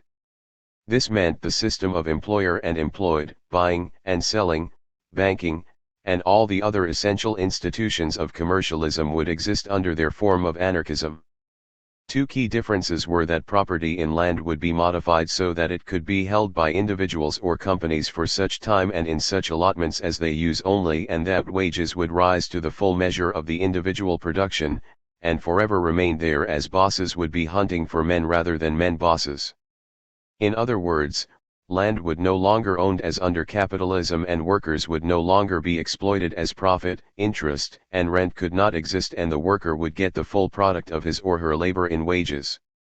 In contrast, mutualist anarchism is a modification of the program of individualism, laying more emphasis upon organization, cooperation and free federation of the workers. To these the trade union is the nucleus of the free cooperative group, which will obviate the necessity of an employer. The mutualist position on the land question is identical with that of the individualists. The material factor which accounts for such differences as there are between individualists and mutualists was due to the former being intellectual workers and so never knowing directly the oppressians of the large factory, nor mingled with workers' associations. The mutualists had, consequently, their leaning towards a greater communism. Anarchism, Exquisite Rebel, p. 77 and p. 78. Next, we must clarify what is meant by wage labor and the related term wages system. They are not identical. Marx, for example, corrected the Gotha program's abolition of the wage system by saying it should read, system of wage labor, although that did not stop him demanding the ultimate abolition of the wages system elsewhere. Marx and Engels, Selected Works, p. 324 and p. 226. The difference lies in whether there is communism, distribution according to need, or socialism, distribution according to work done, as in Marx's, famous difference between a lower and higher phase of communism. It is the difference between a distribution of goods based on deeds and one based on needs, and Kropotkin famous polemic the collectivist wages system rests on it. He argued that the wages system was based on remuneration to each according to the time spent in producing, while taking into account the productivity of his labor. In other words, to each according to his deeds. The conquest of bread, p. 162 and p. 167. Such a wages system could exist in different forms. Most obviously, and the focus of Kropotkin's critique, It could be a regime where the state owned the means of production and paid its subjects according to their labor, i.e., state socialism. It could also refer to a system of artisans, peasants, and cooperatives which sold the product of their labor on a market or exchanged their goods with others based on labor time notes, i.e., associational socialism. This should not be confused with wage labor, in which a worker sells their labor to a boss. This results in a hierarchical social relationship being created in which the worker is the servant of the employer.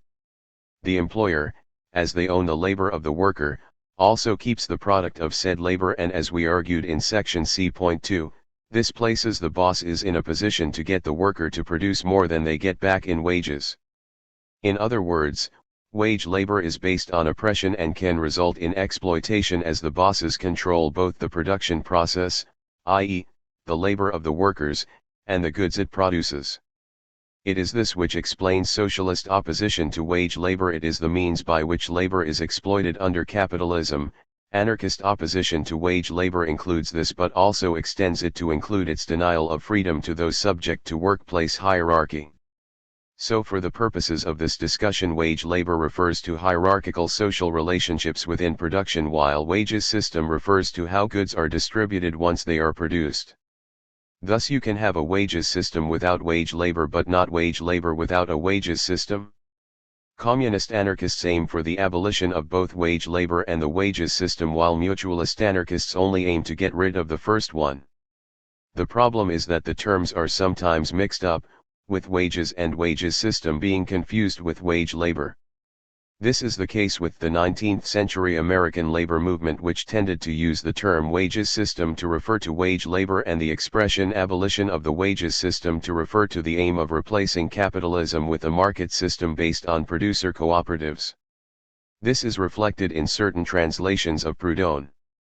Discussing the workmen's associations founded in France during the 1848 revolution, Proudhon noted that the workmen, in order to dispense with middlemen, capitalists, etc., have had to work a little more, and get along with less wages. So he considered workers' associations as paying wages, and so, obviously, meant by wages labor income, not wage labor. The term wage labor was translated as wages system, so we find Proudhon arguing that the workmen's associations are a protest against the wage system and a denial of the rule of capitalists. Proudhon's aim was capitalistic and proprietary exploitation, stopped everywhere, the wage system abolished, equal and just exchange guaranteed. The general idea of the revolution, pages 89 to 90, p98 and p281. This has been translated as capitalist and landlord exploitation halted everywhere, wage labor abolished. Quoted by John Ehrenberg, Proudhon and His Age, p116. We are sorry to belabor this point, but it is essential for understanding the anarchist position on wage labor and the differences between different schools of socialism. So before discussing the relation of individualist anarchism to wage labor, we needed to clarify what is meant by the term, particularly as some people use the term wages to mean any kind of direct payment for labor, and so wage labor is sometimes confused with the wages system. Similarly, the terms wage labor and wages systems are often used interchangeably when, in fact, they refer to different things, and abolition the wages system can mean different things depending on who is using the expression. So after this unfortunately essential diversion, we can now discuss the position of individualist anarchism on wage labor. Unfortunately, there is no consistent position on this issue within the tradition. Some follow social anarchism in arguing that a free society would see its end, others see no contradiction between their ideas and wage labor. We will discuss each in turn. Joshua King Ingalls, for example, praised attempts to set up communities based on libertarian principles as a demonstration that none need longer submit to the tyranny and exactions of the swindler and speculator in the products of others' toil. The example would be speedily followed by others who would break away from the slavery of wages, and assert their independence of capital. Method of transition for the consideration of the true friends of human rights and human progress, Spirit of the Age, Volume I, Number 25, pages 385 to 387. The present relation of capital and labor is, really a mixed relation between contract and status, held by fiction of law as one of freedom of contract, while it retains potentially all the essential features of serfdom. Industrially and economically, the relation is substantially the same as that which existed between the chattel and his owner, and the serf and his lord. Engels pointed to the terrible fear of being out of a job, which freedom of contract means to a wage worker. Industrial Wars and Governmental Interference, the 20th Century, September 6, 1894, pages 11 to 12. To reward capital, he argued, is a direct inversion of natural right, as the right of man must be acknowledged paramount to that of property. Any system, securing a premium to capital, however small, must result in the want, degradation and servitude of one class, and in bestowing unearned wealth and power upon another. Man and Property, Their Rights and Relations, Spirit of the Age, Volume I, Number 8, pages 114 to 116. Like Proudhon, he recognized that joint productive activity resulted in an output greater than that possible by the same number of people working in isolation, an output monopolized by those who owned the workplace or land in question. That the operation of any wealth-increasing enterprise is cooperative needs only stating, and its logic in division of the product of the conjoint labor, can only be frustrated by the fiction that the worker has contracted away his share of the increase by accepting wages. But, being dispossessed of his common right to land, and to opportunity to use the common materials and forces, he can make no equitable contract and cannot be lawfully thus concluded. The only pretence which prevents this distribution, is the plea that the worker in accepting wages, has tacitly contracted away his share of the increase, has made a sale of his interest. Even this subterfuge fails logically, however, whenever the operators reduce the rate of compensation without the full concurrence of the cooperative workers, and their just claim to joint ownership obtains again. It is altogether too late, to urge that this is a mere matter of exchange, so much money, so much labor and that the operator may lay off and take on whom he pleases. It never was, as economists teach, a matter of exchange, but one of cooperative endeavor. Industrial Wars and Governmental Interference, the 20th Century, September 6, 1894, pages 11 to 12.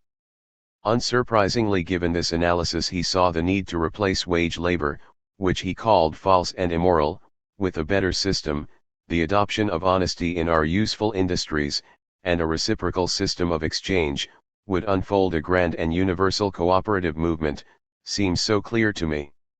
The Wage Question, The American Socialist, Volume 2, Number 38, p. 298. This would result in a boost to economic activity. No one, say they, will do anything but for profits. But the man who works for wages has no profits, and is not only destitute of the stimulus, but his labor product is minus the profits of the capitalist, landlord, and forestaller. A rational economy would seem to require, that if anyone received extra inducement to act, it should be that one who did the most laborious and repulsive work. It is thus seen, that while exorbitant profits afford an unnatural stimulus, in mere wages we have an inadequate motive to action. Labor, wages, and capital. Division of profits scientifically considered, Britain's Quarterly Journal, No. I, pages 66 to 79. The land monopoly was the foundation of class dominion and of poverty and industrial subjection.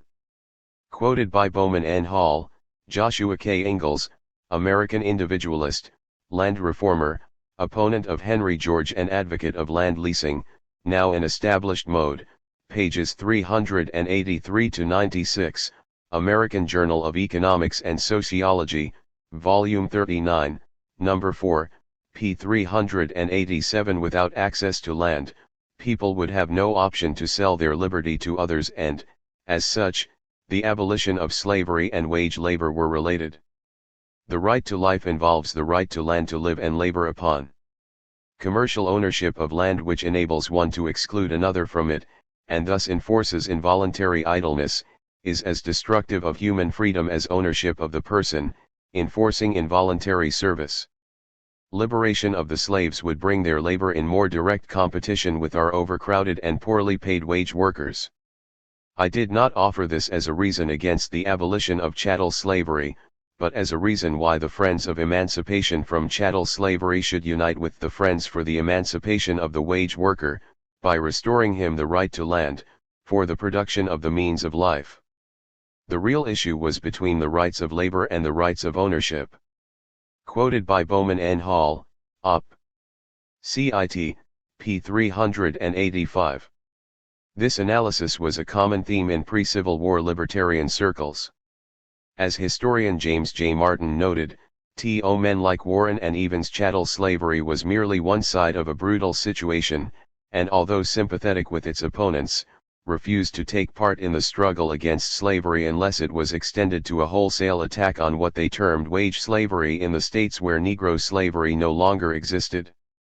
Men against the state, p. 81. Such a view, we may add, was commonplace in radical working class journals and movements of the time. Thus we find George Henry Evans, who heavily influenced individualist anarchists like Warren and Ingalls with the ideas of land reform based on occupancy and use, writing, "I was formerly, like yourself, sir, a very warm advocate of the abolition of black slavery. This was before I saw that there was white slavery.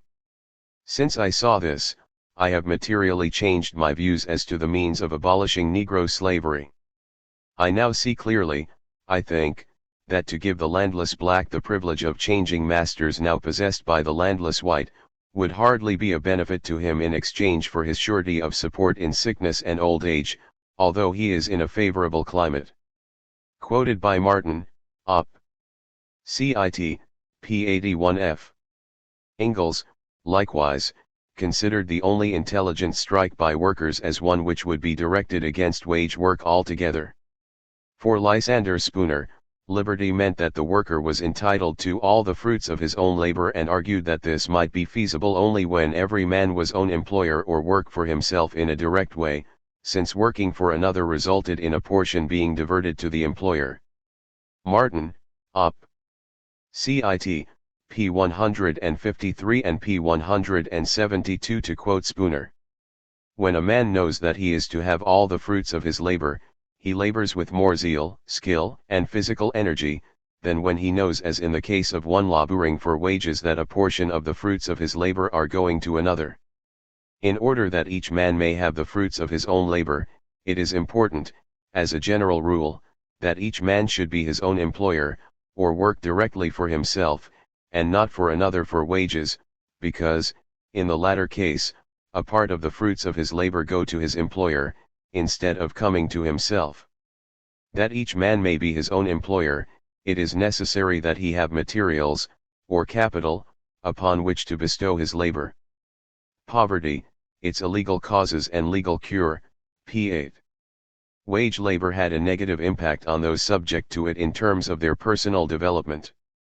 The mental independence of each individual would be greatly promoted by his pecuniary independence, Spooner argued. Freedom of thought, and the free utterance of thought, are, to a great degree, suppressed, by their dependence upon the will and favor of others, for that employment by which they must obtain their daily bread. They dare not investigate, or if they investigate, dare not freely avow and advocate those moral, social, religious, political, and economical truths, which alone can rescue them from their degradation, lest they should thereby sacrifice their bread by stirring the jealousy of those out whom they are dependent, and who derive their power, wealth, and consequence from the ignorance and servitude of the poor. Op. Cit. p. 54. As we argued in section B.1, all forms of hierarchy, including wage labor, distorts the personality and harms the individual psychologically. Spooner argued that it was state restrictions on credit and money, the money monopoly based on banks requiring specie to operate, as the reason why people sell themselves to others on the labor market. As he put it, a monopoly of money put it wholly out of the power of the great body of wealth producers to hire the capital needed for their industries, and thus compel them, by the alternative of starvation to sell their labor to the monopolists of money, who plunder all the producing classes in the prices of their labor. Spooner was well aware that it was capitalists who ran the state. The employers of wage labor are also the monopolists of money.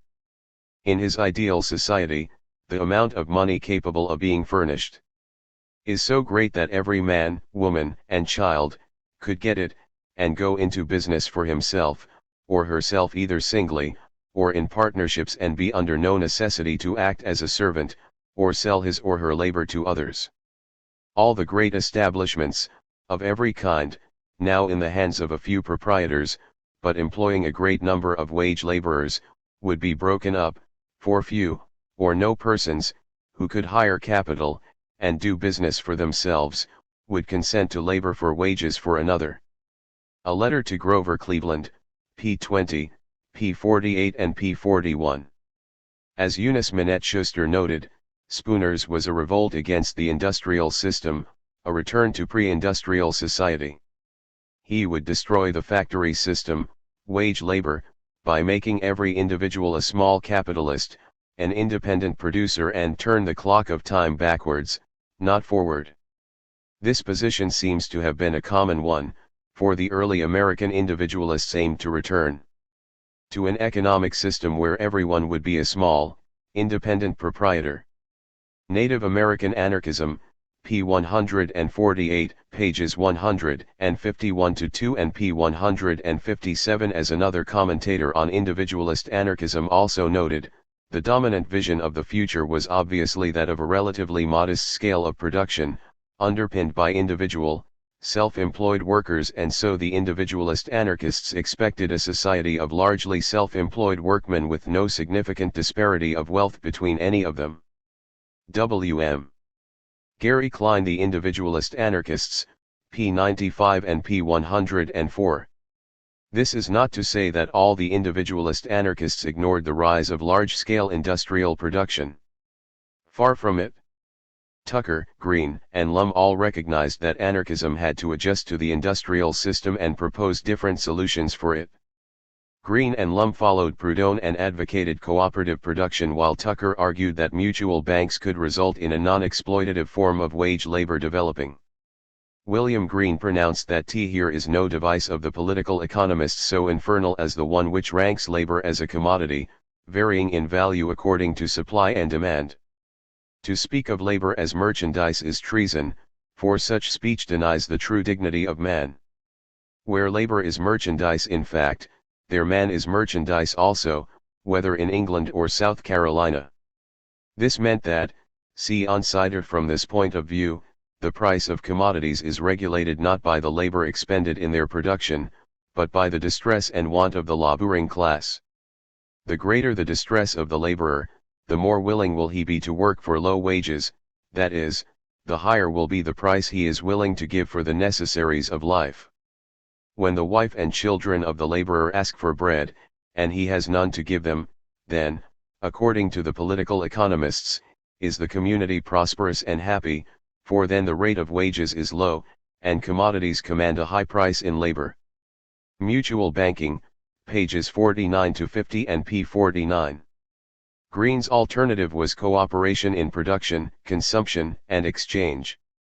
The triple formula of practical mutualism, he argued, was the associated workshop for production, the protective union store for consumption, and the mutual bank for exchange. All three were required, for the associated workshop cannot exist for a single day without the mutual bank and the protective union store. Without mutual banking, the productive cooperatives would not survive, as it would not gain access to credit or at a high rate. How do you advance the cause of labor? By putting your associated neck under the heel of capital. Your talk about the emancipation of labor is wind and vapor. Labor cannot be emancipated by any such process.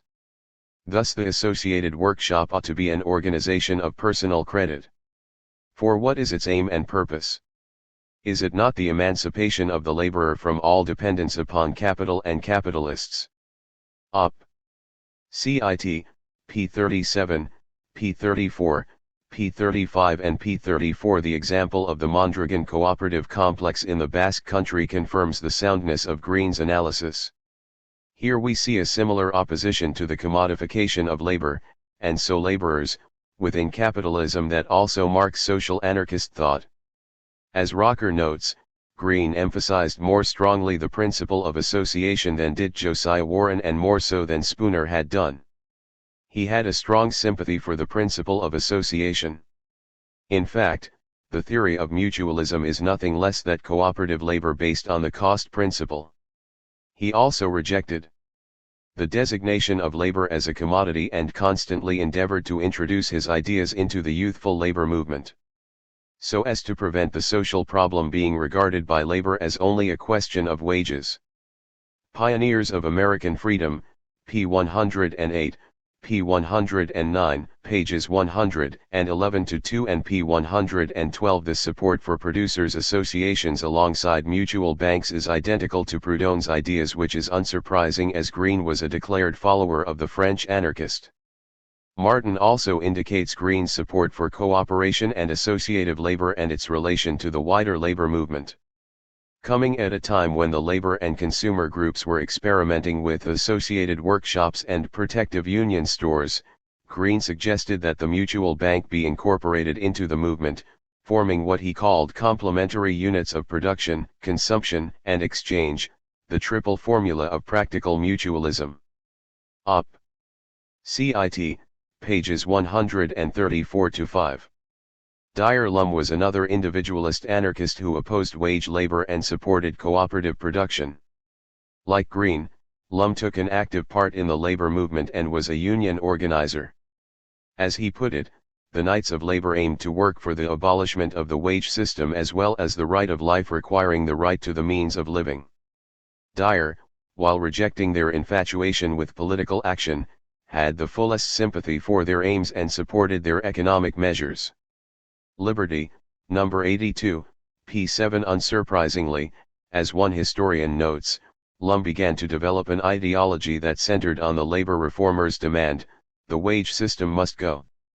He joined the ideological path of labor reformers who turned to a radicalized laissez-faire explanation of wage slavery. Frank H. Brooks, Ideology, Strategy, and Organization, Dyer Lum and the American Anarchist Movement, pages 57-83, Labor History, Volume 34, Number 1, p. 63 and p. 67. Like the communist anarchists of the IWPA, for Lum trade unions were both the means of fighting capitalism and the way to abolish wage labor. Anarchists in Chicago tended to be much more sympathetic to class organization, specifically unions, because they had many contacts to local unions and the Knights of Labor.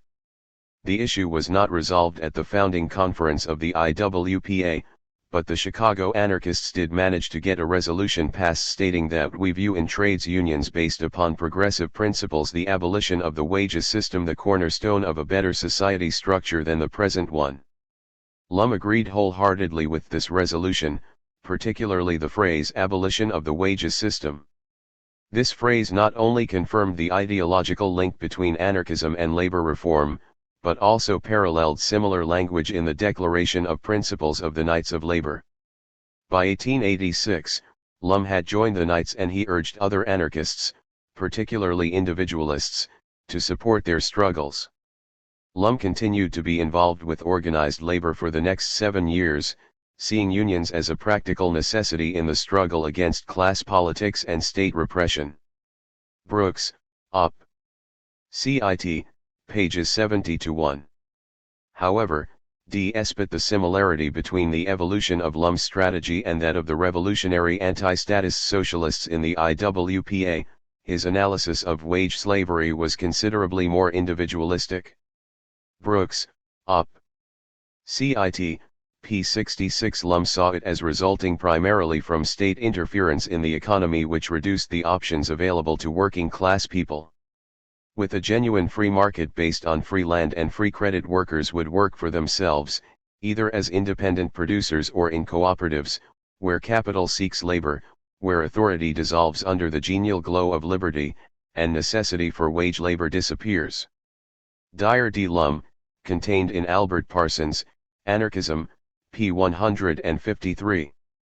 Thus a key element of Lum's anarchism was his mutualist economics, an analysis of wage slavery and a set of reforms that would abolish the wage system. Brooks, Op. Cit. p. 71. Voltairine de Cleyre, in her individualist anarchist days, concurred with her mentor Lum, arguing for a complete international federation of labor, whose constituent groups shall take possession of land, mines, factories, all the instruments of production, issue their own certificates of exchange, and, in short, conduct their own industry without regulative interference from lawmakers or employers. The Voltairine de Cleyre reader, p. 6. European individualist anarchists, it should be noted, had a similar perspective. As mentioned in section A.3.1, Frenchman E. Armand argued that ownership of the means of production and free disposal of his produce was the quintessential guarantee of the autonomy of the individual, but only as long as the proprietor does not transfer it to someone else or rely upon the services of someone else in operating it. Many Manual of the Anarchist Individualist, pages 145-9, Anarchism, Robert Graham, ed., p. 147. Another French individualist anarchist, Ernest Lésigny, argued that in a free society, there should be no more proletariats, as everybody would be proprietor. This would result in the land to the cultivator, the mine to the miner, the tool to the laborer, the product to the producer. Quoted approvingly by Tucker, instead of a book, p. 17 and p. 18. Lésigny considered cooperative production as a solution to the great problem of social economy, the delivery of products to the consumer at cost, and as a means of producers to receive the value of your product, of your effort, without having to deal with a mass of hucksters and exploiters. The Individualist Anarchists, p. 123. In other words, many individualist anarchists envisioned a society without wage labor and, instead, based upon peasant, artisan, and associated/cooperative labor, as in Proudhon's vision. In other words, a non-capitalist society, or, more positively, a libertarian, socialist one, as the workers own and control the means of production they use. Like social anarchists, they opposed capitalist exploitation, wage slavery, and property rights. However, not all individualist anarchists held this position, a notable exception being Benjamin Tucker and many of his fellow contributors of Liberty. Tucker asserted against the common labor movement and social anarchist equation of capitalism with wage slavery that wages is not slavery. Wages is a form of voluntary exchange, and voluntary exchange is a form of liberty. Liberty, number 3, p. 1. The question how is, does this support of wage labor equate to support for capitalism? The answer to that depends on whether you see such a system as resulting in the exploitation of labor. If socialism is, to requote Kropotkin, understood in its wide, generic, and true sense as an effort to abolish the exploitation of labor by capital, then even those individualist anarchists who support wage labor must be considered as socialists due to their opposition to usury. It is for this reason we discover Rudolf Rocker arguing that Stephen P. Andrews was one of the most versatile and significant exponents of libertarian socialism in the USA, in spite of his belief that the specific cause of the economic evil of capitalism is founded not on the existence of the wage system but, rather, on the exploitation of labor, on the unjust compensation of the worker and the usury that deprives him of a part of his labor. Op. Cit. p. 85 and pages 77-8. His opposition to exploitation meant he was a socialist, an opposition which individualist anarchism was rooted in from its earliest days and the ideas of Josiah Warren. The aim was to circumvent the exploitation inherent in capitalism, which Warren characterized as a sort of civilized cannibalism, by exchanging goods on cooperative rather than supply and demand principles. J.W.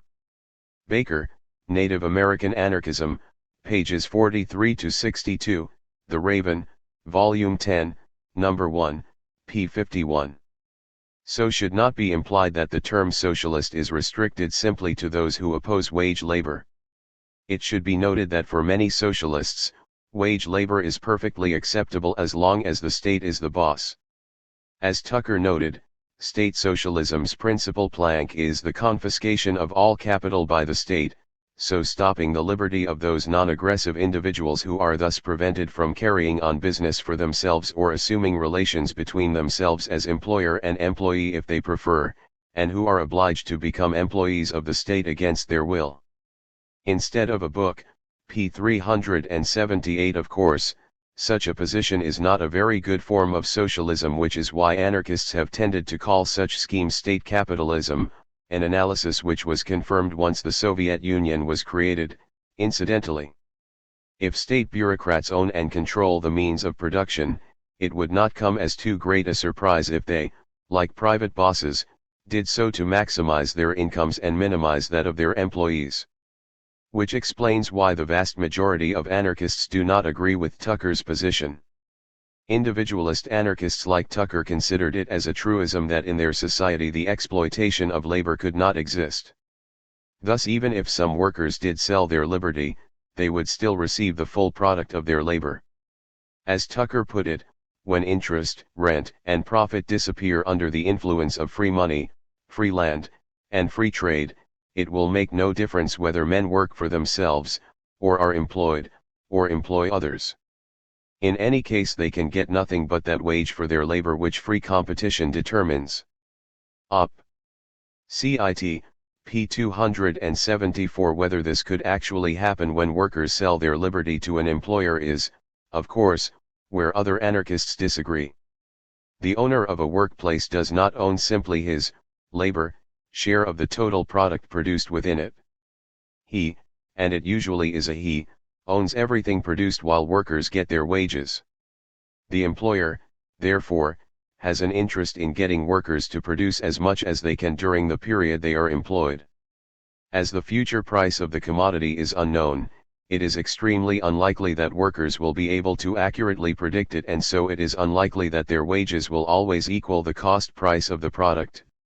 As such, the situation that an individual worker would get his natural wage would be unlikely, and so they would be exploited by their employer. At best, it could be argued that in the long run wages will rise to that level, but, as Keynes noted, in the long run we are all dead, and Tucker did not say that the free market would end exploitation eventually. So individual ownership of large-scale workplaces would not, therefore, end exploitation. In other words, if, as Tucker argued, individualist anarchism desires not to abolish wages, but to make every man dependent upon wages and to secure every man his whole wages, then this, logically, can only occur under workers' control.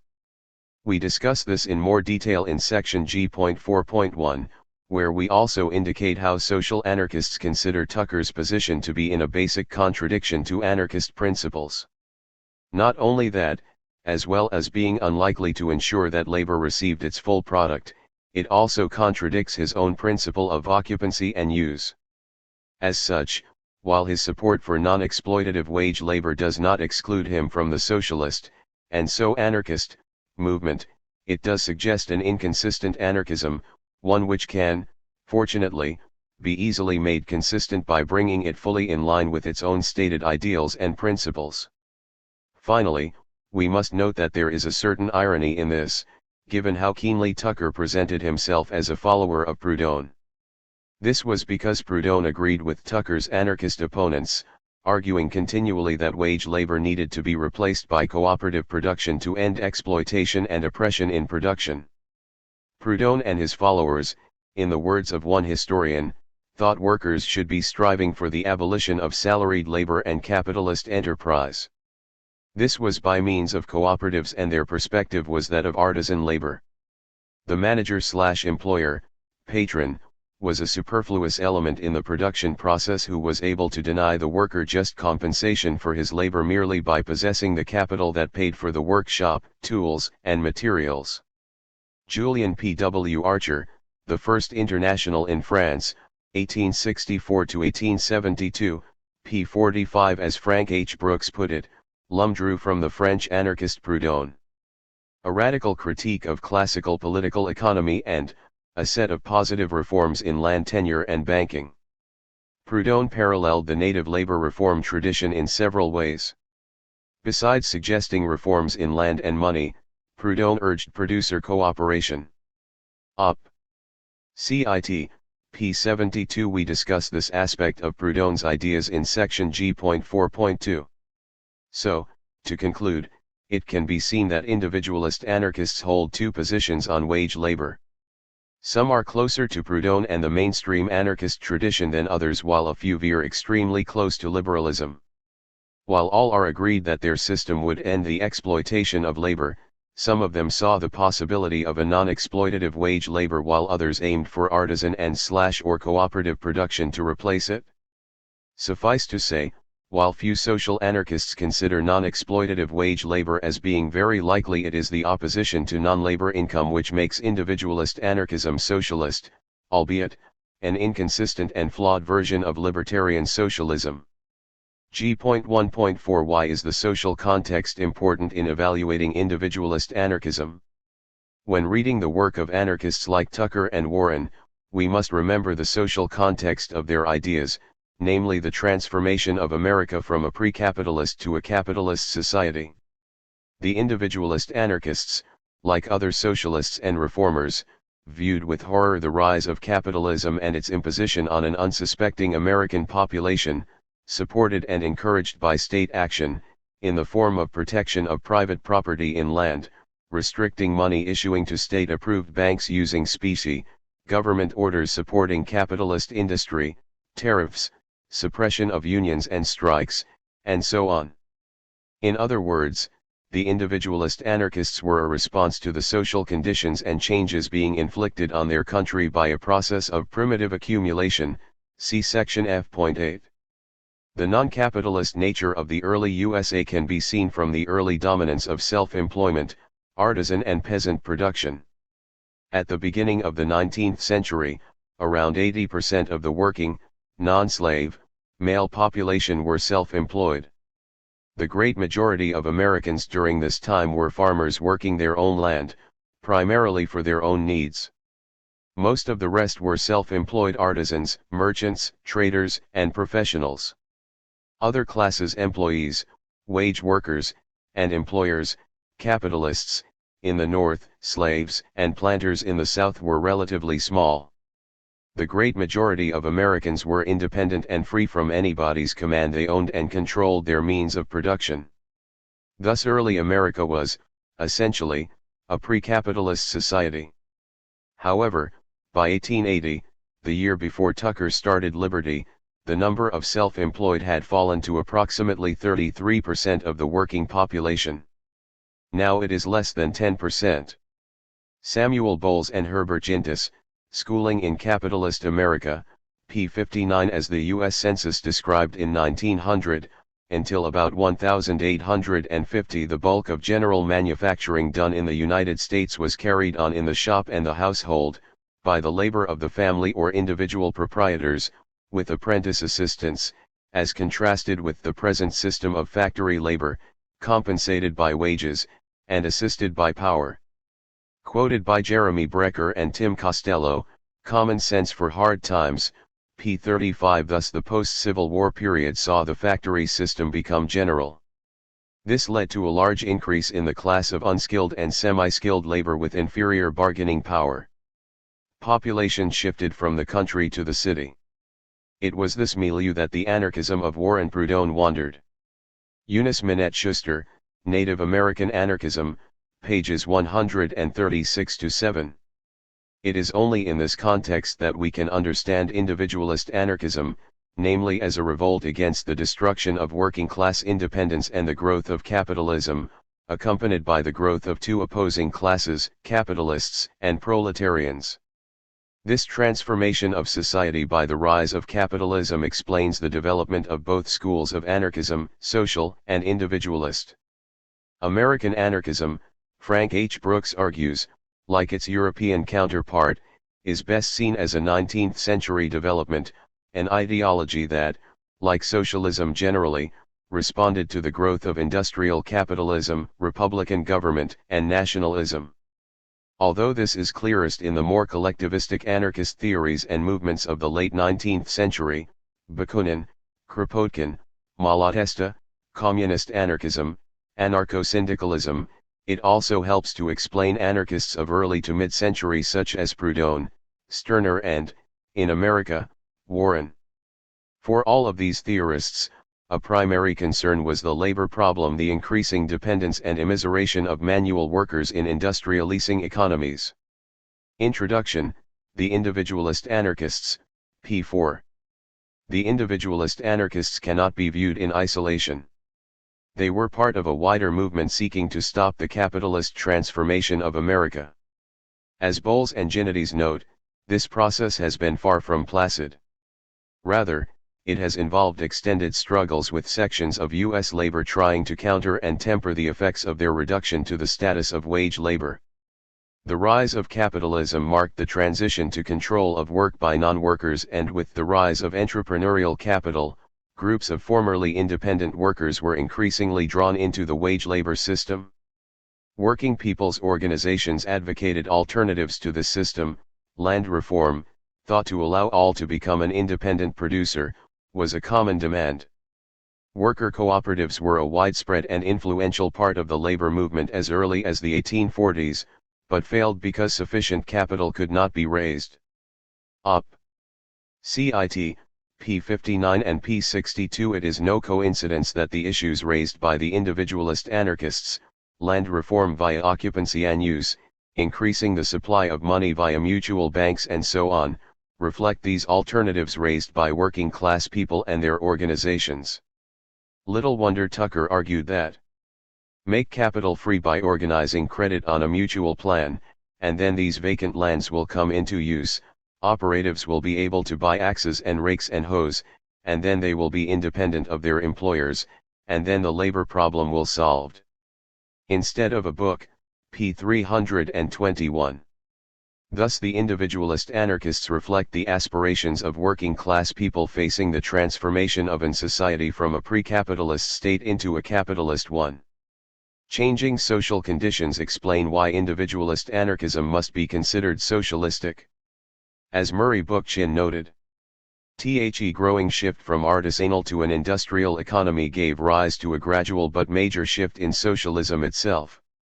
For the artisan, socialism meant producers' cooperatives composed of men who worked together in small shared collectivist associations, although for master craftsmen it meant mutual aid societies that acknowledged their autonomy as private producers. For the industrial proletarian, by contrast, socialism came to mean the formation of a mass organization that gave factory workers the collective power to expropriate a plant that no single worker could properly own. These distinctions led to two different interpretations of the social question. The more progressive craftsmen of the 19th century had tried to form networks of cooperatives, based on individually or collectively owned shops, and a market knitted together by a moral agreement to sell commodities according to a just price or the amount of labor that was necessary to produce them. Presumably such small-scale ownership and shared moral precepts would abolish exploitation and greedy profit-taking. The class-conscious proletarian thought in terms of the complete socialization of the means of production, including land, and even of abolishing the market as such, distributing goods according to needs rather than labor. They advocated public ownership of the means of production, whether by the state or by the working class organized in trade unions. The Third Revolution, Volume 2, p. 262. So, in this evolution of socialism we can place the various brands of anarchism. Individualist anarchism is clearly a form of artisanal socialism, which reflects its American roots, while communist anarchism and anarcho-syndicalism are forms of industrial, or proletarian, socialism, which reflects its roots in Europe. Proudhon's mutualism bridges these extremes, advocating as it does artisan socialism for small-scale industry and agriculture and cooperative associations for large-scale industry, which reflects the state of the French economy in the 1840s to 1860s. With the changing social conditions in the US, the anarchist movement changed too, as it had in Europe. Hence the rise of communist anarchism in addition to the more native individualist tradition and the change in individualist anarchism itself. Green emphasized more strongly the principle of association than did Josiah Warren, and more so than Spooner had done. Here too Proudhon's influence asserts itself. In principle there is essentially no difference between Warren and Proudhon. The difference between them arises from a dissimilarity of their respective environments.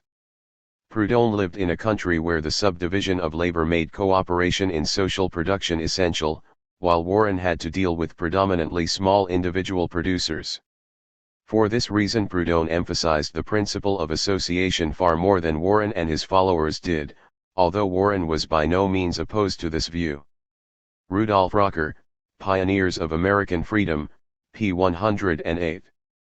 As noted in section A.3, Voltairine de Cleyre subscribed to a similar analysis, as does another anarchist, Peter Sabatini, more recently. The chronology of anarchism within the United States corresponds to what transpired in Europe and other locations. An organized anarchist movement imbued with the revolutionary collectivist, then communist, orientation came to fruition in the late 1870s. At that time, Chicago was a primary center of anarchist activity within the USA, due in part to its large immigrant population. The Proudhonist anarchy that Tucker represented was largely superseded in Europe by revolutionary collectivism and anarcho-communism. The same changeover occurred in the US, although mainly among subgroups of working-class immigrants who were settling in urban areas. For these recent immigrants caught up in tenuous circumstances within the vortex of emerging corporate capitalism, a revolutionary anarchy had greater relevancy than go-slow mutualism. Libertarianism, bogus anarchy. Murray Bookchin argued that the development of communist anarchism made it possible for anarchists to adapt themselves to the new working class, the industrial proletariat. This adaptation was all the more necessary because capitalism was now transforming not only European and American society but the very nature of the European and American labor movement itself. Op. Cit. p. 259. In other words, there have been many schools of socialism, all influenced by the changing society around them. As Frank H. Brooks notes, before Marxists monopolized the term, socialism was a broad concept, as indeed Marx's critique of the unscientific varieties of socialism in the Communist Manifesto indicated. Thus, when Tucker claimed that the individualist anarchism advocated in the pages of Liberty was socialist, he was not engaged in obfuscation or rhetorical bravado. Libertarian Socialism, pages 75-7, The Individualist Anarchists, p. 75. Looking at the society in which their ideas developed, rather than ahistorically projecting modern ideas backward, we can see the socialist core of individualist anarchism. It was, in other words, an un-Marxian form of socialism, as was mutualism and communist anarchism. Thus, to look at the individualist anarchists from the perspective of modern socialism, say, communist anarchism or Marxism, means to miss the point. The social conditions which produced individualist anarchism were substantially different from those existing today, and those which produced communist anarchism and Marxism, and so what was a possible solution to the social problem then may not be one suitable now, and, indeed, point to a different kind of socialism than that which developed later. Moreover, Europe in the 1870s was distinctly different than America, although, of course, the USA was catching up. For example, there was still vast tracts of unclaimed land, once the Native Americans had been removed, of course, available to workers. In the towns and cities, artisan production remained important. Into the 1880s David Montgomery, The Fall of the House of Labor, p. 52. Until the 1880s, the possibility of self-employment was a real one for many workers, a possibility being hindered by state action, for example, by forcing people to buy land via homestead acts, restricting banking to those with specie, suppressing unions and strikes and so on. See section F.8.5. Little wonder that individualist anarchism was considered a real solution to the problems generated by the creation of capitalism in the USA and that, by the 1880s, communist anarchist became the dominant form of anarchism. By that time the transformation of America was nearing completion and self-employment was no longer a real solution for the majority of workers. This social context is essential for understanding the thought of people like Green, Spooner, and Tucker.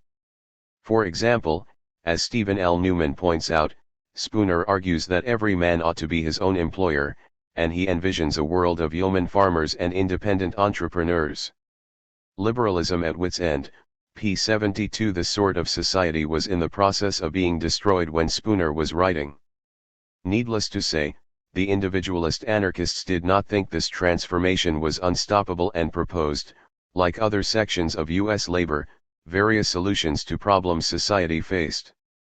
Given the commonplace awareness in the population of artisan production and its advantages in terms of liberty, it is hardly surprising that the individualist anarchists supported free market solutions to social problems. For, given the era, this solution implied workers' control and the selling of the product of labor, not the laborer him/herself. Unsurprisingly, therefore, the greatest part of Liberty's readers proves to be of the professional/intellectual class, the remainder includes independent manufacturers and merchants, artisans, and skilled workers. The anarchists' hardcore supporters were the socio-economic equivalents of Jefferson's yeoman farmers and crafts workers, a freeholder artisan independent merchant class allied with free-thinking professionals and intellectuals. These groups in Europe as well as in America had socio-economic independence, and through their desire to maintain and improve their relatively free positions, had also the incentive to oppose the growing encroachments of the capitalist state. Morgan Edwards, Neither Bombs Nor Ballots, Liberty and the Strategy of Anarchism, pages 65 to 91, Benjamin R. Tucker and the Champions of Liberty, Coughlin, Hamilton, and Sullivan, eds. p. 85. Individualist anarchism is obviously an aspect of a struggle between the system of peasant and artisan production of early America and the state-encouraged system of capitalism.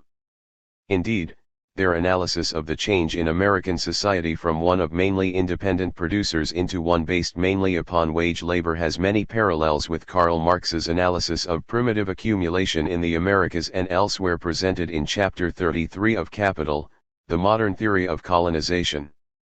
It is this process which individualist anarchism protested against, the use of the state to favor the rising capitalist class. So the social context the individualist anarchists lived in must be remembered. America at the times was a predominantly rural society and industry was not as developed as it is now. Wage labor would have been minimized. As W.M. Gary Klein argues, committed as they were to equality in the pursuit of property, the objective for the anarchist became the construction of a society providing equal access to those things necessary for creating wealth.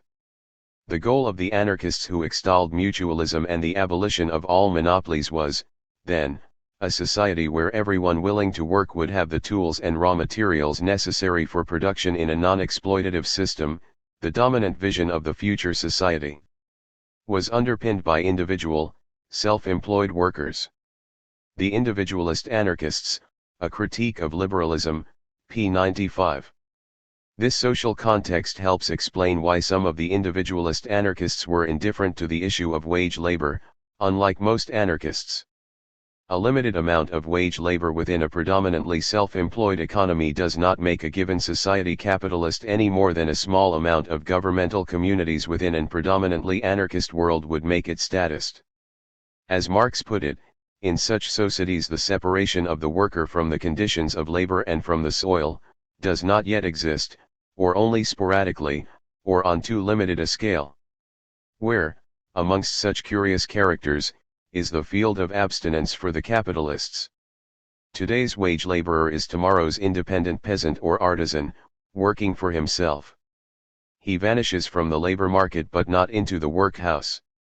There is a constant transformation of wage laborers into independent producers, who work for themselves instead of for capital, and so the degree of exploitation of the wage laborer remains indecently low. In addition, the wage laborer also loses, along with the relation of dependence, the feeling of dependence on the abstemious capitalist. Op. Cit. Pages 935 to 6. Within such a social context, the anti-libertarian aspects of wage labor are minimized and so could be overlooked by otherwise sharp critics of authoritarianism as Tucker and Andrews. Therefore Rocker was correct when he argued that individualist anarchism was above all, rooted in the peculiar social conditions of America which differed fundamentally from those of Europe. Op. Cit.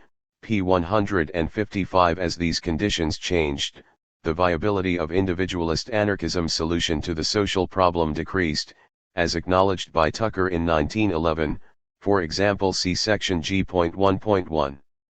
Individualist anarchism, argued Morgan Edwards, appears to have dwindled into political insignificance largely because of the erosion of its political economic base, rather than from a simple failure of strategy. With the impetus of the Civil War, capitalism and the state had too great a head start on the centralization of economic and political life for the anarchists to catch up. This centralization reduced the independence of the intellectual/professional and merchant artisan group that were the mainstay of the Liberty Circle. Op. Cit.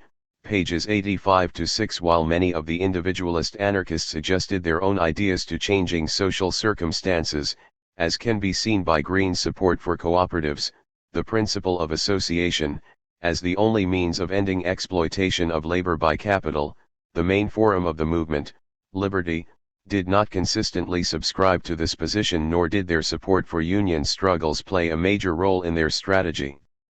Faced with another form of anarchism which supported both, unsurprisingly communist anarchism replaced it as the dominant form of anarchism by the start of the 20th century in America.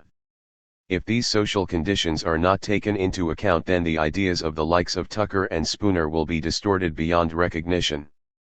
Similarly, by ignoring the changing nature of socialism in the face of a changing society and economy, the obvious socialistic aspects of their ideas will be lost. Ultimately, to analyze the individualist anarchists in an ahistoric manner means to distort their ideas and ideals.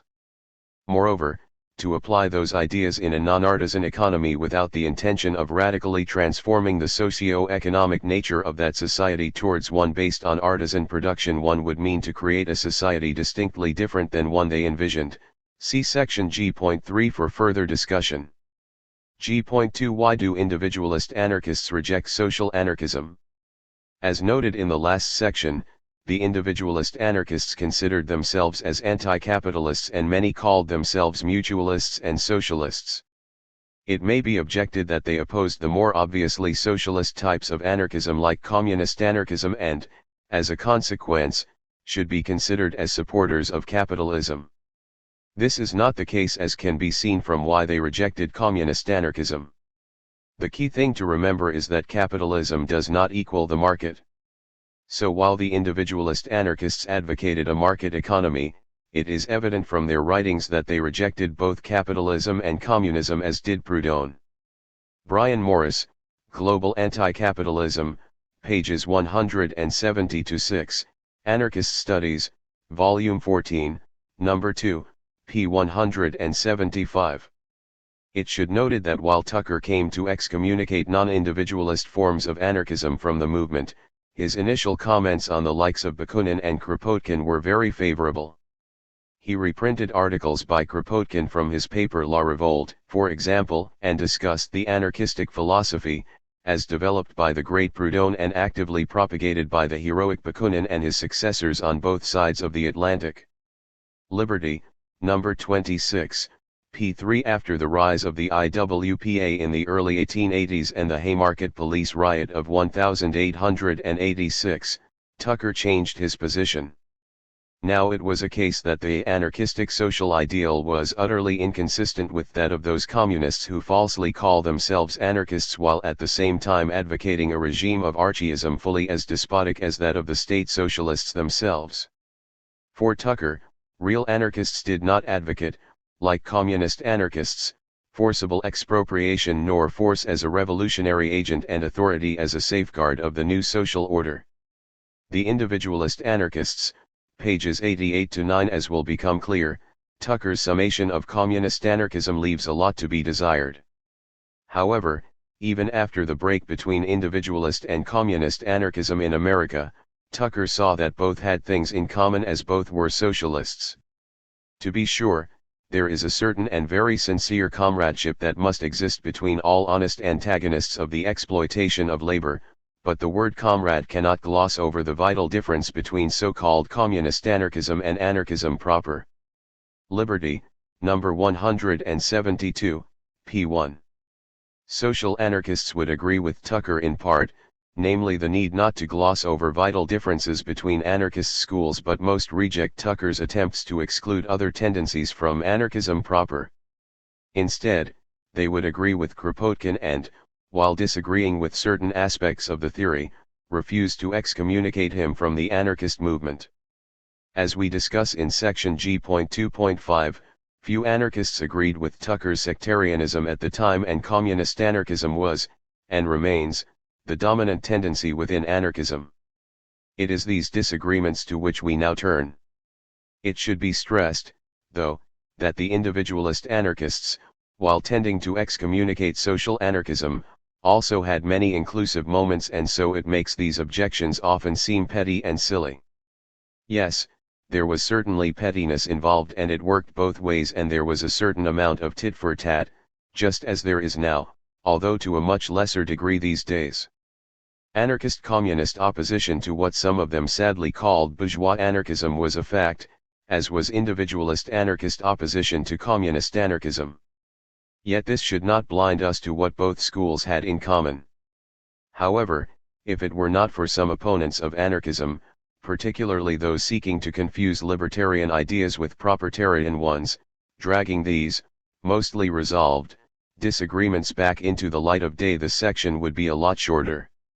As it is, covering these disagreements and showing how they could be resolved is a useful task, if only to show how individualist and communist anarchism are not as alien as some make out.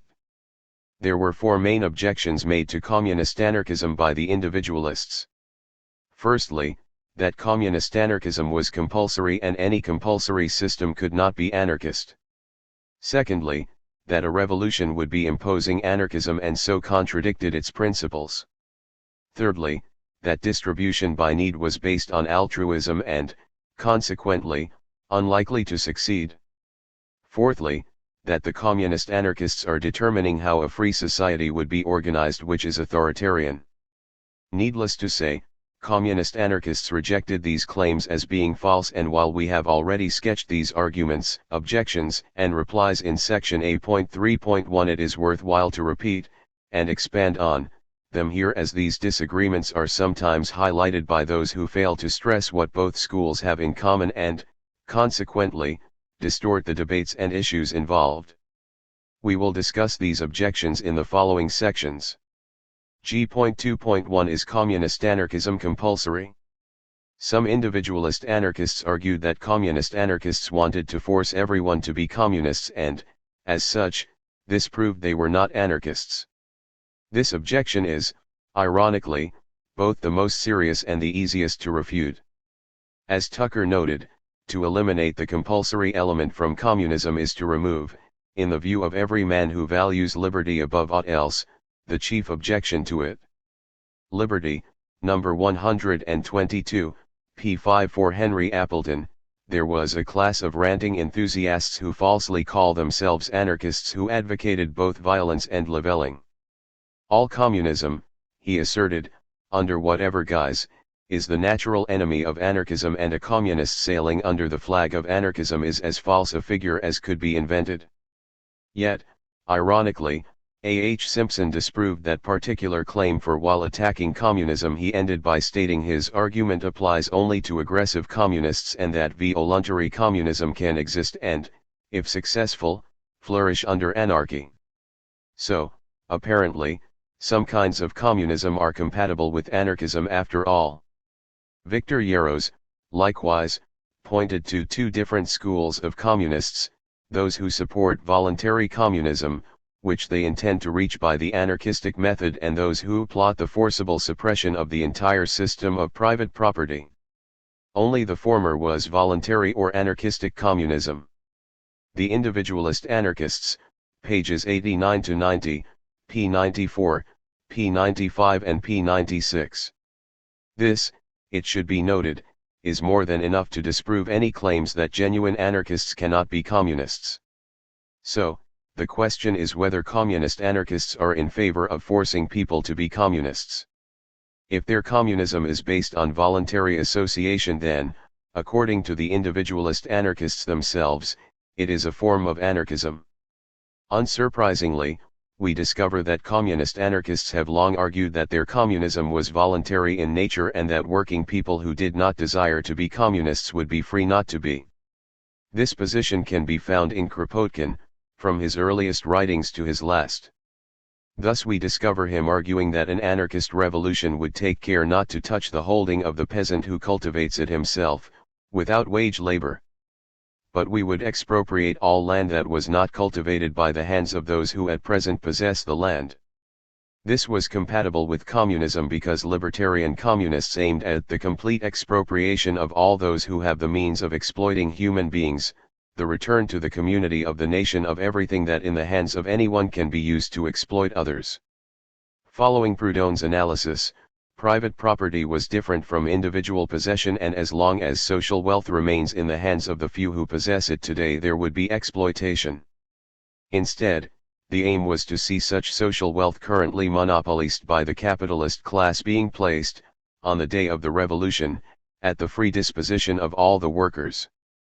This would create the situation where each person may live by working freely, without being forced to sell his work and his liberty to others. Words of a Rebel, p. 214, pages 207-8, p. 207 and p. 208. If someone desired to work outside of the commune, then that was perfectly compatible with this aim. This position was followed in later works. The scope of expropriation, Kropotkin argued, was clear and would only apply to everything that enables any man, be he financier, mill owner, or landlord, to appropriate the product of others' toil. Thus only those forms of property based on wage labor would be expropriated. In terms of housing, the same general rule applies: the expropriation of dwellings contains the whole social revolution. Kropotkin explicitly discusses the man who by dint of privation has contrived to buy a house just large enough to hold his family. And we are going to deprive him of his hard-earned happiness, to turn him into the street? Certainly not. Let him work in his little garden, too.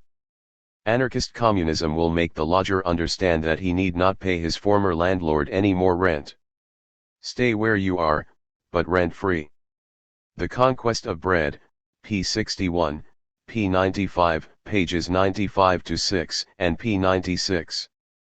Which, incidentally, was exactly the same position as Tucker, see section G.1.2, and so Kropotkin's analysis of the land monopoly was identical.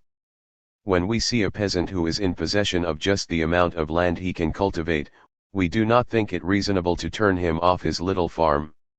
He exploits nobody, and nobody would have the right to interfere with his work. But if he possesses under the capitalist law more than he can cultivate himself, we consider that we must not give him the right of keeping that soil for himself, leaving it uncultivated when it might be cultivated by others, or of making others cultivate it for his benefit. Act for yourselves, p. 104. For Kropotkin, communism must be the work of all, a natural growth, a product of the constructive genius of the great mass. Communism cannot be imposed from above. It could not live even for a few months if the constant and daily cooperation of all did not uphold it. It must be free. Anarchism, p. 140. Malatesta agreed. Anarchism, he stressed, cannot be imposed, both on moral grounds in regard to freedom, as well as because it is impossible to apply willy-nilly a regime of justice for all. It cannot be imposed on a minority by a majority. Neither can it be imposed by a majority on one or more minorities. Thus anarchists who call themselves communists do so not because they wish to impose their particular way of seeing things on others, but because they are convinced, until proved wrong, that the more human beings are joined in brotherhood, and the more closely they cooperate in their efforts for the benefit of all concerned, the greater is the well-being and freedom which each can enjoy. Imposed communism, he stressed, would be the most detestable tyranny that the human mind could conceive. And free and voluntary communism is ironical if one has not the right and the possibility to live in a different regime, collectivist, mutualist, individualist as one wishes, always on condition that there is no oppression or exploitation of others. He agreed with Tucker that state communism, which is authoritarian and imposed, is the most hateful tyranny that has ever afflicted, tormented and handicapped mankind. Enrico Malatesta, His Life and Ideas, p. 21, p. 34, p. 103 and p. 34. Therefore, arguing that the land and machinery should be common property does not preclude individuals possessing it independently of communes, as both are rooted in individual possession, or occupancy and use, rather than private property. The key anarchist difference between property and possession explains any perceived contradiction in the communist position. Thus we find Kropotkin arguing that a communist anarchist society is one without having the soil, the machinery, the capital, in short, in the hands of private owners. We all believe that free organizations of workers would be able to carry on production on the farm and on the factory, as well, and probably much better, than it is conducted now under the individual ownership of the capitalist. The commune shall take into possession of all the soil, the dwelling houses, the manufactures, the mines and the means of communication. Act for yourselves, p. 103 and p. 104.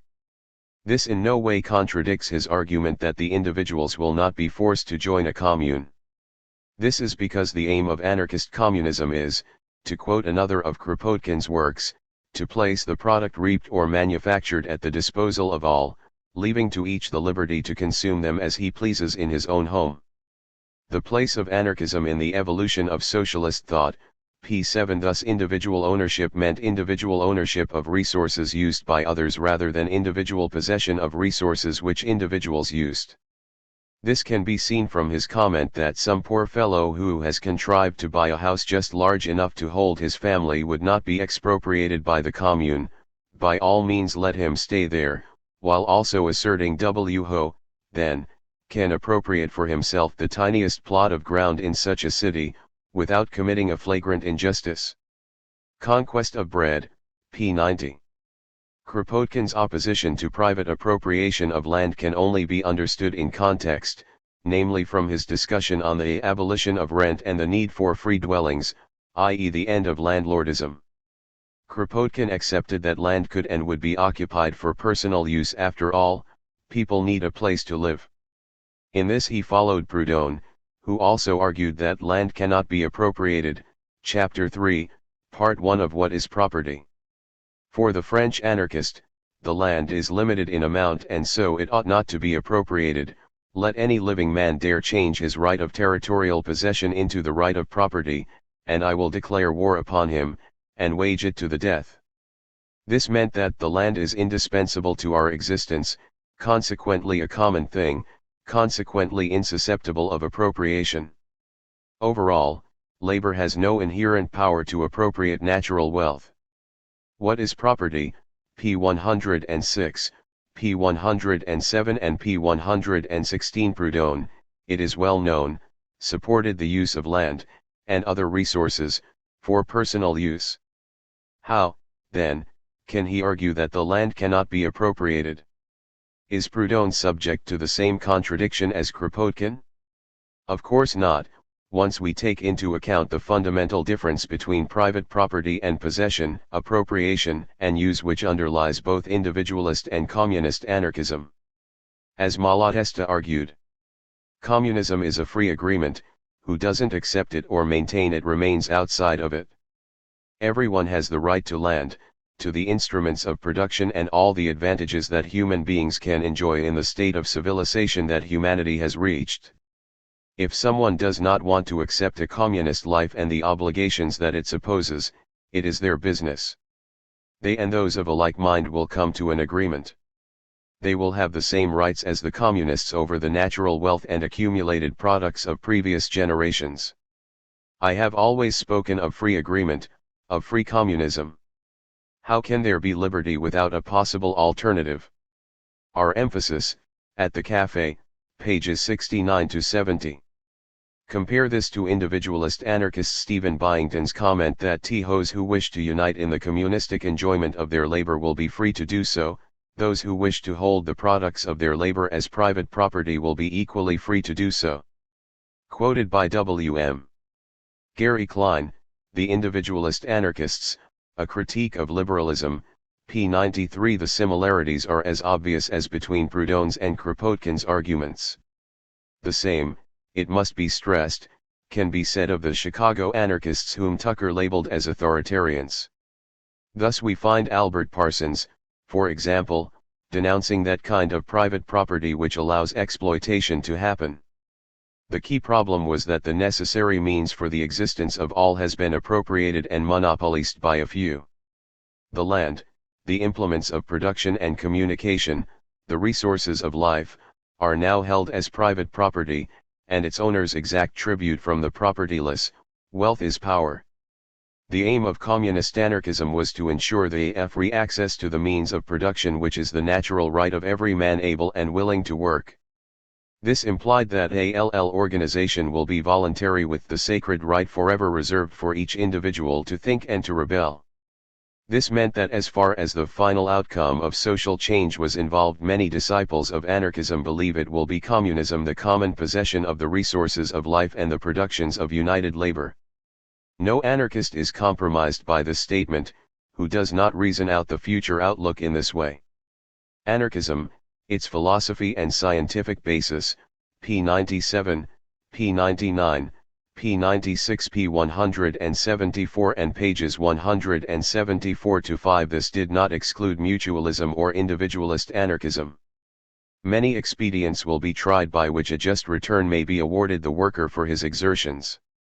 The time check or labor certificate, which will be honored at the storehouses hour for hour, will no doubt have its day.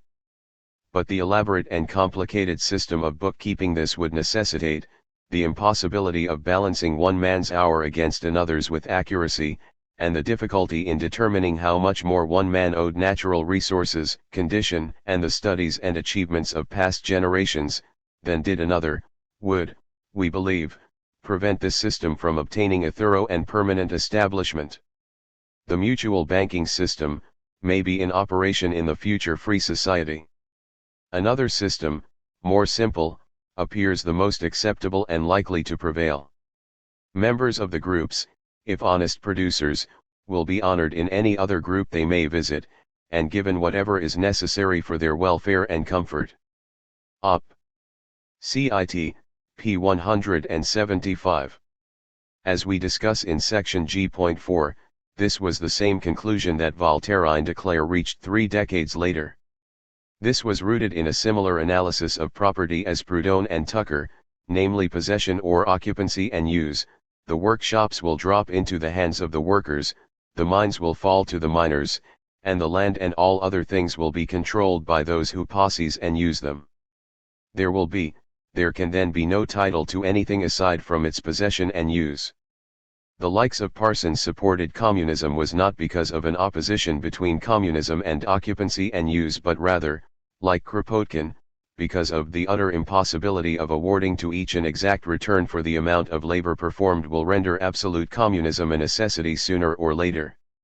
Op. Cit.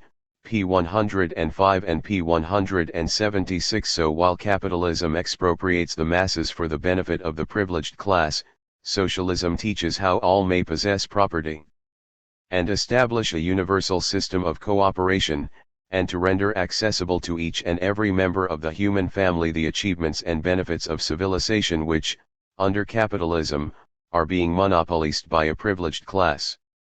August Spies, contained in Parsons, Op. Cit. pages 63 to 4. All of which indicates that Tucker did not really understand communist anarchism when he argued that communism is the force which compels the laborer to pool his product with the products of all and forbids him to sell his labor or his products. Instead of a book, p. 400 rather, communist anarchists argue that communism must be free and voluntary. In other words, a communist anarchist society would not forbid anything, as those who are part of it must be in favor of communism for it to work. The option of remaining outside the communist anarchist society is there, as, to requote Kropotkin, expropriation would apply to everything that enables any man or woman to appropriate the product of others' toil. The conquest of bread, p. 61. Thus communist anarchism would forbid exactly what individualist anarchism would forbid: property, not possession, i.e. any form of ownership not based on occupancy and use. Tucker, at times, admits that this is the case. For example, he once noted that Kropotkin says, it is true, that he would allow the individual access to the land, but he proposes to strip him of capital entirely, and as he declares a few pages further on that without capital agriculture is impossible, it follows that such access is an empty privilege not at all equivalent to the liberty of individual production. Quoted by George Woodcock and Ivan Avakomovic, The Anarchist Prince, p. 279. However, as two biographers of Kropotkin note, Tucker partly misinterprets his opponent, as when he suggests that the latter's idea of communist anarchism would prevent the individual from working on his own if he wished, a fact which Kropotkin always explicitly denied, since the basis of his theory was the voluntary principle. Woodcock and Avakomovic, Op. Cit. p. 280. To quote Kropotkin himself: when we see a Sheffield cutler, or a Leeds clothier working with their own tools or handloom, we see no use in taking the tools or the handloom to give to another worker. The clothier or cutler exploit nobody. But when we see a factory whose owners claim to keep to themselves the instruments of labor used by 1,400 girls, and consequently exact from the labor of these girls profit, we consider that the people are fully entitled to take possession of that factory and to let the girls produce, for themselves and the rest of the community, and take what they need of house room, food, and clothing in return. Act for yourselves, p. 105. So Kropotkin argued that a communist anarchist revolution would not expropriate the tools of self-employed workers who exploited no one. Malatesta also argued that in an anarchist society the peasant is free to cultivate his piece of land, alone if he wishes, free is the shoemaker to remain at his last or the blacksmith in his small forge. Thus these two very famous communist anarchists also supported property, but they are recognized as obviously socialists. This apparent contradiction is resolved when it is understood that for communist anarchists, like all anarchists, the abolition of property does not mean the end of possession and so would not harm the independent worker whose real title is possession and the work done, unlike capitalist property. Malatesta, Op. Cit. p. 103. Compare this with Yarrow's comment that small owners would not suffer from the application of the personal use principle, while large owners, who have come into possession of the landed property, or the capital with which they purchased the landed property, by means that equal liberty could not sanction, would have no principle to base any protest on. Liberty, number 197, p. 2. In other words, all anarchists, as we argue in section B.3, oppose private property but support possession. We return to this issue in section I.6.2 as it is an all too common fallacy. G.2.2 Is communist anarchism violent? Having shown that communist anarchist is a valid form of anarchism even in terms of individualist anarchism in the last section, it is now necessary to discuss the issue of methods, i.e., the question of revolution and violence. This is related to the first objection, with Tucker arguing that their communism is another state, while my voluntary cooperation is not a state at all. It is a very easy matter to tell who is an anarchist and who is not. Do you believe in any form of imposition upon the human will by force? Liberty, number 94, p. 4. However, Tucker was well aware that the state imposed its will on others by force, and so the question was whether revolution was the right means of ending its oppression. To a large degree, discussion on the question of revolution was clouded by the fact it took place during the height of the propaganda by the deed period in anarchist history, see section A.2.18. As George Woodcock noted, a cult of violence marked and marred the IWPA and alienated the individualist anarchists. Anarchism, p. 393. Johann Most was the focus for much of this rhetoric. See Paul Avrich's The Haymarket Tragedy, particularly the chapter entitled Cult of Dynamite. However, the reason why talk of dynamite found an audience had nothing to do with anarchism but rather because of the violence regularly directed against striking workers and unions. As we discuss more fully in section G.3.1, strikes were habitually repressed by violence, by the state or by the employer's private police. The massive 1877 strike wave, for example, saw the Chicago Times urge the use of hand grenades against strikers while employers organized private guards and bands of uniformed vigilantes which roamed the streets, attacking and dispersing groups of workers. Business leaders concluded that the chief lesson of the strike is the need for a stronger apparatus of repression and presented the city of Chicago with 2 Gatling guns to aid that task. The erection of government armories in the centers of American cities dates from this period. This repression and the vitriolic ruling class rhetoric used set a pattern for the future and fueled the hatreds and passions without which the Haymarket tragedy would not have occurred. Paul Avrich, The Haymarket Tragedy, p. 33 and p. 35.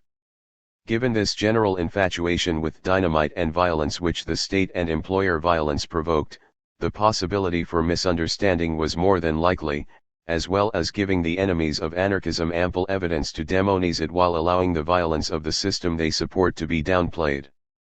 Rather than seeing communist anarchists as thinking a revolution was the product of mass struggle, it was easy to assume that by revolution they meant acts of violence or terrorism conducted by a few anarchists on behalf of everyone else. This false perspective is one which Marxists to this day tend to repeat when dismissing anarchism. In such a situation, it is easy to see why so many individualist anarchists thought that a small group of anarchists sought to impose communism by means of violence. However, this was not the case.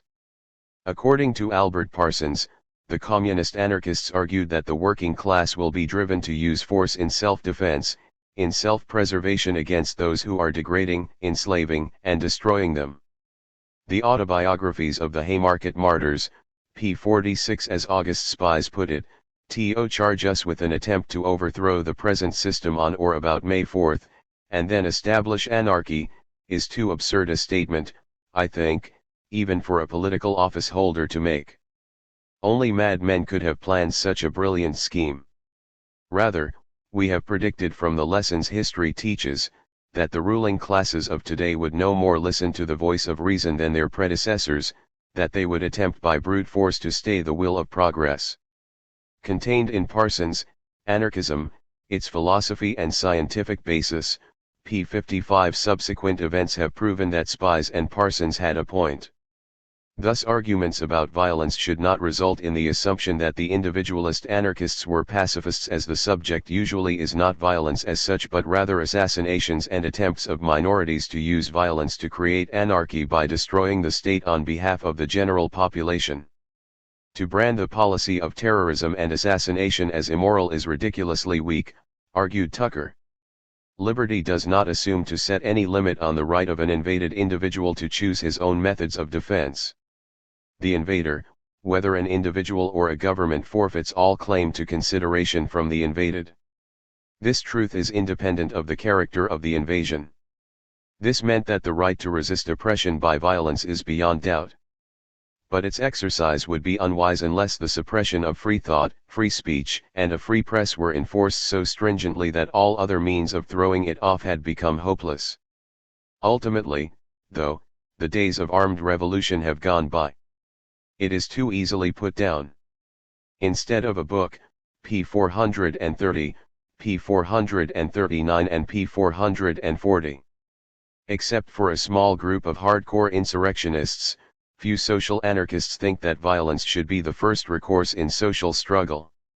The ultra-revolutionary rhetoric associated with the 1883-6 period is not feature of the anarchist movement in general, and so lessons have been learned.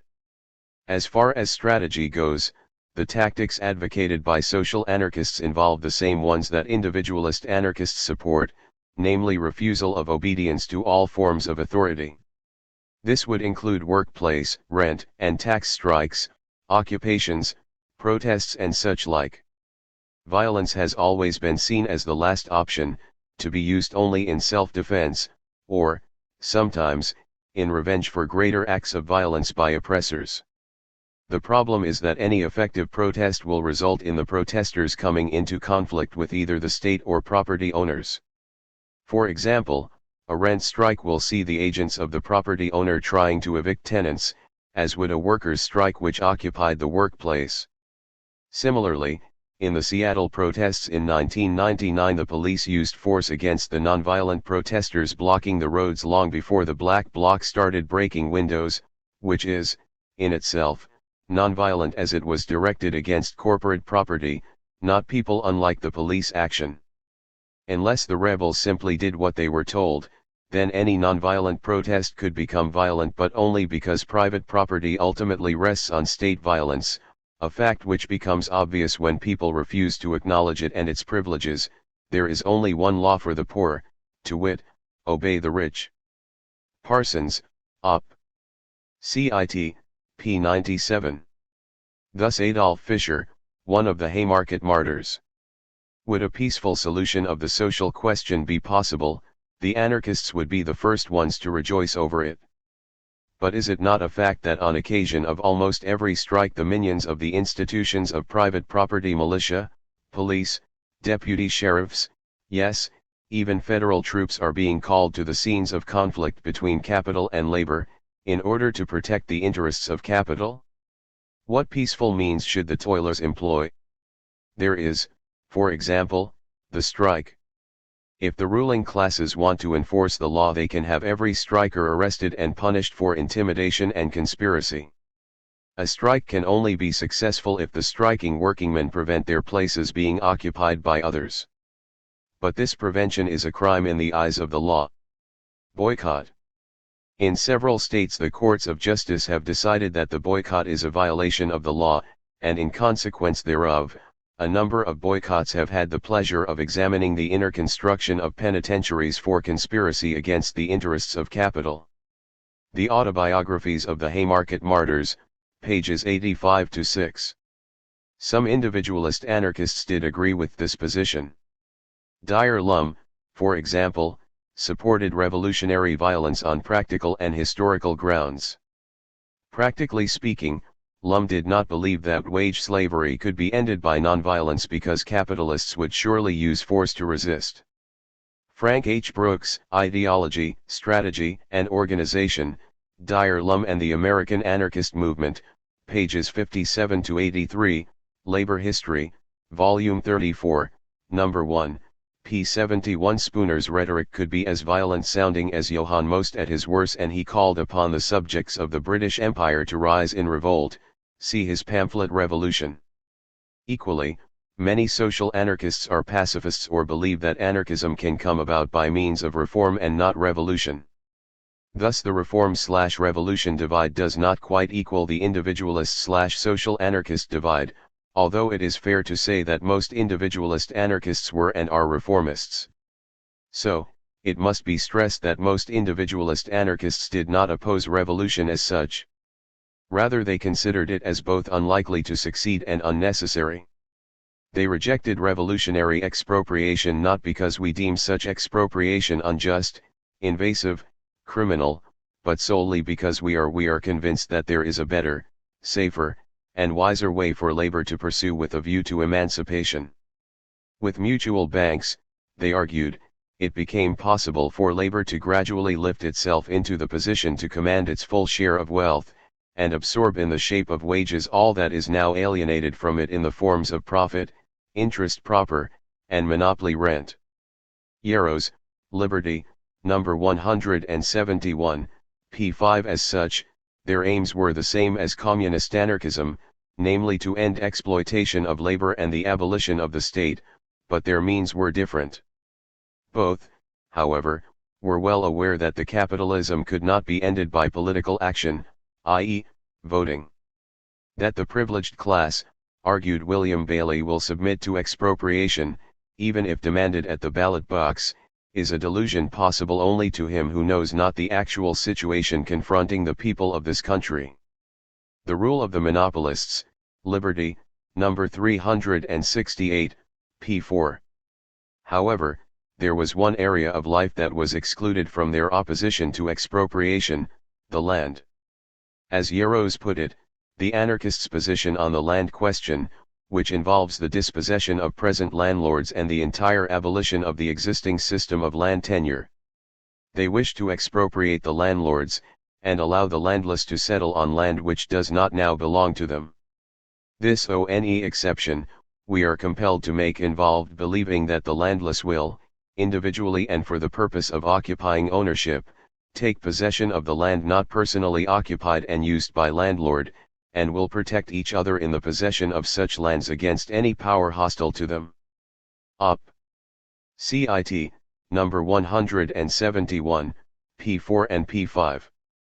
Yet as subsequent history has shown, landlords are just as likely to organize and support violent counter-revolutionary movements in the face of land reform as are industrial capitalists. Both sections of the capitalist class supported fascists like Mussolini, Franco, and Pinochet in the face of even moderate attempts at expropriation by either reformist governments or the peasants themselves. So as the history of land reform shows, landlords are more than willing to turn to death squads and fascism to resist it.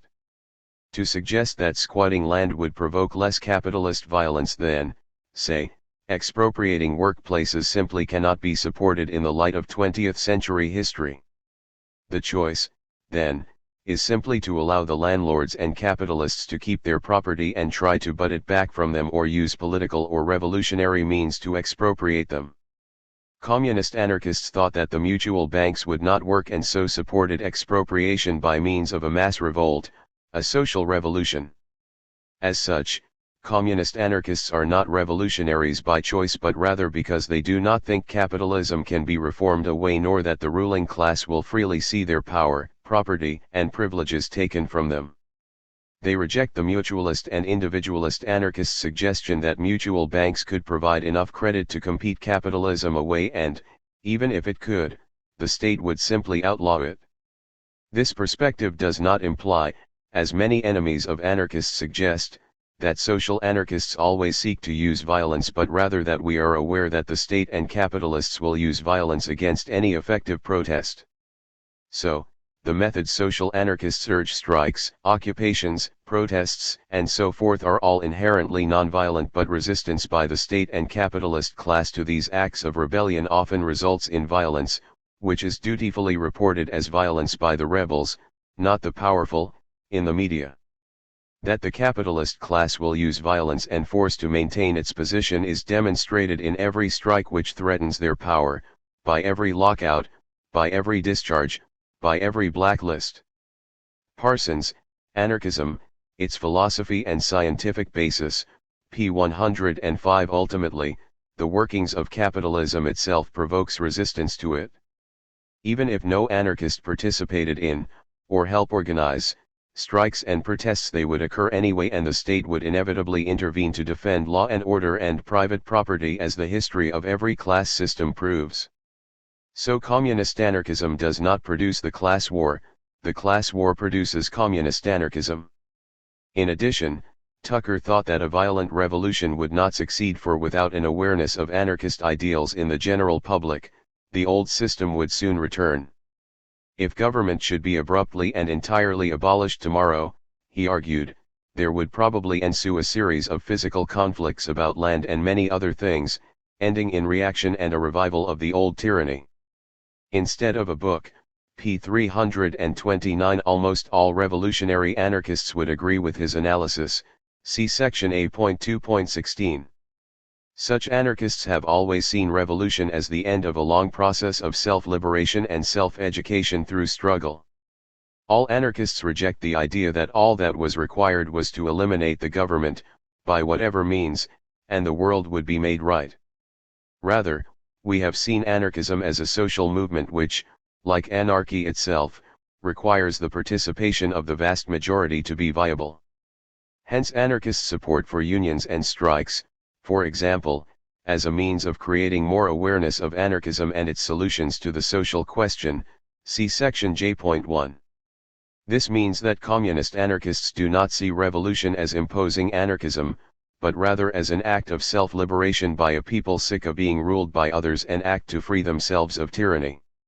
So, in summary, in terms of tactics there is significant overlap between the strategies advocated by both social and individualist anarchists. The key difference is that the former do not think that the latter's mutual banks make expropriation unnecessary, while the individualist anarchists think that expropriation of capital would provoke the state into attacking, and it would be unlikely that the rebels would win. Both, however, can agree that violence should only be used in self-defense, and that for most of the time it is not required, as other forms of resistance are far more effective. G.2.3 Does communist anarchism aim to destroy individuality? Then there is the desirability of communism as such. A. H. Simpson argued that anarchism is egoism, communism is altruism, and altruism in any form will involve the duty of the individual to sacrifice himself to God, the state, the community, the cause of anything, superstition that always makes for tyranny. This idea, whether under theocracy or communism, will result in the same thing, always authority. He did, though, argue that in a free society people who desire to have their individuality submerged in the crowd would be free to set up their own communes. The individualist anarchists, p. 92 and p. 94. This flows from Joshua Warren's experiences on Robert Owen's cooperative community New Harmony and the conclusions he drew from its collapse. Warren essentially began the individualist anarchist tradition by concluding that any sort of collective emphasis was bound to fail because it prevented people from sufficiently addressing individual concerns, since supposed collective concerns would inevitably take their place. The failure of these communities was rooted in a failure to understand the need for individual self-government. Thus, for Warren, it seemed that the differences of opinion, tastes, and purposes increased just in proportion to the demand for conformity, and so it appeared that it was nature's own inherent law of diversity that had conquered us. Our united interests were directly at war with the individualities of persons and circumstances. Quoted by George Woodcock, Anarchism, p. 390. Thus, property within the limits of occupancy and use, and within an economy dominated by the cost principle or some close equivalent, had to be a necessary protection for the individual from both the potential tyranny of the group, communism, and from inequalities in wealth, capitalism. In return, communist anarchists would agree. Phalansteries, argued Kropotkin, are repugnant to millions of human beings. While most people feel the necessity of meeting his or her fellows for the pursuit of common work, it is not so for the hours of leisure, and such communities do not take this into account. Thus a commune system does not imply communal living, although such arrangements can please some. Rather it was a case of isolated apartments. Isolation, alternating with time spent in society, is the normal desire of human nature. The Conquest of Bread, pages 123-4. Kropotkin, in his discussion on why intentional communities like that of Owens failed, repeated many of Warren's points and stressed that they were based on the authoritarian spirit and violated the need for individual liberty, isolation, and diversity. See his Small Communal Experiments and Why They Fail. The aim of communist anarchism is to create a communist society based on individual liberty and freely joined functional groups. It does not aim to burden individuals with communal issues beyond those required by said groupings. Thus self-managed communities involve managing only those affairs which truly rest in joint needs, with the interests of individuals and other groups only being discussed if they are harming others and other means of resolving disputes have failed. Whether this can actually happen, of course, will be discovered in a free society. If it did not, the communist anarchists would be the first to seek alternative economic and social arrangements which guaranteed liberty. It should also go without saying that no communist anarchist sought a system by which individuals would have their personality destroyed.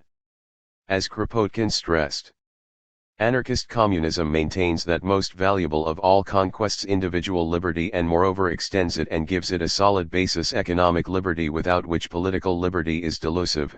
It does not ask the individual who has rejected God, God the King, and God the Parliament, to give himself unto himself a God more terrible than any of the preceding, God the community, or to abdicate upon its altar his independence, his will, his tastes, and to renew the vow of asceticism, which he formally made before the crucified God. It says to him, on the contrary, no society is free so long as the individual is not so. Do not seek to modify society by imposing upon it an authority which shall make everything right. If you do, you will fail. Abolish the conditions which allow some to monopolize the fruit of labor of others. The place of anarchism in socialistic evolution, pages 14 to 5. Of course, denying that communist anarchists seek such a regime is not the same as saying that such a regime would not be created by accident. Unsurprisingly, communist anarchists have spent some time arguing that their system would not be subject to such a degeneration as its members would be aware of the danger and act to stop it. See, for example, section I.5.6. The key to understanding communist anarchism is to recognize that it is based on free access. It does not deny an individual, or even a group of individuals, the ability to work their own land or workplace. It simply denies them the ability to exclude others from it unless they agree to be their servant first. The sharing of the products of labor is considered as the means to reduce even more any authority in society, as people can swap workplaces and communities with ease, without worrying about whether they can put food on their table or not. Of course, there is slight irony to Simpson's diatribe against communism in that it implicitly assumes that private property is not a god and that individuals should respect it regardless of how it impacts on them and their liberty. Would it not be altruism of the worst kind if working class people did not simply take the land and capital they need to survive rather than sell their labor and liberty to its owners? So why exclude private property, even in a modified form, from individualist anarchist scorn? As we argue in section G.6, this was Max Stirner's position and, fundamentally, the communist anarchist one too. Communist anarchists oppose private property as it generates relationships of authority and these harm those subject to them, and, as a consequence, they argue that it is in the self-interest of the individual so oppressed to expropriate private property and share the whole world. The issue of sharing and what it implied also caused some individualist anarchists to oppose it. Henry Appleton argued that all communism rests upon an artificial attempt to level things, as against a social development resting upon untrammeled individual sovereignty. The true anarchist is opposed to all manner of artificial leveling machines. How pitiful the ignorance which accuses him of wanting to level everything, when the very integral thought of anarchism is opposed to leveling. The individualist anarchists, p. 89, however, as we have indicated in section A.2.5, all genuine anarchists, including communist anarchists, are opposed to making or treating people as if they were identical. In fact, the goal of communist anarchism has always been to ensure and protect the natural diversity of individuals by creating social conditions in which individuality can flourish. The fundamental principle of communism is the maxim from each according to their abilities, to each according to their needs. There is nothing there about leveling or, which amounts to the same thing, equality of outcome. To make an obvious point, if one person need medical treatment and another is more fortunate, they are not to be granted an equal amount of medical care, and the same is true of other human needs. Hence Chomsky talks of the authentic left who recognize that individuals will differ in their aspirations, their abilities, and their personal goals and seek a society which allows that diversity to fully flourish. The Chomsky Reader, p. 191 and p. 192, in the words of Rudolf Rocker. A far greater degree of economic equality would be no guarantee against political and social oppression. Economic equality alone is not social liberation. It is just this which Marxism and all the other schools of authoritarian socialism have never understood. Even in prison, in the cloister, or in the barracks one finds a fairly high degree of economic equality, as all the inmates are provided with the same dwelling, the same food, the same uniform, and the same tasks. This was the vilest despotism. The human being was merely the automation of a higher will, on whose decisions he had not the slightest influence. It was not without reason that Proudhon saw in a socialism without freedom the worst form of slavery. The urge for social justice can only develop properly and be effective, when it grows out of man's sense of personal freedom and is based on that. In other words, socialism will be free, or it will not be at all. In its recognition of this lies the genuine and profound justification for the existence of anarchism. Anarcho-syndicalism, p. 14. Therefore, anarchists demand the abolition of all economic monopolies and the common ownership of the soil and all other means of production, the use of which must be available to all without distinction, for personal and social freedom is conceivable only on the basis of equal economic advantages for everybody. Op. Cit. p. 11. As Kropotkin stressed, anarchists recognize that there are two types of communism, libertarian and authoritarian, and our communism is not that of the authoritarian school, it is anarchist communism, communism without government, free communism. It is a synthesis of the two chief aims pursued by humanity since the dawn of its history: economic freedom and political freedom. It is based on everybody contributing for the common well-being to the full extent of his or her capacities, enjoying also from the common stock of society to the fullest possible extent of his or her needs.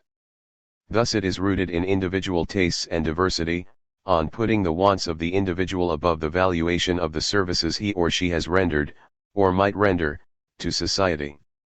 Thus communism was the best basis for individual development and freedom, and so the full expansion of man's faculties, the superior development of what is original in him, the greatest fruitfulness of intelligences, feeling, and will. It would ensure the most powerful development of individuality, of individual originality. The most powerful development of individuality, of individual originality, can only be produced when the first needs of food and shelter are satisfied, and this was why communism and anarchism are a necessary complement to one another. Anarchism, p. 61, p. 59, p. 60 and p. 141.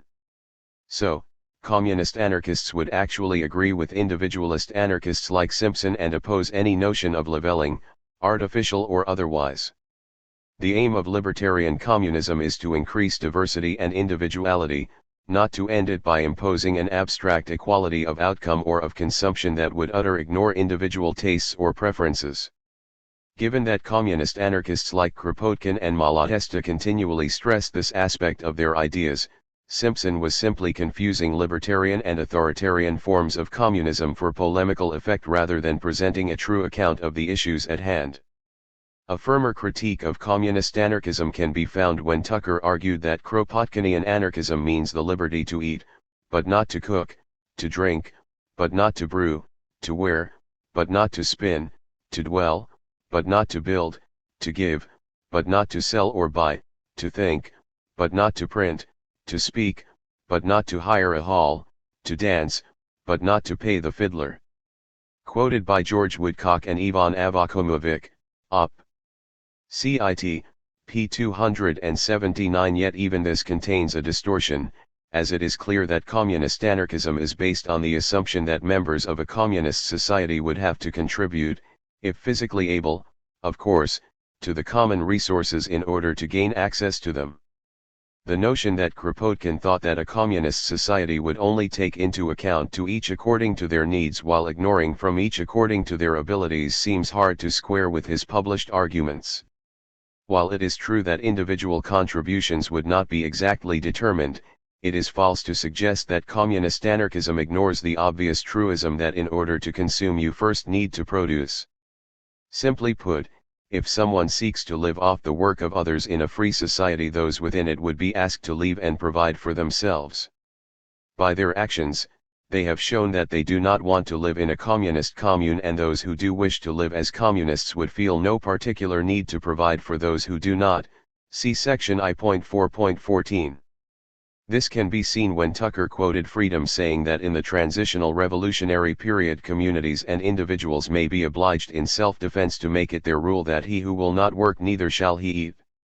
It is not always possible for us to act up to our principles, and expediency may force us to confine our communism to those who are willing to be our brothers and equals.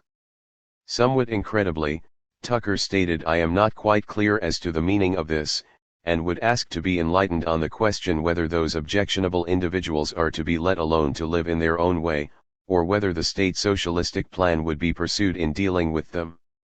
Liberty, number 149, p1. Clearly, his anti-communism got in the way of any attempt to build bridges or acknowledge that communist anarchists had no desire, as noted above, to force people to be communists nor to have the communism of those unwilling, rather than unable, to contribute imposed on them.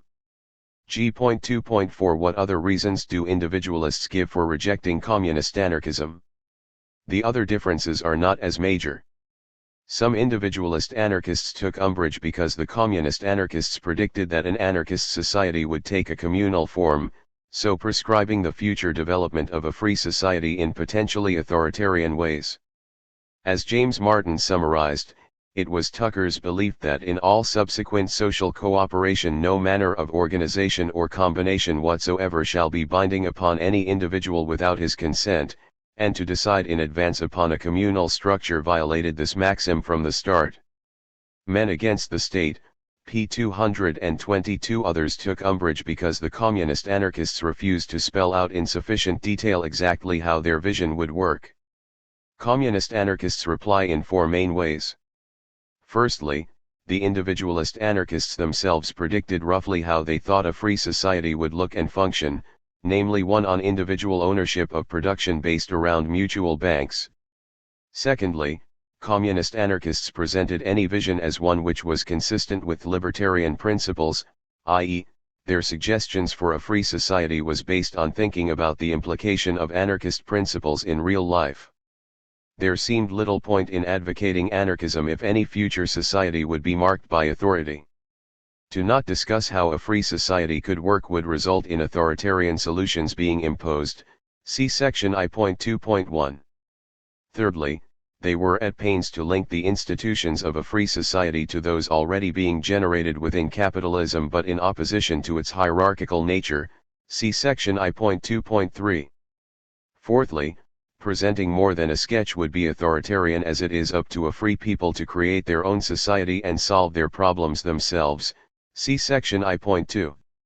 Clearly, A. H. Simpson was wrong when he asserted that communist anarchists argued thusly: abolish private property by instituting compulsory communism, and the state will go.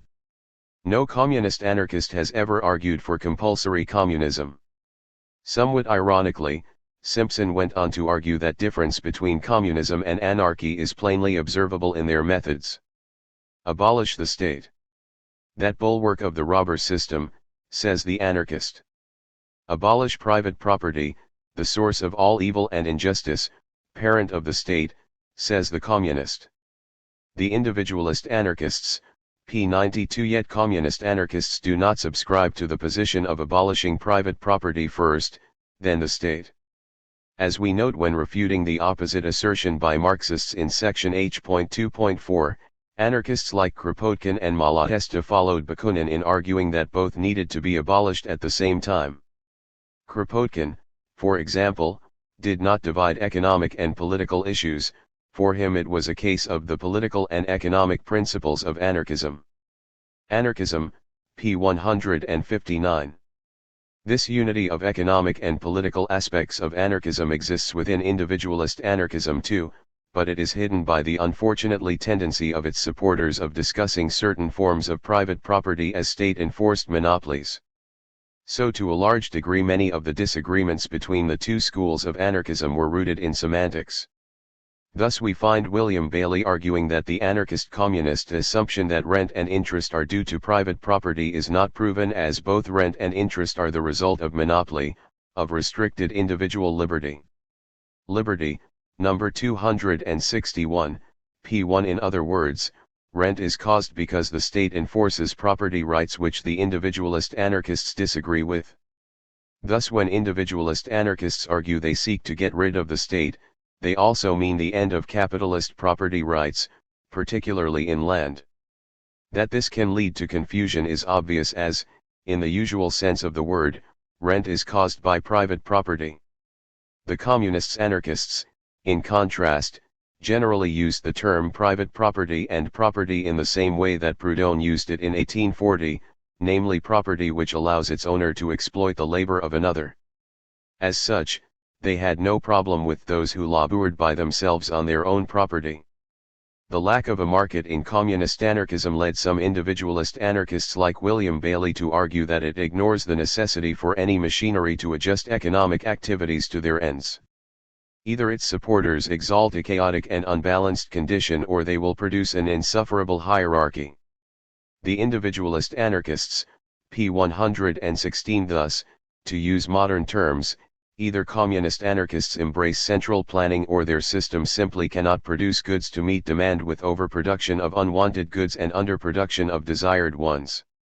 Needless to say, communist anarchists argue that it is possible to bring the demand and production of goods into line without requiring centralized planning, which would be inefficient and a dire threat to individual freedom. Kropotkin's arguments against state capitalism were proved right in Soviet Russia.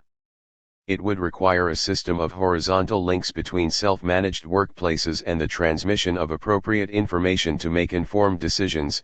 See section I for a discussion of some possibilities. Another objection to communist anarchism was raised by Proudhon during his debates with the state communists of his time, who also raised the slogan "from each according to their abilities, to each according to their needs." For Proudhon, wages in the sense of payment for labor would still exist in an anarchist society. This was because of two main reasons. Firstly, rewarding labor for its actual work done would be a great incentive in ensuring that it was efficiently done and meet the consumer's requirements. Secondly, he considered communism as being potentially authoritarian in that society would determine what an individual should contribute and consume. As he put it, "Who then shall determine the capacity, who shall be the judge of the needs? You say that my capacity is 100, I maintain that it is only 90. You add that my needs are 90, I affirm that they are 100. There is a difference between us of 20 upon needs and capacity. It is, in other words, the well-known debate between demand and supply. Who shall judge between the society and me? If the society persists, despite my protests, I resign from it, and that is all there is to it. The society comes to an end from lack of associates. If, having recourse to force, the society undertakes to compel me, if it demands from me sacrifice and devotion, I say to it, hypocrite, you promised to deliver me from being plundered by capital and power, and now, in the name of equality and fraternity, in your turn, you plunder me. Formerly, in order to rob me, they exaggerated my capacity and minimized my needs. They said that products cost me so little, that I needed so little to live. You are doing the same thing. What difference is there then between fraternity and the wage system? The general idea of the revolution, pages 96-7. Yet even here Proudhon shows the libertarian communist solution to this possible problem, namely free association. If there were a conflict between individuals within a free commune in terms of their contributions and consumption, then the individual is free to leave, and, conversely, the commune is free to expel an individual. Said individuals can seek another communist commune and join it, or, conversely, work for themselves in their present location. Ultimately, free association means the freedom not to associate, and libertarian communism is rooted in that truism.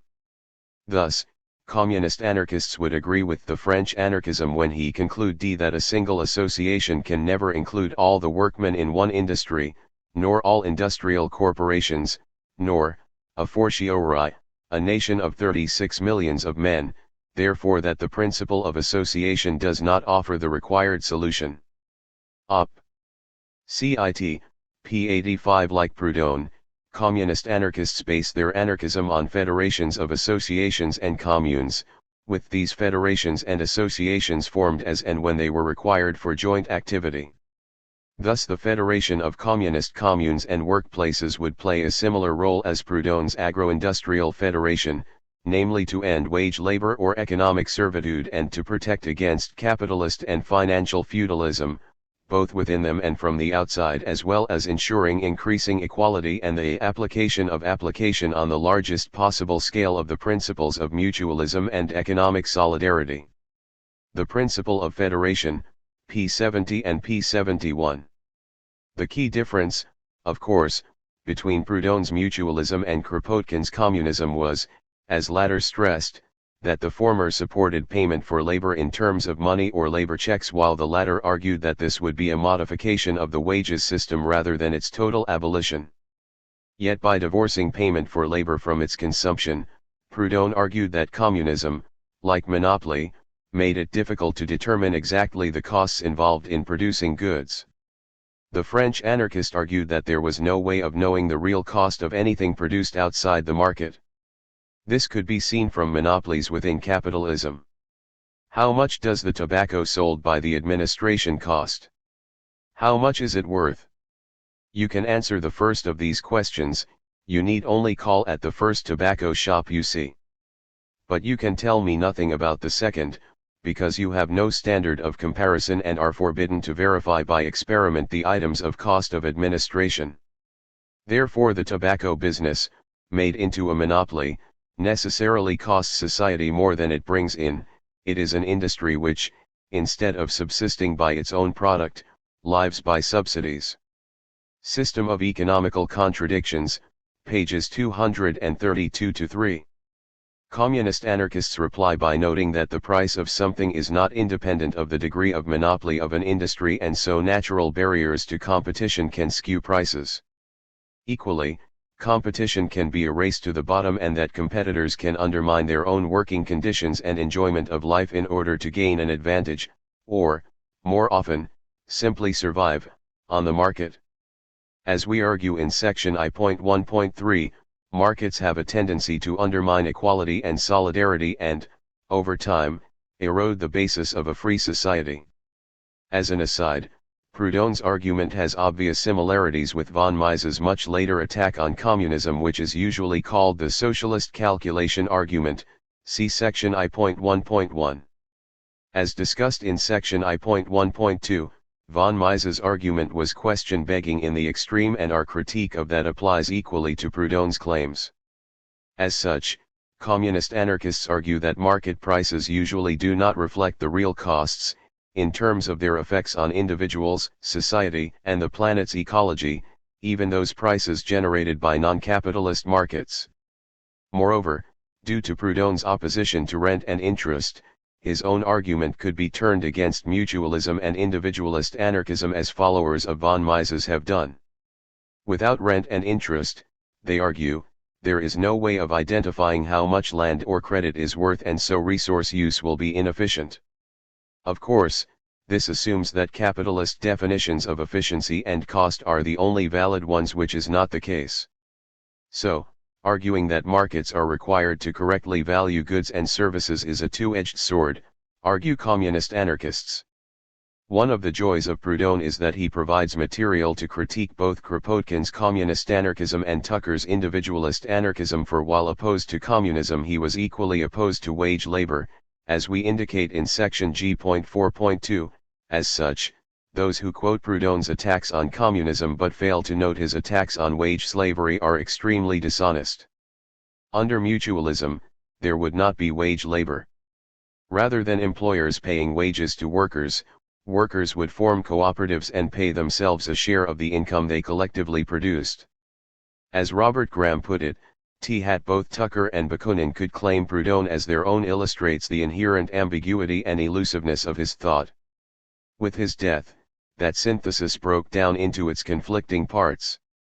Introduction, Pierre-Joseph Proudhon, The General Idea of the Revolution, PXXXI. Social anarchism emphasized the self-management, associational, and federalist aspects of Proudhon's ideas along with his critique of private property, while individualist anarchism tended to stress his support for possession, wages, i.e., labor income, competition, and markets. G.2.5 Do most anarchists agree with the individualists on communist anarchism? No, far from it. Most anarchists in the late 19th century recognized communist anarchism as a genuine form of anarchism, and it quickly replaced collectivist anarchism as the dominant tendency. So few anarchists found the individualist solution to the social question, or the attempts of some of them to excommunicate social anarchism from the movement, convincing. Across the world, including in America itself, communist anarchism became the bulk of the movement. Social anarchism is the mainstream of anarchist theory, and in the historical anarchist movement where anarcho-communism and anarcho-syndicalism have been predominating. John Clark, The Anarchist Moment, p. 143. That is still the situation to this day, with individualist anarchism being a small part of the movement. Again, it mostly exists in America and, to an even lesser degree, Britain.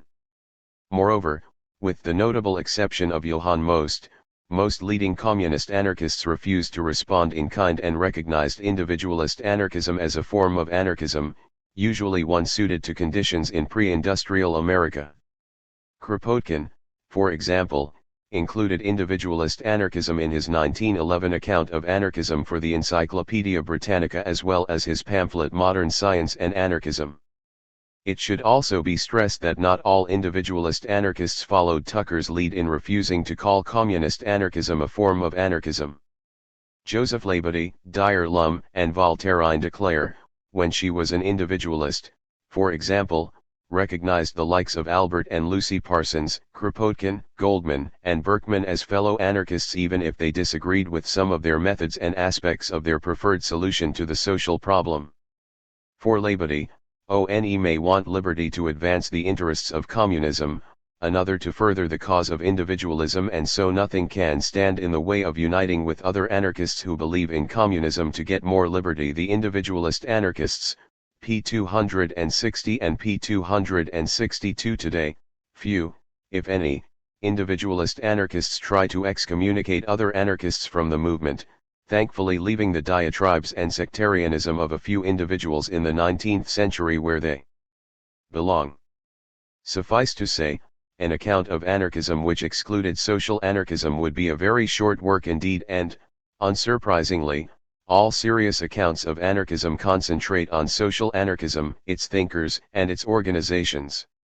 Which, unfortunately, ensures that the diversity and richness of individualist anarchism is somewhat lost, as are its social roots and context, which, in turn, allows some academics to confuse individualist anarchism with anarcho-capitalism based on a superficial analysis of words like property and markets. This predominance of social anarchism is reflected in the movement's journals. While some of its admirers stress that Liberty was the longest-lasting American anarchist paper, in fact a social anarchist paper has that claim to fame. Freie Arbeiterstimme, The Free Voice of Labor, was a Yiddish-language anarchist periodical which was first published in 1890 and lasted until 1977. This was followed by the Italian anarchist paper L'Unità dei Refratari which was published between 1922 and 1971. So when James Martin stated that Liberty was the longest-lived of any radical periodical of economic or political nature in the nation's history in 1953 he was wrong.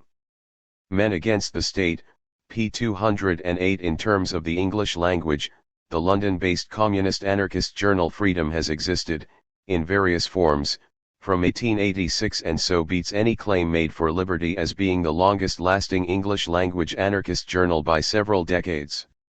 The anarcho-syndicalist Black Flag, another British-based journal, began publication in 1971 and was still being published over 30 years later. As far as the longest-running US-based anarchist journal, that title now goes to the social anarchist magazine Anarchy, a journal of Desire Armed which was founded in 1980 and is still going strong. This is, we stress, not to diminish Liberty and its achievement but simply to put it into the context of the wider movement and the fact that, outside of America, social anarchism is the anarchist movement, and even within America, social anarchism was and is the bulk of it. In summary, then, while individualist anarchism opposed communist anarchism, much of this opposition was rooted in misunderstandings and, at times, outright distortion. Once these are corrected, it becomes clear that both schools of anarchism share significant ideas in common. This is unsurprisingly, given the impact of Proudhon on both of them as well as their common concerns on the social question and participation in the labor and other popular movements. As both are, libertarian, socialists inspired by many of the same intellectual and social influences, This should come as no surprise. That a few individualist and communist anarchists try to deny those common influences should not blind us to them or the fact that both schools of anarchism are compatible. Ultimately, though, anarchism should be wide enough and generous enough to include both communist and individualist anarchism. Attempts to excommunicate one or the other seem petty given how much each has in common and, moreover, given that both are compatible with each other as both are rooted in similar perspectives on possession, capitalist property rights and voluntary association. Once the differences in terminology are understood, the differences are not impossible to reconcile.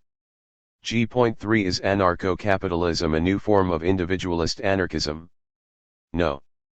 As Carol Pateman once pointed out, here has always been a strong radical individualist tradition in the USA.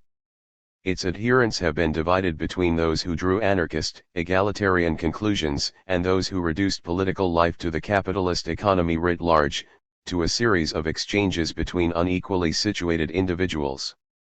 The problem of political obligation, p. 205. What right-libertarians and anarcho-capitalists do is to confuse these two traditions, ignoring fundamental aspects of individualist anarchism in order to do so.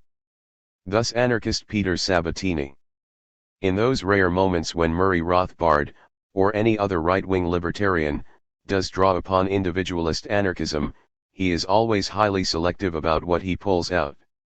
Most of the doctrine's core principles, being decidedly anti-libertarianism, are conveniently ignored, and so what remains is shrill anti-statism conjoined to a vacuous freedom in hackneyed defense of capitalism. In sum, the anarchy of libertarianism reduces to a liberal fraud. Libertarianism, bogus anarchy.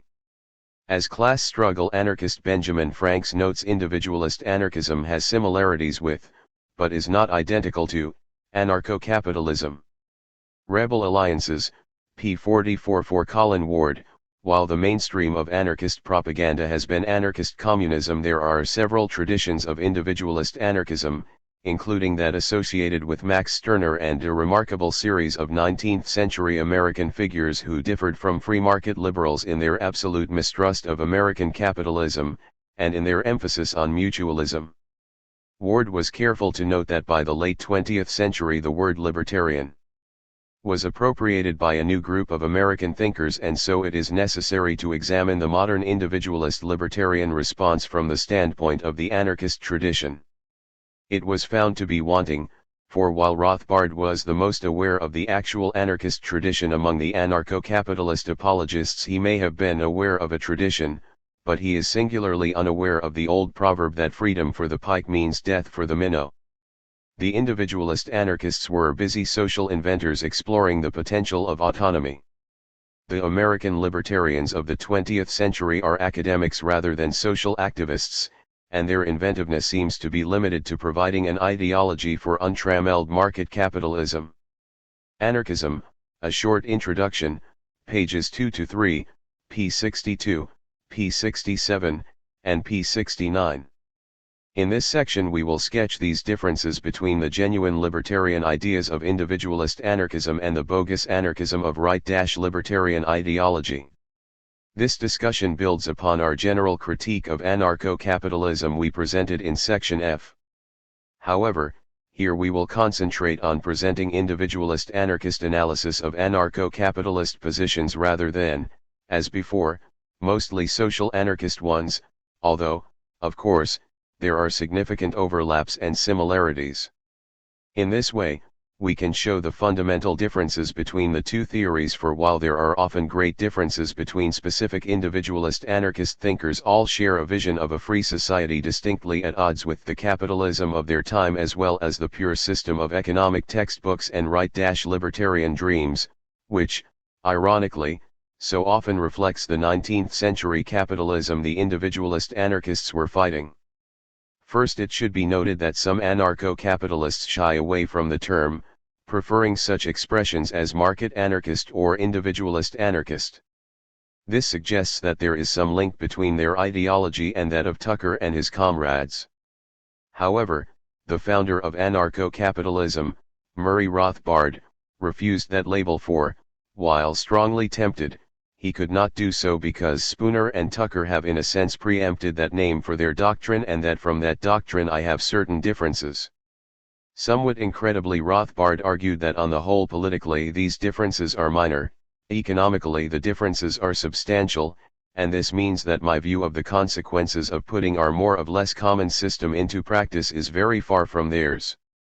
The Spooner-Tucker Doctrine, An Economist's View, pages 5 to 15, Journal of Libertarian Studies, Volume 20, Number 1, p. 7. What an understatement! Individualist anarchists advocated an economic system in which there would have been very little inequality of wealth and so of power, and the accumulation of capital would have been minimal without profit, interest, and rent. Removing this social and economic basis would result in substantially different political regimes. In other words, politics is not isolated from economics. As anarchist David Week put it, Rothbard writes of society as though some part of it, government, can be extracted and replaced by another arrangement while other things go on before, and he constructs a system of police and judicial power without any consideration of the influence of historical and economic context. Anarchist Justice, p. 227. Unsurprisingly, the political differences he highlights are significant, namely the role of law and the jury system and the land question. The former difference relates to the fact that the individualist anarchists allow at each individual free market court, and more specifically, each free market jury, totally free reign over judicial decision. This horrified Rothbard. The reason is obvious, as it allows real people to judge the law as well as the facts, modifying the former as society changes and evolves. For Rothbard, the idea that ordinary people should have a say in the law is dismissed. Rather, it would not be a very difficult task for libertarian lawyers and jurists to arrive at a rational and objective code of libertarian legal principles and procedures. Op. Cit. Pages 7 to 8. Of course, the fact that lawyers and jurists may have a radically different idea of what is just than those subject to their laws is not raised by Rothbard, never mind answered. While Rothbard notes that juries may defend the people against the state, the notion that they may defend the people against the authority and power of the rich is not even raised. That is why the rich have tended to oppose juries as well as popular assemblies. Unsurprisingly, as we indicated in section F.6.1, Rothbard wanted laws to be made by judges, lawyers, jurists, and other libertarian experts rather than jury-judged and driven. In other words, to exclude the general population from any say in the law and how it changes. This hardly a minor difference. It is like a supporter of the state saying that it is a minor difference if you favor a dictatorship rather than a democratically elected government. As Tucker argued, it is precisely in the tempering of the rigidity of enforcement that one of the chief excellences of anarchism consists. Under anarchism all rules and laws will be little more than suggestions for the guidance of juries, and that all disputes will be submitted to juries which will judge not only the facts but the law, the justice of the law, its applicability to the given circumstances, and the penalty or damage to be inflicted because of its infraction. Under anarchism the law will be regarded as just in proportion to its flexibility, instead of now in proportion to its rigidity. The individualist anarchists, pages 160 to 1. In others, the law will evolve to take into account changing social circumstances and, as a consequence, public opinion on specific events and rights. Tucker's position is fundamentally democratic and evolutionary while Rothbard's is autocratic and fossilist.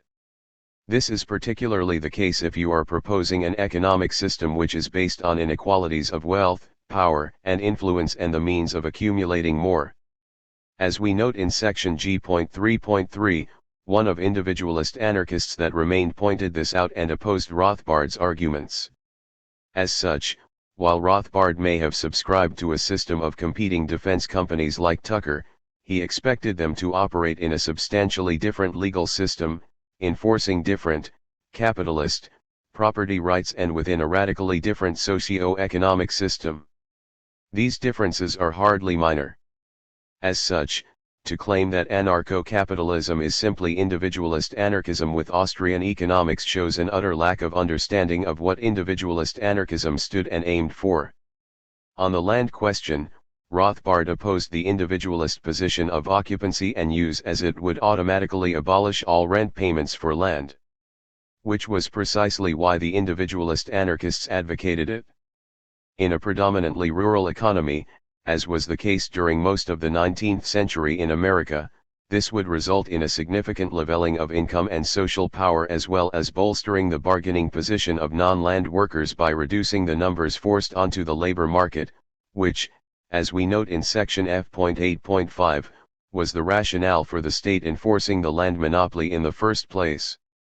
He bemoans that landlords cannot charge rent on their justly acquired private property without noticing that is begging the question, as anarchists deny that this is justly acquired land in the first place. Unsurprising, Rothbard considered the proper theory of justice in landed property can be found in John Locke, ignoring the awkward fact that the first self-proclaimed anarchist book was written precisely to refute that kind of theory and expose its anti-libertarian implications. His argument simply shows how far from anarchism his ideology is. For Rothbard, it goes without saying that the landlord's freedom of contract tops the workers' freedom to control their own work and live and, of course, their right to life. Op. Cit. p8 and p9. For anarchists, the land is indispensable to our existence, consequently a common thing, consequently insusceptible of appropriation. Proudhon, What is Property? p. 107. Tucker looked forward to a time when capitalist property rights in land were ended and the anarchistic view that occupancy and use should condition and limit land holding becomes the prevailing view. This does not simply mean the freeing of unoccupied land. It means the freeing of all land not occupied by the owner, and tenants would not be forced to pay you rent, nor would you be allowed to seize their property. The anarchic associations would look upon your tenants very much as they would look upon your guests. The individualist anarchists, p. 159, p. 155 and p. 162. The ramifications of this position on land use are significant. At its most basic, what counts as force and coercion, and so state intervention, are fundamentally different due to the differing conceptions of property held by Tucker and Rothbard. If we apply, for example, the individualist anarchist position on land to the workplace, we would treat the workers in a factory as the rightful owners, on the basis of occupation and use. At the same time, we could treat the share owners and capitalists as aggressors for attempting to force their representatives as managers on those actually occupying and using the premises. The same applies to the landlord against the tenant farmer. Equally, the outcome of such differing property systems will be radically different in terms of inequalities of wealth, and so power, with having others working for them, it is unlikely that would-be capitalists or landlords would get rich. Rather than a minor difference, the question of land use fundamentally changes the nature of the society built upon it and whether it counts as genuinely libertarian or not. Tuck was well aware of the implications of such differences. Supporting a scheme like Rothbard's meant departing from anarchistic ground. It was Archieism and, as he stressed in reply to one supporter of such property rights, it opened the door to other authoritarian positions. Archieism in one point is taking him to Archieism is another. Soon, if he is logical, he will be an anarchist in all respects. It was a fundamentally foolish position, because it starts with a basic proposition that must be looked upon by all consistent anarchists as obvious nonsense. What follows from this? Asked Tucker. Evidently that a man may go to a piece of vacant land and fence it off, that he may then go to a second piece and fence that off, then to a third, and fence that off, then to a fourth, a fifth, a hundredth, a thousandth, fencing them all off, that, unable to fence off himself as many as he wishes, he may hire other men to do the fencing for him, and that then he may stand back and bar all other men from using these lands, or admit them as tenants at such rental as he may choose to extract. It was a theory of landed property which all anarchists agree in viewing as a denial of equal liberty. It is utterly inconsistent with the anarchistic doctrine of occupancy and use as the limit of property in land. Liberty, number 180, p4 and p6. This was because of the dangers to liberty capitalist property rights in land implied. I put the right of occupancy and use above the right of contract, principally by my interest in the right of contract. Without such a preference, the theory of occupancy and use is utterly untenable. Without it, it would be possible for an individual to acquire, and hold simultaneously, virtual titles to innumerable parcels of land, by the merest show of labor performed thereon. This would lead to the virtual ownership of the entire world by a small fraction of its inhabitants, which would see the right of contract, if not destroyed absolutely, would surely be impaired in an intolerable degree. Op. Cit. Number 350, p4. Clearly a position which Rothbard had no sympathy for, unlike landlords. Strange, though, that Rothbard did not consider the obvious liberty-destroying effects of the monopolization of land and natural resources as rational grounds for opposing landlords, but, then, as we noted in section F.1, when it came to private property, Rothbard simply could not see its state-like qualities even when he pointed them out himself. For Rothbard, the individualist anarchist position involved a hobbling of land sites or of optimum use of land ownership and cultivation, and such arbitrary misallocation of land injures all of society. Rothbard, Op. Cit. p9. Obviously, those subject to the arbitrary authority of landlords and pay them rent are not part of society, and it is a strange coincidence that the interests of landlords just happen to coincide so completely with that of all of society, including their tenants. And it would be churlish to remind Rothbard's readers that, as a methodological individualist, he was meant to think that there is no such thing as society, just individuals. And in terms of these individuals, he clearly favored the landlords over their tenants, and justifies this by appealing, like any crude collectivist, to an abstraction, society, to which the tenants must sacrifice themselves and their liberty. Tucker would not have been impressed. For Rothbard, the 19th century saw the establishment in North America of a truly libertarian land system.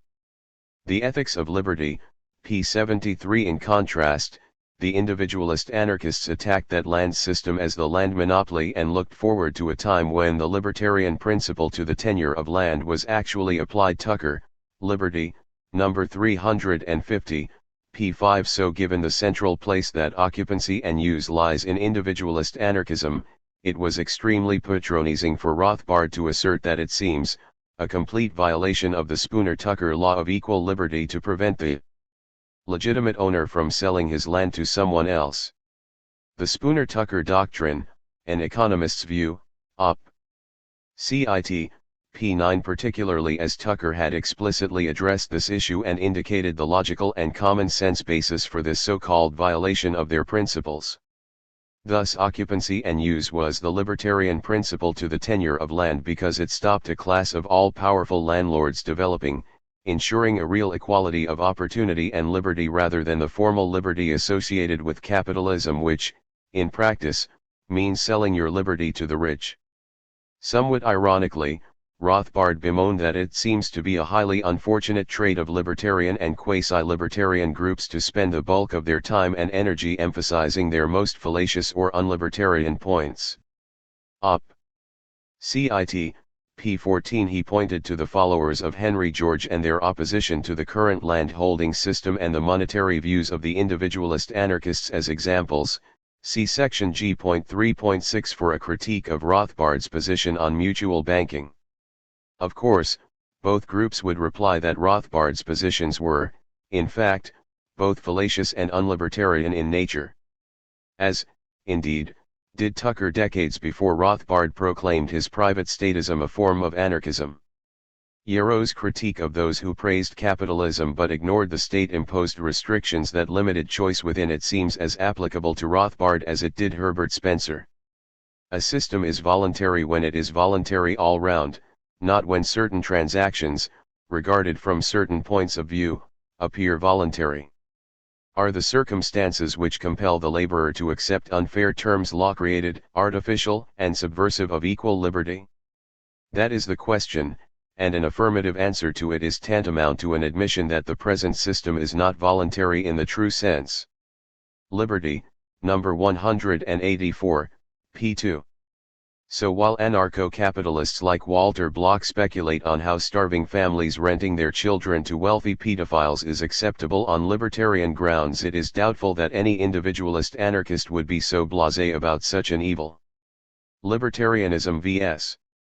Objectivism, a response to Peter Schwartz, pages 39 to 62, Reason Papers, Volume 26, Summer 2003, p. 20. Tucker, for example, was well aware that liberty without equality was little more than a bad joke. If, he argued, after the achievement of all industrial freedoms, economic rent should prove to be the cause of such inequalities in comfort that an effective majority found themselves at the point of starvation, they would undoubtedly cry, "Liberty be damned," and proceed to even up, and I think that at that stage of the game they would be great fools if they didn't. From this it will be seen that I am a stickler for absolute equal liberty under all circumstances.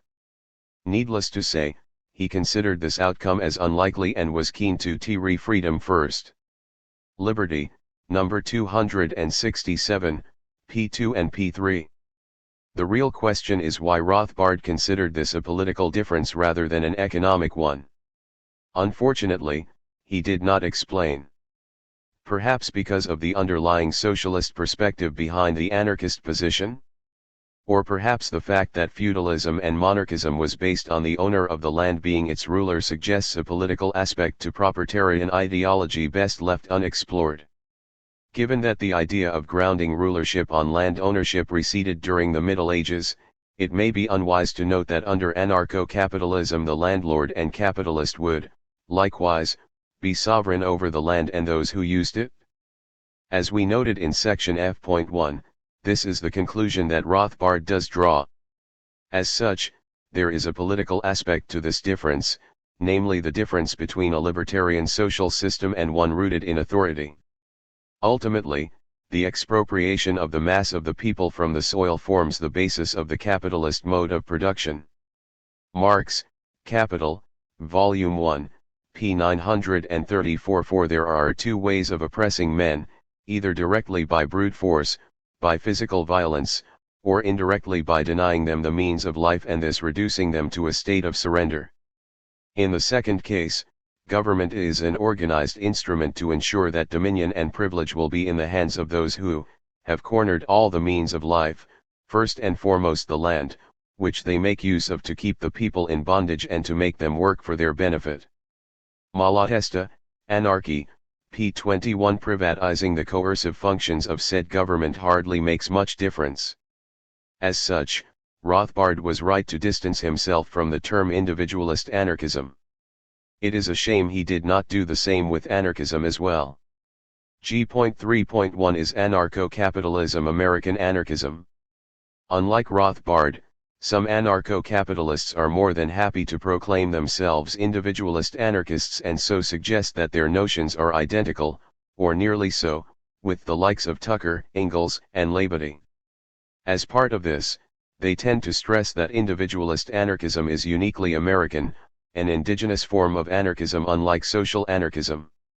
To do so, however, means ignoring not only the many European influences on individualist anarchism itself, most notably, Proudhon, but also downplaying the realities of American capitalism which quickly made social anarchism the dominant form of anarchism in America. Ironically, such a position is deeply contradictory as anarcho-capitalism itself is most heavily influenced by a European ideology, namely Austrian economics, which has led its proponents to reject key aspects of the indigenous American anarchist tradition. For example, anarcho-capitalist Wendy McElroy does this in a short essay provoked by the Seattle protests in 1999. While Canadian, her rampant American nationalism is at odds with the internationalism of the individualist anarchists, stating that after property destruction in Seattle which placed American anarchists back in the media, social anarchism is not American anarchism. Individualist anarchism, the indigenous form of the political philosophy, stands in rigorous opposition to attacking the person or property of individuals. Like an ideological protectionist, she argued that left-sic, anarchism, socialist and communist, are foreign imports that flooded the country like cheap goods during the 19th century. Anarchism, two kinds apparently Albert and Lucy Parsons were un-Americans, as was Voltairine de Cleyre who turned from individualist to communist anarchism.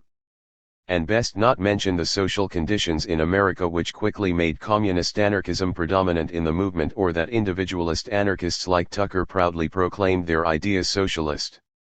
She argued that many of these anarchists, especially those escaping Russia, introduced lamentable traits into American radicalism such as propaganda by deed as well as a class analysis which divided society into economic classes that were at war with each other. Taking the issue of propaganda by the deed first, it should be noted that use of violence against person or property was hardly alien to American traditions. The Boston Tea Party was just as lamentable an attack on property of individuals as the window breaking at Seattle, while the Revolution and Revolutionary War were hardly fought using pacifist methods or respecting the person or property of individuals who supported imperialist Britain. Similarly, the struggle against slavery was not conducted purely by means Quakers would have supported.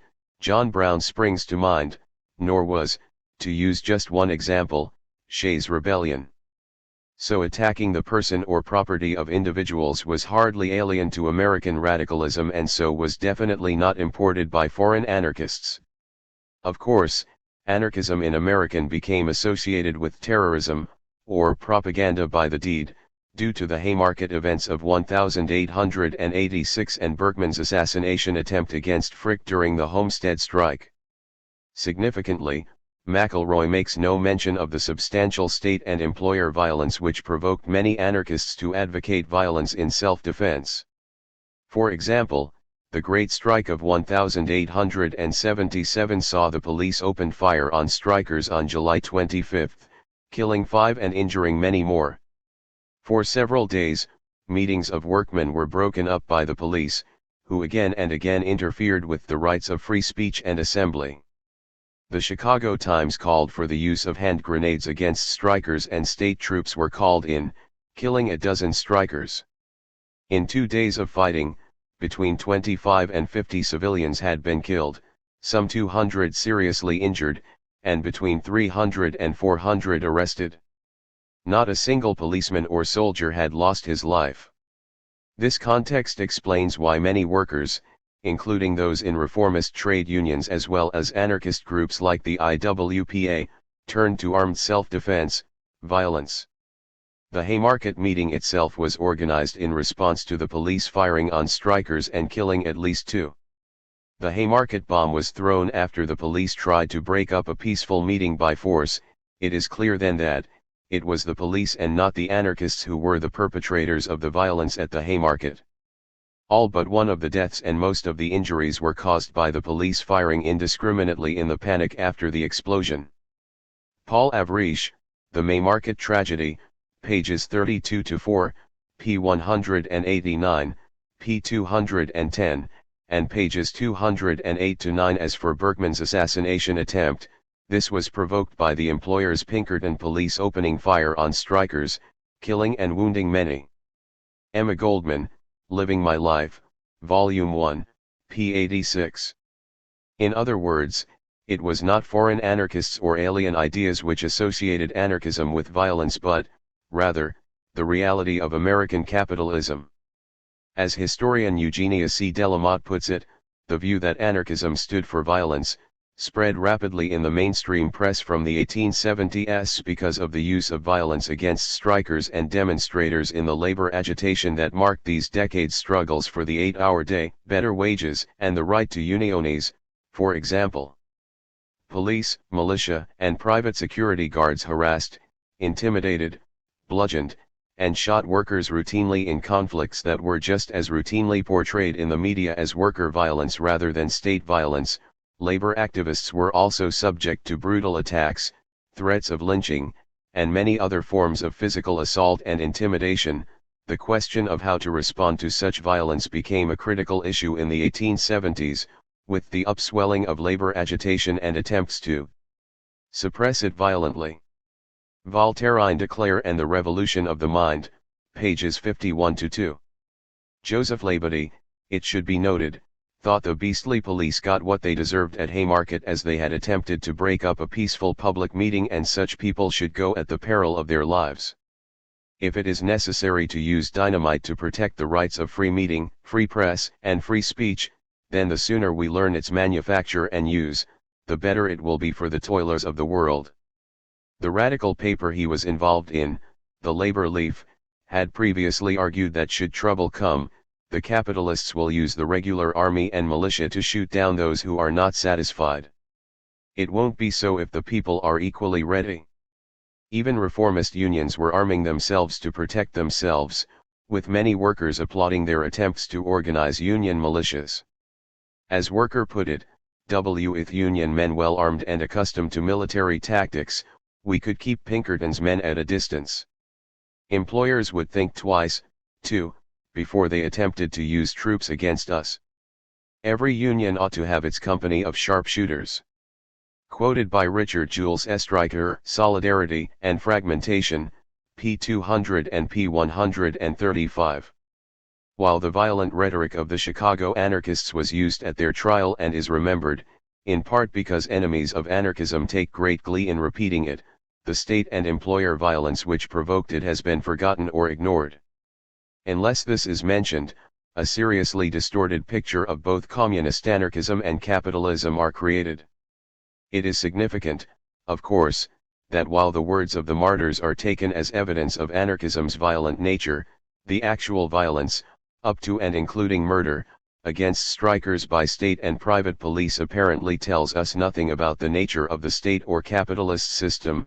Ward Churchill presents an excellent summary such activities in his article From the Pinkertons to the Patriot Act, The Trajectory of Political Policing in the United States, 1870 to the present cr. The New Centennial Review, Volume 4, Number 1, pages 1-72. So, as can be seen, McElroy distorts the context of anarchist violence by utterly ignoring the far worse capitalist violence which provoked it. Like more obvious statists, she demonizes the resistance to the oppressed while ignoring that of the oppressor. Equally, it should also be noted Tucker rejected violent methods to end class oppression not out of principle, but rather strategy, as there was no doubt in his mind as to the righteousness of resistance to oppression by recourse to violence, but his concern now was with its expedience. He was absolutely convinced that the desired social revolution would be possible only through the utility of peaceful propaganda and passive resistance. James J. Martin, Men Against the State, p. 225. For Tucker, as long as freedom of speech and of the press is not struck down, there should be no resort to physical force in the struggle against oppression. Quoted by Morgan Edwards, Neither Bombs Nor Ballots, Liberty and the Strategy of Anarchism, pages 65-91, Benjamin R. Tucker and the Champions of Liberty, Coughlin, Hamilton, and Sullivan, eds. p. 67. Nor should we forget that Spooner's rhetoric could be as bloodthirsty as Johann Most's at times, and that American individualist anarchist Dyer Lum was an advocate of insurrection. As far as class analysis does, which divided society into economic classes that were at war with each other, it can be seen that the left anarchists were simply acknowledging the reality of the situation, as did, it must be stressed, the individualist anarchists. As we noted in section G.1, the individualist anarchists were well aware that there was a class war going on, one in which the capitalist class used the state to ensure its position. The individualist anarchist knows very well that the present state is an historical development, that it is simply the tool of the property-owning class. He knows that primitive accumulation began through robbery bold and daring, and that the freebooters then organized the state in its present form for their own self-preservation. A.H. Simpson, The Individualist Anarchists, p. 92. Thus workers had a right to a genuinely free market, for if the man with labor to sell has not this free market, then his liberty is violated and his property virtually taken from him. Now, Such a market has constantly been denied, to laborers of the entire civilized world. And the men who have denied it are capitalists, who have placed and kept on the statute books all sorts of prohibitions and taxes designed to limit and effective in limiting the number of bidders for the labor of those who have labor to sell. Instead of a book, p. 454 for Joshua King Ingalls, in any question as between the worker and the holder of privilege, the state is certain to throw itself into the scale with the latter, for it is itself the source of privilege, the creator of class rule. Quoted by Bowman N. Hall, Joshua K. Ingalls, American individualist, land reformer, opponent of Henry George and advocate of land leasing, now in established mode, pages 383-96, American Journal of Economics and Sociology, Volume 39, Number 4, p. 292. Ultimately, the state was a police force to regulate the people in the interests of the plutocracy. Ingalls, quoted by Martin, Op. Cit. p. 152.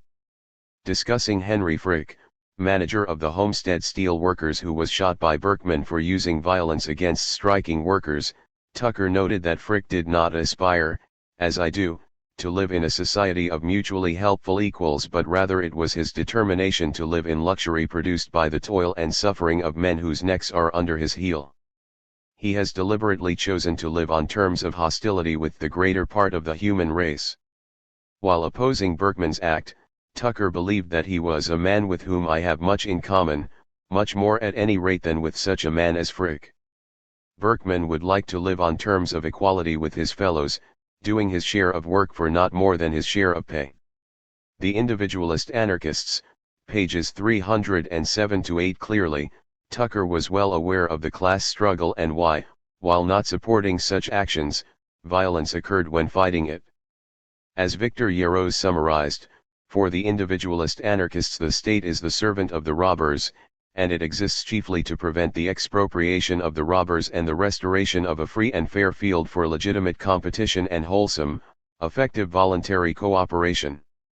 Philosophical Anarchism, Its Rise, Decline, and Eclipse, pages 470-483, The American Journal of Sociology, Volume 41, Number 4, p. 475. For anarcho-capitalists, the state exploits all classes subject to it, perhaps the rich most, by means of taxation to fund welfare programs and legal support for union rights and strikes.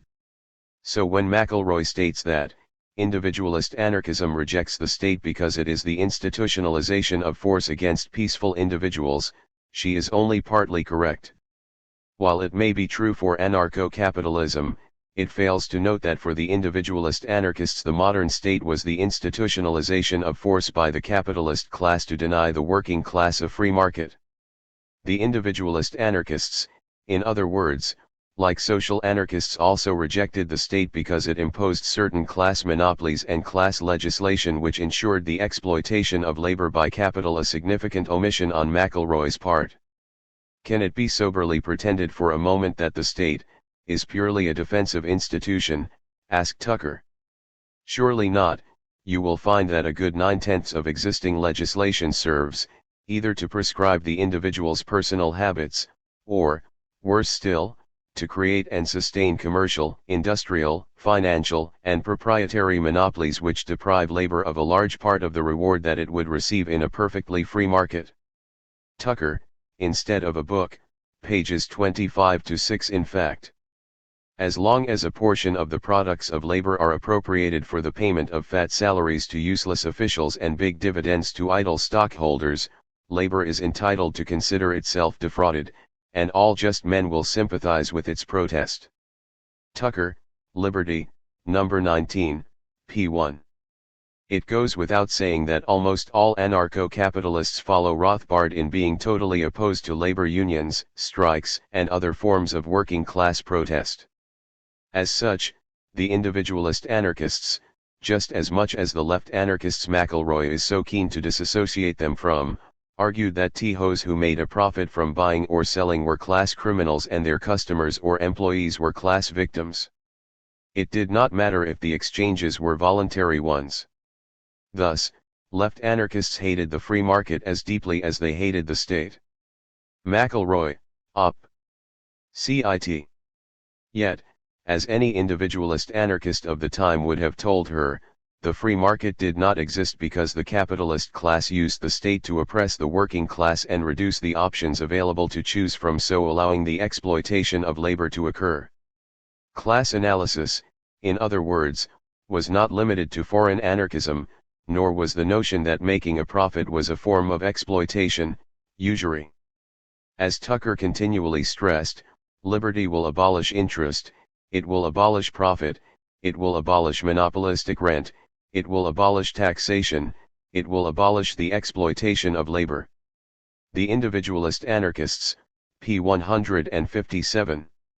It should also be noted that the left anarchist opposition to the individualist anarchist free market is due to an analysis which argues that it will not, in fact, result in the anarchist aim of ending exploitation, nor will it maximize individual freedom, see section G.4. We do not hate the free market, rather we love individual liberty and seek the best kind of society to ensure free people. By concentrating on markets being free, anarcho-capitalism ensures that it is willfully blind to the freedom-destroying similarities between capitalist property and the state, as we discussed in section F.1. An analysis which many individualist anarchists recognized, with the likes of Dyer Lum seeing that replacing the authority of the state with that of the boss was no great improvement in terms of freedom, and so advocating cooperative workplaces to abolish wage slavery. Equally, in terms of land ownership, the individualist anarchists opposed any voluntary exchanges which violated occupancy and use, and so they hated the free market as deeply as they hated the state. Or, more correctly, they recognized that voluntary exchanges can result in concentrations of wealth and so power which made a mockery of individual freedom. In other words, that while the market may be free, the individuals within it would not be. McElroy partly admits this, saying that the two schools of anarchism had enough in common to shake hands when they first met. To some degree, they spoke a mutual language. For example, they both reviled the state and denounced capitalism. But, by the latter, individualist anarchists meant state capitalism, the alliance of government and business. Yet this alliance of government and business has been the only kind of capitalism that has ever existed. They were well aware that such an alliance made the capitalist system what it was, i.e., a system based on the exploitation of labor. William Bailey, in an article entitled "The Rule of the Monopolists," simply repeated the standard socialist analysis of the state when he talked about the gigantic monopolies, which control not only our industry, but all the machinery of the state, legislative, judicial, executive, together with school, college, press, and pulpit. Thus the preponderance in the number of injunctions against striking, boycotting, and agitating, compared with the number against locking out, blacklisting, and the employment of armed mercenaries. The courts could not ensure justice because of the subserviency of the judiciary to the capitalist class, and the nature of the reward in store for the accommodating judge. Government is the instrument by means of which the monopolist maintains his supremacy, as the lawmakers enact what he desires, the judiciary interprets his will, the executive is his submissive agent, the military arm exists in reality to defend his country, protect his property, and suppress his enemies. The workers on strike. Ultimately, when the producer no longer obeys the state, his economic master will have lost his power. Liberty, number 368, p4 and p5. Little wonder, then, that the individualist anarchists thought that the end of the state and the class monopolies it enforces would produce a radically different society rather than one essentially similar to the current one but without taxes. Their support for the free market implied the end of capitalism and its replacement with a new social system, one which would end the exploitation of labor. She herself admits, in a roundabout way, that anarcho-capitalism is significantly different than individualist anarchism. The schism between the two forms of anarchism has deepened with time, she asserts.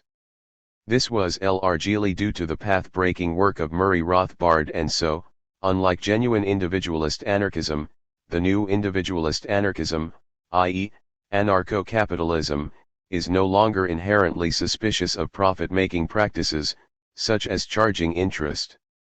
Indeed, it embraces the free market as the voluntary vehicle of economic exchange. Does this mean that the old version of it did not, in fact, embrace the free market after all?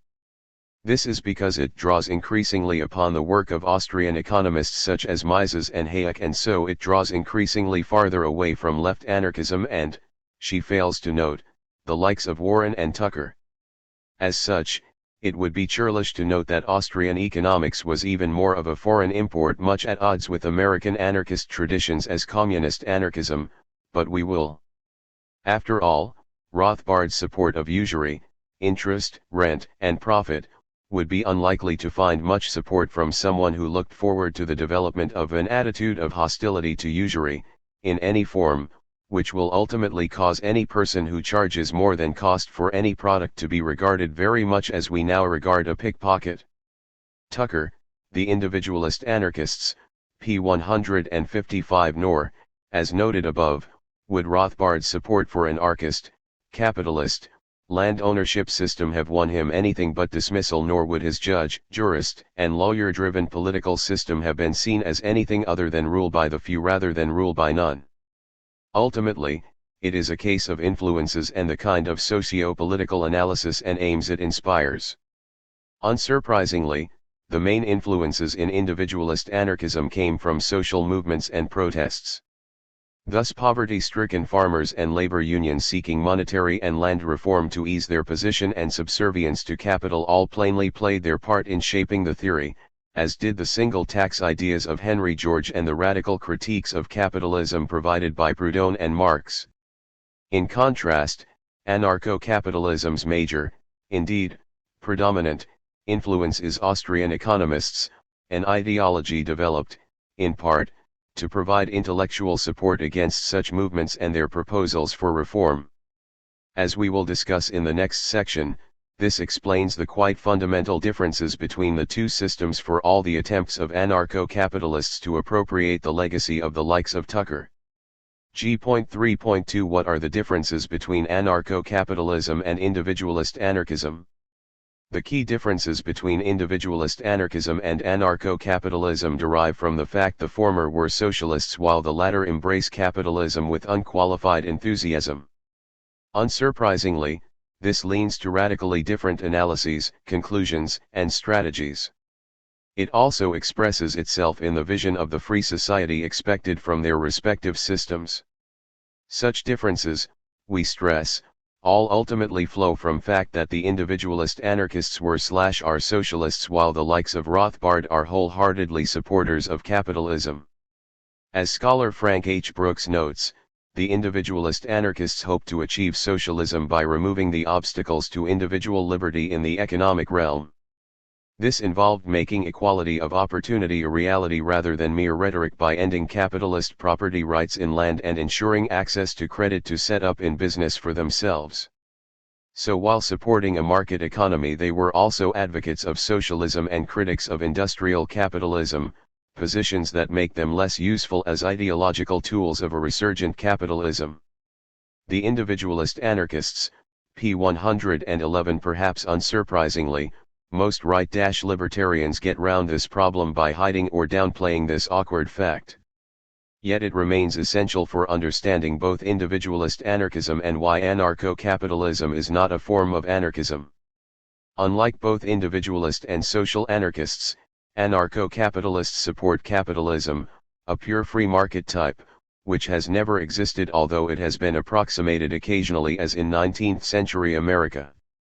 This means that they totally reject the ideas of anarchists with regards to property and economic analysis. For example, like all supporters of capitalists, they consider rent, profit, and interest as valid incomes. In contrast, all anarchists consider these as exploitation and agree with the Tucker when he argued that whoever contributes to production is alone entitled.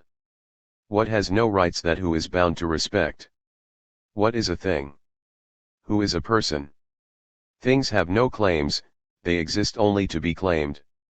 the possession of a right cannot be predicted of dead material, but only a living person. Quoted by W.M. Gary Klein, The Individualist Anarchists, p. 73. This, we must note, is the fundamental critique of the capitalist theory that capital is productive. In and of themselves, fixed costs do not create value. Rather, value is creation depends on how investments are developed and used once in place. Because of this, the individualist anarchists, like other anarchists, considered non-labor derived income as usury, unlike anarcho-capitalists. Similarly, anarchists reject the notion of capitalist property rights in favor of possession, including the full fruits of one's labor. For example, anarchists reject private ownership of land in favor of an occupancy and use regime. In this we follow Proudhon's What is Property? And argue that property is theft as well as despotism. Rothbard, as noted in the section F.1, rejected this perspective. As these ideas are an essential part of anarchist politics, they cannot be removed without seriously damaging the rest of the theory. This can be seen from Tucker's comments that liberty insists on the abolition of the state and the abolition of usury, on no more government of man by man, and no more exploitation of man by man. Quoted by Eunice Schuster, Native American Anarchism, p. 140. Tucker indicates here that anarchism has specific economic and political ideas, that it opposes capitalism along with the state. Therefore anarchism was never purely a political concept, but always combined an opposition to oppression with an opposition to exploitation. The social anarchists made exactly the same point. Which means that when Tucker argued that liberty insists on socialism, true socialism, anarchistic socialism, the prevalence on earth of liberty, equality, and solidarity, he knew exactly what he was saying and meant it wholeheartedly. Instead of a book, p. 363. So because anarcho-capitalists embrace capitalism and reject socialism, they cannot be considered anarchists or part of the anarchist tradition. There are, of course, overlaps between individualist anarchism and anarcho-capitalism, just as there are overlaps between it and Marxism, and social anarchism, of course. However, just as a similar analysis of capitalism does not make individualist anarchists Marxists, so apparent similarities between individualist anarchism and anarcho-capitalism does not make the former a forerunner of the latter. For example, both schools support the idea of free markets. Yet the question of markets is fundamentally second to the issue of property rights, for what is exchanged on the market is dependent on what is considered legitimate property. In this, as Rothbard noted, individualist anarchists and anarcho-capitalists differ, and different property rights produce different market structures and dynamics. This means that capitalism is not the only economy with markets, and so support for markets cannot be equated with support for capitalism. Equally, opposition to markets is not the defining characteristic of socialism. As such, it is possible to be a market socialist, and many socialists are, as markets and property do not equate to capitalism, as we proved in sections G.1.1 and G.1.2 respectively. One apparent area of overlap between individualist anarchism and anarcho-capitalism is the issue of wage labor. As we noted in section G.1.3, unlike social anarchists, some individualist anarchists were not consistently against it.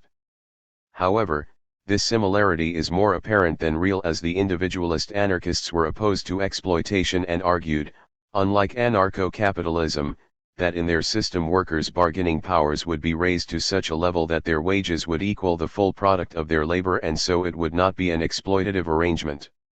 Needless to say, social anarchists think this is unlikely to be the case, and, as we discuss in section G.4.1, individualist anarchist support for wage labor is in contradiction to many of the stated basic principles of the individualist anarchists themselves. In particular, wage labor violates occupancy and use, as well as having more than a passing similarity to the state.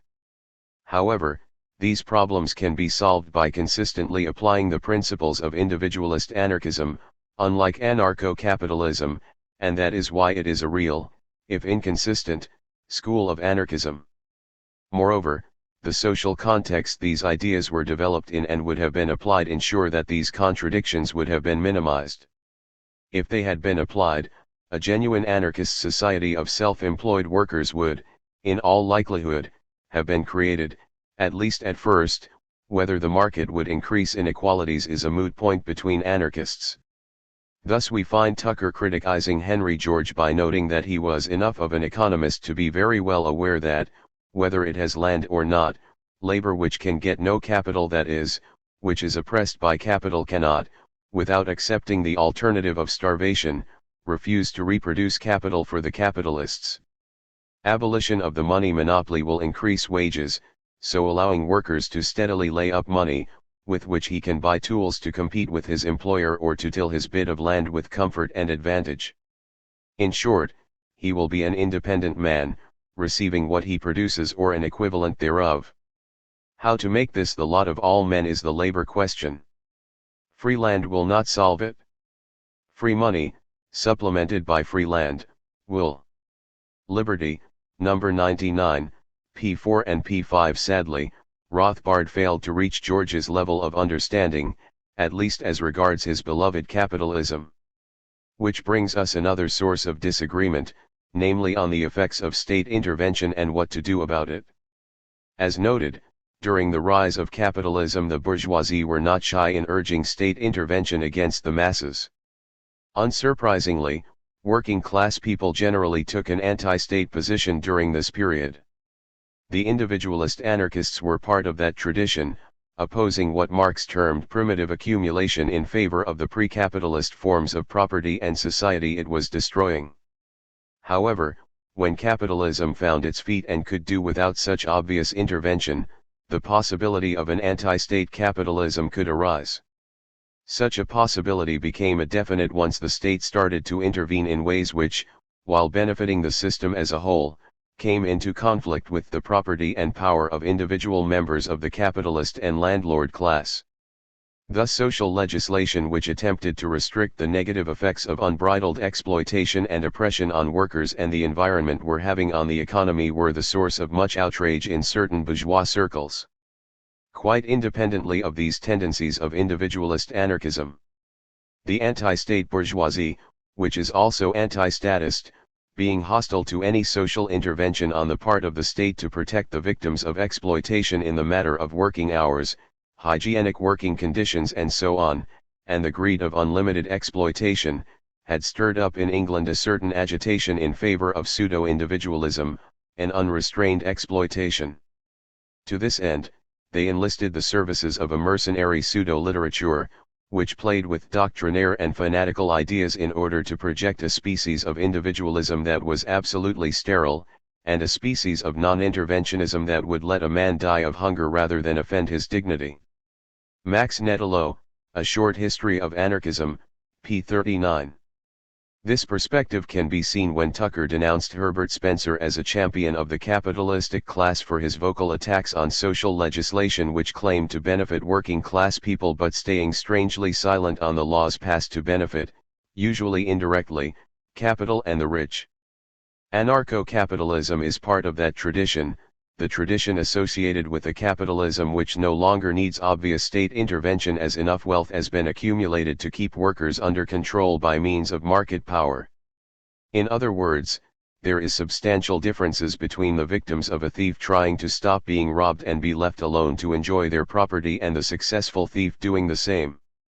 Individualist anarchists were aware of this. For example, Victor Yeros stressed this key difference between individualist anarchism and the proto-libertarian capitalists of voluntarism. Auberon Herbert believes in allowing people to retain all their possessions, no matter how unjustly and basely acquired, while getting them, so to speak, to swear off stealing and usurping and to promise to behave well in the future. We, on the other hand, while insisting on the principle of private property, in wealth honestly obtained under the reign of liberty, do not think it either unjust or unwise to dispossess the landlords who have monopolized natural wealth by force and fraud. We hold that the poor and disinherited toilers would be justified in expropriating, not alone the landlords, who notoriously have no equitable titles to their lands, but all the financial lords and rulers, all the millionaires and very wealthy individuals. Almost all possessors of great wealth enjoy neither what they nor their ancestors rightfully acquired, and if Mr. Herbert wishes to challenge the correctness of this statement, we are ready to go with him into a full discussion of the subject. If he holds that the landlords are justly entitled to their lands, let him make a defense of the landlords or an attack on our unjust proposal. Quoted by Karl Wuttner, The English Individualists as They Appear in Liberty, pages 191 to 211, Benjamin R. Tucker and the Champions of Liberty, Coghlan, Hamilton, and Sullivan, eds, pages 199 to 200. It could be argued, in reply, that some anarcho-capitalists do argue that stolen property should be returned to its rightful owners and, as a result, do sometimes argue for land reform, namely, the seizing of land by peasants from their feudal landlords. However, this position is, at best, a pale shadow of the individualist anarchist position or, at worst, simply rhetoric. As leading anarcho-capitalist Walter Block pointed out, while this aspect of libertarian theory sounds very radical, in practice it is less so. This is because the claimant always needs proof. Possession is 9/10 of the law, and to overcome the presumption that property is now in the hands of its rightful owners required that an evidentiary burden be overcome. The further back in history was the initial act of aggression, not only because written evidence is less likely to be available, the less likely it is that there can be proof of it. Op. Cit. Pages 54 to 5. Somewhat ironically, Block appears to support land reform in third world countries in spite of the fact that the native peoples have no evidence to show that they are the rightful owners of the land they work. Nor does he bother himself to wonder about the wider social impact of such theft, namely in the capital that was funded using it. If the land was stolen, then so was its products and so was any capital bought with the profits made from such goods. But, as he says, this aspect of right-libertarian ideology sounds very radical, but in practice it is less so. Apparently, theft is property. Not to mention that 9/10 of property is currently possessed, i.e., used, not by its rightful owners but rather those who by economic necessity have to work for them. This is a situation the law was designed to protect, including, apparently, a so-called libertarian one. This wider impact is key. As we indicated in section F.8, state coercion, particularly in the form of the land monopoly, was essential in the development of capitalism. By restricting access to land, working class people had little option but to seek work from landlords and capitalists. Thus the stolen land ensured that workers were exploited by the landlord and the capitalist, and so the exploitation of the land monopoly was spread throughout the economy, with the resulting exploited labor being used to ensure that capital accumulated. For Rothbard, unlike the individualist anarchists, the land monopoly had limited impact and can be considered separately from the rise of capitalism.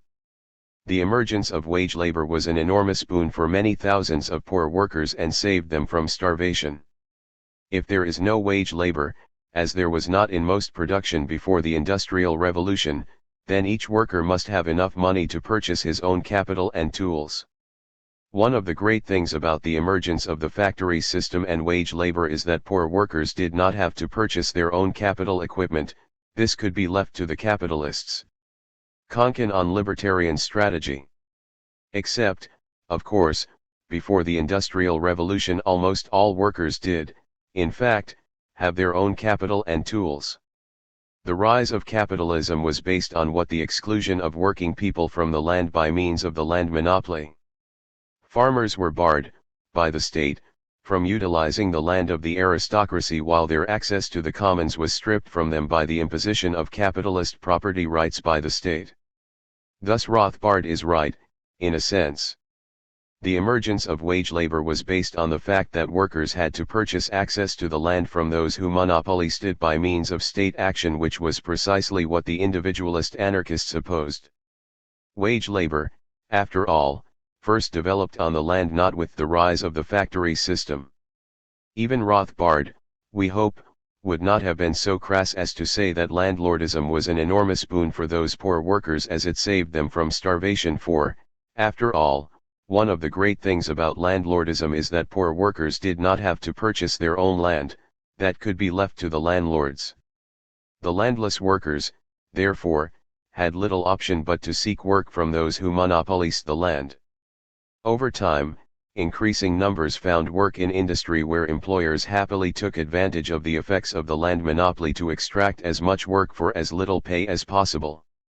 The profits of both landlord and capitalist exploitation were then used to accumulate capital, reducing the bargaining power of the landless workers even more as it became increasingly difficult to set up in business due to natural barriers to competition. It should also be stressed that once forced onto the labor market, the proletariat found itself subjected to numerous state laws which prevented their free association, for example, the banning of unions and strikes as conspiracies, as well as their ability to purchase their own capital and tools. Needless to say, the individualist anarchists recognized this and considered the ability of workers to be able to purchase their own capital and tools as an essential reform and, consequently, fought against the money monopoly. They reasoned, quite rightly, that this was a system of class privilege designed to keep workers in a position of dependency on the landlords and capitalists, which, in turn, allowed exploitation to occur. This was also the position of many workers, who rather than consider capitalism a boon, organized to defend their freedom and to resist exploitation, and the state complied with the wishes of the capitalists and broke that resistance. Significantly, Tucker and other individualist anarchists saw state intervention as a result of capital manipulating legislation to gain an advantage on the so-called free market, which allowed them to exploit labor and, as such, it benefited the whole capitalist class. If, then, the capitalist, by abolishing the free market, compels other men to procure their tools and advantages of him on less favorable terms than they could get before, while it may be better for them to come to his terms than to go without the capital, does he not deduct from their earnings? Tucker, Liberty, number 109, p. 4. Rothbard, at best, acknowledges that some sections of big business benefit from the current system and so fails to have a comprehensive understanding of the dynamics of capitalism as a system, rather as an ideology. This lack of understanding of capitalism as a historic and dynamic system rooted in class rule and economic power is important in evaluating anarcho-capitalist claims to anarchism. Then there is the issue of strategy, with Rothbard insisting on political action, namely voting for the Libertarian Party, or least non-Libertarian Party. I see no other conceivable strategy for the achievement of liberty than political action, he stated. Like Marxists, voting was seen as the means of achieving the abolition of the state, as a militant and abolitionist Libertarian Party in control of Congress could wipe out all the non-libertarian laws overnight. No other strategy for liberty can work. Op. Cit. The individualist anarchists, like other anarchists, rejected such arguments as incompatible with genuine libertarian principles. As Tucker put it, voting could not be libertarian as it would make the voter an accomplice in aggression. The individualist anarchists, p. 305. Rothbard's position indicates an interesting paradox. Rothbard wholeheartedly supported political action as the only means of achieving the end of the state. Marxists, when not excommunicating anarchism from the socialist movement, often argue that they agree with the anarchists on the ends, abolition of the state, but only differed on the means, i.e., political action over direct action. Obviously, no one calls Marx an anarchist, and this is precisely because he aimed to use political action to achieve the abolition of the state. Yet, for some reason, Rothbard's identical position on tactics makes some call him an anarchist. So, given Rothbard's argument that the state must be seized first by a political party by means of political action in order to achieve his end, the question must be raised why he is considered an anarchist at all. Marx and Engels, like Lenin, all made identical arguments against anarchism, namely that political action was essential so that the Socialist Party could seize state power and implement the necessary changes to ensure that the state withered away. No one has ever considered them anarchists in spite of the common aim